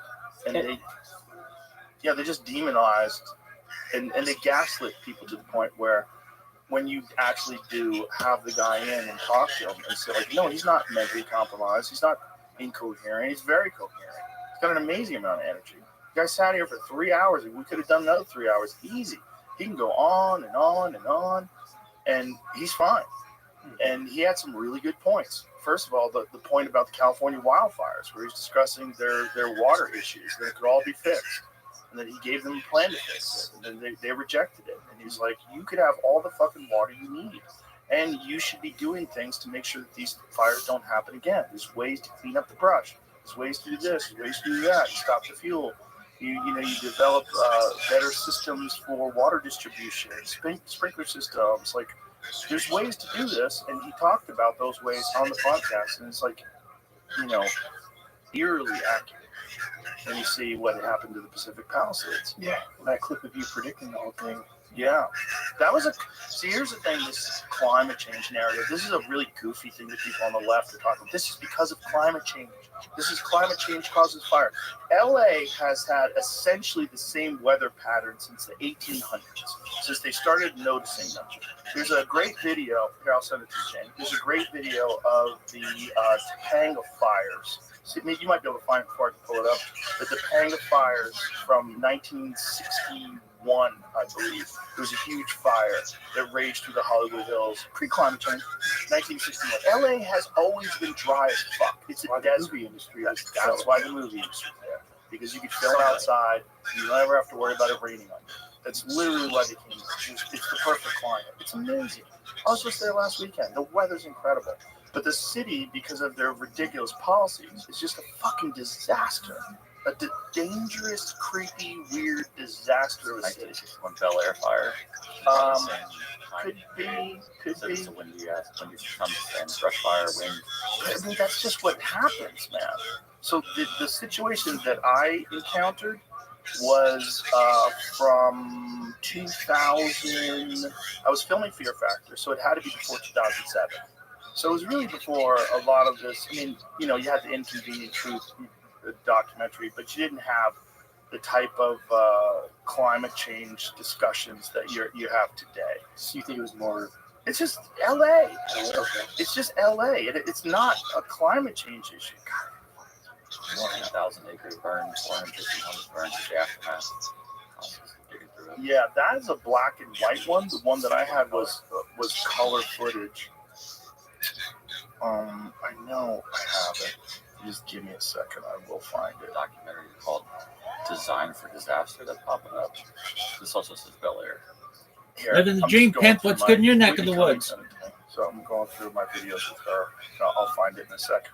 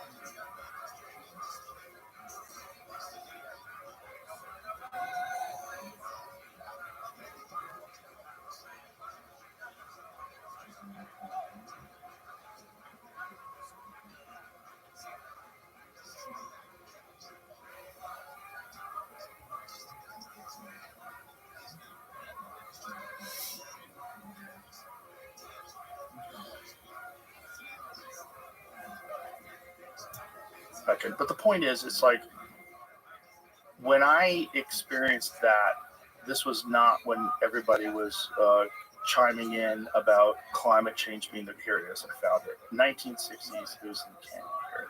That's also on teaching. Yeah. And it's one of those guys talking like this, because that's how they talked in the news back then. So it's a 1961 documentary about the fires. And so when I was talking to this fireman, I think it was 2003, if I'm correct. I think it was 2003. And we were experiencing a fire, and he told me, because where I lived, I had been evacuated 3 times. I've been evacuated in the early 2000s. So give me some volume on this. You can hear the way this guy talks. Ground cover in the Western Hemisphere. The fire, starting from its point of origin north of Mulholland on Stone Canyon, spreads out along canyon walls in 3 directions. Flames begin spreading at the rate of 13 acres per minute. We've got a report of more people trapped on foot between Shalom and Rostamere. We need help from the police department. And an ambulance at 2025 Sedona Road. How can a modern water system properly designed to meet emergency fire conditions fail to function? 484 times, fire proved its deadly efficiency by incinerating in a few roaring minutes what families had taken years to acquire. 134. So that has always been a problem. So they had the same issue back then. The 100% same issue. So this idea that these left-wing people, particularly media people, they want to use this binary thing, this is what I saw. Oh, Trump said drill, baby, drill, right after we're dealing with this climate change fueled emergency in the Pacific Palisades and climate change. It's not climate change. It is the climate of Los Angeles. It's a fucking desert. They put a city in the fucking desert because they wanted to film movies there. And it's also windy in the winter because you get the Santa Ana winds, which is what just occurred, where you get these 100-mile, they're historic. They've always happened. Every year we get the Santa Ana. There's fire season for a fucking reason. Los Angeles has fire season.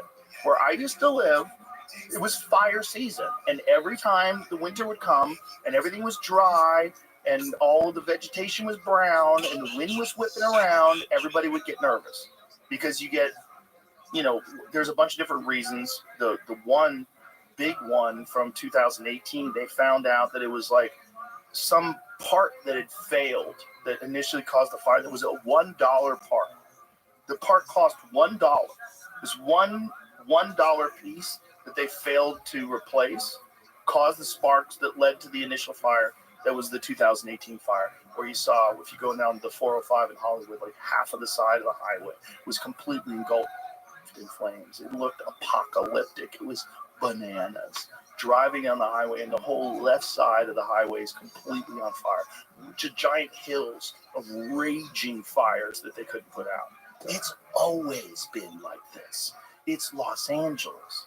It's Los Angeles. Why didn't they adapt? Like, I lived in LA for 2 years. I'm on the volunteer fire department in my town where I live now in Massachusetts, and we don't have fire hydrants. That's so crazy. We're out by Concord, like near there. Yeah, I know that. So there's no fire hydrant. And so we bring our own water. That's so crazy. But it's possible. Yeah, it's possible. And the problem with this past fire, and here's another thing that's a lot of weird pushback against, that it was arson caused. Hey, some of it was arson caused. Fact. They've arrested people. Okay. They arrested people for starting fires. They've arrested multiple people for starting fires. My friend Andrew Huberman filmed people starting fires.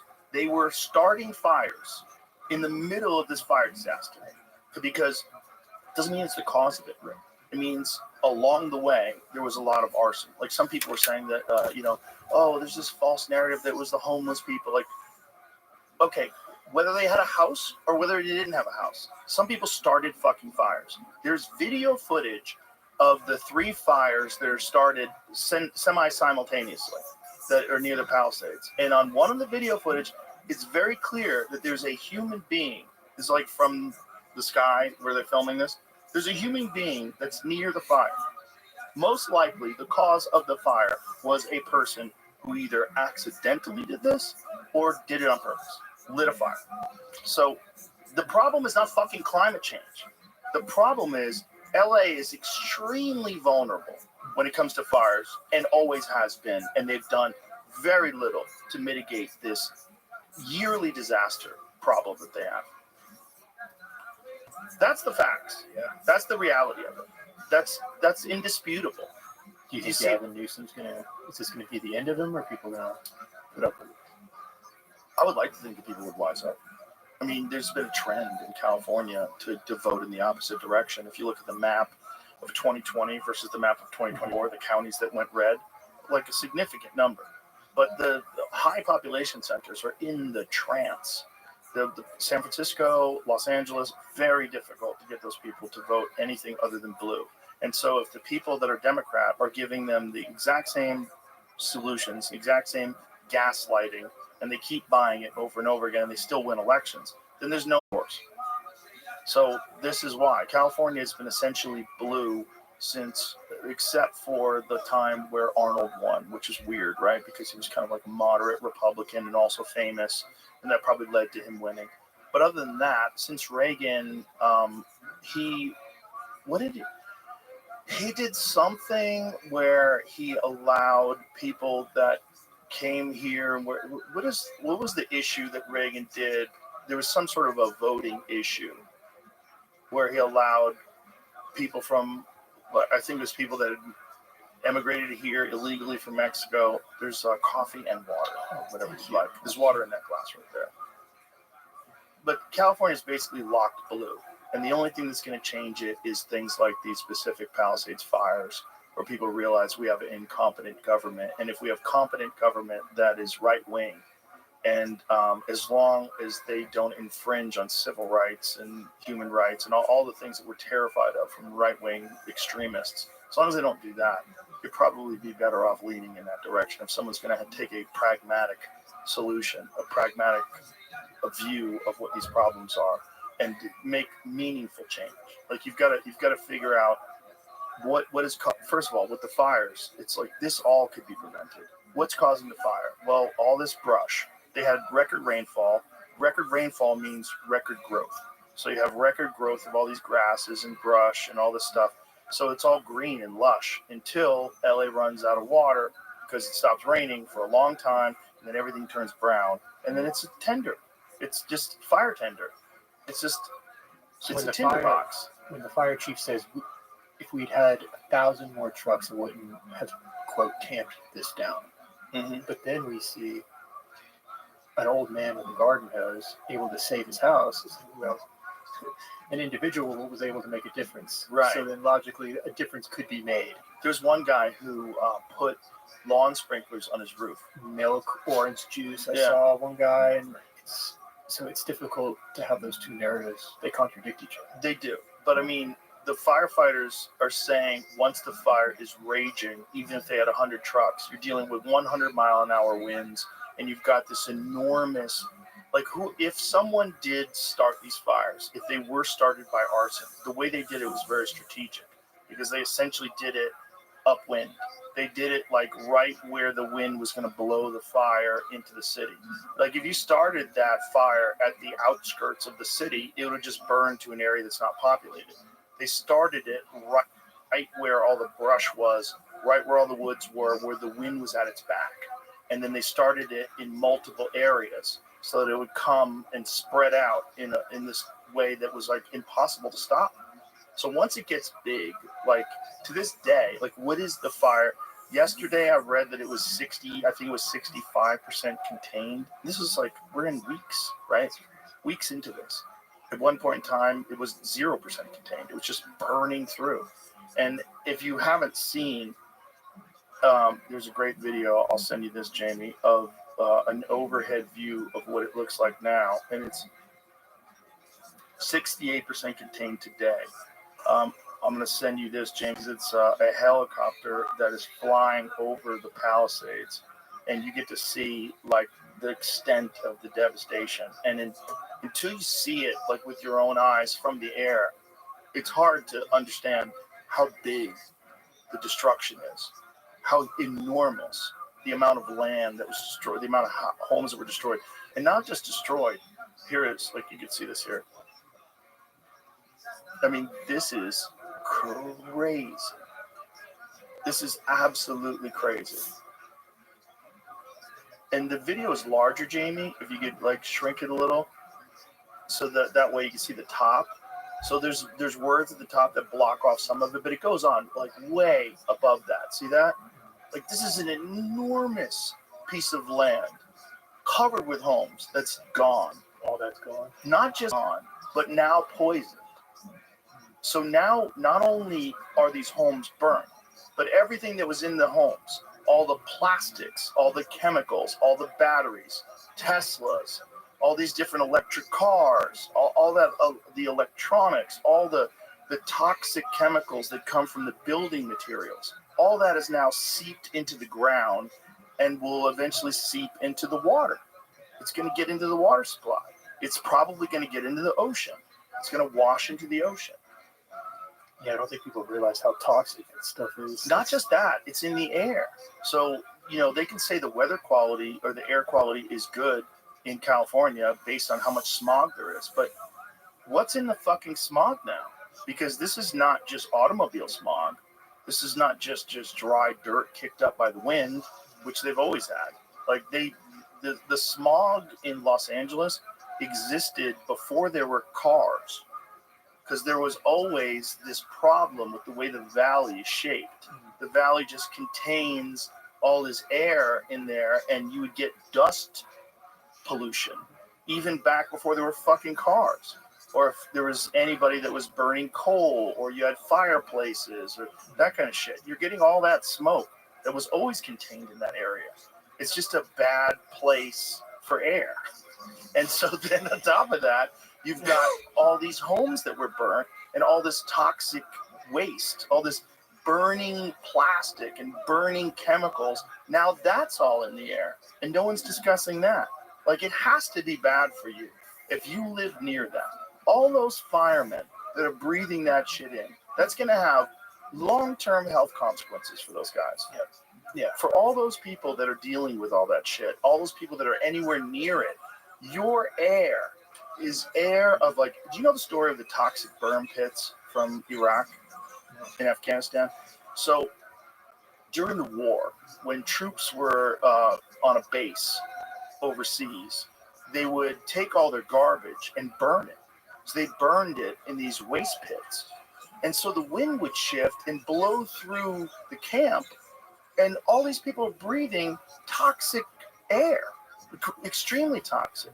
In fact, Biden's son died from a brain cancer that they connect to his exposure in the military to toxic burn pits. So there's a whole swarm of health consequences that veterans have faced because of these toxic burn pits. So the dumbest fucking way to deal with garbage of all time, make the troops breathe it in as you burn it. It's the same kind of thing that's happening in LA. It's the same shit. You're breathing burnt garbage, burnt refuse, burnt buildings, burnt cars, burnt tires. All that stuff you're breathing in. I didn't realize how often, you don't think about firefighters, but they're exposed to that.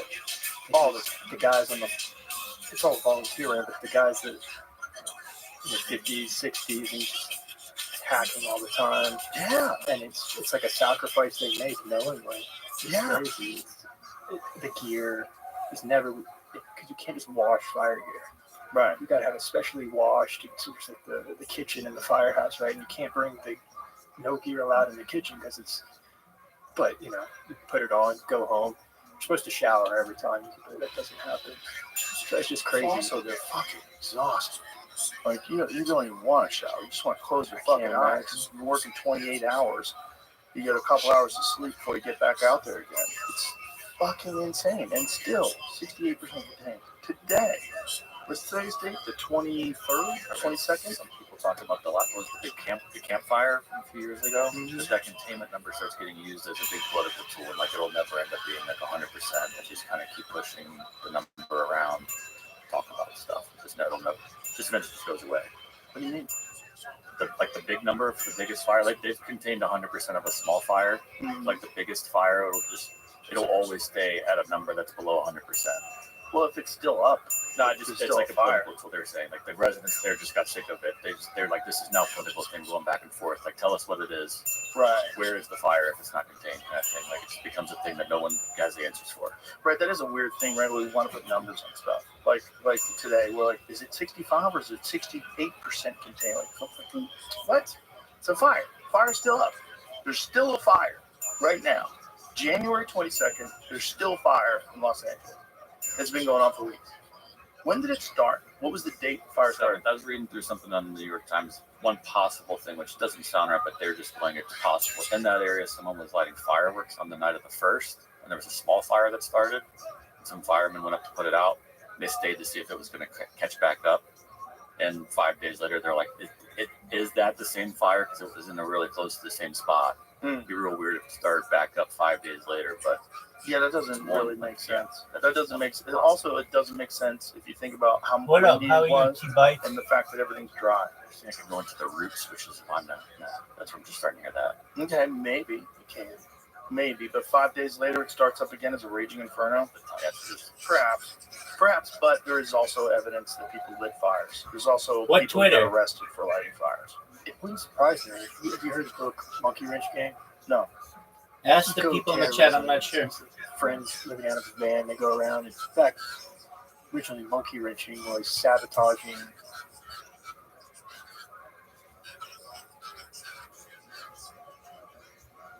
Sure. Talk to the people in the chat. They'll be able to give you more information, my man.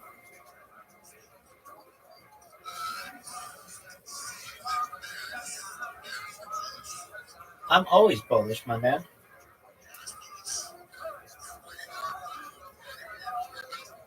No.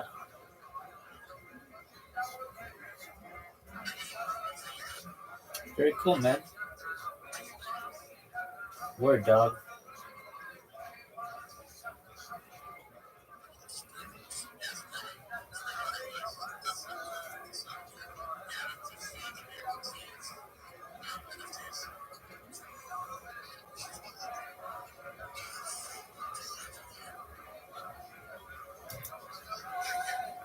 Peace, dog. For environmental reasons, big equipment to fight back against that kind of thing. Okay. I had a friend back in high school, went to this boarding school, and he was really into it, and that's where I learned about this book. It wouldn't surprise me if that kind of thinking carried over in someone. Because we saw copycats. There's definitely people out there that have a reason. Yeah. Well, there's disturbed individuals in our society. That's why we have school shooters, right? That's why we have a lot of things that people do that's horrible, that are horrible. And one of the things that people do is they start fires. You know, it's a known thing. And to pretend that it's not possible because it doesn't appeal to your narrative. It doesn't fit with your narrative of the homeless thing. We just have to be compassionate because these are people and there's a housing shortage and it's just housing. No, you have open air drug markets and mentally ill people and fire.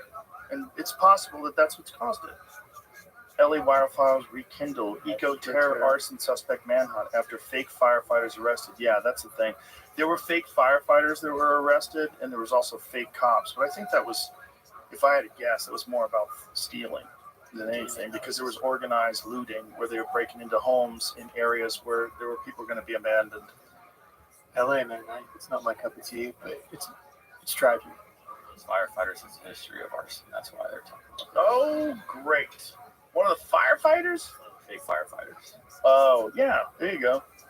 One of them has a criminal history of arson. Gee, what's the odds? Well, he definitely didn't do it again. He learned his lesson, Jamie. A fake fire truck. A pair of fake firefighters from Oregon. Where'd he get a fake fire truck? Yeah, he's like dedicated. He's like the Michael Jordan of fake firefighters. These are like $1 million. He got a used one. Did you see the thing in LA where they had the lot where they showed all of the fire trucks that were out of service? No. Hundreds. Oh, they're bringing them back in service? No. They were broken down. They hadn't bothered fixing them. So a journalist got to the lot and was filming from the outside. I think Schellenberger had it on his Twitter page. But a journalist got to this lot where these fire trucks were, where they were supposed to be repaired. There's hundreds that weren't repaired. Like just fucking huge parking lot. Yeah, jeez. 75 Los Angeles fire trucks wait for repairs as wildfires rage while city spends 1.13 billion on the homeless. This is New York Post. I heard it was more than 75. This guy had a film of it and showed, and it looked like a shit ton of trucks that weren't fixed. You should have fixed those. You would have had more trucks. The reason is going to be, well, we're backed up. It takes so long. Like, to get a fire truck even ordered, it takes about a year. God. I mean, maybe that could work where there's very few fires and it's just essentially home fires. We're fine where we are. Yeah, but it rains where you are too. Yeah. California, it does not fucking rain for long stretches of time. I think California had gone 8 months without rain when these fires started. This is common. This is why this climate change, it's climate change. This is not a change in the climate. This is the climate of California. You see it from that 1961 video. You see it from when I was evacuated. 3 times I was evacuated. The houses in front of my old house burnt to the ground in 2018. Both of them. Like when you were talking about it, and that clip that goes around, it's like there's nothing they can do. Exactly. For right wind, yes, it's going. This firefighter told me that when we were filming Fear Factor. He freaked me out. He said it's just going to take the right wind. He goes, we just get lucky. So is there any preparation that could have? Yeah, you got to get rid of all the brush. Okay. Number one, you got to get rid of all the stuff that starts fire. That's possible to do. That's not impossible. That's not like putting a person on Venus. This is like something that can be done. Like if you have enough money for all that, you spent $24 billion in the homeless crisis, did put a dent in it. You could have fixed the brush. You could have fixed that reservoir that was empty. A giant 11 million gallon reservoir of water completely dry. You could have fixed that. You could have saved homes. Maybe you wouldn't have saved all of them. You could have saved a lot. You could have saved people's lives. And they didn't. And it was incompetent. And it was poor planning. And it was, they had a lot of ideas that weren't good. They had a lot of things that they paid attention to and things they focused on that weren't important. What was really important is preventing these kind of reoccurring disasters, continuously reoccurring disasters. I've seen a bunch of them. Like I said, I was evacuated multiple times, but I've seen multiple other fires that I wasn't evacuated from that were huge in all sorts of areas around LA. It's dry as fuck. One of the big ones that we experienced was, it was like we were out filming in out in the Tehachapi area. Like we're near Tejon Ranch. We're filming this thing at this ranch and we had to cut filming short. And when we were driving home, the entire right side of the highway for almost an hour was on fire as I was driving home. So you're driving, ash is falling from the sky like snow. And the whole time you're driving, it's apocalyptic. The whole right side of the highway is in flames. I saw a clip of that. Yeah. Surreal. So this has always been a problem with LA. So these climate change kooks, these left-wing kooks that want to put everything into these very binary categories. Like this is because the Republicans refuse to agree to climate change and call climate change as a hoax. This is a climate change. No, this is LA. This is the climate of LA. Is this the fire trucks? Oh, he probably posted it too. Quite a few people on Twitter posted it, but there was all these fire trucks that were in this lot. This isn't the video that I saw. I think multiple people posted them, but they're all out of commission. They're all just sitting there. And, obviously they could use them, but that's only part of the problem. Part of the problem is planning correctly. Part of the problem is, there wasn't enough water for the fire hydrants, so the fire hydrants went dry. The whole thing's nuts. And when Trump talked about it on the podcast, he was eerily accurate. He was eerily accurate as to, what the problem was, and he offered a solution. And to save the smelt, they didn't want to do the solution. this department with Elon. Like you could just imagine what Elon could do with like the fire truck problem. Yeah, but he can't do everything. Well, you can't do everything with states, right? Because states have states' rights, and they have, like one of the things they arrest this one guy for arson, and they couldn't necessarily prove that he was an arsonist because they had one guy they found with an actual blowtorch. They couldn't prove that he lit the fires with the blowtorch. But this guy had been arrested multiple times, including for vandalism and all sorts of other things. And I believe assault. And ICE wanted to deport him. But the California sanctuary state law, the way it's set up, they weren't allowed to deport this guy. So they're just going to let him go. He'd been arrested 8 times, this person, in a short amount of time. So it's like a real problem person. And they're like, hey, maybe this guy shouldn't be in the fucking country lighting things on fire. And they're like, no, we have sanctuary. Sanctuary. Still here? I don't know. I don't know what the latest is. I try not to pay too much attention. I'll go crazy. Yeah. But California is deep in the trance. Deep.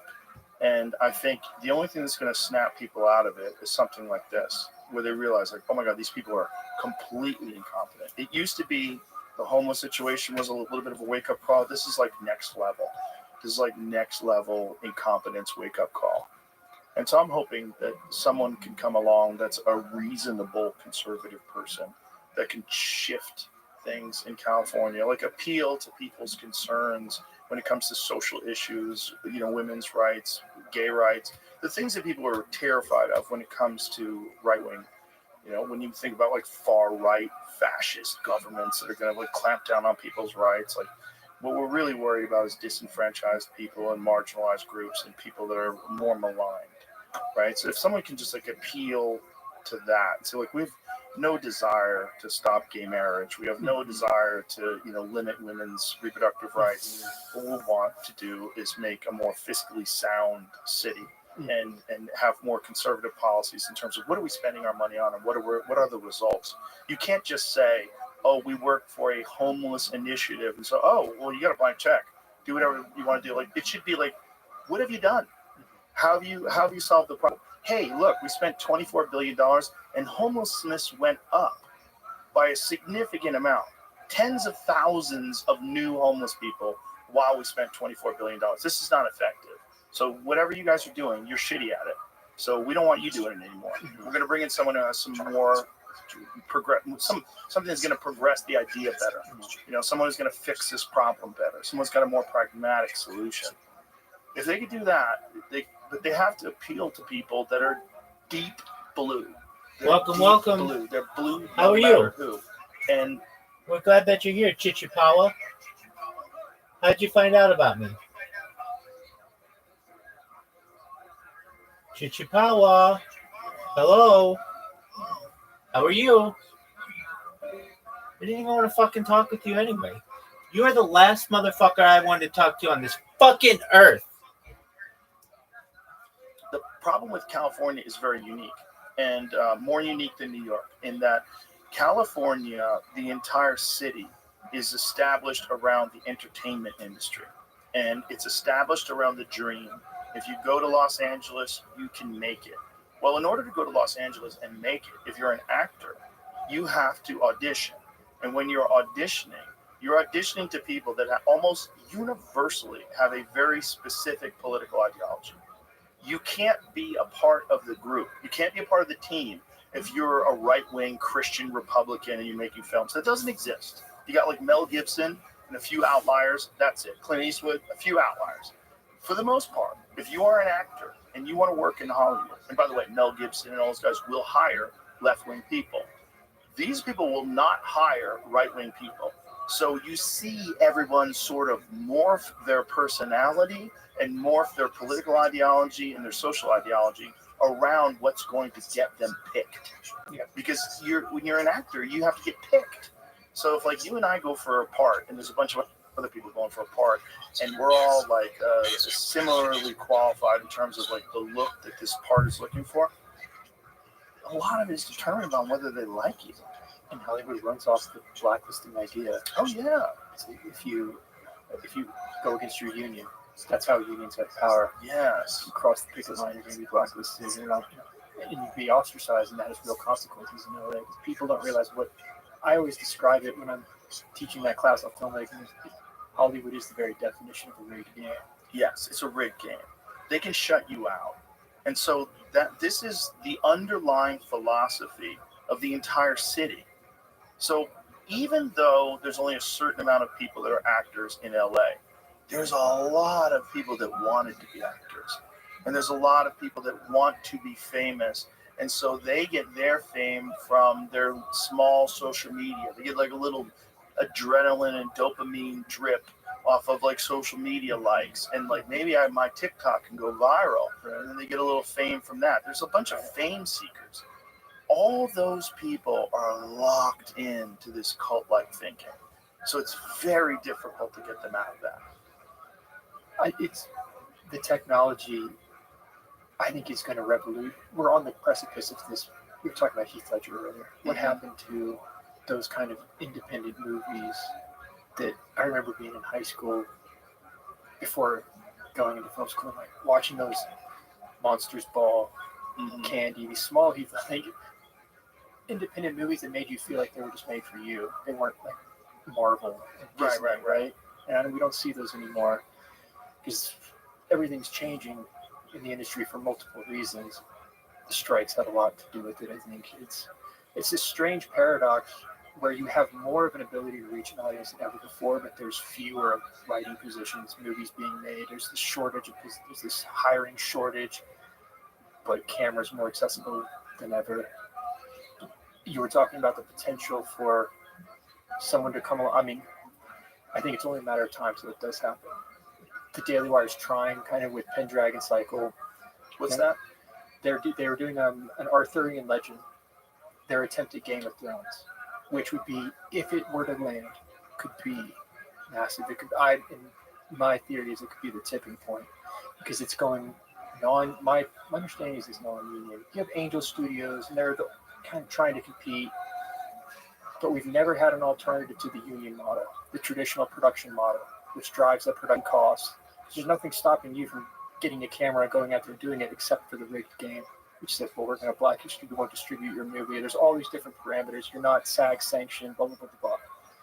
If Daily Wire could land the Pendragon Cycle and it were to be a solid enough story on the equivalence of like Game of Thrones, it could change so much. But there's the recent Brett Cooper stuff that's going on. It's just so much. Brett Cooper leaving the Daily Wire. What's that story? She's no longer at the Daily Wire, the comment section. Brett Cooper, she created the comment section of the Daily Wire. The comment section? The comments section. And it's got Are you aware of this, Jamie? A little bit, yeah, and then they hired someone else to host it. Yeah, I'll break it down. What happened? They hired her. We want you to start this YouTube channel for Gen Z. We want it to feel like you're a streamer. Let's hear what she says. Let's rewind that shit. Let's hear what she has to say. Just a little bit. Hey guys, some of you have heard the rumors online, and the rumors are mostly true. Today, December 10th, will be my last day hosting the comment section and working for the Daily Wire. It is not true that I am being forced out. It was my own choice to leave. And believe me, this is bittersweet. I have had the most unbelievable 3 years helping to craft the show, building this community, and telling stories and sharing the truth every day. Through the comment section, you all have made me braver, more articulate, more thoughtful, more hopeful than I could have ever imagined. And I'm grateful that we spent this time together. And I'm grateful that the Daily Wire gave us a platform to grow this community. But at this point in my life, I am ready to take on a new direction, both personally and professionally. This means new challenges and new endeavors, which I will share with you soon. As for the show, the comment section will continue with the Daily Wire. My producer, Reagan, is taking over as host of the comment section, and I wish her and the Daily Wire all the best. We have had 3 great years, and I am proud of what we've accomplished together. Leading the show and the platforms that we've built is hard, but I'm very excited for what's to come. Knowing that we have brought so many people together. Okay, pause this. I'm not hearing this. So what I'm not hearing is like what caused? No one knows exactly. There's speculation because the girl who took the place was her maid of honor in her wedding, like best friends, the producer of the show. It'd be like Jamie taking your place, except obviously not. But that's what's happened now. And it's nosedived. It's pulling like it used to pull like 500,000 views per video. It's pulling 40,000 now. And there was this theory that they had trained Reagan with, they hired an acting coach because her mannerisms are the exact same, hand movements, everything. We were talking about nonverbal communication, the importance of that. And it was eerie. She has started a YouTube channel that's already amassed 500,000. She hasn't posted any videos, so there's a lot of loyalists to her. But she grew this channel to over 4 million people in the last 3 years, as you just hearing. Right. And she started in the Pendragon cycle. She used to act.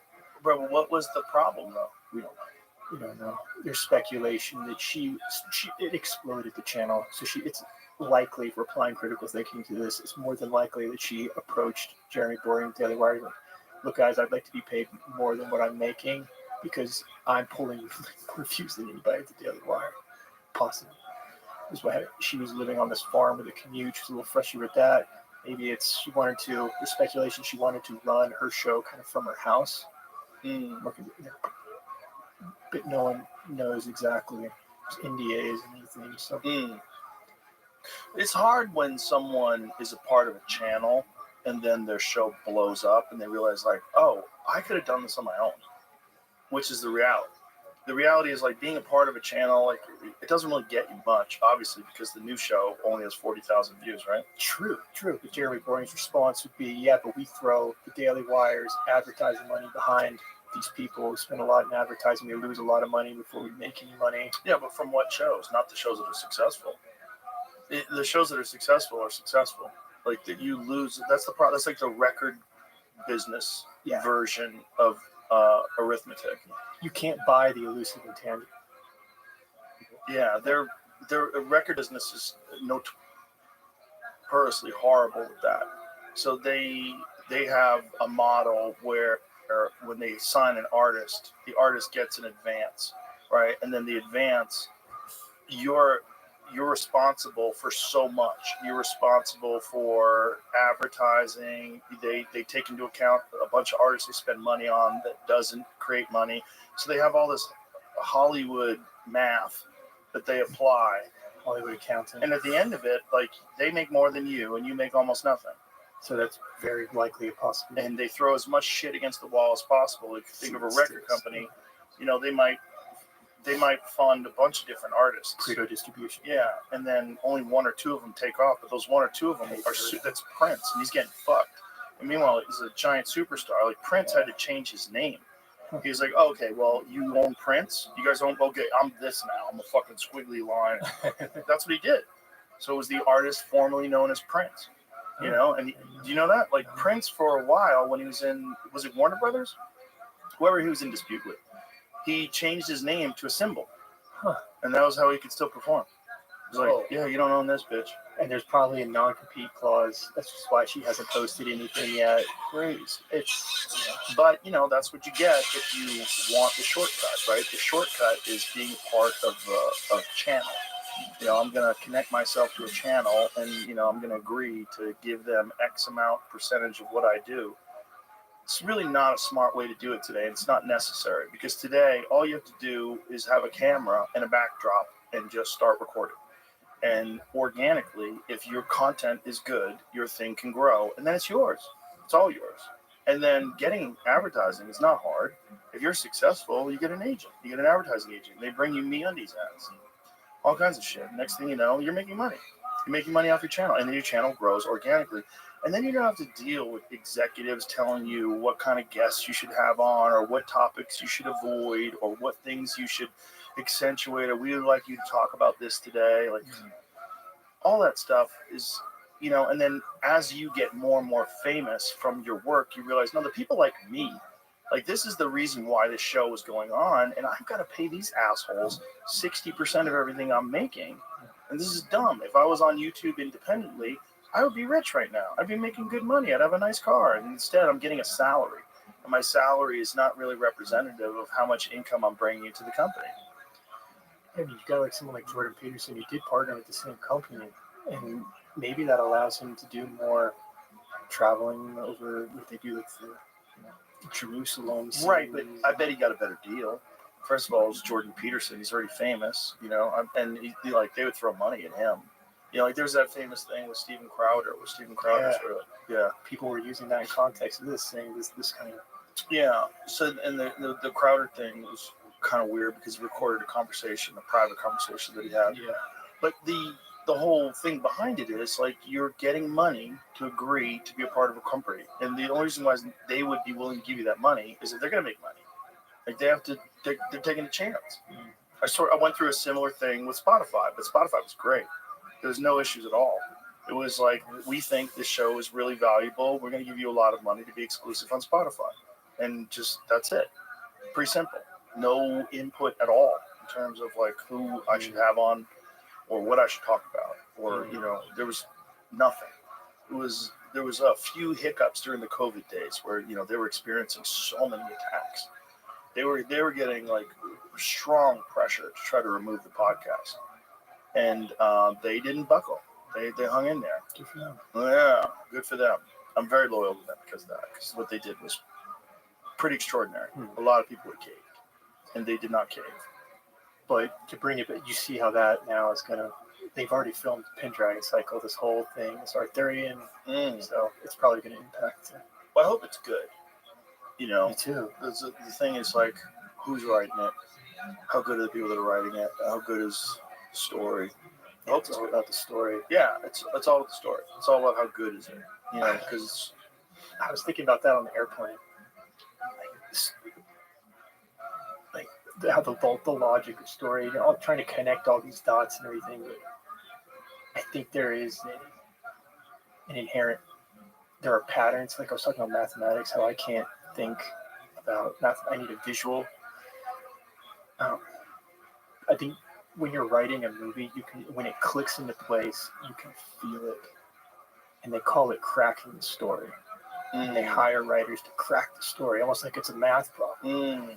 So to me, that indicates that there's like this fabric. That's how I think about it. There's this fabric of reality that stories tap into, that you're trying to connect to, and you feel it when it clicks in. Yeah. And you're almost when it does click, and you have that hook. You're like, this is the reason to make why this movie is interesting. Right. Then you're almost making it for the sake of the story, not the audience. But the audience will come as a consequence. Yeah. As opposed to today, where people think they can make movies for the audience, like Disney, but they're discarding the very fabric of the reality of these stories that think, well, we can change them away. Right. And then that screws them up. Yeah. Well, it's also people like really resistant to that now. They're getting so upset about it. They don't want you to force feed them some sort of activist version of a story. They just want stories. They want the thing where you're saying like you get it, like, oh, we found it. This is the hook. This is the meat of the story. This is the exciting. This is the thing that resonates with people. That's why it's so frustrating when you go to a movie and that never happens. You never get hooked in. Yeah, because you can take the same story and tell it different ways. Logically, there's one ideal way. You're never going to quite get there. Right. Because I was watching Beautiful Mind on the airplane, which is, I think, my favorite movie. I'm trying to think of one's better. It's just amazing movie. Yeah. Yeah, that movie nailed it. Yeah, they nailed it. That's why I'm thinking so much about math and everything. Well, there's kind of a math to it, right? That's my point. Yeah. And then Dunkirk. All right, so this blew my mind. So the golden ratio can be found in music, movies, everything. Then so much will be on your arm. This is the golden ratio: 1 to 1.6. Then from here, 1 to 1.6. In your hand, 1 to 1.6. Your finger to the knuckle, 1 to 1.6. Now, if you break down what Nolan did in Dunkirk, this is probably getting too nerdy here. He took 3 different storylines, did what he does with the Shepherd tone, and air, land, and sea. Land is the story takes place over a week. Air, an hour. Sea, a day. And then he does what he does with the Shepherd tone, which is in Batman and all of his movies. It's an ascending tone, like a barbershop spiral that is infinite. Where it's the first sound is like crescendo, and then it fades out, and the middle one is consistent, and the top one is going down, and it sounds to the human ear infinite.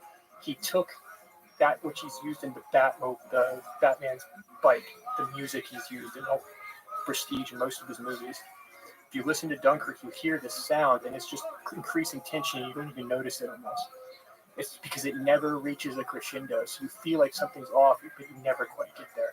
He then takes that and structures the frickin' story as a shepherd tone to the point where at the very end, and you are in that frickin' the golden ratio. So this is the meat of the movie. In that final hour of air, the three stories converge. There's a mathematical formula to why it's not a coincidence. And that is what separates him. So there's a math. Is He the right seems word. uniquely uninfluenced by pop culture too. I think he famously doesn't have email. He's one of those guys that doesn't have a phone, doesn't have email, and obviously incredibly brilliant person.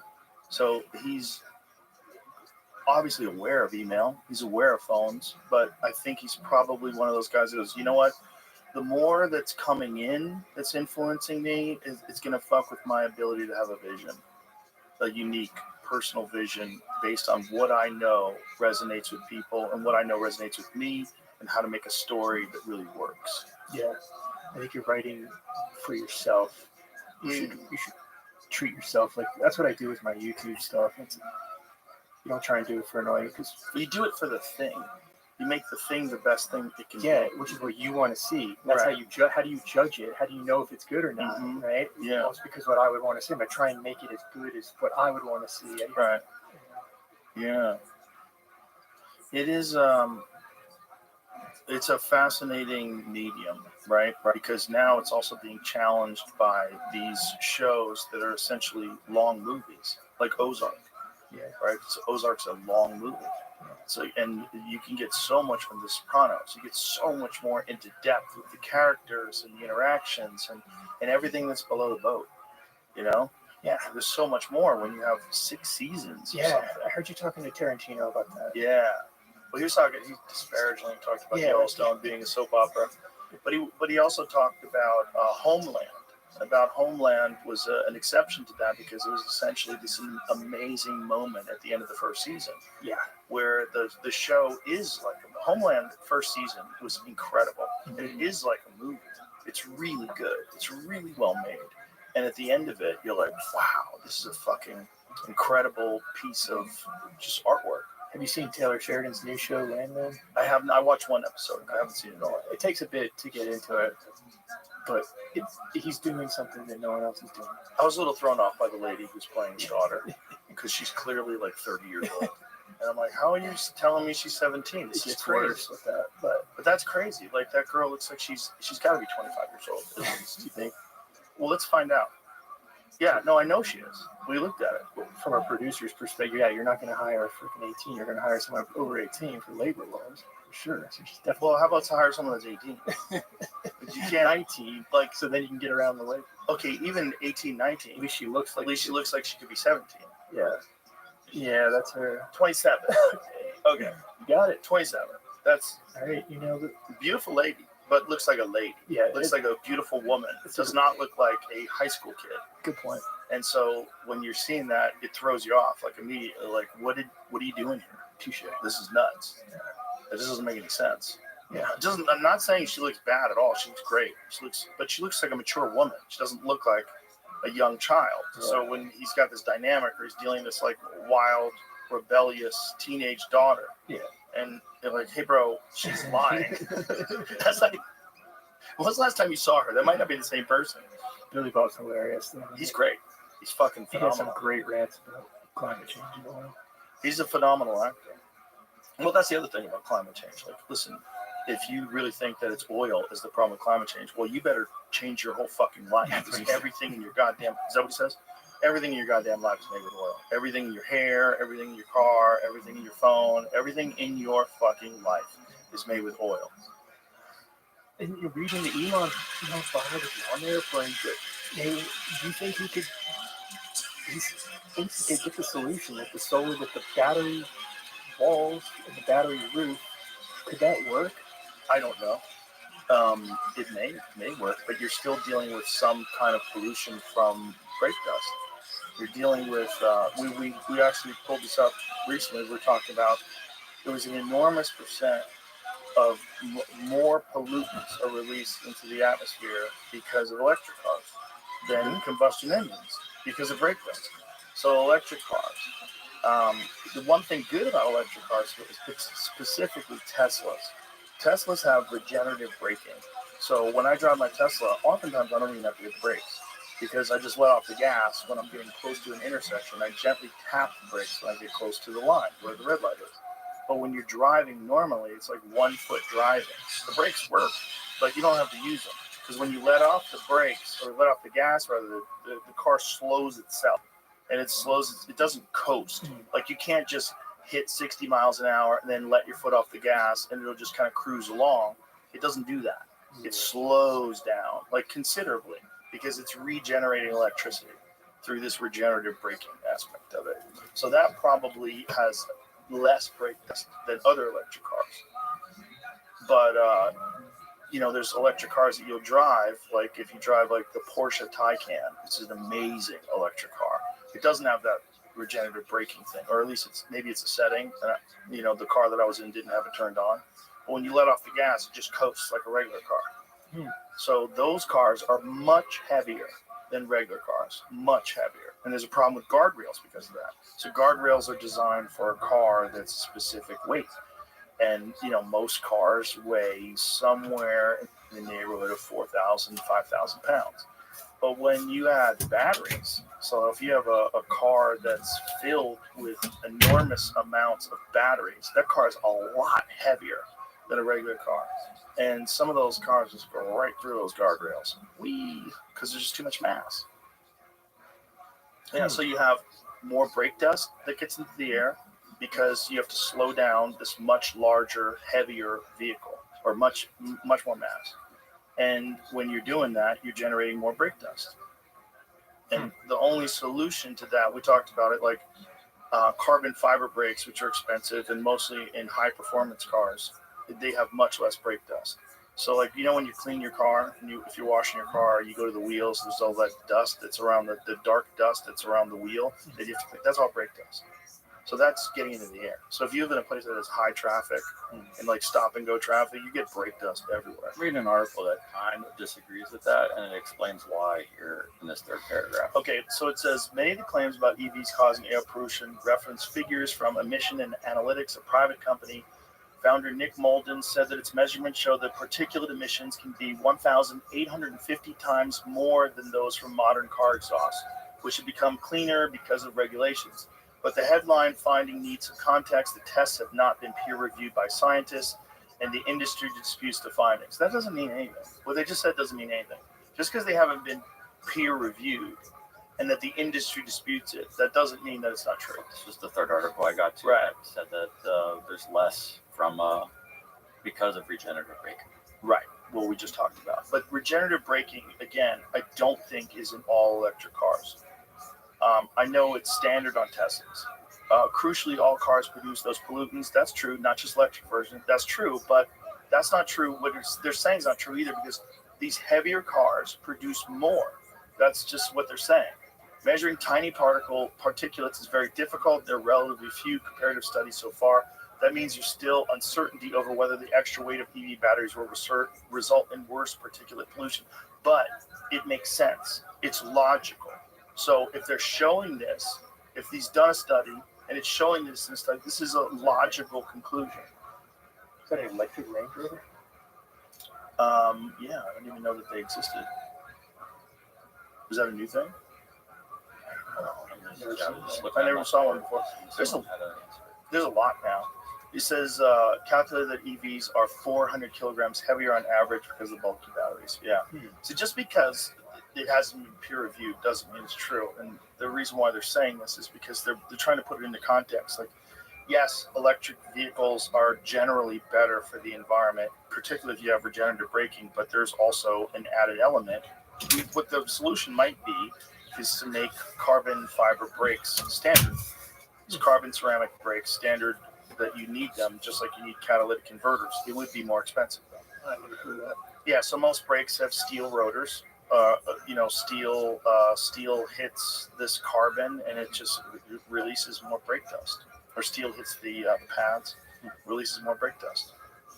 I've got a hybrid RAV4. I love it. Yeah, well, those are really good on gas. Yeah. I mean, something that's good on gas is going to be better for sure. Something that's bad on gas is going to burn more. But the bottom line is, there's problems with all technologies in terms of whether or not they go into a landfill. Like, this is a giant problem with windmills. Windmills aren't efficient. They're gross looking. They pollute the landscape in terms of the way it looks. You just see these fucking windmills everywhere. And those things have to go in the landfill. So you have these enormous fiberglass propellers that now have to be buried in the ground. Billy Bob goes on a good rant about the Does he? I was like, Yeah. he rips them apart. Yeah, they're not effective. They're not good enough for what they do to the environment. You know, they kill whales. That's the other thing. You know, Trump talked about that too. That these things, when they set these things up, you know, near the ocean, like the sound is fucking with these whales. Oh, Yeah. It's not good. It's not the way to go. Maybe solar's better. But, you know, if you have like enormous areas of land that are covered in solar panels, that looks gross too. But if we could just have like one designated area in the center, like take, you know, a state and fucking make that state just a battery, maybe that would work. Yeah, maybe LA. Maybe when LA burns to the ground, like, look, it's already toxic. Let's just turn the Palisades into a battery. How are they going to rebuild if it's like, yeah, there's nothing we can do if this happens again? Well, there's also the fire insurance problem that a lot of insurance companies pulled their fire coverage because they're like, look, nothing's being done to stop these fires. We know the fires are coming. We're going to lose all of our money. We're just going to pull out. And they did that. And so now a lot of these people that lost their homes were not insured. So now they're really fucked. And then you got Gavin Newsom on TV talking about speculators coming in, land speculators doing his little fucking dance. And you're like, what are you guys doing over there? Yeah, this is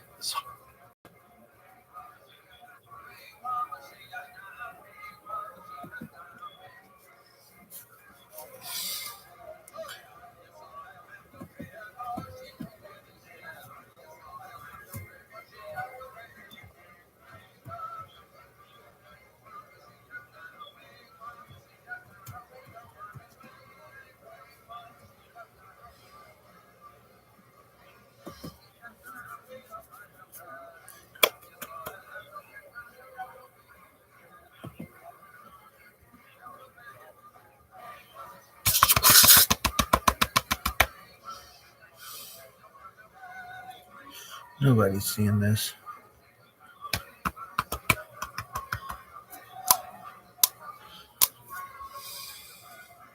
Come on, you little bitch. What is this horse shit? This is some bullshit. But what is this bullshit?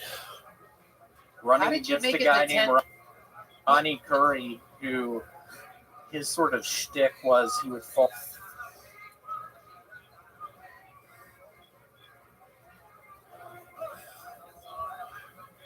from the top of the steps, and everyone would laugh. I was against him. I had my synthesizer out, and I just told everyone my life's been going pretty hard. The only thing getting me through this is a song. And then I read the lyrics out to Karma Chameleon.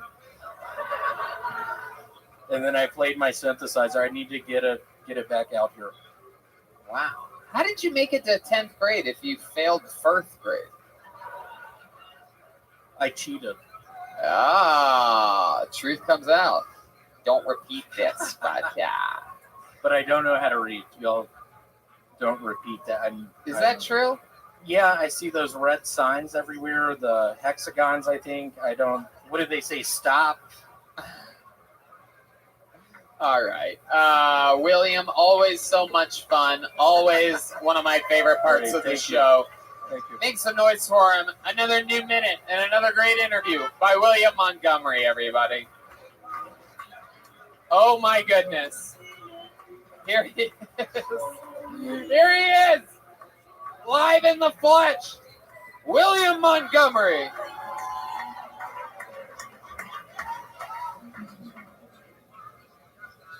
How's it going? My name is William Montgomery, and I'm running for county alderman. It's been a long time coming. I think I realized I wanted to be a politician the day my grandfather went overboard on a boat we were on. I couldn't save him. Damned if I didn't try. He was out in the waves for probably 30 minutes. I just couldn't reach him. My arms weren't long enough. But what I can promise you people tonight, if y'all elect me to county alderman, your arms might not be long enough, but by God, mine will be.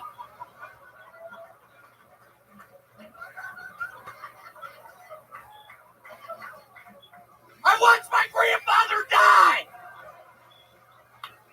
Held to serve. This is Vaseline in my hair.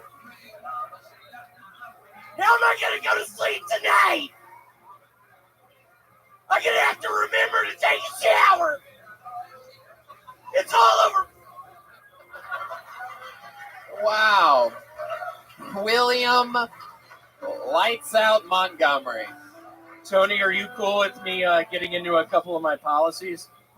Oh, if you have more, you're this is like a real pitch for what county alderman? County alderman. Is that a real vote that's coming up? It is. Okay. Go ahead, sure. If we're on topic of making our community safer, Dude, let's really sit down and talk That's about what I'm the talking elephant in about. the room. Let me call your boyfriend just one moment. There have been studies. How you live at conducted- camp? Wait. I don't think we need the national anthem. It's just county alderman. Yeah, that he's was running good. for. It's definitely not presidential. Go ahead. There have been studies conducted by our leading scientists in the great nation of America that prove beyond any shadow of a doubt elephants serve no other purpose than the very real risk of trampling people No. in our local zoos. If I'm elected county alderman, elephants will no longer be allowed in our zoos by 2022. There he is. Pachyderm! There he is. Ideally. I don't know. There he is. Hey, guess what we're watching?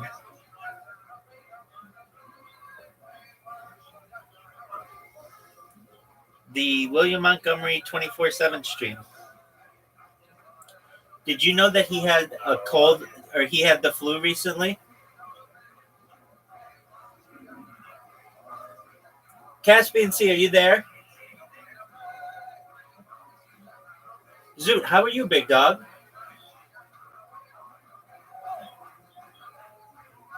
Zoot, how are you? Happy day after Australia Day.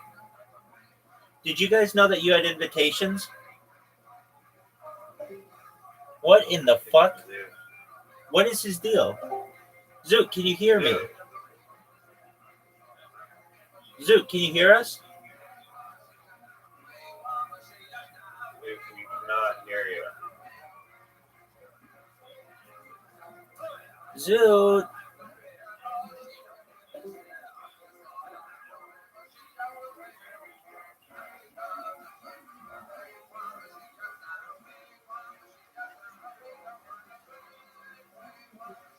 Well, Actually played a game online earlier. dude, I played 2 and I lost both of them. Daniel. Yeah. Sorry, I clicked in the Discord. I started playing a video of Rap Boss. They started playing an interview. Okay. When I joined the Discord, I clicked something. I clicked on the messages and it started playing an interview. And then I was hearing like 3 different Rap Boss speak at once. And what's wrong with that? Nothing. Zoot, I'm glad you're here. I sent you an invite, big dog. Yeah, stop rugging our time and cheating us our time. The term G may perhaps be a racist term. Be careful. Hey, Rabbi, what was that today? At work, you were at your super high-powered financial career. You could say that. Were you at Hungry Jack's? No, I was working, like you said.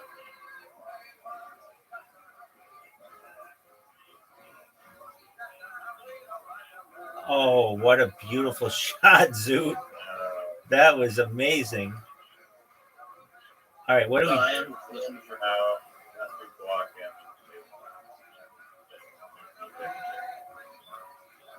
but I am going to something to a course tomorrow. What are you doing tomorrow? Going to a court. What the fuck kind of shot was that, dog? I mean, it's difficult for you to get it in still. And Riza is way behind, and I still win. I played like absolute shit, and I still win the zone.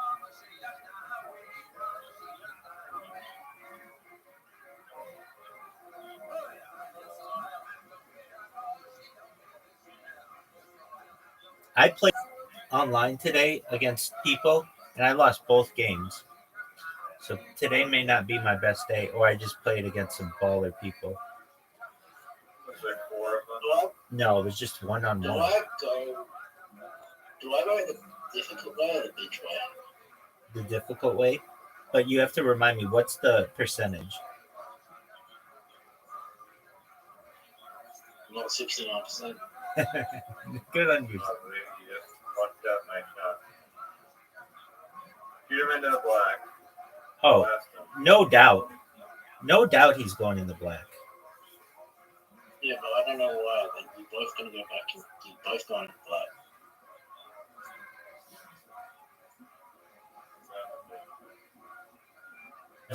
Zoot's going to fuck this up. Zoot, fuck.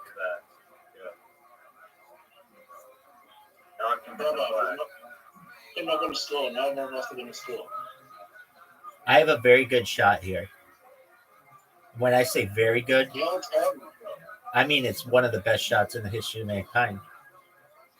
Humankind. Not if I'm there. Oh, shoot. Zoot. We just get Riza a hole. Basically.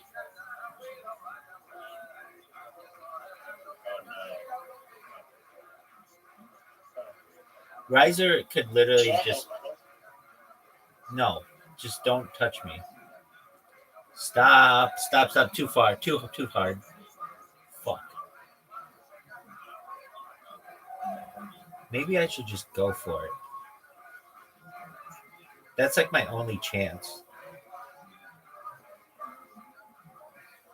Is there a possibility that Ron misses? Riza misses? Yeah, not a good one though. You have to have a major meltdown.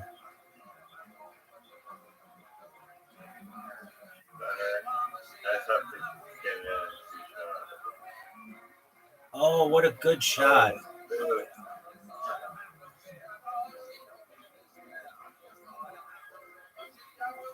The only thing is my watch. It feels like you both have like 8 shots and I had 2.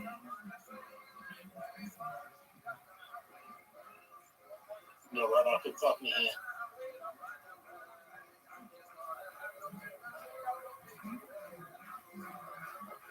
What was the percentage? 69%. You ready for the plunge? Full time. I like actually. Wouldn't that be just a fucking amazing thing? Shit. Riser's gonna steal the fucking game from us. Oh, just the hole. Yeah, my favorite hole. I hate this hole. That fucking tree is so annoying. Oh, what is this bullshit?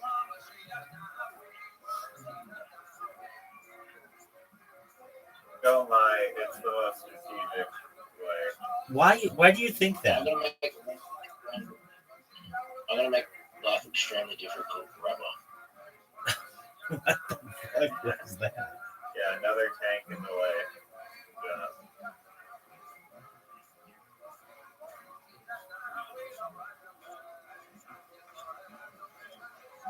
Oh, yeah, he still has a shot for like the lower. Yeah, I do, because I'm sexy like that. Oh, what the fuck? You're coming at me. Collusion?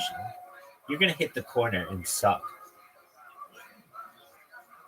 Told you you didn't have the balls to do it. No. You didn't have the balls to do it. No. You didn't have the fucking balls to do it. I would hit the corner.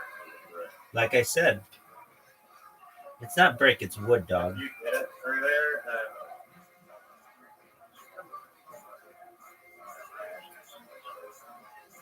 Chicken's in my way. Yep. Oh, no, it's not. You helped me, though.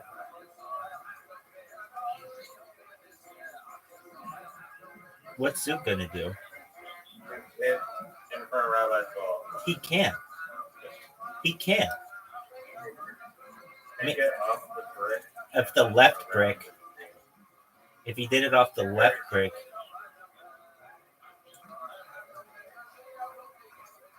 Boys, I'm gonna score on this hole. I'm gonna score right here. That's okay. I'll take it.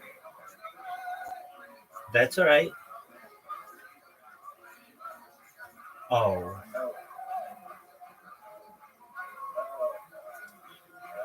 No. Zook, which way are you going? I've never been more ready for it in the history of mankind. That's not it. That's not it. Zoot is fucked. That's the shot. No. No. Go in the sand. Go in the sand. Go in the sand. Sand. Nope. Just the worst. No, you didn't. I know what the sand looks like, and your ball is not there. Big miss here. Big miss for Riser. Oh, what a beautiful shot. Absolutely stunning shot. Are you ready for the greatest shot you ever seen? Yeah. There's no way this goes in. No way. Maybe now. There you go. There you go. Yeah, there. Go. Do it. That was awful. Just fucking terrible. All right. I'm ready. Oh, fuck this hole. Fuck this hole. Zoot, go off the merry-go-round. I'm taking a risk. Huge risk. No payoff. There isn't an angle to do it? Are you sure? I'm pretty sure you'd have to hit above the halfway mark.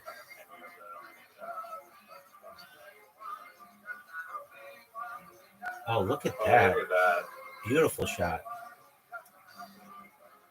I just lost.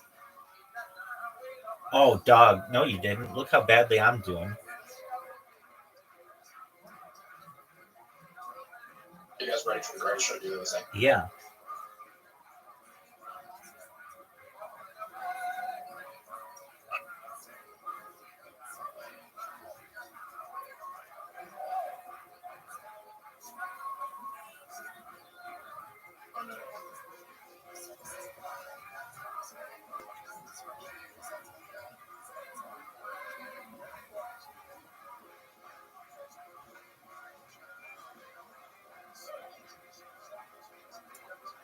No, Zoo. No, why would you do that?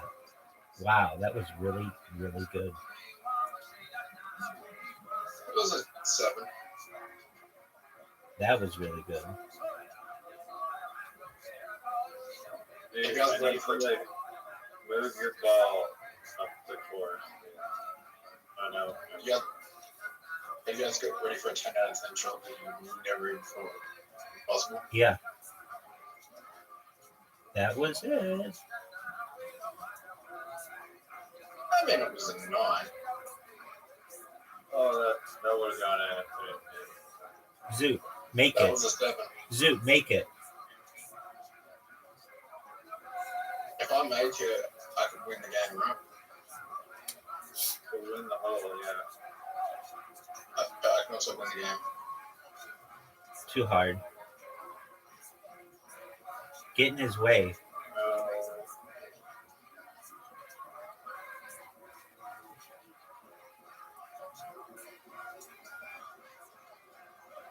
I told you today was not my day. I lost. I played 2 guys and I shit talked them and they beat me in 3 holes, which is kind of not my forte. Riser, I have a feeling I'm going to talk. This one never freaking shows up. I'm good at this hole. Ever. I have a feeling I'm going to talk about Riser. No way. That's there. No. How is that not in? Zoot, blast his ball. Blast his ball. No, blast his... Dude, terrible. Dude, what the fuck are the odds of that? Zoot, I'll help you.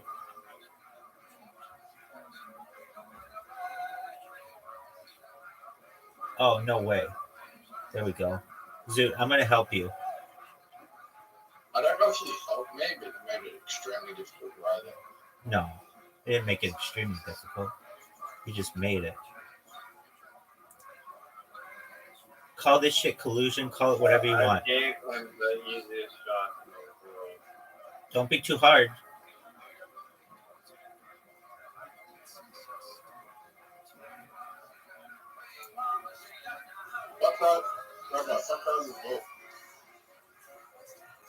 It's already,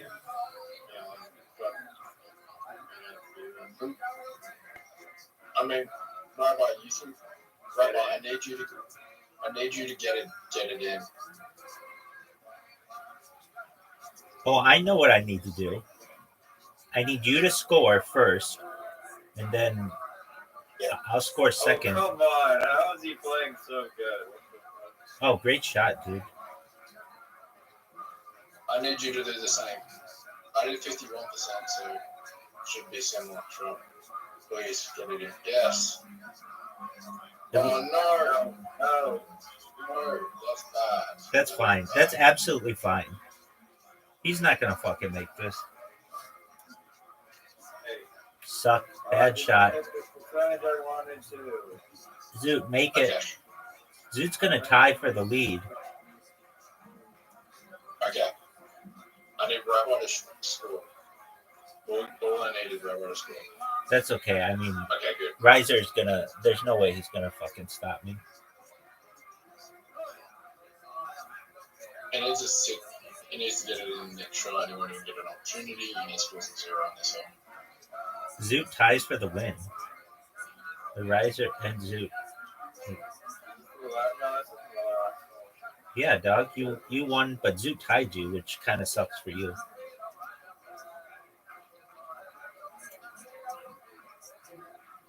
Do you remember that time I sent you guys invitations and you accepted? Pepperidge Farm remembers. Do you remember that time? Do you remember the time? It's not showing that the game's over on my screen. The game got over on my screen. The game is Rabbi, over. where did you leave? I didn't leave. It said Zoot and Riser won. It was giving me a turn on my screen. It sounds good. Let me know. Are you That's back to you again.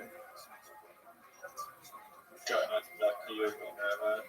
Are you fucking serious? I already made it. Not on my screen. Yeah, not on my screen. Dude, I already made Oh the yeah, it says you're disconnected. It says you're disconnected. Your green dot's going. dog. I already made it. It even says the Riser and Zoot won. Not on our screens. I can't believe I had to. I can't believe I had to hit that ball in twice. I've never had that. It says, and look at my screen right here. It says the Riser and Zoot won. Yeah, mine is glitched. Oh no. Dude, what does your screen say?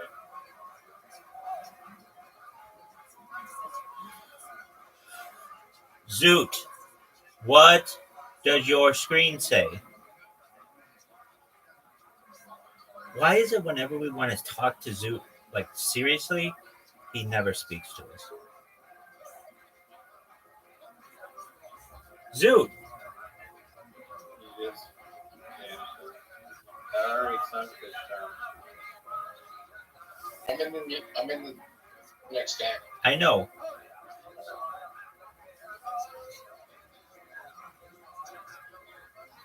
Look how amazing this shot is. This one's good. This one's a good one.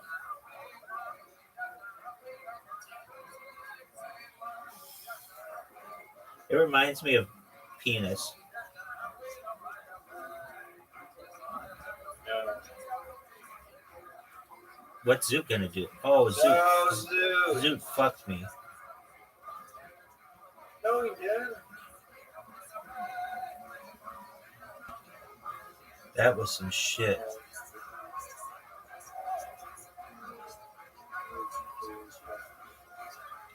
I fucked myself.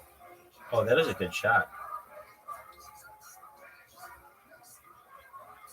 Oh, dude, come on.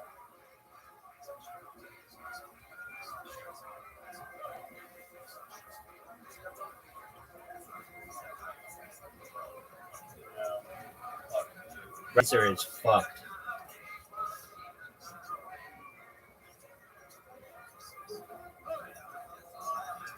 I got a notification that I want to get. No way Riser hits the shot in. Make it. Make it. That would have been amazing. What a KO Zoo.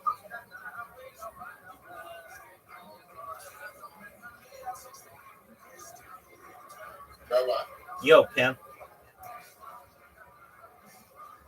Oh, fuck. I missed the arrows. How was your day? Thanks for asking. It was good. Oh, dude. Riser with a great shot. I mean, I can never let you know how to go, right? Yes, you can. I think That's a much loss for you. exactly. I think I can fuck over Riser with this shot. No, that was bad. I don't think it was a bad strategy. Oh, what a crazy shot. Now you're even further behind.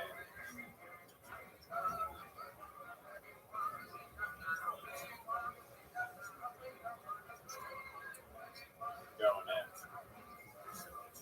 in. It did not go in. Hit my ball, Zoot. You make it. Oh, lucky.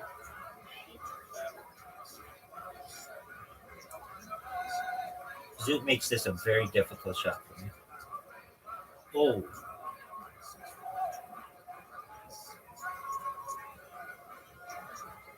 You don't have the balls. You cunt. You fucking cunt. Oh, Zoot. no, Zoo. Make it. Nope. Can you make it? You're not going to blast my ball again like a bitch? Stop, stop, stop. You're in the lead. I need the point. Zoot's in the lead. I'm not good at this hole because I generally have to go first. And I have to clear all the shit when it's in the bag. That's not it. That is a terrible shot. That is important. Yeah. Do you know why that's an awful shot? Yeah, because you don't even have a good second shot. If that's one of you fix the tree, it's fine. Oh, fuck. Yeah, can you hit the other fucking tree? You said the tree, dog. I didn't have any specifics there. All right, Riser has to hit a really good shot. No way are you going to take it that angle. No way. Riser is nuts. You gotta hit the tree. Oh, what a beautiful shot. Not what you want to do. Just tap it and barely hit the tree, and then just make your second shot. Or your third shot.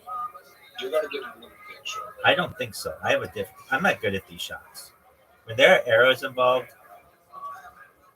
Oh Oh, my god. wow, you really changed up my shot. I don't even know. What do you think, Zoot? What do you think, Riser? Here? Yeah. It's not even a hard shot. Dude, it's a really hard shot. What you wanted to do is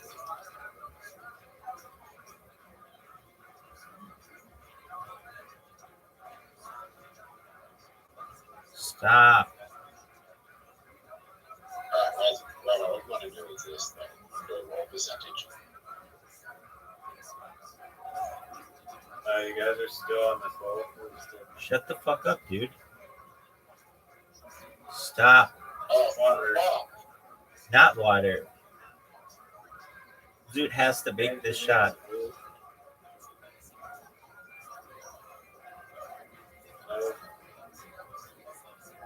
Rob, I can hit my goalie. Perfect.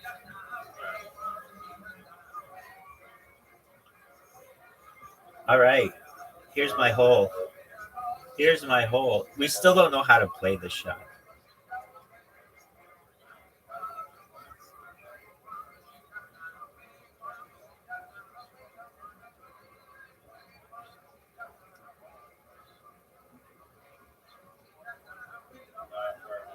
Not where I wanted to be either.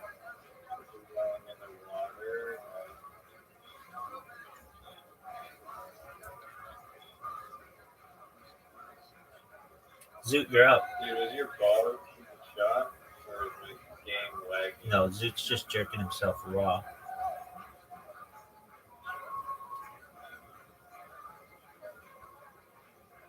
What are you going to do, Riser? Take out that chicken? You can bank it in off the tree and then.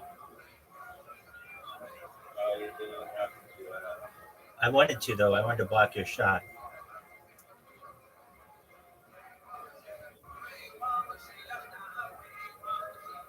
Water. No! Fucking bullshit arrows.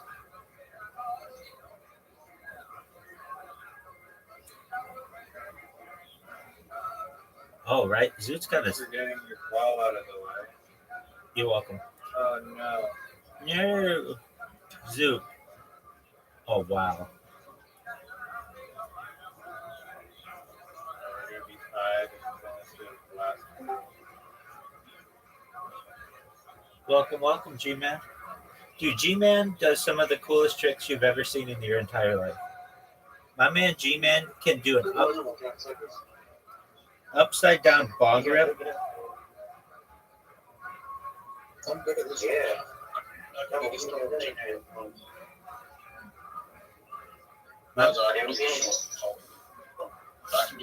can do this hold in 2 shots.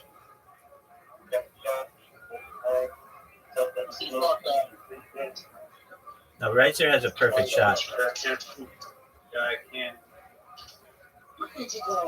Oh, look at you in your Luigi mask. Looking like a peasant. Looking like a peasant. Love it, dog. The time is upon us for this. Excellent. Show these guys your trick. Yes. The time has upon us. It is 11:16. It's 4 minutes to 11:20. Yeah. Means 11:20. It's 4 minutes.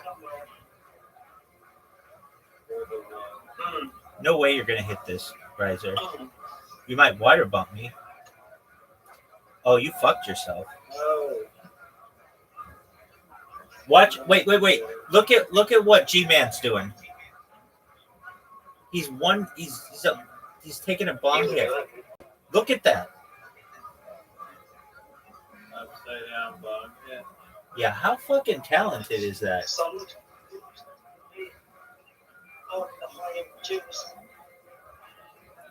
That's probably not healthy for you, but yeah. Who cares about health? That's skill. Skill issue, Riser. Skill issue. That's probably not healthy for you, but good for you, buddy. Dude, how sick is that? I told him he should just do trick bong hits. Part of it healthy for you? I mean, like you're fucking like your blood flow must be going crazy right now. That was amazing, G-Man. What? I mean, yeah, it's right there. I mean, what part of it could be healthy? And if the drinking, the smoking, and being upside down, all three of those could have negative, but yet also have been fucking had studies to have positive stuff. That's true. Maybe taking upside down bong hits is actually healthier. Some people say drink like wine or beer a day or some bullshit like that can be beneficial. I don't know. I'm sure you've heard about some studies like that before. Same with fucking weed and I mean, smoking obviously is bad. Smoking is like people smoke weed for medical reasons and stuff. Yeah. I heard somebody fucking cure cancer from it, but that's a little far fetched. But then doesn't cure cancer. But then again, that's not just like it didn't cure it, but it did help.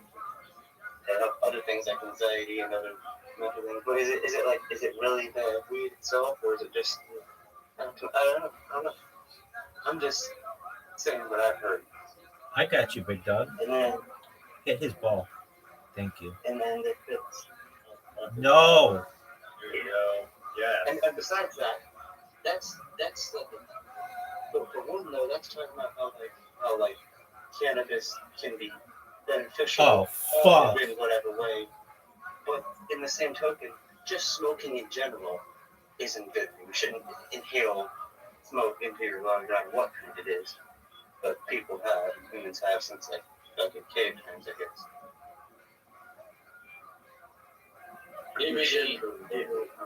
That's why like eating like edible and stuff like that is actually better for you for like the health benefits. Most people actually fucking use like weed, cannabis for actual like health and medical reasons. Don't smoke it, but eat it in like fucking edible or like a pill form or something. Zoot beat us on this hole. So that can have some negative and positive things. Alcohol can have some negative positive things. And then secondly, being upside down, obviously, you know, with some negative things, like blood, like you said, you know what I mean? After a while, it's fucking killing the wrist after a while. But at the same token, though, it could be positive because like, they give them fucking muscle and coordination and such thing. So, Riser. I guess, yeah. Well, they could be bad and be good at the same time. It's all about how you look at things. Oh. Everybody always thinks they're right at some point. Word Some dog. bullshit. I don't know. Well, look at it. Right now. Yep. Huh? Yep. What happened? What's the best time to go? To California? I told you, anytime is generally nice. What? Anytime's generally nice. We've got like the most beautiful state. Word. Easily.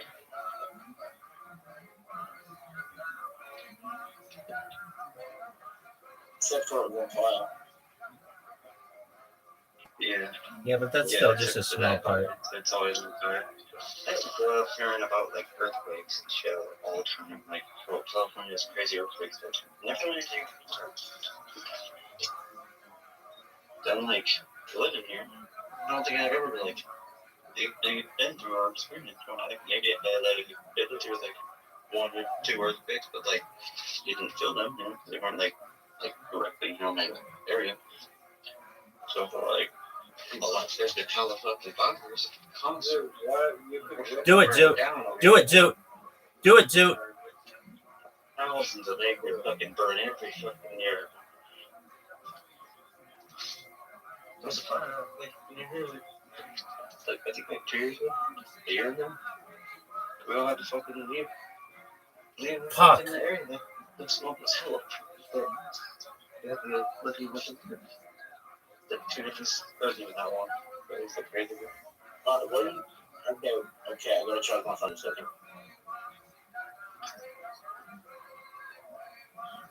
What do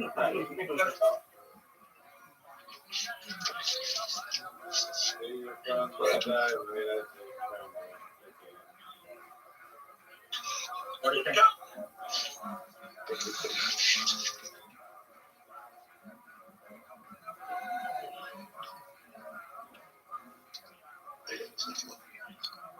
Am I gonna get skunked?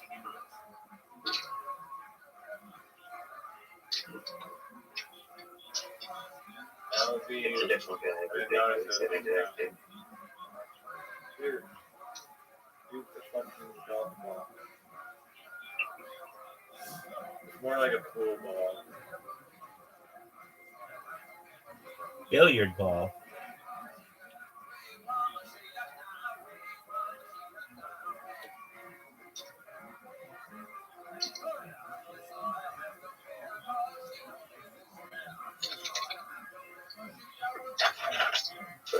It's a lot of pink shit, Zoot. Zoot's playing so well today. No, that was a terrible shot. Dog, you're playing better than you normally play. Dude, don't fuck me. You fucked me. One of the greatest shots I've ever had. I like the reason that he made it because Zoot's gonna hit the corner.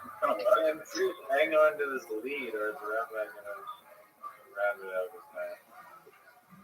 This would be the best comeback. This would be the best comeback, I think, in history.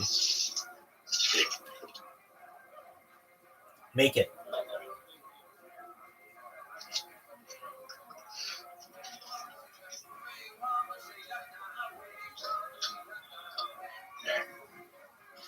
Five shots. Robot played phenomenal there. I just had a very fortunate shot. Very good. Alright, this is going to be the worst shot of all time. Hit perfect, dude. That would be 10. It was pretty close. I mean, Robot's going to hit my ball and it's going to be a 10. Dude, your ball is in a really good position. Riser, let's see what you can do. So all Riser's going to do is... Riser's going to hit the thing. What is that thing? Is it... Stay. So, this is what's going to happen. Rabbi's going to hit. Rabbi's going to either hit Riser's ball or he's going to hit my ball. I'm definitely not going to hit Riser's ball. No doubt about that. Oh, you got so lucky. Because I'm good. Because I'm good. Does he hit my ball like I predicted? Yes, he does. Alright. Best idea I have is to... Terrible. He's going in the water, folks. Oh. Oh my god, you go... No, dude. You're fucking All right. Riser, hit my ball. Hit my ball, big dog. Hit my ball, big dog. Don't hit his ball. Hit my ball, big dog. Well, hit his ball with fucking... What a fucking shot. That's the last possible shot I could. Yeah, it was. I actually helped Rabbi a lot. No, you didn't. Not at all. I don't know, the bricks. They're not bricks, dude. They're bricks. They're not bricks. They are... It's wood. So the good news is... Look at the pattern. When have you ever seen wood stacked in that pattern? Maybe they are bricks. The good news... Maybe they are bricks. My vision is bad. Hit my ball. The good news is... No fucking way. Oh, he's in my way. Zoot, what the fuck, man? You can get it in. To the lead.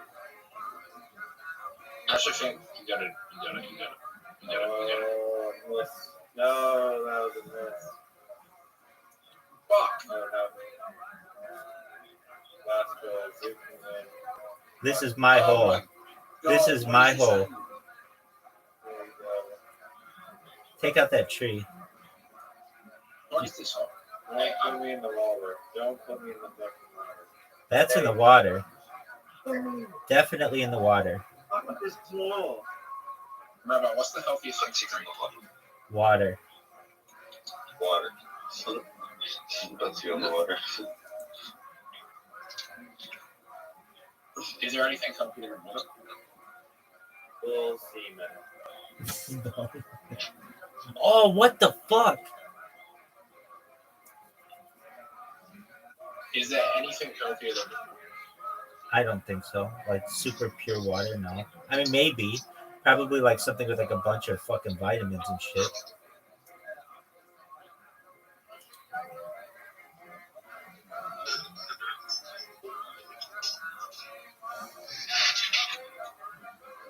All right, I'm gonna try to fuck over Riser. Oh no! Come back! Come back! Come back! Come back! Come back! Come back! Come back! Come back! Come back! Worst shot ever. Myself and liquids actually like dehydrate you.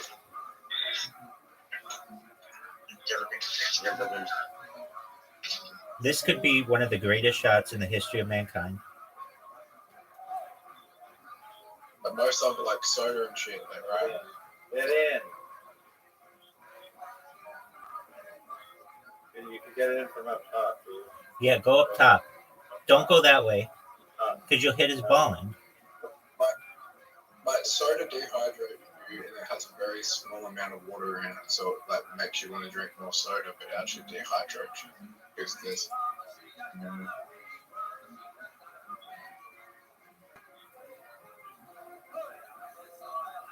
You don't have the balls. You don't have the balls, Riser. Riser, you're so lame.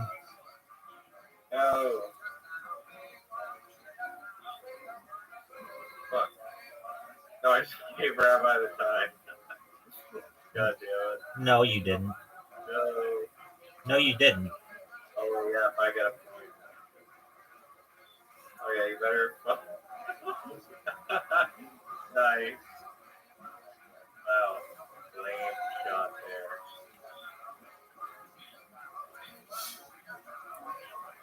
That's not gonna work.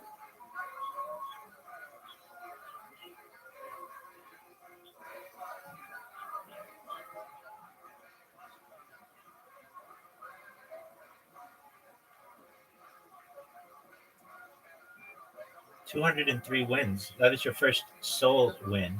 I'm gonna beat your fucking ass so badly now. It's not even close. Maybe that's my first solo What? win. Like where we're not colluding. No, where you tied Zoot the first game. Where the fuck is it? Which hole is it? The Kenya one? The black one. I don't have an invite for the black one.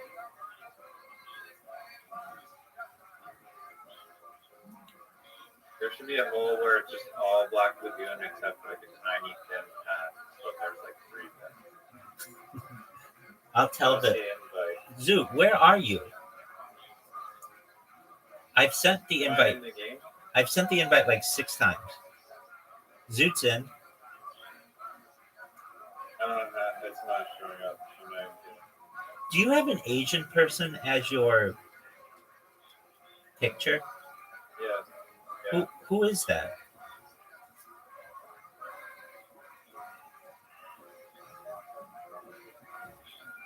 Is that someone? What the fuck? I So don't see it. I don't have the input. Okay, there we go. okay, I see Riser game started. Is that somebody from the inaugural class of the University of Vancouver? Zoot, it's your turn, dude. Go. oh, stop. Yeah, it is. Zoot, you have about Oh, 5 seconds. He did not. You're fucking with us. I don't know why it took so long. Neither do we. You sent 2 invites and it was 2 different games, and I was in the other one. I recognize that. Oh no, that's going in the black. Fuck off.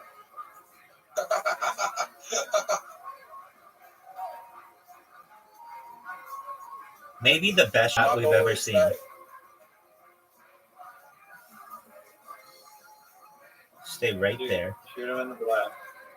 Shoot him in the black. Collusion. Yeah, right, shoot. Collusion. Shoot him in the black. Collusion. You're never gonna make it. That was never gonna make it. Player 3 missed a turn.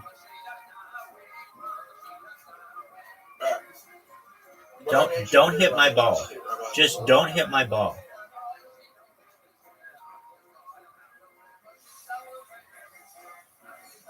This would be the greatest shot in my entire career. Threading the needle. Wow.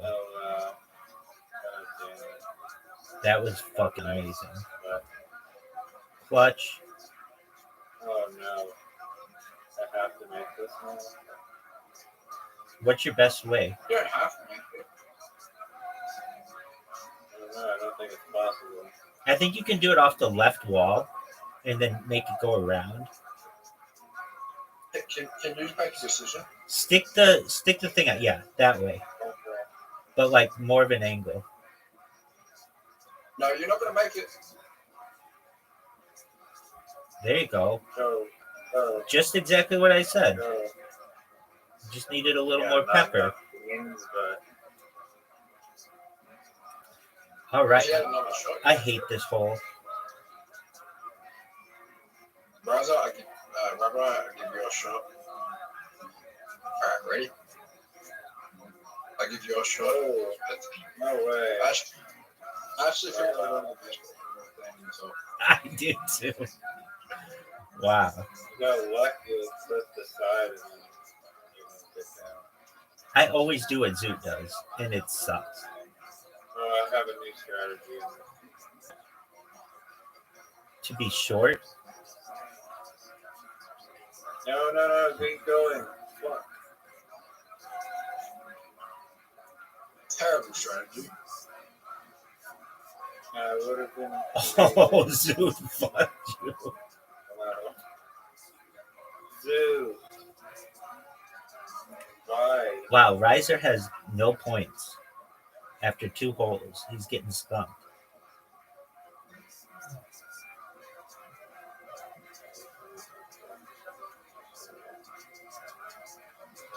Bounce off the bottom of the wall.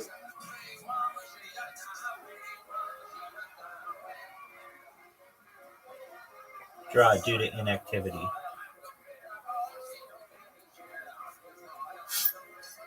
Fuck off.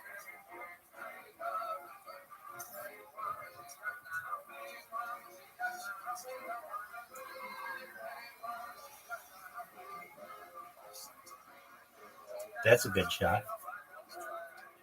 Make it through, Zoot. Oh, he fucked you. He fucked you in like kind of multiple ways. Yeah, but he's gonna fuck me. Oh no. No! You're gonna fuck him in. God damn it. How did you fuck that shot? No, it wasn't. Doesn't matter. Oh, what a great shot. Oh. How the fuck did Rosa come back from that? Wow. No Scott. That was the worst. That was the worst game in mini golf I've ever played with someone. Yeah, that's in water. Yep. Bro, how did you not get a hole in one? How did you not get a hole in one? Oh no. It's impossible to get a word on here.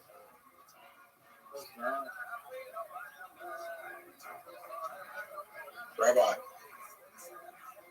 you have the easiest shot in the world. And I just made it. Zoot's going to leave it short. Oh, no, he didn't. Fuck. Oh. Are you kidding me? Which one are you going? Oh, Oh, wow. Riser never misses like that.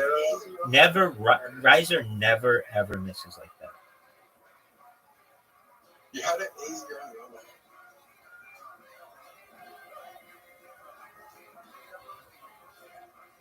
That's a perfect shot. Thank you, sir. Rate How it. did I copy your shot? Rate it. You have to make sure that it's perfectly perpendicular to the wall. Right where the ice hits. No, keep going. Keep going. Stronger hit. Yeah, like that, but stronger. As strong as you can, 100%. But no, yeah, that would maybe be good. It has to be perfectly perpendicular. Just like that. What, yes? Oh, how did I've never seen one just stop like that. I was gonna flip my shot. Oh yeah, dude, your shot is fucked. Your shot is majorly fucked. 100%. You just helped me. I don't know why you would have done that short, like helping me. I guess I could just refuse to help. Dude, make it. There's no way Zoot's gonna make this. No way. That was a mistake, a major mistake, because Riser. No way, no way. I once made it through there, but I was losing by a lot. I've made it through there.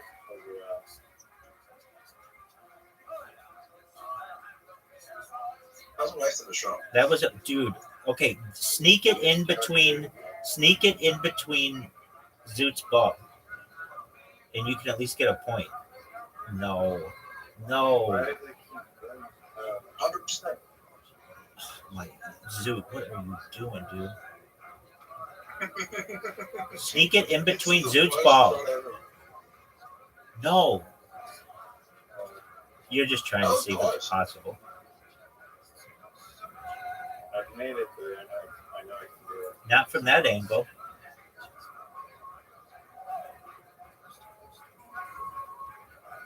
You just wasted a shot. Dude, you also wasted several shots. Oh, damn it. I'm going for a perfect game. Perfect game. You can do that whole tour. I love it.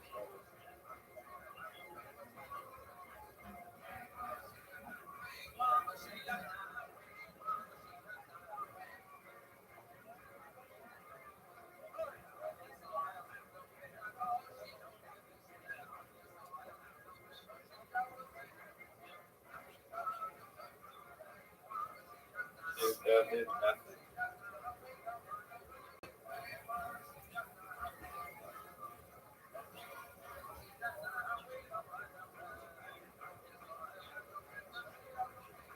And now I keep the water on me, that I water bomb the guy, and that's going to be infinite chain of water bomb. Oh, you want to do infinite chain of water bomb? So All I have to do is just say scoreboard, dog. Get him. Water bump me. oh no. Water bomb me. Fine.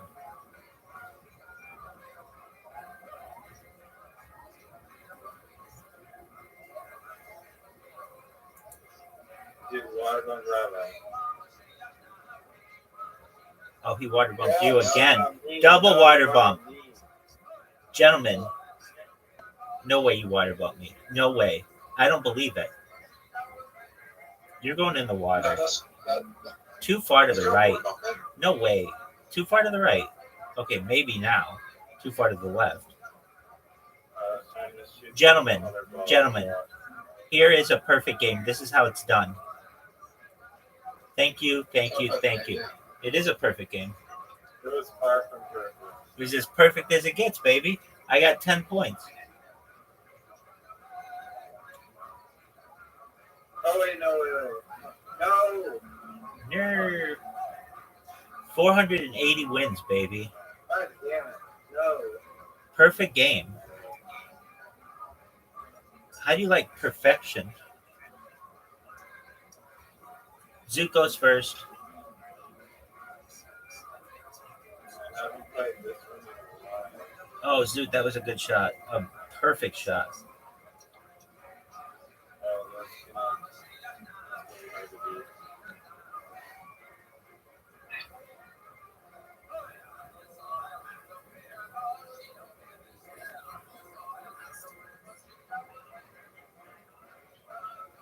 Oh, no. No.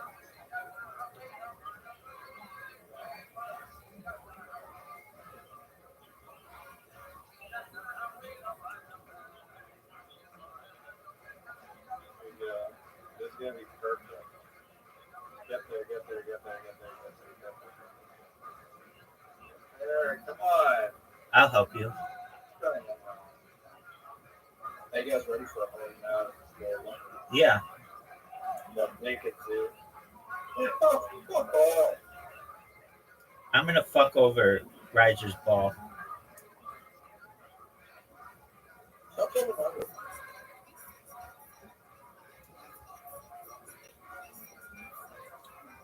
Riser has a tough shot. Short. Get in. Let's see, Robert. Not in your way. You missed that straight in putt. That's I don't know what. Just shut up.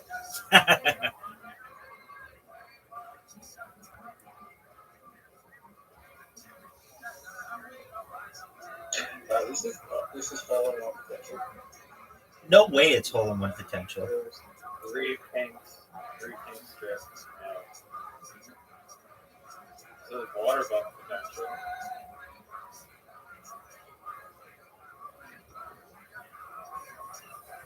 Why did you go about the hardest one?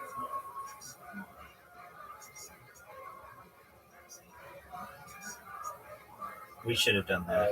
Dude, you're asking to get water bump. Oh, what is this bullshit?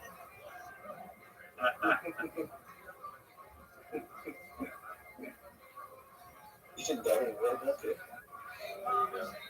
I'm gonna water bump. I'll go water bump, baby. Alright, 2 points. Been in this game for years.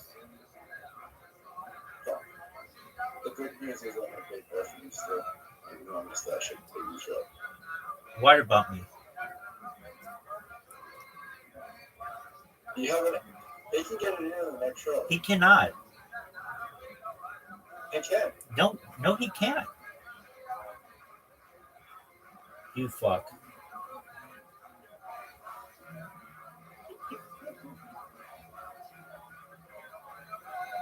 Oh, thank you. Are you fucking serious?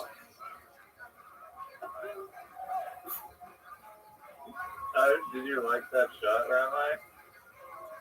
And I'm gonna. Do you know what STFU means? I don't know why you guys like. I live for blocking people's calls. That's the only reason I play this. Do you know what STFU means? I'm in Fraser University.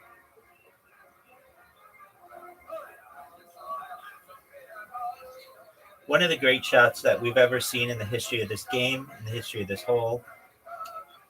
Zoot's gonna suck. No way. Oh, Zoot fucked me though. Maybe.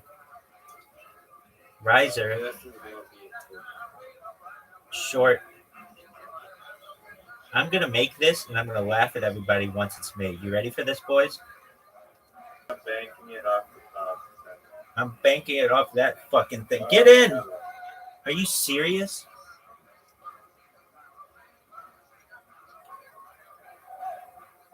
Oh, you douche. No, dude. Dude, you can hit it in the other hole. You douche. You're an absolute asshole. You just gave it. You just gave it again. I was trying to bank it. Oh, yeah. You just gave it. The flat on this is this.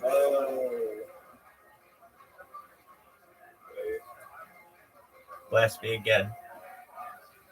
I don't know why you would do I that. am so far in front of you both now.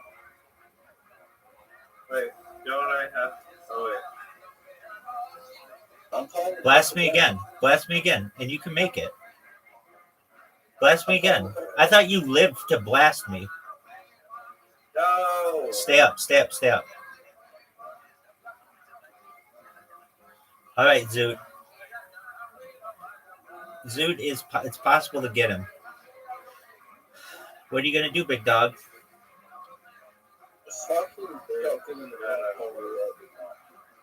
Don't give him the rest of it. The rest of it. Have Riser go first. I mean, you know it's in the cow. Yeah, I do.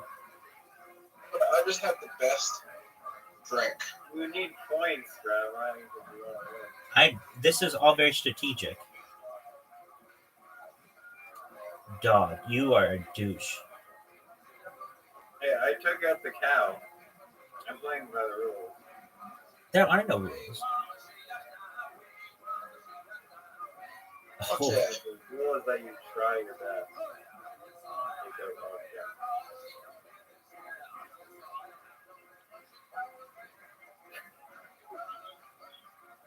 just an absolute Going for a fly. terrible shot. Going for a fly.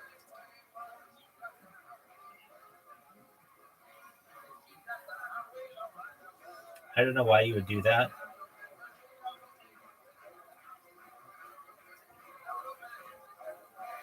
Dude. Oh,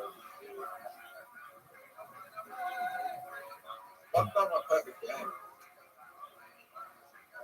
Zoot, still get a perfect game. we're all fucked here. Zoot's gonna win by default. Dude, what the fuck is that? Why would you do that? I'm helping someone.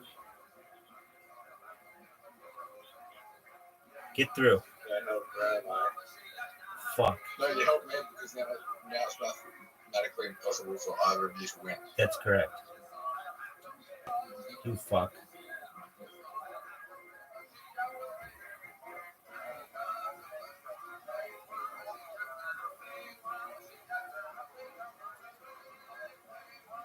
No, I mean, if there's a tree there, and somehow the...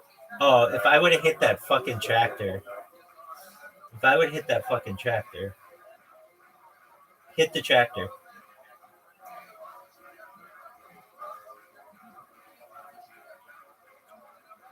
Dude, make it. Take out the tree.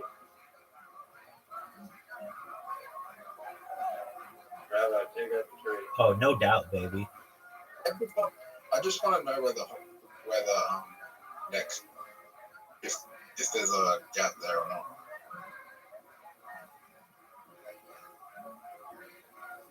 Was it behind that one? No, was it? Zoot wins. Well, unless I disconnect. That's true. Zoot hits a 10 out of 10 shot. Awesome. Dude, your difference between 7 and 10 is so bad.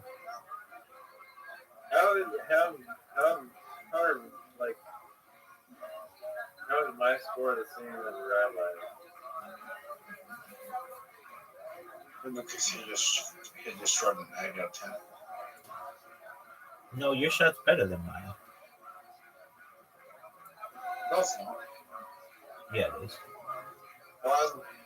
Why would you go the most pointless shot I've ever seen? No, it's actually strategic. We have a better angle. The second shot, you're gonna have to bank it off the pinwheel. Have a good angle on the next shot. I don't have to bank it off the pinwheel. Oh yeah? Oh yeah. Oh, water. Water. Rabbi does, bro. He's not. He's gonna take that. Rabbi hits my ball. Holy fuck. Oh, water. No water. Well, Rabbi, how'd you fuck that shot up? Pretty easily, dog.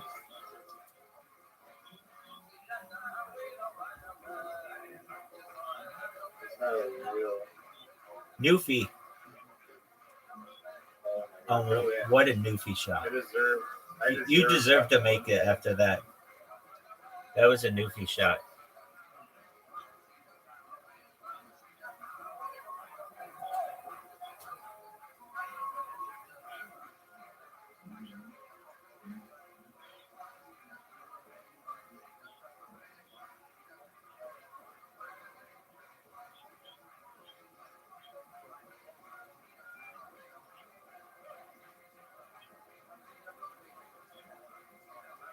You ready for this shot?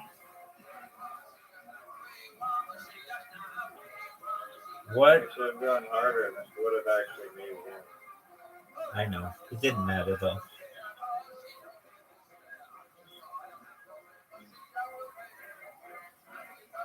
Is it possible? Thank you. No. Robert, what's the biggest city in America? New York City. New York City. Everyone knows that. Well, not necessarily. If you count by size, by area, square miles, it's Jacksonville. He means population. I know, but it'd be Jacksonville, Florida.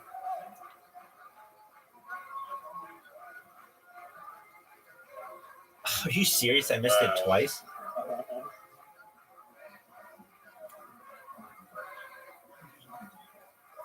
What's the smallest city in America? Depends what you define a city as.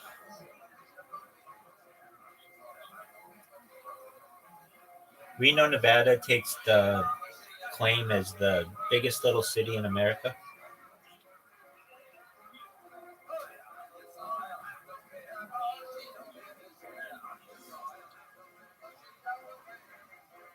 I hate this hole.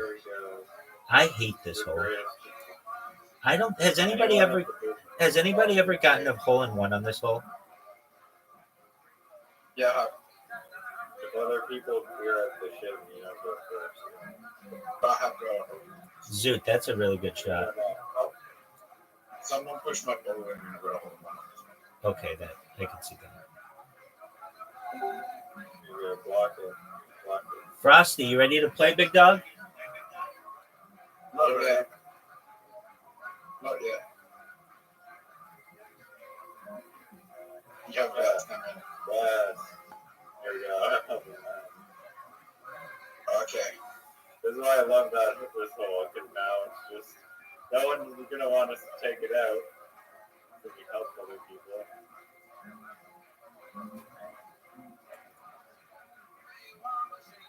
What the fuck is that shit? Yeah, I got no idea.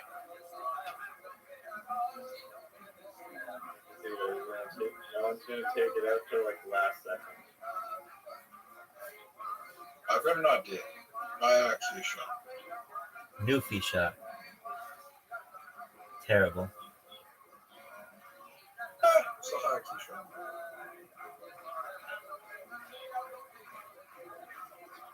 Are you fucking serious? That's a low IQ fucking shot.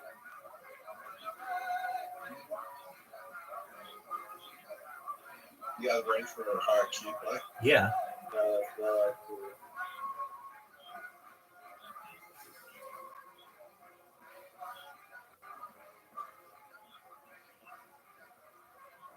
Don't even.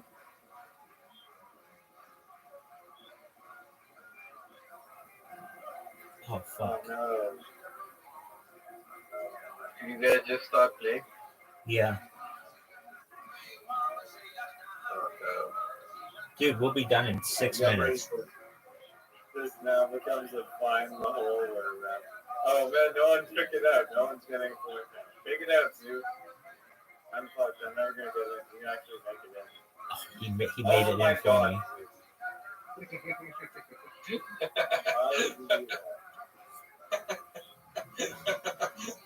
Wow, just gave me a huge lead to start things. Just hand us the game.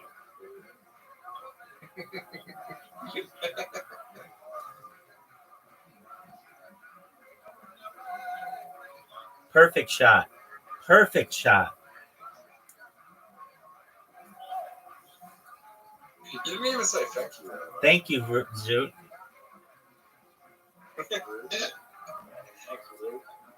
What does Zoot mean? What does Zoot mean? What do you mean? Like, what is it? It's a name. I know, but why'd you choose that name? It's from a TV show. Cool.